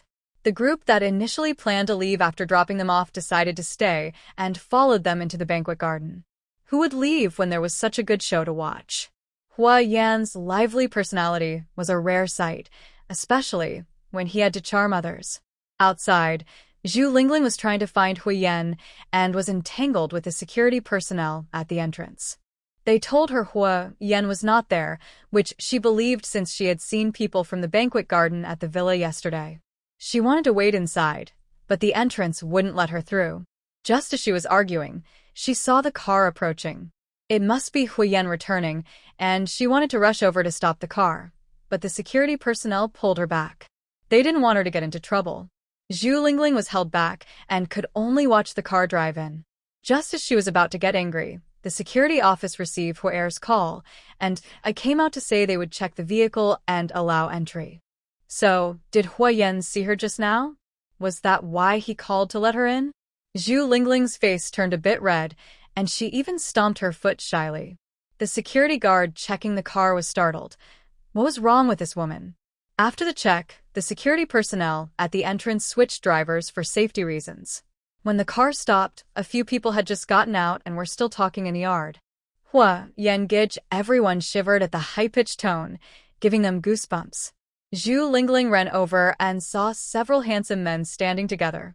Wow, are they all friends of Huo Yan Gij? Indeed, successful people have successful friends. Although they were all great, she still liked Huo Yan the most. Her gaze swept over to see Huo Yi and Yu Nian, and the blush on her face changed from shy to angry. She felt deceived by this woman, who even took her money. Huo Yan Gij, your servant is really clueless. Zu Lingling pouted, pointing at the two people standing in the corner. Just now, Yu Nian was asking Huo Yi to bring her a car, preferably a low-key one. The two were standing at the edge talking. In Zu Lingling's eyes, this looked suspicious. They were avoiding her. A few people, including the servant and Yu Nian, were left stunned. I have to say, this idea is quite creative. Miss Zhu, please don't say that. How could we not understand? Huo Yi, catching Yu Nian's glance, spoke up to prevent the others from exposing them. They still needed to gather information. She tricked me out of money and said Brother Huo Yan was fishing in the river. Zu Lingling pouted unhappily. A few muffled laughs escaped. Usually, they wouldn't laugh unless they couldn't help it. Huo Yan looked at Yu Nian with a mix of helplessness and affection. He was fishing? Well, if that's what he was doing, so be it. I really did go fishing. Miss Zhu, is there something you need here? The others watched Huo Yan say something outrageous with a straight face, trying hard to hold back their laughter. Brother Huo Yan has such a hobby? Nothing much, I couldn't find out which river Brother Huo Yan was at yesterday, so I came to see him today, Zu Lingling said shyly. I'm sorry, I just thought of a joke. Fu Jingyi was the first to laugh. Ha ha ha, I remember that joke too. Xiao Mubai, who had been trying to hold it in, burst out laughing at Fu Jingyi's reaction. Huo Yi and Huo Er turned to Yu Nian almost simultaneously, shaking with laughter. They were servants after all, and shouldn't laugh at their master. When Runlin couldn't help but chuckle either. Miss Zhu was quite a character for not finding out where Brother Huo Yan was. Huo Yan looked at the group with a dark expression. Was his joke funny? Please come inside, uncle, he spoke up at the right moment. The group walked inside, and Huo Yan instinctively reached for Yu Nian's hand, but she quickly stepped ahead and entered first. Did a master hold a servant's hand while walking? Huo Yan's face darkened again. Letting Zu Lingling in was a mistake. In the living room, to avoid Zu Lingling leaning against him, Huo Yan sat down on a single sofa first. Yu Nian stood behind him and secretly touched his face. The touch instantly warmed Huo Yan's expression, leaving the others wide-eyed in admiration for Yu Nian. Miss Zhu, did you also go to Yunshang Villa yesterday? Since Yu Nian wanted to gather information, Huo Yan had to comply and speak up. Yes. It's a pity I didn't get to see Brother Huo Yan. Zu Lingling sighed, wishing she could have met Brother Huo Yan yesterday. Miss Zhu, we're not that close, Huo Yan said, unable to hold back his irritation. Brother? Who is she calling brother? When Nian called him brother, he felt excited, but hearing this woman call him brother made him want to throw her out. Miss Zhu, our third master is quite shy, Yu Nian said seriously. Stay away from me, Zu Lingling said angrily, seeing the maid so close to Huo Yan while she was sitting so far away. Yu Nian pressed her hand on Huo Yan's shoulder to calm him down and playfully squeezed it a couple of times. I'm giving the third master a massage, he needs it. Ha, that joke is too funny. Xiao Mubai couldn't help but laugh. What a silly thing to say. Fu Jingyi and Wen Runlin cleared their throats, trying to suppress their laughter. They were curious if Yu Nian's massage would actually help someone who needed it. Miss Zhu, you went to Yunshang Mountain Villa yesterday too? We went there as well. It's a pity we didn't run into you. Fu Jingyi quickly changed the subject, worried that Zu Lingling would target Yu Nian and Huo Yan might throw her out. Yes, Yunshang Mountain Villa is really nice. We don't have places like that where I'm from. Fu Jingyi's polite demeanor made him likable, and Zu Lingling softened her tone in response. Miss Zhu, are you not from Kyoto? Fu Jingyi gently probed, taking over Huo Yan's questioning. No, I'm from Jiang Province. It's my first time in Kyoto, and I came with brother Huo Yan. Huo Yan. She wouldn't speak if he wasn't mentioned, would she? So, did you go to Yunshang Mountain Villa by yourself yesterday? No, Minner from Grandpa Zheng's family took me there. After a long conversation, they finally got to the point. It seems you and Miss Zheng get along well. It's nice to make friends right after arriving in Kyoto, Fu Jingyi said with a gentle smile, making it easy for Zu Lingling to relax, especially for a girl like her. Not really. She insisted on taking me, saying she wanted to introduce me to friends. I only went because of Grandpa Zheng. Zu Lingling pouted a bit, feeling dissatisfied. What's wrong? It seems like you didn't have a good time? How could I? I spent the whole time watching her show off with her boyfriend, and she said she wanted to introduce me to someone. I don't want that. I already like someone. She glanced shyly at Huo Yan. The not-so-smart tool, Huo Yan. Next time, let's invite Miss Zhu to have fun together. But I have to go back in a few days. Grandpa is worried about me staying alone in Kyoto. Zu Lingling said, looking a bit troubled, and then revealed the purpose of her visit. Huo Yan Gij, can I stay with you? That way, Grandpa won't take me away. Everyone. Today has already left me speechless several times. You really know how to think. No. Yu Nian directly replied. Everyone knows what they need to know. You can leave now. You, Huo Yan Gij, look at her, Miss Zhu, your Huo Yan Gij might be in a bad mood. We should leave together. Fu Jingyi spoke up to ease the tension and stood up. Zu Lingling looked at Fu Jingyi and then at the cold-faced Huo Yan, seeming to struggle with her decision. Everyone was once again speechless. This woman really doesn't understand the situation, acting like she's choosing a partner. Miss Zhu, please? Fu Jingyi extended a gentlemanly hand. Zu Lingling looked at the unmoving Huo Yan and, gritting her teeth, stood up, just as she was about to place her hand in Fu Jingyi's. At that moment, the owner of the hand happened to pull back and turn away, seemingly not noticing Zu Lingling reaching out to him. This smooth maneuver made Xiao Mubai exclaim in surprise. Even as he reached the door, Fu Jingyi turned back to call out to the dazed Zu Lingling. Miss Zhu, why aren't you leaving? Zu Lingling picked up her bag. Then, Huo Yan Gij, I'll leave first. I'll come find you another day. Huo Yan remained expressionless. It was useless to him now. He couldn't even be bothered to look at her.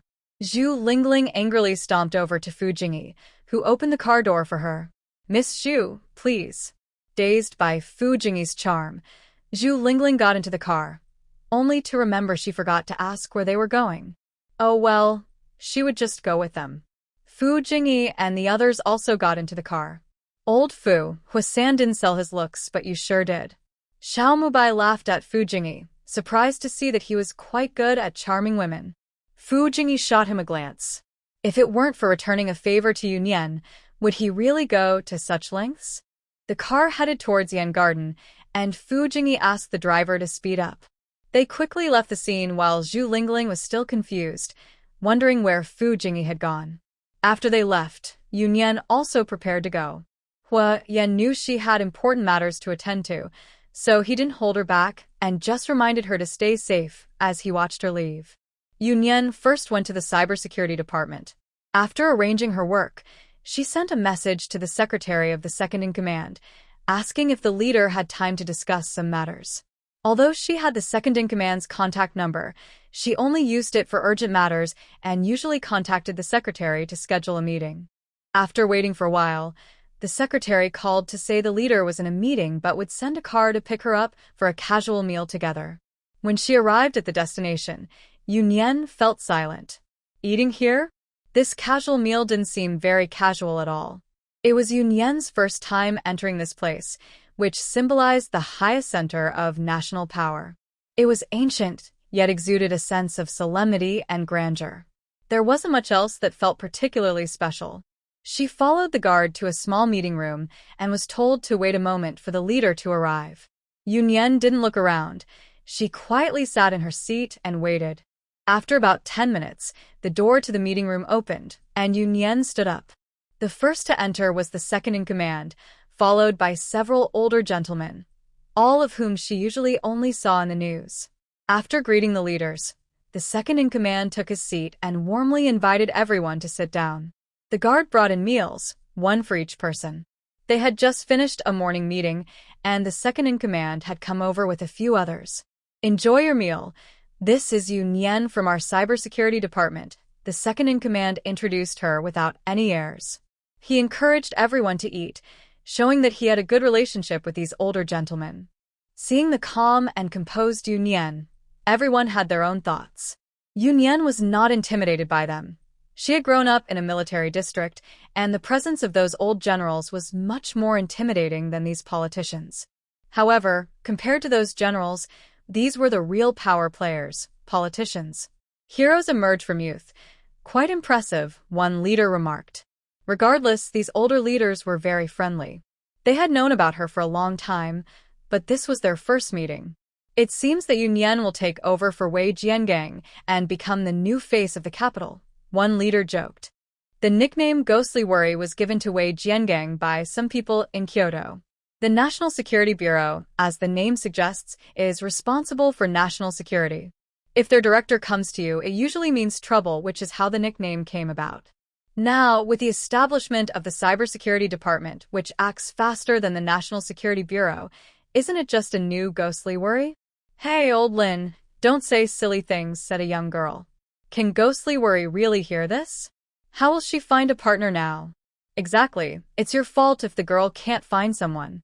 Yu Nian looked meaningfully at the speaker, old Huo Yan's grandfather. "All right, you old fellows, stop teasing our little Yu. She is a national treasure." That's quite a high compliment. After chatting with a few senior leaders, lunch quickly passed. Once they finished eating, the leaders took their leave, and Yu Nian followed the second-in-command to the office. After Yu Nian finished her report, the second-in-command thought for a moment and asked her to wait in the reception area while he made a phone call. Yu Nian knew he was probably discussing something important, so she sat in the corner to avoid overhearing anything she shouldn't. When the second-in-command came over and saw Yu Nian almost sitting by the door, he found it amusing. This little Yu really knows how to avoid suspicion. "Little Yu, go ahead and do your job. No matter who you find, don't let anyone off the hook." This gave Yu Nian a lot of authority. If she handles this well, she would step into the spotlight. After leaving the leader's office, Yu Nian went straight back to the banquet hall. In the living room, Huo Yan looked a bit gloomy, but his expression softened when he saw Yu Nian return. "What's wrong?" Yu Nian walked over, and before she could sit down, Huo Yan suddenly stood up, startling her. Without answering her, Huo Yan took her hand and led her upstairs. "Nian Nian, I need to go abroad for a while," Huo Yan said, his tone heavy. "Is it serious? Why does he look like that?" "I'll be gone for a long time. Even if Huo-san goes, it won't be easy to resolve." "Nian Nian, I'll be away for a long time, probably not back until the new year. There are still over 3 months until the holiday." Yu Nian thought for a moment, but still didn't understand his meaning. "Then what?" Seeing the question in Yu Nian's eyes, Huo Yan felt frustrated and wanted to bite her. Doesn't she miss him at all? Huo Yan simply pulled Yu Nian onto his lap, resting his head on her shoulder. Nian, I feel insecure about being away for so long. Huo Yan's voice was muffled against her shoulder, sounding a bit suppressed. Is it really that serious? I thought there was something you couldn't handle. It turns out that Huo Yan was in a bad mood because of this. She wouldn't run away. She would still be there when he returned. This is something that can't be solved. I really want to put you in my pocket and take you with me. But that was just a thought. He knew what Yu Nian had been busy with lately, so it was impossible for her to go abroad with him.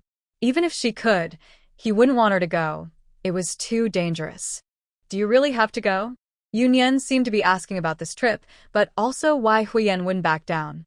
Huo Yan's business abroad should be as hidden as Wenrenlin's. Given his status in the country, Yu Nian didn't understand why he would take this risk. I'm used to keeping a backup plan. If the Huo family was fine, they would be safe. But life is unpredictable, just like the Zheng family, who fell in a single night. If anything happened to the Huo family, they would struggle in the country, and he wouldn't let himself reach that point. With Yu Nian in his life, this backup plan became even more necessary. Yu Nian began to understand. She also had her own backup plan, but she didn't expect Huo Yan's backup to be, well, even broader than his main path. The saying about giving everything for someone didn't apply to her. If she ever felt in danger, she would leave without hesitation. Then go with peace of mind. I'll wait for you to come back. Huo Yan lifted his head from her shoulder and looked at Yu Nian seriously. What do you mean, Nian? I'll wait for you to come back and give you a title. Yu Nian said with a smile, but her tone was serious. During this time, not only Aunt Sin but also Fu Jingyi and a few others had hinted to her about Huo Yan's nature. He doesn't stay interested in things for long, and he might lose interest once the novelty wears off. Yu Nian had noticed this too, but she didn't care. If something was confirmed, she would go for it. Even if the outcome wasn't what she hoped for, she could handle the consequences of her choices. Yu Nian had always been a strong person. She wouldn't experience inner turmoil. Really? Huo Yan was taken aback by this sudden surprise. He thought he still had to wait. Yu Nian held Huo Yan's face and looked into his eyes. Wait for you to come back. If everything is still the same, then we can be together. The reason for waiting until he returned, rather than now, was that Yu Nian had her own thoughts. They had been together almost all the time recently, and some feelings might have become a bit unclear. Now was the perfect opportunity. Huo Yan needed to be away for a while, and they could both take a moment to calm down. Wait for him to come back. If both of their feelings haven't changed, then there's no need to waste any more time. Huo Yan held Yu Nian tightly in his arms, feeling a bit excited, his heart racing. He wasn't sure how to express his feelings, so he just held her close, savoring her presence. Yu Nian didn't struggle and let him hold her. After a while, Huo Yan calmed down and released Yu Nian. When are you leaving? Tomorrow, Yu Nian replied. They didn't say anything more and sat for a while before Yu Nian pulled Huo Yan up. You should go prepare. I still have work to do. If she didn't speak up, he could sit there with her until tomorrow. Since he was leaving so soon, there were important matters to attend to, so they shouldn't waste time. Aren't you going to keep me company before I leave? Huo Yan asked softly. I'll keep you company when you come back, okay? She decided to comfort him since he was leaving. Will you sleep with me? Huo Yan received a playful eye roll from Yu Nian and was promptly sent away. Yu Nian returned to her room and didn't come out until dinner. When she went downstairs, she saw Huo Yan had just returned from outside. He had rushed back to have dinner with her before heading out again.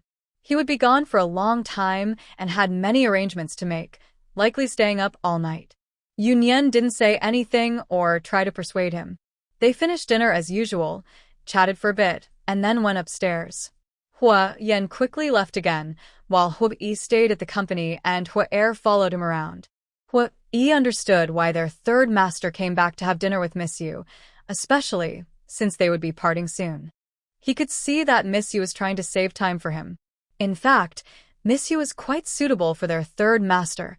She didn't waste words and knew when to take action. Thinking about it, if their third master was leaving tomorrow, there would be a woman at home crying and reluctant to let him go, or nagging him with her concerns, even needing to be comforted in return. While it seemed heartwarming, for them, it was the least useful thing. Would a few more words of comfort ensure their safety? They would be better off using that time to make thorough preparations. The next day, Yu Nian's vacation ended, and Huo Yan arrived on time at the school to drop her off. They acted as if everything was normal until it was time to get out of the car. Yu Nian hugged Huo Yan and softly said, "Wait for me to come back." After saying that, she got out of the car without looking back. Watching her disappear into the school, Huo Yan suppressed the urge to chase after her. To the airport. He used his private plane, ready to take off at any time. This time, he brought Huo Air along, leaving Huo Yi in Kyoto. Both of them agreed with this arrangement. It had been too long. They couldn't all leave, and Kyoto needed someone to manage things. Huo Yi drove them to the airport, watching the somewhat unhappy third master pat his chest and assure him, "Third master, don't worry, I will take good care of Miss Yu." "Yes, just take care of yourself," Huo Yi thought. That was unnecessary to say. Huo Air scoffed, not understanding. Third master was not worried, he just didn't want to part. What was there to worry about? Kyoto was their territory. Not to mention that Miss Yu was quite capable herself, and with those few gentlemen around, who could possibly bully her? After Huo Yan left, Yu Nian's life continued as usual. In fact, it became much calmer, as the previous troubles disappeared one by one. Zu Lingling's grandfather heard about the situation in Kyoto and forcefully took her back to Jiang province to avoid any trouble. Du Yin was also sent abroad by Shen. Since the Shen family learned about Yu Nian's special relationship with Huo Yan, they had not disturbed her until they were fully prepared. Monitoring of Zheng Min'er and the Bai family continued, but they had not taken any substantial action, and there was no progress. In the blink of an eye, Huo Yan had been abroad for a month. The weather had turned quite cold, and when there were no classes, Yu Nian stayed at Yan Garden, rarely going out. Xiao Mubai had visited her a few times, but he couldn't come often. After all, Huo Yan was not home, and he needed to avoid suspicion. It wouldn't look good for him to keep visiting little fish. One day, Xiao Mubai came to Yan Garden to persuade Yu Nian to go out. "Little fish, come on, how long has it been since you went out?" "I go to school every day," Yu Nian replied, confused. She had gone out every day. "That's not the same. Today, Han Zheng is back from the army. Let's get together." "Just because Huo-san isn't here, you won't even acknowledge us?" "It's cold." "It's not cold. There's a hot spring at Lin Ji's place." "I'm lazy." "Little fish, I'm begging you." "I told them I would bring you along today." Not getting through to her, Xiao Mubai started to act pitiful. "They will laugh at me." In the end, Xiao Mubai successfully got Yu Nian into his car. Huo Yi had gone to the company, and Yu Nian didn't want to use another driver or drive herself, so she decided to ride with Xiao Mubai. After lingering at Yan Garden for a while, they arrived just as everyone else did. As soon as Yu Nian entered the private room, she felt the atmosphere was a bit strange. When Runlin and Fu Jingyi both had expressionless faces, while Han Zheng seemed somewhat unhappy. Had they argued? There was also a woman in the room. All of them were single and had never brought anyone to gatherings before. This was the first time. Sitting between Han Zheng and Fu Jingyi, she wondered whose companion she was. When Xiao Mubai entered and saw the woman, he paused for a moment, frowning slightly. "Little fish, are you cold?" Fu Jingyi smiled at Yu Nian. "I'm freezing." The moment she got out of the car, she felt chilled to the bone and still hadn't warmed up. When Runlin poured a cup of hot tea and placed it beside her. "Little Six, come sit here." They all called each other by these nicknames. Last time at the mountain resort, Fu Jingyi had learned to call her little fish from Xiao Mubai to seem closer to her in front of Yao Shueru, and he had continued to use it. When Runlin, on the other hand, had started calling her Little Six for some unknown reason. She didn't mind, it was just a name. Yu Nian walked over and sat down next to Runlin, taking a sip of the hot water. Han Zheng was a bit puzzled. He hadn't been around for a while and wondered what had happened. Little fish, Little Six. Hadn't they always called her Miss Yu before? Were they this close now? What about him? He was just a bit slow and didn't know how to respond. This only made the other two even more displeased. I'm freezing too. You all only care about little fish and not about me, Xiao Baobao complained, pouting as she walked over to sit next to Yu Nian. When Renlin pushed a cup of water toward her and Xiao Mubai instantly brightened up, this girl was easy to please. No one introduced the woman, and Yu Nian wasn't particularly curious, so she didn't bring it up. However, the woman spoke first. Mubai, long time no see. Yeah, long time no see, Sister Ling. Xiao Mubai replied more normally this time, unlike his earlier playful demeanor. Is Yan not coming? Aren't you always together? The woman spoke with a hint of amusement, suggesting she was quite close to them. Yu Nian raised an eyebrow. Was she here for Huo Yan? This man really had a way of attracting attention, even when he wasn't in the capital. Before Xiao Mubai could respond, the woman seemed uninterested in an answer and turned her attention to Yu Nian. And who is this young lady? No one introduced her. I haven't been back to Kyoto for a long time, and I don't know the newcomers in the circle. Yu Nian felt helpless. She always seemed to get caught up in strange situations. If she had known, she wouldn't have come. Just a nobody, not part of your circle, so you don't need to pay attention to me, Yu Nian said, brushing off the situation, ignoring the person's dramatic expression. Please take a seat. Xiao Lu, help me out, when Renlin gave Yu Nian a look. Yu Nian stood up and followed when Renlin out, knowing he had something to discuss with her. As soon as they left, the woman smiled and spoke up. What little secret are you two off to discuss? Miss Yin, we were just talking about helping out, Fu Jingyi replied calmly. Jingyi, why are you being so distant with me? Yin Ling said, sounding a bit sad. Don't mind him, Ling Jia. He's always like this. Han Zheng quickly comforted Yin Ling, unable to stand seeing her upset. Fu Jingyi chuckled softly. Han Zheng acted like a fool around this woman, just like he always had over the years. The usually lively Xiao Mubai also quieted down, staring at his cup, lost in thought. Meanwhile, when Renlin took Yu Nian to another private room to explain the situation regarding Yin Ling. Yin Ling's grandfather was very close to Huo Yan's grandfather. When they were young, he even saved Huo Lao's life. Later, they both entered politics and ended up in high positions, becoming close friends. Old Yin was an orphan who had cut ties with his family and had only one son, Yin Zheng, after getting married. Unfortunately, Yin Zheng had no interest in politics and didn't want to follow the path his father had laid out for him, no matter how hard old Yin tried. To escape his father's pressure, after getting married, the couple moved abroad, leaving their young daughter, Yin Ling, with old Yin. Yin Ling and Huo Yan were born in the same year. Given their family's friendship, it wouldn't be an exaggeration to say she was Huo Yan's childhood sweetheart. However, Huo Yan had always been cold and distant with everyone, including Yin Ling. Additionally, Huo Yan's family had moved out of the old house early on, so they weren't particularly close. When Huo Yan returned from studying abroad, old Yin suggested he develop feelings for Yin Ling and consider an engagement if they got along. He neither agreed nor disagreed, remaining indifferent towards her. Yin Ling then began to appear around him frequently as his fiancée. Even when they had small gatherings, she would show up if she heard about them, and since Huo Yan said nothing, they couldn't just send her away. That woman was very prominent, and many people in the circle envied her, saying she was the only woman who could enter this small group. More than a year later, during a major reshuffle, Mr. Yin's son abroad became his downfall. He had two choices: either step down or have his son cut off his business abroad and return home. In the end, Mr. Yin chose to retire. He was getting old, and he only had his granddaughter, Yin Ling, by his side. If he forced his son to come back, it was uncertain if it would work, and his son would surely resent him.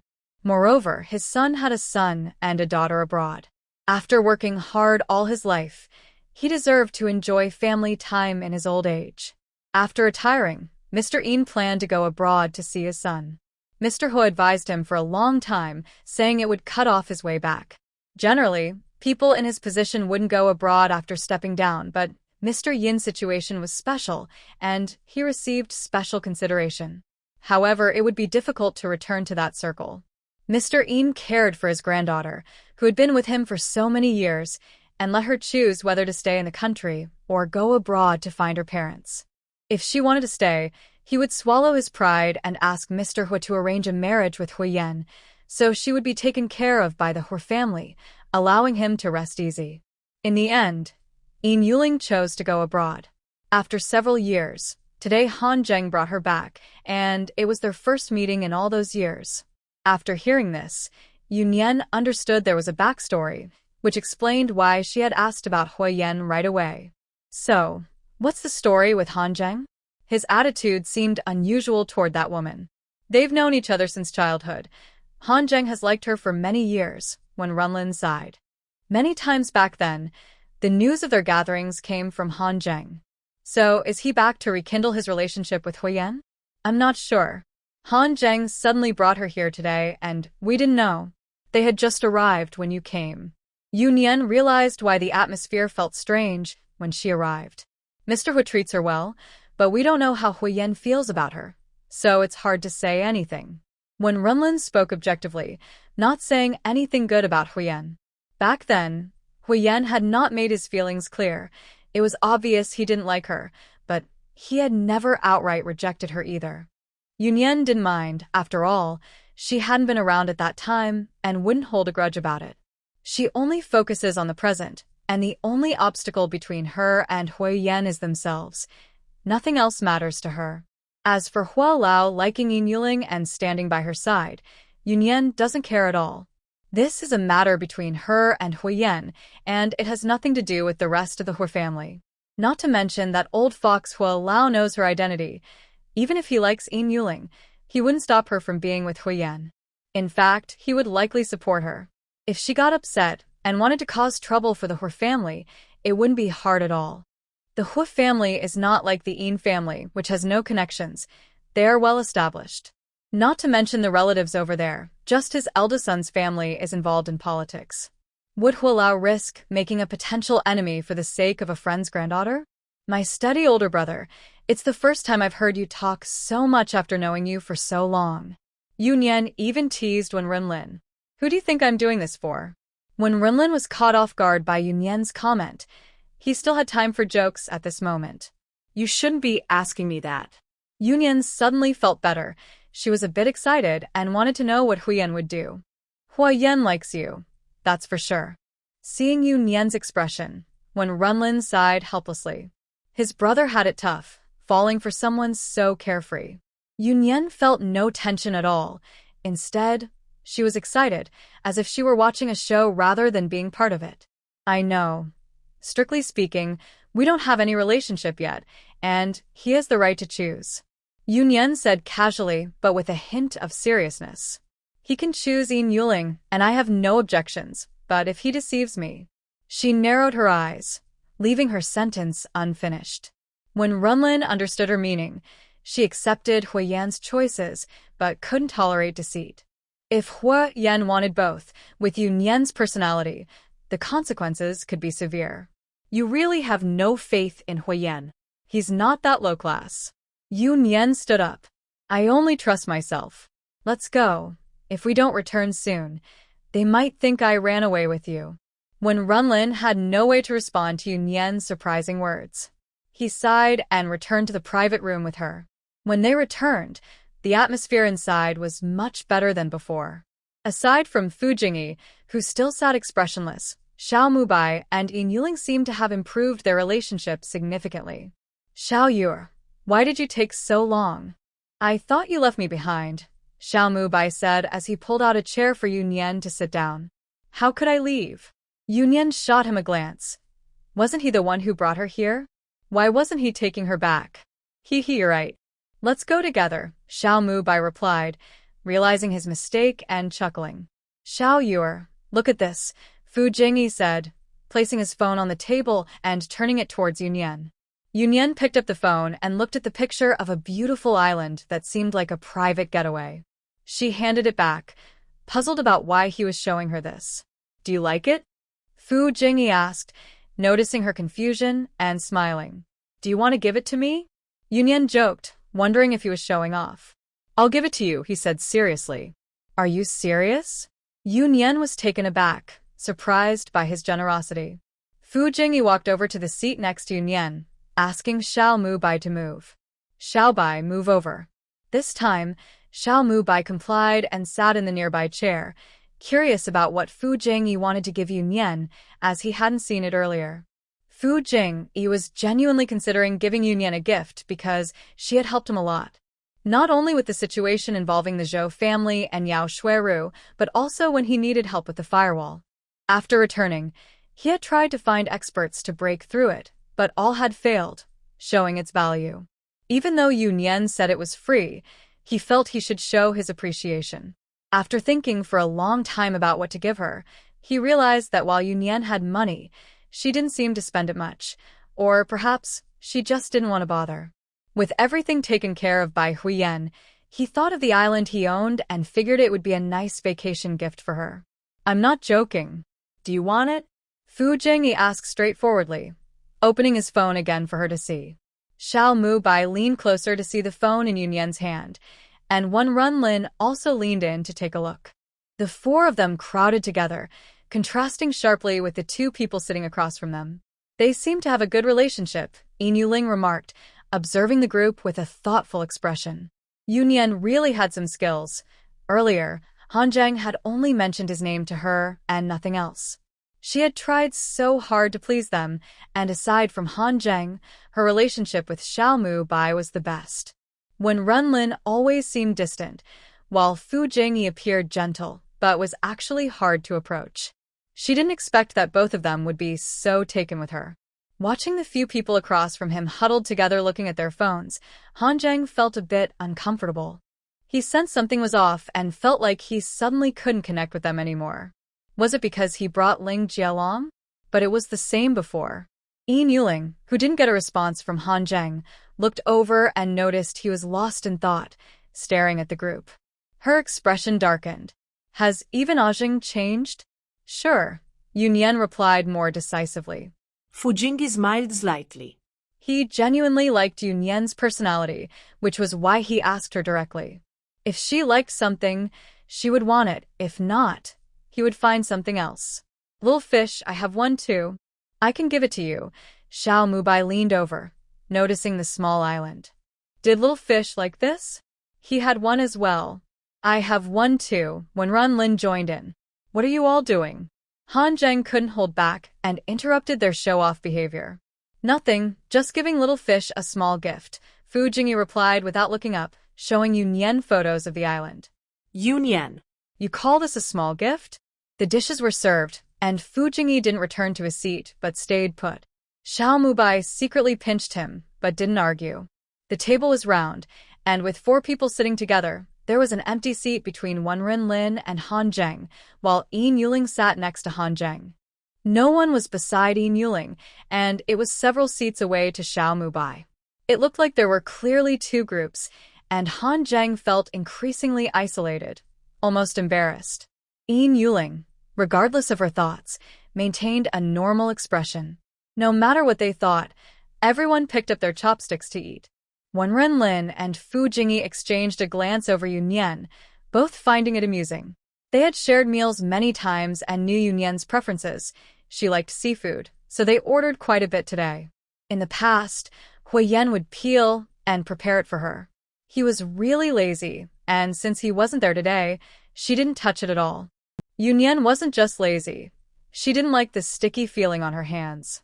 When eating out, Huo Yan handled it, and at the banquet, the chefs usually prepared seafood for her. If she had to do it herself, she would rather not eat. Miss Yu, it's nice to meet you. Let me toast to you. Yu Nian raised her glass towards Yu Nian, holding a glass of red wine, as everyone had one in front of them. Sighing, why couldn't they just let her enjoy her meal? Why not let her eat well? Yu Nian directly skipped the wine glass and picked up the tea that Wenrunlin poured for her, raising her cup slightly. Tea instead of wine. This wasn't aimed at Yu Nian. Yu Nian truly didn't drink at all, and she was the same with them. Xiao Mubai had tried to persuade her many times without success. Miss Yu seems to not like talking much. After finishing the toast, Yu Nian smiled and spoke again. It was clear that these people were protective of Yu Nian. She needed to build a good relationship with Yu Nian to try to fit in. A young girl should be easy to handle. Yes, she didn't like talking. So, don't talk to her. This made Han Zheng a bit unhappy. He knew Yu Nian was quiet, but it wasn't to this extent. Her behavior seemed to target Ling Jie, who had been kind to her. Han Zheng had been in the army and didn't know Yu Nian well, wondering if she was upset because he brought someone else. He had to admit, his imagination was quite vivid. Yu Nian, you've been here for a while and haven't greeted your brother. Han Zheng thought of himself as her brother and didn't want to argue with a young girl, so he tried to give her an out. Who is your brother? Yu Nian coldly put down her chopsticks, as if she really thought she had no temper. Han Zheng was a bit confused. Her relationship with Huo Yan should be similar to that of a fiancé in their eyes, right? Was it appropriate for her to attend their gathering without greeting him, especially with someone who almost became Huo Yan's fiancé? Han Zheng was stunned by Yu Nian's words, looking at her in surprise. He couldn't understand her attitude. Although Yu Nian was usually cold, she had always been polite to them. What was going on? He looked at the others, feeling wronged. Were they just going to watch Yu Nian embarrass him? Wenren placed a plate of peeled shrimp in front of Yu Nian, and Fu Jingyi poured some water into her cup. Let's eat first. No one paid attention to Han Zheng, including Xiao Mubai, who usually helped lighten the mood. The others were also puzzled about what Han Zheng was thinking. Did he really not understand what was obvious to Xiao Mubai? Maybe not. He just didn't think much of Yu Nian, so he didn't see any fault in his actions. Since Han Zheng had been in the army for a long time, he didn't have as much contact with the others. If he continued to act this way, he would really drift further away from them. Seeing that no one was paying attention to him, Han Zheng's expression darkened. What do you mean? Han Zheng is straightforward, and since they are all brothers, he speaks his mind directly. Ah Zheng, let's talk after dinner. Fu Jingyi said gently, but with a tone that left no room for argument. Feeling frustrated, Han Zheng had to quiet down, finding the meal tasteless. Yu Nian picked up her chopsticks again, leisurely eating the shrimp that Wenren had peeled for her, which was a sign of respect towards him. If outsiders knew, they would be shocked. It was rare for Master Lin to peel shrimp himself, and for Yu Nian to eat it was quite a compliment. Yin Yuling was also surprised by this scene. Even though she wasn't very familiar with Wenren, she knew more about him than most people. His coldness was not a facade. This was also why she had given up trying to get close to him. She didn't dare to provoke him. She didn't know the relationship between Wenren and Yu Nian, but she was even more determined to build a good relationship with Yu Nian. Are you full? Fu Jingyi asked Yu Nian, worried that if she didn't eat enough, it would be bad for them. The meal was unusually silent, with only Yu Nian eating seriously while the others were lost in their thoughts. Xiao Mubai was also quiet, which was unusual for him. I want ice cream. Yu Nian nodded, feeling a bit warm in the heated room. Hearing this, the two beside her felt relieved. Yu Nian wasn't angry, or else she would have left without eating ice cream. She wasn't known for having a good temper. They moved from the dining table to a nearby sofa, where a small incident occurred. In the small living room, there were a few sofas and a hanging chair decorated with flowers. Yu Nian had seen it in the garden during a previous visit, and since she liked it, Huo Yan had it brought inside. This private room was reserved by Wenren, so no one else would enter, and it had been kept there. They even added thick cushions, and every time Yu Nian visited, she liked to sit there. It was her special spot. As they walked over, Yin Yuling was drawn to the hanging chair, which most girls tend to like. Just as she was about to sit down, Xiao Mubai subtly blocked her. By the time she realized it, Yu Nian had already sat down. She could only join the others on the sofa as the waiter brought tea and Yu Nian's ice cream. Yin Yuling's expression changed for a moment. Being a girl herself, she noticed that while Yu Nian was getting ice cream, no one asked if she wanted any, and even the waiter only brought Yu Nian's order. Little fish, do you want to play? After finishing his meal, Xiao Mubai seemed to regain his energy. He pointed to the pool table, noting that the only one with skills close to his was the beginner, Yu Nian. The others were not on his level, so playing with them would just be a one-sided game. You always cheat, Yu Nian said, lounging in a hanging chair while eating ice cream, looking relaxed. You're slandering me, Xiao Mubai shouted, feeling wronged. You're secretly moving the thinking I can't see you. Fu Jingyi teased Xiao Mubai. So our little Bai has the skill. No wonder he always wins against Xiao Yu. I can win fair and square. Are you brave enough to play a match? He refused to admit to cheating. His skills were definitely better than Xiao Yu's, or else he would lose face. Is that how we're playing? No stacks? Fu Jingyi egged him on. Of course there should be. Xiao Mubai thought for a moment, stroking his chin. How about this, Xiao Yu, if you win, I'll get you a yacht. It would be perfect for the little island that old Fu gifted him, a nice getaway for sailing. If I win, I just want what they have, Xiao Mubai said, pointing to Fu Jingyi and Wen Runlin, feeling a bit envious that they had something he didn't. This statement shocked not only Yin Yuling but also Han Zheng. Betting a yacht? They were not the type to be stingy, but how much would a decent yacht cost? Just like that, it became a wager? Yin Yuling thought the same. Her family was well off, but they wouldn't casually give away a yacht. If they knew about Fu Jingyi's small gift earlier, they would probably be even more surprised. Xiao Yu, I'm cheering for you to win that yacht back, Fu Jingyi said, enjoying the excitement. He thought Xiao Mubai's bet was quite good. Yu Nian looked at them speechlessly. Did she agree to this? She wasn't really interested in yachts, or anything that might be dangerous for that matter.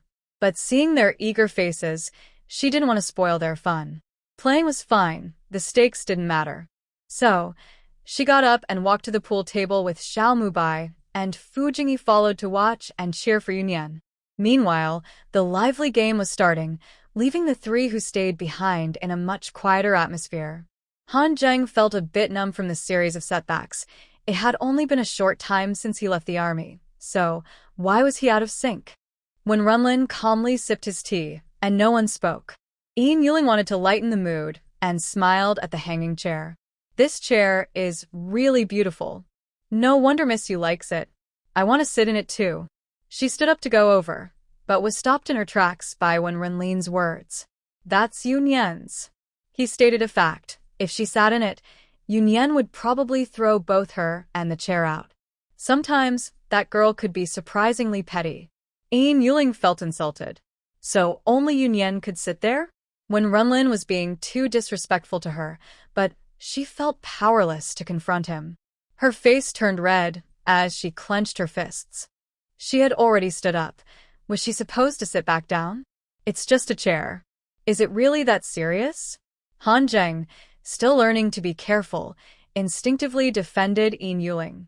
I have to visit Grandpa Hua this afternoon, so I'll leave now. Yin Yuling couldn't stay any longer. It was clear they didn't want her around, and staying would only humiliate her further. Hey, Ling Jia, he doesn't mean it. Don't take it personally. Han Zheng tried to smooth things over. After all, he was the one who brought her. Yin Yuling turned to leave, and Han Zheng followed her. Ling Jia, let me walk you out. Ah Zheng, didn't you have something to say? When Runlin reminded him about the earlier conversation at the table. Yin Yuling, who hadn't yet left, heard Wen Runlin's repeated insults and her expression darkened. She pushed the door open and ran out. Come back and talk, Han Zheng said, wanting to chase after her. Then don't come back. Wen Runlin's tone was cold. Was he out of his mind? Didn't he hear Yin Yuling say she was visiting Grandpa Hua? It was clear he was reminding them of her connection to the Hua family and Huo Yan. Han Zheng paused, turning to look at Wen Runlin, trying to see if he was joking. Brother Lin, it can't be that serious. Wen Runlin ignored him. He had said what he needed to say, and whether they stayed or left was up to them. In the end, Han Zheng stayed behind and went to tell Yin Yuling that he couldn't walk her out and to be careful on her way. Watching Han Zheng's retreating figure, Yin Yuling tightened her grip. This time, things were different. Although they hadn't been warm to her before, they wouldn't have been so direct in insulting her, especially considering Huo Yan's presence. She needed to visit Grandpa Hua quickly to win him over. It would be best if she could move into the Hua family and find a strong ally. When Runlin scoffed as he saw Han Zheng return, it seemed he wasn't completely foolish yet. Meanwhile, the game nearby ended quickly, and Yu Nian successfully won a yacht. The group was chatting excitedly as they walked over.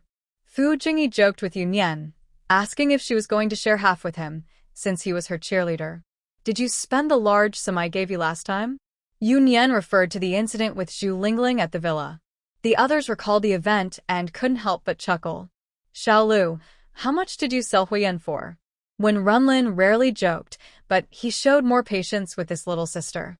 1,200, I gave him 400, and Hui 400, Yu Nian said seriously. The few people who came over noticed Yin Yuling was absent and didn't ask, leaving Han Zheng feeling frustrated as he had already planned how to explain. Take me home, Yu Nian directed Xiao Mubai without hesitation, since he brought her. He should take her back. All right, young lady, let's go. Xiao Mubai replied playfully, making everyone laugh at his antics. Don't tell Huo Yan. After enough joking, Yu Nian looked at them seriously, wanting to keep him focused and discuss everything when they returned. Don't worry, when Runlin understood her meaning and assured her he would keep an eye on them. After saying goodbye to Fu Jingyi, he left with Xiao Mubai, ignoring Han Zheng the whole time. Han Zheng felt frustrated again. Just as he was about to complain to the two older brothers, he noticed their gloomy expressions and shrank back in fear. He was the one feeling wronged. Fu Jingyi sighed as he looked at him. If they weren't such long-time brothers, he wouldn't want to bother with him. He thought maybe it would be better for Yu Nian to deal with him. Ah Zheng, let's not bring Miss Yin to our gatherings anymore. He decided to speak plainly, as Han Zheng could be more stubborn than Xiao Mubai at times. Why? Is it because I brought Ling Jie today that you're acting like this? This is our gathering. If you want to catch up with Miss Yin, you can do it privately, not here. Why not? Yu Nian is here too. Han Zheng protested, feeling it was unfair that he was being rejected for bringing Ling Jie. Are these two comparable? Fu Jingyi was exasperated. How did Han Zheng think? Aren't they both Huo Yan's? Han Zheng started to say something but stopped. When Runlin, who had been silent, spoke up seriously. Even if Yu Nian broke up with Huo Yan, she is still my sister, and she has her place here. When Runlin was speaking the truth, he genuinely treated Yu Nian like a sister. Han Zheng, we accept Yu Nian as a person, not as Huo Yan's partner. Do you understand? This fool. Does he think that's why Yu Nian is here today? With Huo Yan not around, do they really have nothing better to do than look after someone else's girlfriend? But we've known Sister Ling for so long. Why are you treating us like this today? Is it just because of Yu Nian? Han Zheng was confused about why they accepted Yu Nian so easily, and was upset about their attitude today. Fu Jingyi didn't want to talk anymore. He had already said that both of them were connected to Huo Yan, so he didn't see a problem with bringing her along. That's your good relationship with her. It has nothing to do with us. This was quite rude. After saying this, Fu Jingyi stood up, not wanting to continue the conversation. Boss, I'm leaving first. He turned and walked out, fearing that continuing to talk with Han Zheng would make him angry. Just as Han Zheng was about to speak, when Renlin's phone rang, signaling him to be quiet as he answered the call. What's up, Xiaolu? Han Zheng couldn't hear the conversation, but after a moment, when Renlin said, I'll take care of it, and hung up. If there's nothing else, go find Miss Yin. I have things to do. When Renlin was even less polite than Fu Jingyi. I'm not leaving. What are you planning with Yu Nian? You can't keep me in the dark. I need to keep an eye on you both for Huo Yan. Han Zheng's stubbornness flared up. If they wanted him to leave, he wouldn't. Is he crazy? He brings someone who almost became Huo Yan's fiancé, and now he wants to keep an eye on Yu Nian? Does he even realize what he's saying? When Renlin looked at him and smiled slightly, walking a few steps closer.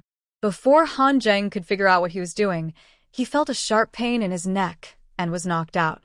When Renlin shook his hand, thinking it was easier to knock him out than to argue with him, he called a subordinate to keep an eye on Han Zheng and went to arrange things for Yu Nian. It was quite a coincidence that as Yu Nian and Xiao Mubai drove out of the club, they ran into Yin Yuling, who had left before them and was still standing outside. Your sister Ling is still here. Do you want to give her a ride? Yu Nian joked. Hey, isn't that Zheng's family member? Xiao Mubai glanced over, and as the car turned past the gate, he spotted Zheng Min'er, who had just been blocked from view. Yu Nian immediately turned to look and saw that Zheng Min'er was talking to Yin Yuling, which explained why she hadn't left yet. Are they close? Yu Nian asked thoughtfully. Xiao Mubai shrugged. I don't know. They definitely know each other. They're in the same circle, but I can't say how close they are. Stop the car after we cross the street, Yu Nian said decisively, sensing that something was off. On such a cold day, if these two people want to catch up, shouldn't they go inside instead of meeting at the entrance of the club? At the very least, Zheng Min'er's car is nearby. Going to the car is better than standing outside in the cold wind. Unless there's someone in Zheng Min'er's car who shouldn't be seen. However, her people have been monitoring Zheng Min'er, so if any suspicious individuals appeared near her, they would have reported it to her by now. Or perhaps there's someone she shouldn't let Yin Yuling see. After Xiao Mubai parked, he called Wenren Lin to have his people follow Zheng Min'er and see who she is with. What's wrong, little fish? Xiao Mubai noticed Yu Nian's serious expression and felt a bit uneasy, so he didn't tease her anymore. You go back first, I have something to do. You can't be involved. Her words left no room for Xiao Mubai to argue. All right, just be careful, he replied. Although he was lively, he understood that some matters were not for him to meddle in. He knew very well what he should and shouldn't do. After Yu Nian got out of the car and watched Xiao Mubai leave, she waited for a while until Wenren Lin personally drove over to pick her up.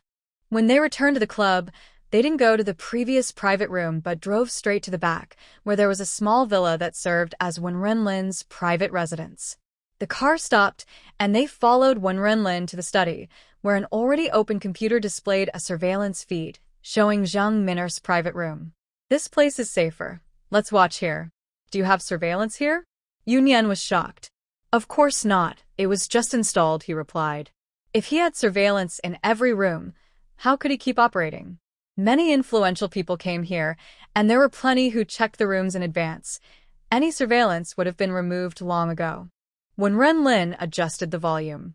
It's a bit urgent, so the angle might not be perfect, but we'll make do. On the way to the private room, he had intentionally slowed down the server. His people had already gone into place a tiny camera, and there wasn't enough time to adjust the angle. It's already very good, Yu Nian said honestly. She just wanted to know who Zheng Min'er was with and didn't expect Wenren Lin to have set up surveillance with synchronized audio and video. Do you need to avoid anything? Wenren Lin asked politely. No need, Yu Nian shook her head. There was nothing he couldn't know. She had sent Xiao Mubai away simply because his personality wasn't suitable for getting too involved. Besides, the study was the place with the most secrets, and it wouldn't be appropriate for her to be in Wenren Lin's study alone. As they watched the surveillance footage, Yu Nian felt a bit puzzled. There was no one else there. Why is Zheng Min'er not allowing Yin Yuling to see her boyfriend? It looks like these two are waiting for someone. Yu Nian is not impatient. She quietly waits with them, curious about who they are meeting. Why are you helping me so much? Yu Nian asks Wenren Lin while still watching the surveillance. What does Wenren Lin want? Is he going through all this trouble just because of her relationship with Huo Yan? This isn't the first time he's helped her. What do you think? Wenren Lin replies playfully, waiting for Yu Nian to ask. I don't know, just tell me directly. She doesn't have time for guessing games. It can't be that he likes her. There's no special reason. I just want to help you. He pauses, then jokingly adds, if you need a reason, how about being my half-sister? Yu Nian shifts her gaze from the monitor to Wenren Lin. His tone sounds like a joke, but his eyes are serious, showing no signs of evasion. Little girl, you don't need to think too much. I help you because I see you as a sister. That's all. Wenren Lin sighs. He hasn't been straightforward because he worries she might overthink it, thinking he has ulterior motives. At their level, talking about feelings seems ridiculous, especially familial ones. Anyone would think there's something more behind it. Yu Nian has no family, while he has one that feels worse than having none. His family is filled with intrigue and power struggles. He climbed to where he is over the bones of his own relatives. In such an environment, being ruthless is necessary for survival, let alone discussing family ties. So, how did Yu Nian catch his attention? Perhaps it started when she jokingly called him Big Brother during their bond ceremony. People tend to be more emotional when they drink, and he took that playful title to heart. Are you serious? Yu Nian turns her gaze away from him and continues watching the two on the monitor. Although they created a group chat calling themselves a loving family, aside from Xiao Mubai, no one takes it seriously. They usually joke about it. So, what does Wen Renlin mean by that? Do I seem unserious? Do you need a sister? That seems unlikely. The Wen family seems to have plenty of people. My mother only had me, but my father's illegitimate children are many, and they probably want me gone. When Renlin speaks helplessly, it's not that he needs a sister. Many people want to call him brother. Okay. Huh. Is it Wen Renlin's turn to ask why? Does Yu Nian mean she acknowledges him? It's not just a joke about being sworn siblings. She really sees him as an older brother? Maybe she wants to see what family feels like. She herself didn't know what family should be like. Is it like how Wen Renlin helps her unconditionally? She glanced at Wen Renlin, who looked just as confused. Wen Renlin also didn't know what a normal family was like. Suddenly, they both laughed, as if they had reached an understanding. Since they didn't know, they decided to go with the flow. Both felt a sense of novelty and seemed to understand something that others from complete families couldn't grasp. Thus began the lifelong sibling bond between these two hastily formed half-siblings, both of whom learned what family truly means. At that moment, the surveillance footage showed someone entering the private room. Due to the angle, they couldn't see the person, only hear a few voices talking. The voices varied in volume, and Yu Nian listened intently. When Renlin made a gesture as if to make a phone call and stepped outside. About 10 minutes later, when Renlin returned, and the people in the room were getting ready to eat, he handed Yu Nian a piece of paper with information about the person in the room. Yu Nian quickly glanced at it. He, 24 years old, unremarkable in appearance, but his father, He Changping, is a confidential secretary in the Ministry of Defense. Their conversations seemed normal, as if it were just casual socializing. However, Hian's father's sensitive position made Yu Nian think twice. She called Wei Jiangang, knowing that he usually has someone keeping an eye on such important roles, asking him to check if there were any unusual activities related to the confidential secretary, He Changping. Wei Jiangang took Yu Nian's call very seriously. He couldn't afford to be careless about her matters. Last time, a small oversight nearly caused a disaster, and now he was dealing with someone from the Ministry of Defense, so he wouldn't leave it to others and would personally look into it. Soon, Wei Jiangang sent over the information. He Changping had been normal until now but had taken sick leave today. Yu Nian felt a sinking feeling. How could a son on sick leave still have the time to come to a club? There must be something wrong. It was already noon, and it might be too late. Big brother, get me a car. She needed to see the leader, and it wasn't appropriate for him to drive her. When Renlin didn't say much, and simply handed her the car keys. Both of them quickly adapted to their new identities. They are not the type to be overly sensitive. Since they had already talked about it, there was no need to be shy. He knew that recently, Yu Nian was focused on a spy case and simply said that if he went abroad, he should remember to contact him. On the way, Yu Nian called the second-in-command directly, without time to schedule a meeting. To act on behalf of the Ministry of Defense, they needed to go through higher authorities. Fortunately for Yu Nian, the second-in-command had just finished a meeting and picked up his phone to receive her call.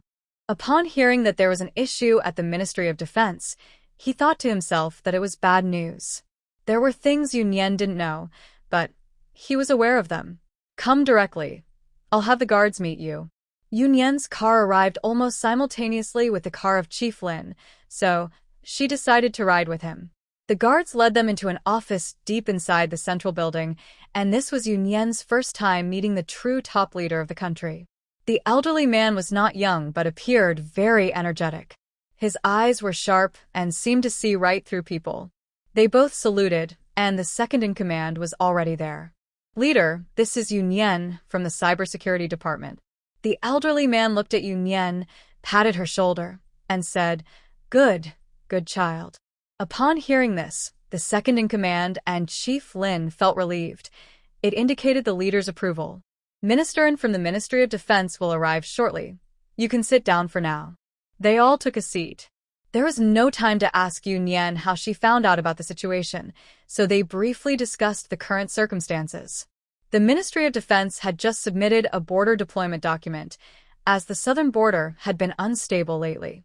They had provided a newly deployed military strategy map, and if it leaked, it could catch them off guard. Redeploying would take time. After the second-in-command finished explaining the situation, Minister from the Ministry of Defense arrived. He was late because he was investigating this matter, and it had now been confirmed that the document had been leaked. People who reach this level act decisively, using special measures for special situations. They directly arrested the entire He family and even executed a few individuals on the spot. The exposed He Changping eventually confessed. He sold the information to military personnel from country E and had heard of the cybersecurity department, so he was afraid of being monitored and didn't dare to make the transaction online. He Changping sent his nephew to the border of country E for a personal transaction, and the morning flight had just left. I'll go destroy it. These confidential documents used the secure procedures provided by their cybersecurity department.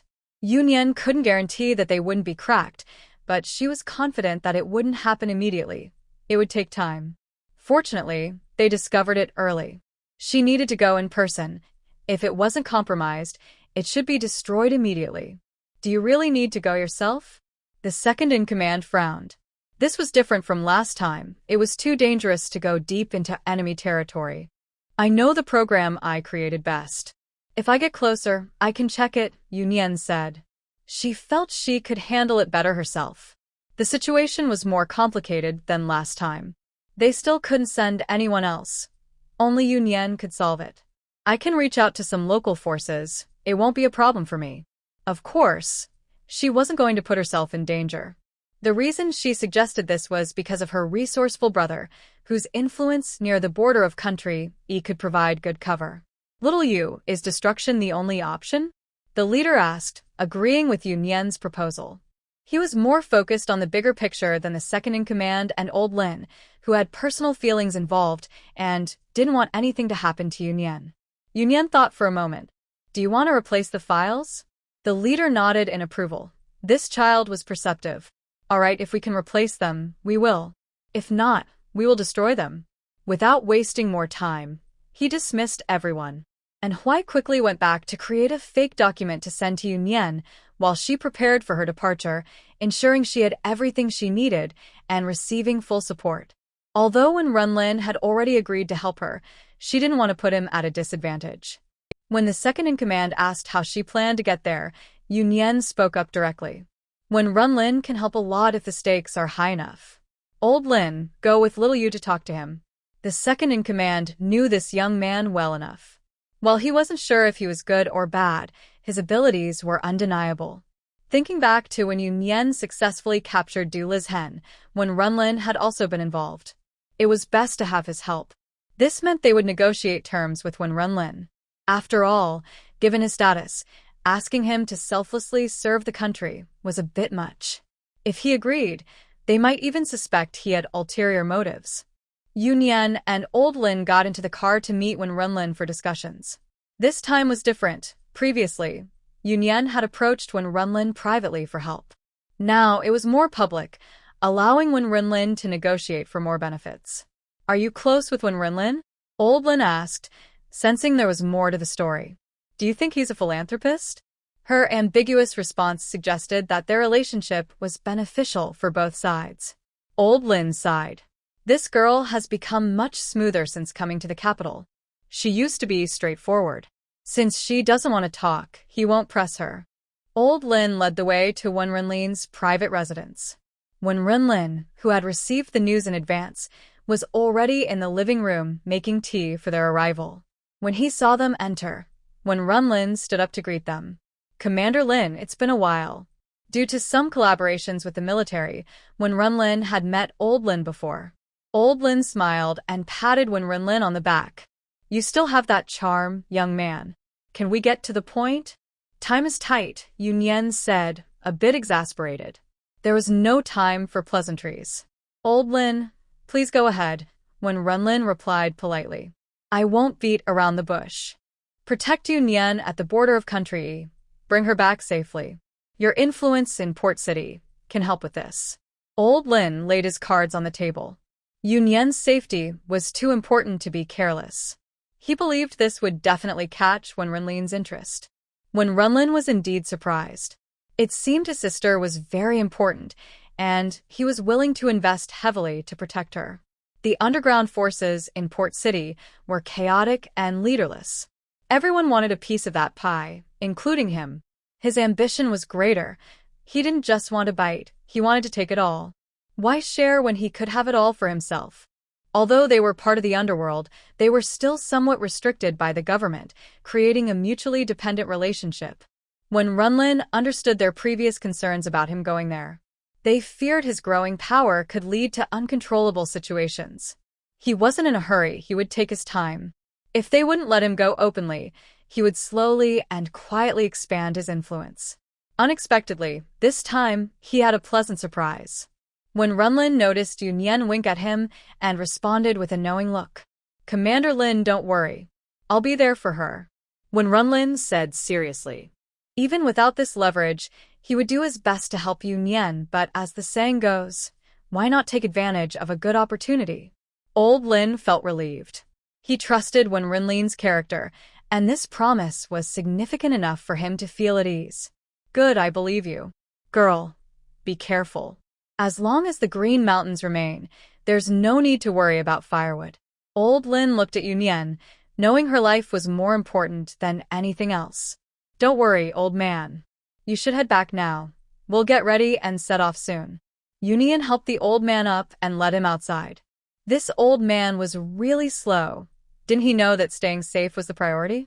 Old Lin was helpless as Yu Nian guided him to the door. All right, I can walk by myself." After Old Lin left, the two of them didn't waste any time and set off immediately. As soon as Yu Nian left, Wen Renlin had already instructed his team to check the plane and prepare for takeoff. Once on the plane, Wen Renlin looked at Yu Nian with a teasing smile. "You really can't stay away, can you? Are you in such a hurry because of Huo Yan?" That was true. Huo Yan was also near the border of country, not far from her destination. Huo Yan had a tracking app on his phone that he insisted Yu Nian install before he left, claiming it was for keeping track of his whereabouts.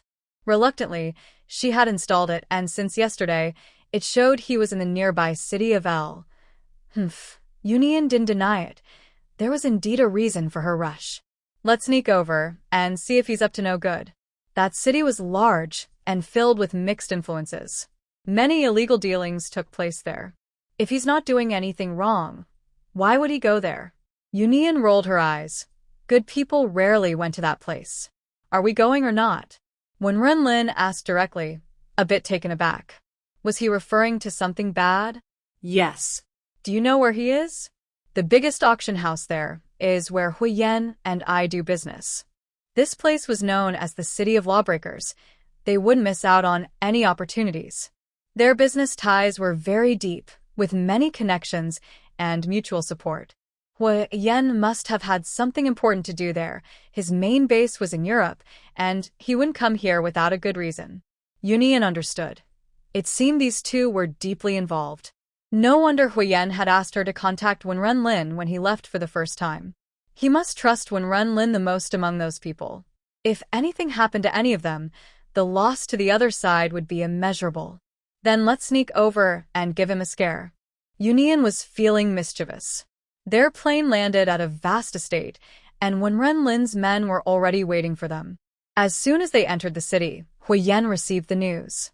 He was in a meeting with several subordinates and didn't rush to contact him, knowing that Wen Renlin would definitely come. What he didn't know was that Wen Renlin was bringing him a surprise. After getting off the plane, Wen Renlin and Yu Nian headed straight to the villa where Huo Yan was staying. The people there were familiar with Wen Renlin and didn't stop them. They were just curious about Yu Nian, as it was the first time they saw Lin bringing a woman along. Is she his girlfriend? Once invited into the living room, they waited for Huo Yan, who was still in his study, without disturbing him. Wen Renlin skillfully went to a nearby cabinet and made a cup of tea for Yu Nian. "Try this, it's a local specialty." The surrounding subordinates watched curiously, as both men usually kept their distance from women, so it was rare for them to have female guests. Seeing Wenren bring Yu Nian and personally serve her surprised everyone. It doesn't taste good. I want milk tea. She took a sip and found the taste strange, not to her liking. Wenren smiled and got up to fetch a box of milk from the fridge. He figured she wouldn't be used to it but wanted her to try something new. We'll go buy some later. For now, just drink this. The group of subordinates was stunned. Lin was really, very obedient to his girlfriend. Yu Nian took the milk, a bit displeased, as she preferred milk tea over plain milk. Footsteps were heard coming down the stairs, and both turned to see Huo Yan coming down. Unlike his usual self back home, Huo Yan wore a black athletic outfit, exuding a dangerous yet captivating aura. When Huo Yan reached the bottom of the stairs, he paused, staring at someone he hadn't seen in over a month, seemingly doubting his eyes. Nian Nian? It wasn't until Yu Nian stood up and opened her arms that Huo Yan snapped back to reality, quickly walking over to embrace her. It really was Yu Nian, not an illusion. His Nian Nian had come to find him. Wenren, ignored nearby, wore a dark expression. Didn't he see him standing there? The subordinates were equally shocked. What was happening? Their third master was hugging Lin's girlfriend? Right in front of him. Look at Lin's dark face. Wouldn't they end up fighting? The subordinates imagined various scenarios, their expressions a mix of excitement and concern. If a fight broke out, whose side would they take? Are you done hugging? The subordinates thought. Here it comes. Lin is about to get angry. At that moment, Wenren felt quite complicated. He used to hope these two would be happy together, likely from Huo Yan's perspective, considering his personality. It was rare for him to find someone he liked. Now, however, it seemed to him that Huo Yan didn't deserve Yu Nian. Not only was he older, but he was also quite dull. Huo Yan let go of Yu Nian, but still held her hand tightly as they sat on the sofa. What are you doing here? He looked calm, as if he hadn't just been excited. I came to see you. I've missed you, Wenren said with a smile. Huo Yan waved for the people around them to leave. A group of them reluctantly walked out, still curious about the two of them. Oh no, what if they started fighting? They would have to step in to break it up. Why did you come, Nian Nian? Ignoring Wenren's teasing, Huo Yan turned to Yu Nian, his tone gentle. Before Yu Nian could answer, they heard a thud as someone fell down the stairs. It startled Yu Nian, and she turned to see a baby-faced man getting up from the floor. Huo Yan stood next to him, looking speechless, thinking this was another embarrassing moment. Miss you, this is Huo San. He doesn't think very well. Huo Yan greeted Yu Nian while playfully teasing his brother. Huo San, upon hearing Yu Nian's name, suddenly realized. He had never met her, but their small group often talked about her, so he wasn't entirely unfamiliar with her. Hello, Miss Yu, Huo San said with a smile, showing his two little tiger teeth, looking like a cheerful young boy. However, those who were charmed by his looks often faced dire consequences. He was the most ruthless among the three, which was why Huo Yan kept him abroad. Hello, Yu Nian said, looking at him for a moment longer. Nian Nian, am I not better looking than him? Huo San, who had just gotten up, almost fell again. He had slipped down the stairs because of Huo San's tone. Was he possessed? Huo Yan chuckled, feeling a strange sense of superiority. Look at Huo San, who had never seen much of the world. He had seen Huo San's more outrageous side at the banquet. Huo Yan, that's enough. Yu Nian is here for something important, Wenren said, unable to hold back, feeling a bit restless. Business trip, Yu Nian nodded in agreement, feeling a bit overwhelmed. I thought Nian Nian came just to see me. Huo Yan could guess that Yu Nian wouldn't travel without a reason, but he still felt a bit wronged and squeezed her hand. Wenren, feeling ignored, stood up, walked between them, pulled Huo Yan's hand away, and pushed him aside, sitting down in the middle. Much better. Huo Yan and Huo San thought. What is going on with Renlin? Huo San was more familiar with Wenren and had seen his cold and emotionless side. Unlike the indifference of San Yi, Wenren was truly heartless. As for Lin Yi and Miss Yu, Huo Yan was not angry. He knew that Wenren wouldn't do something so reckless. Even if he had feelings for Yu Nianjin, He wouldn't act like this. Moreover, he clearly sensed that when Runlin did not have those kinds of feelings for Yu Nian. Let me introduce you, this is my brother. Yu Nian's cheerful voice came through. So, this is her brother? She seemed to suddenly understand. Yeah, I'm her brother. When Runlin's tone also improved. Just like Yu Nian, he realized what it felt like to be a brother. Not bad at all. It was clear that both of them were in a good mood. We already knew that. Huo Yan was a bit confused. They had known this for a while and even joked about it with Huo Yan. Was a special introduction really necessary? Huo Yan understood, feeling both surprised and unsurprised. So, is this why you've been looking at me strangely today? Have I been looking at you strangely? Huo Yan grinned, showing his little tiger teeth. Are we going to fight? The two were at odds, while Huo Yan enjoyed the drama, and Miss Yu remained detached. The ever-helpful assistant Huo Yan sighed, and felt he had to speak up. What would this family do without him? Miss Yu, you mentioned you're here on a business trip? Is there anything we can help with? Go steal something. Yu Nian said slowly, stroking her chin. Miss Yu, whatever you want to steal, just say it and I'll help you. Huo Yan quickly chimed in, finally finding a chance to show off. Huo Yan was speechless again. He and Huo Yi must be twins because they both lacked common sense. Miss Yu, who are you planning to steal from? That said, he was a bit curious. Why did Miss Yu come all the way to Yi country to steal something? What could she possibly need that San Yi didn't already have? Ai. What a coincidence we are too. Huh. What was that? Huo Yan widened his eyes, swallowing his words. Did he hear correctly? Was Miss Yu going to steal from Ha-Yi? The general stationed here? Going to steal from Ha-Yi all alone? You're something else. Huo Yan gave Yu Nian a thumbs up. She was indeed extraordinary. He had heard from Huo Yan that she was impressive, but he didn't know she was this impressive. Am I not a person? When Runlin was almost laughing in anger. Couldn't they see him? Are you all also here for Ha-Yi? When Runlin asked Huo Yan why they were involved with General Hai when they usually kept to themselves. He captured 11. They wanted to smuggle on his territory and set a trap to negotiate with him. Now that the person was brought here, he came to rescue them. When Runlin understood, besides Huo Yan, Huo Yan had several important subordinates abroad. Unlike Huo Yan, who followed Huo Yan from their home country, the others were saved by Huo Yan and had no ties to the Huo family. Thinking about how casually Huo Yan named people, while others had real names, he insisted on giving them code names, all numbers. Have you found out where the person is? Yu Nian asked thoughtfully. Right at Hai's main base. That place is heavily guarded. We're working on a map. Where is the item Miss Yu wants to take? Huo Yan interjected, as they had just held a meeting about this. Then, let's cooperate, Yu Nian said, her eyes sparkling as she looked at Huo Yan, even nudging when Runlin aside to get a better view. Huo Yan leaned closer to Yu Nian and subtly pushed when Runlin back. When Runlin, pushed against the sofa, wondered if he was still needed. Tell me your plan, Huo Yan said, neither agreeing nor disagreeing, just wanting to hear her out. He wouldn't let her take part in anything dangerous. I'll guide you. After you rescue the person, create a distraction to draw Hai away for 10 minutes, Yu Nian explained her plan. Huo Yan and Huo Yan widened their eyes. Was it really that simple?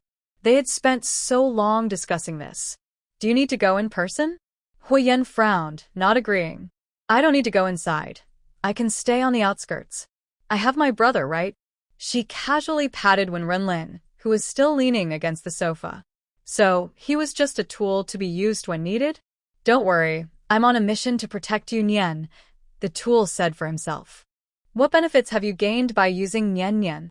Huo Yan quickly figured it out. This time was different. There was real risk involved.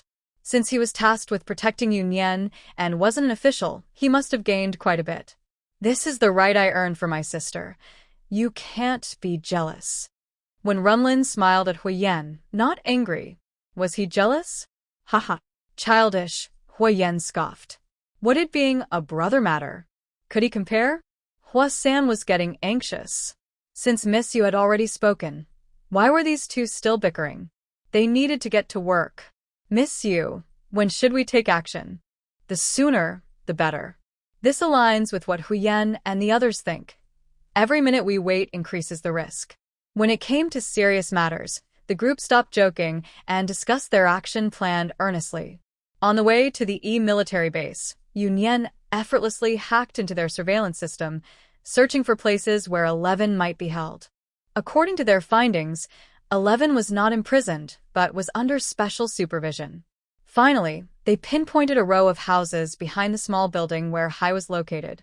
Their inside source mentioned that this area is usually used to hold important prisoners, so it was highly likely that 11 was there. By the time they reached the outer perimeter of the control line, it was completely dark. The group patiently waited until the early hours to act, as people are least alert at that time. Only 5 people entered. Huo Yan went personally, accompanied by 3 skilled individuals, while the less capable Huo Er stayed outside with Yu Nian. They put on headsets and, following the safe route provided by Yu Nian, successfully infiltrated near the row of rooms. With 10 rooms to search and no clear focus on defense, they had to check each room one by one. Yu Nian said she could give them 10 minutes of interference to hide their movements, and they needed to quickly deal with the guards and bring 11 out. The group split into 2 teams, searching from both ends of the hallway toward the center. 11 had a special communicator on him, so if he was inside, their detectors would react. Fortunately, after Huo Yan and Huo San silently took down the guard at the door, they detected 11's signal inside. They signaled the 3 on the opposite side to handle the remaining guards, while 2 of them used a small explosive device to breach the door. This had been prearranged. They had already identified the escape route, and Yu Nian would black out the surveillance for a while, giving them enough time to exit. The explosion, combined with the surveillance failure, would create chaos throughout the base, allowing Yu Nian to swap out documents. She had just discovered that the document had not yet been decrypted. Fortunately, 11 had not lost the ability to move. They only intended to use him as a hostage for negotiation and did not want to harm him. After successfully completing their mission and rescuing him, they quickly got into the car and left. "Someone seems to be of no use," Huo Yan said, mocking as they drove back, sharing the car with Yu Nian and the insistently tagging along Wen Renlin. Huo Yan scoffed, annoyed by his lack of awareness and his insistence on being a third wheel. "My sister is so amazing that she doesn't need me as her brother. What should I do?" As he drove, Huo San nodded repeatedly. Miss Yu was indeed impressive, and he was truly amazed. This time, everything went exceptionally well, thanks to her efforts. Yu Nian playfully touched Huo Yan's face, something she had become quite skilled at. Sure enough, Huo Yan's expression visibly brightened, but it turned dark again when Runlin pulled her hand away. "Nian Nian, he's bullying me." Huo San was already numb to it all. In just one day, his worldview had been shaken. How had the wise and powerful third master turned into someone so soft? After returning to their territory, the captured 11 came to thank Yu Nian. He was a tall foreigner, and the name 11 seemed a bit odd. According to Wen Renlin, Huo Yan found his original name hard to remember and insisted on giving him this one. At that moment, 11 looked at Yu Nian with gratitude. "Miss Yu, thank you and your family." His Mandarin was decent, but the meaning was a bit off. "You're welcome. My English is pretty good," she replied, preferring not to continue in his awkward Chinese. Yu Nian asked Huo Yan to prepare a room for him. The disturbances from tonight would soon reach their home country, so she needed to report quickly. Huo Yan personally took Yu Nian upstairs to his room, telling her to rest well before heading downstairs to join the others for further discussions. In her room, Yu Nian reported the operation status to several officials, confirming that they had successfully replaced the documents. They had been waiting for her update to adjust their strategic plans, and now they could finally relax. After receiving a wave of praise, she felt relieved. She could hardly handle such abundant compliments. When Yu Nian came downstairs, when Runlin was already gone, busy with his own matters. Seeing her, Huo Yan's subordinates discreetly stood up and left, leaving just the 2 of them. After a long day of interruptions, they finally had some time alone. In a good mood, Huo Yan pulled Yu Nian onto his lap, hugging her with a satisfied sigh. Yu Nian rolled her eyes. Did he forget they weren't in a relationship yet? Was he getting addicted to this? If when Runlin caught them, who knew how he would tease him? Actually, Yu Nian was overthinking. They would leave tomorrow, and Huo Yan wouldn't be going with them. They would soon be apart again, and when Runlin wouldn't be inconsiderate enough to disturb them. I miss you. It's so nice to see you, Huo Yan whispered, resting his head on Yu Nian's shoulder. Yu Nian felt the warmth of his breath and instinctively pulled back a bit, feeling uncomfortable being so close. She tried to get up from Huo Yan's lap, but he pulled her back, holding her tightly. Now that he had her in his arms, he didn't want to let go. What are you doing? You're hugging too tightly, she said. Was he trying to squeeze the life out of her? Yu Nian struggled a little but realized she couldn't move at all, so she gave up and rested in Huo Yan's embrace. Fine, if he wanted to hold her, let him. Huo Yan. Yu Nian's voice was filled with embarrassment and anger. After a while, she started to feel something was off and realized what it was, her face turning red. Just a hug was fine, but what was he doing? Huo Yan's breath was heavy as he nuzzled her neck, feeling her soft skin. I'm sorry, I can't help it, he said, not sounding very sincere. He didn't want to act this way, but Yu Nian was so sweet and inviting. If he didn't respond, it would mean something was wrong with him. As a normal man, he was not only capable, but very capable. Huo Yan didn't really plan to do anything to Yu Nian. If he did, it wouldn't be here. Huo Yan, let me go. Yu Nian pushed against him, but instead, he held her even tighter. Nian, don't move. Or, do you want to do something? His deep voice came from behind her. Yu Nian froze in fear, suddenly too scared to move. Feeling her stiffness, Huo Yan sighed. Had he scared her? He gently patted her back to comfort her. Be good, I won't do anything. Just let me hold you for a bit. Once Yu Nian realized Huo Yan was being sincere, she gradually relaxed and even shifted into a more comfortable position in his arms. They both fell silent until Yu Nian's breathing became steady. Huo Yan sighed, looking at his situation and then at the person in his arms who had fallen asleep. How many times had this happened? Should he say she was too trusting or just carefree? Just moments ago, she was scared and now she was peacefully asleep in his arms. There was nothing he could do but carry Yu Nian upstairs, into his room, and gently lay her on the bed, covering her with a blanket. After watching Yu Nian's sleeping face for a while, he struggled with his feelings and eventually went to another room to take a cold shower, not returning afterward. In this situation, he couldn't guarantee he could control himself. Sleeping in the same bed as Yu Nian made him fear he would lose control.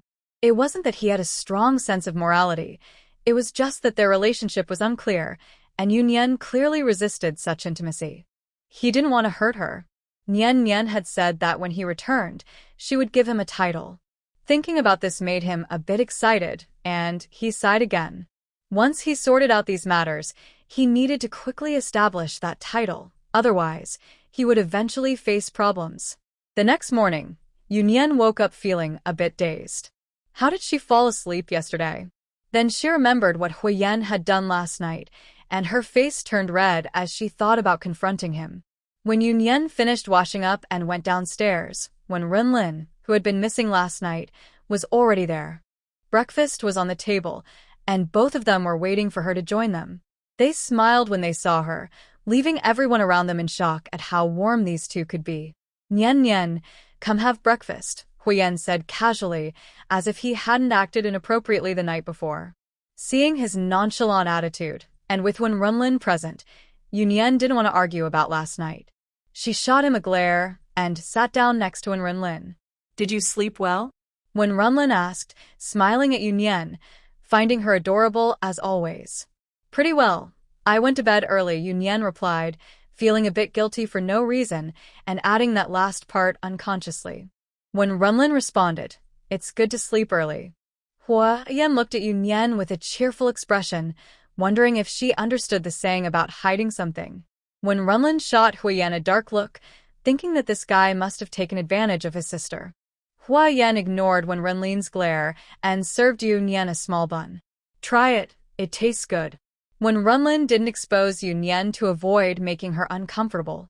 With a warm smile, he said something that struck deep. "Eat more. We'll be leaving soon." This statement made Huo Yan's smile fade.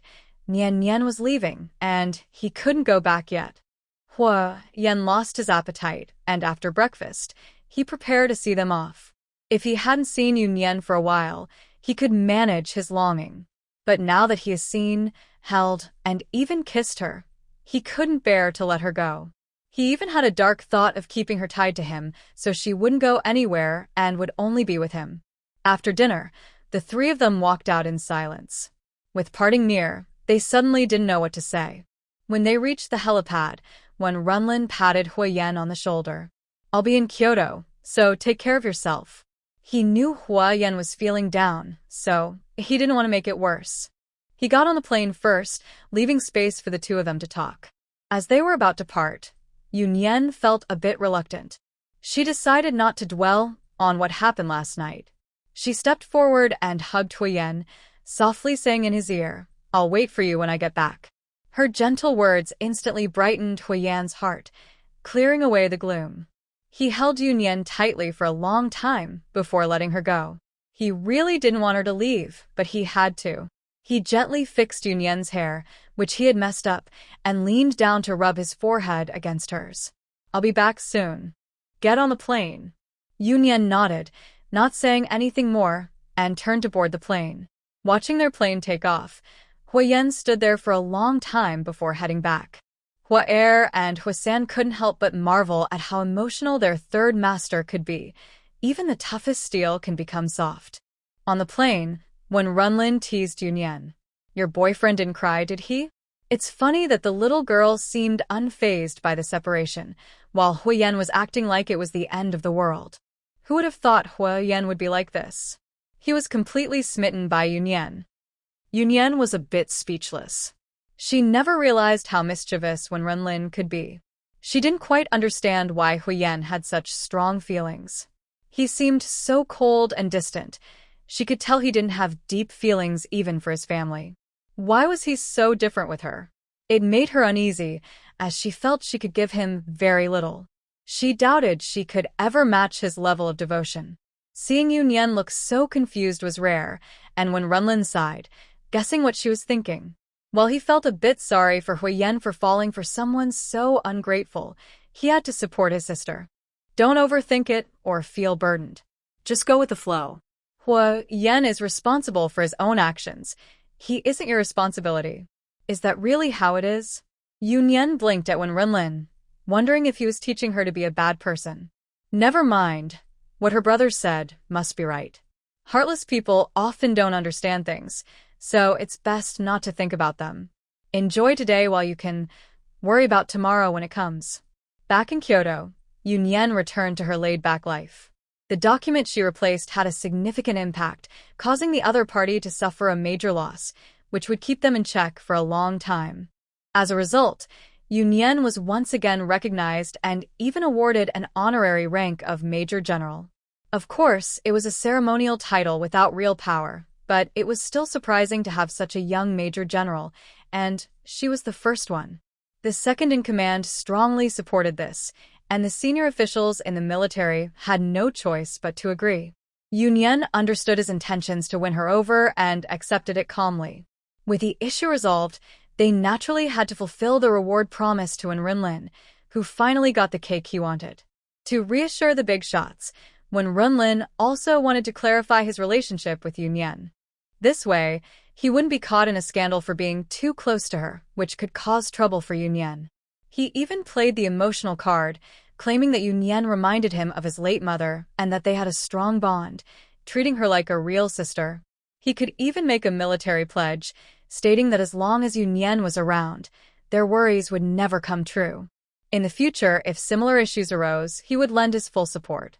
This declaration naturally pleased the higher-ups. He even hinted to Yu Nian to maintain a good relationship with Runlin. By getting along with him, many matters that were difficult for other countries could be handled through him. Yu Nian became a bridge for Runlin, and he also boosted her status, achieving a true win-win situation for the siblings.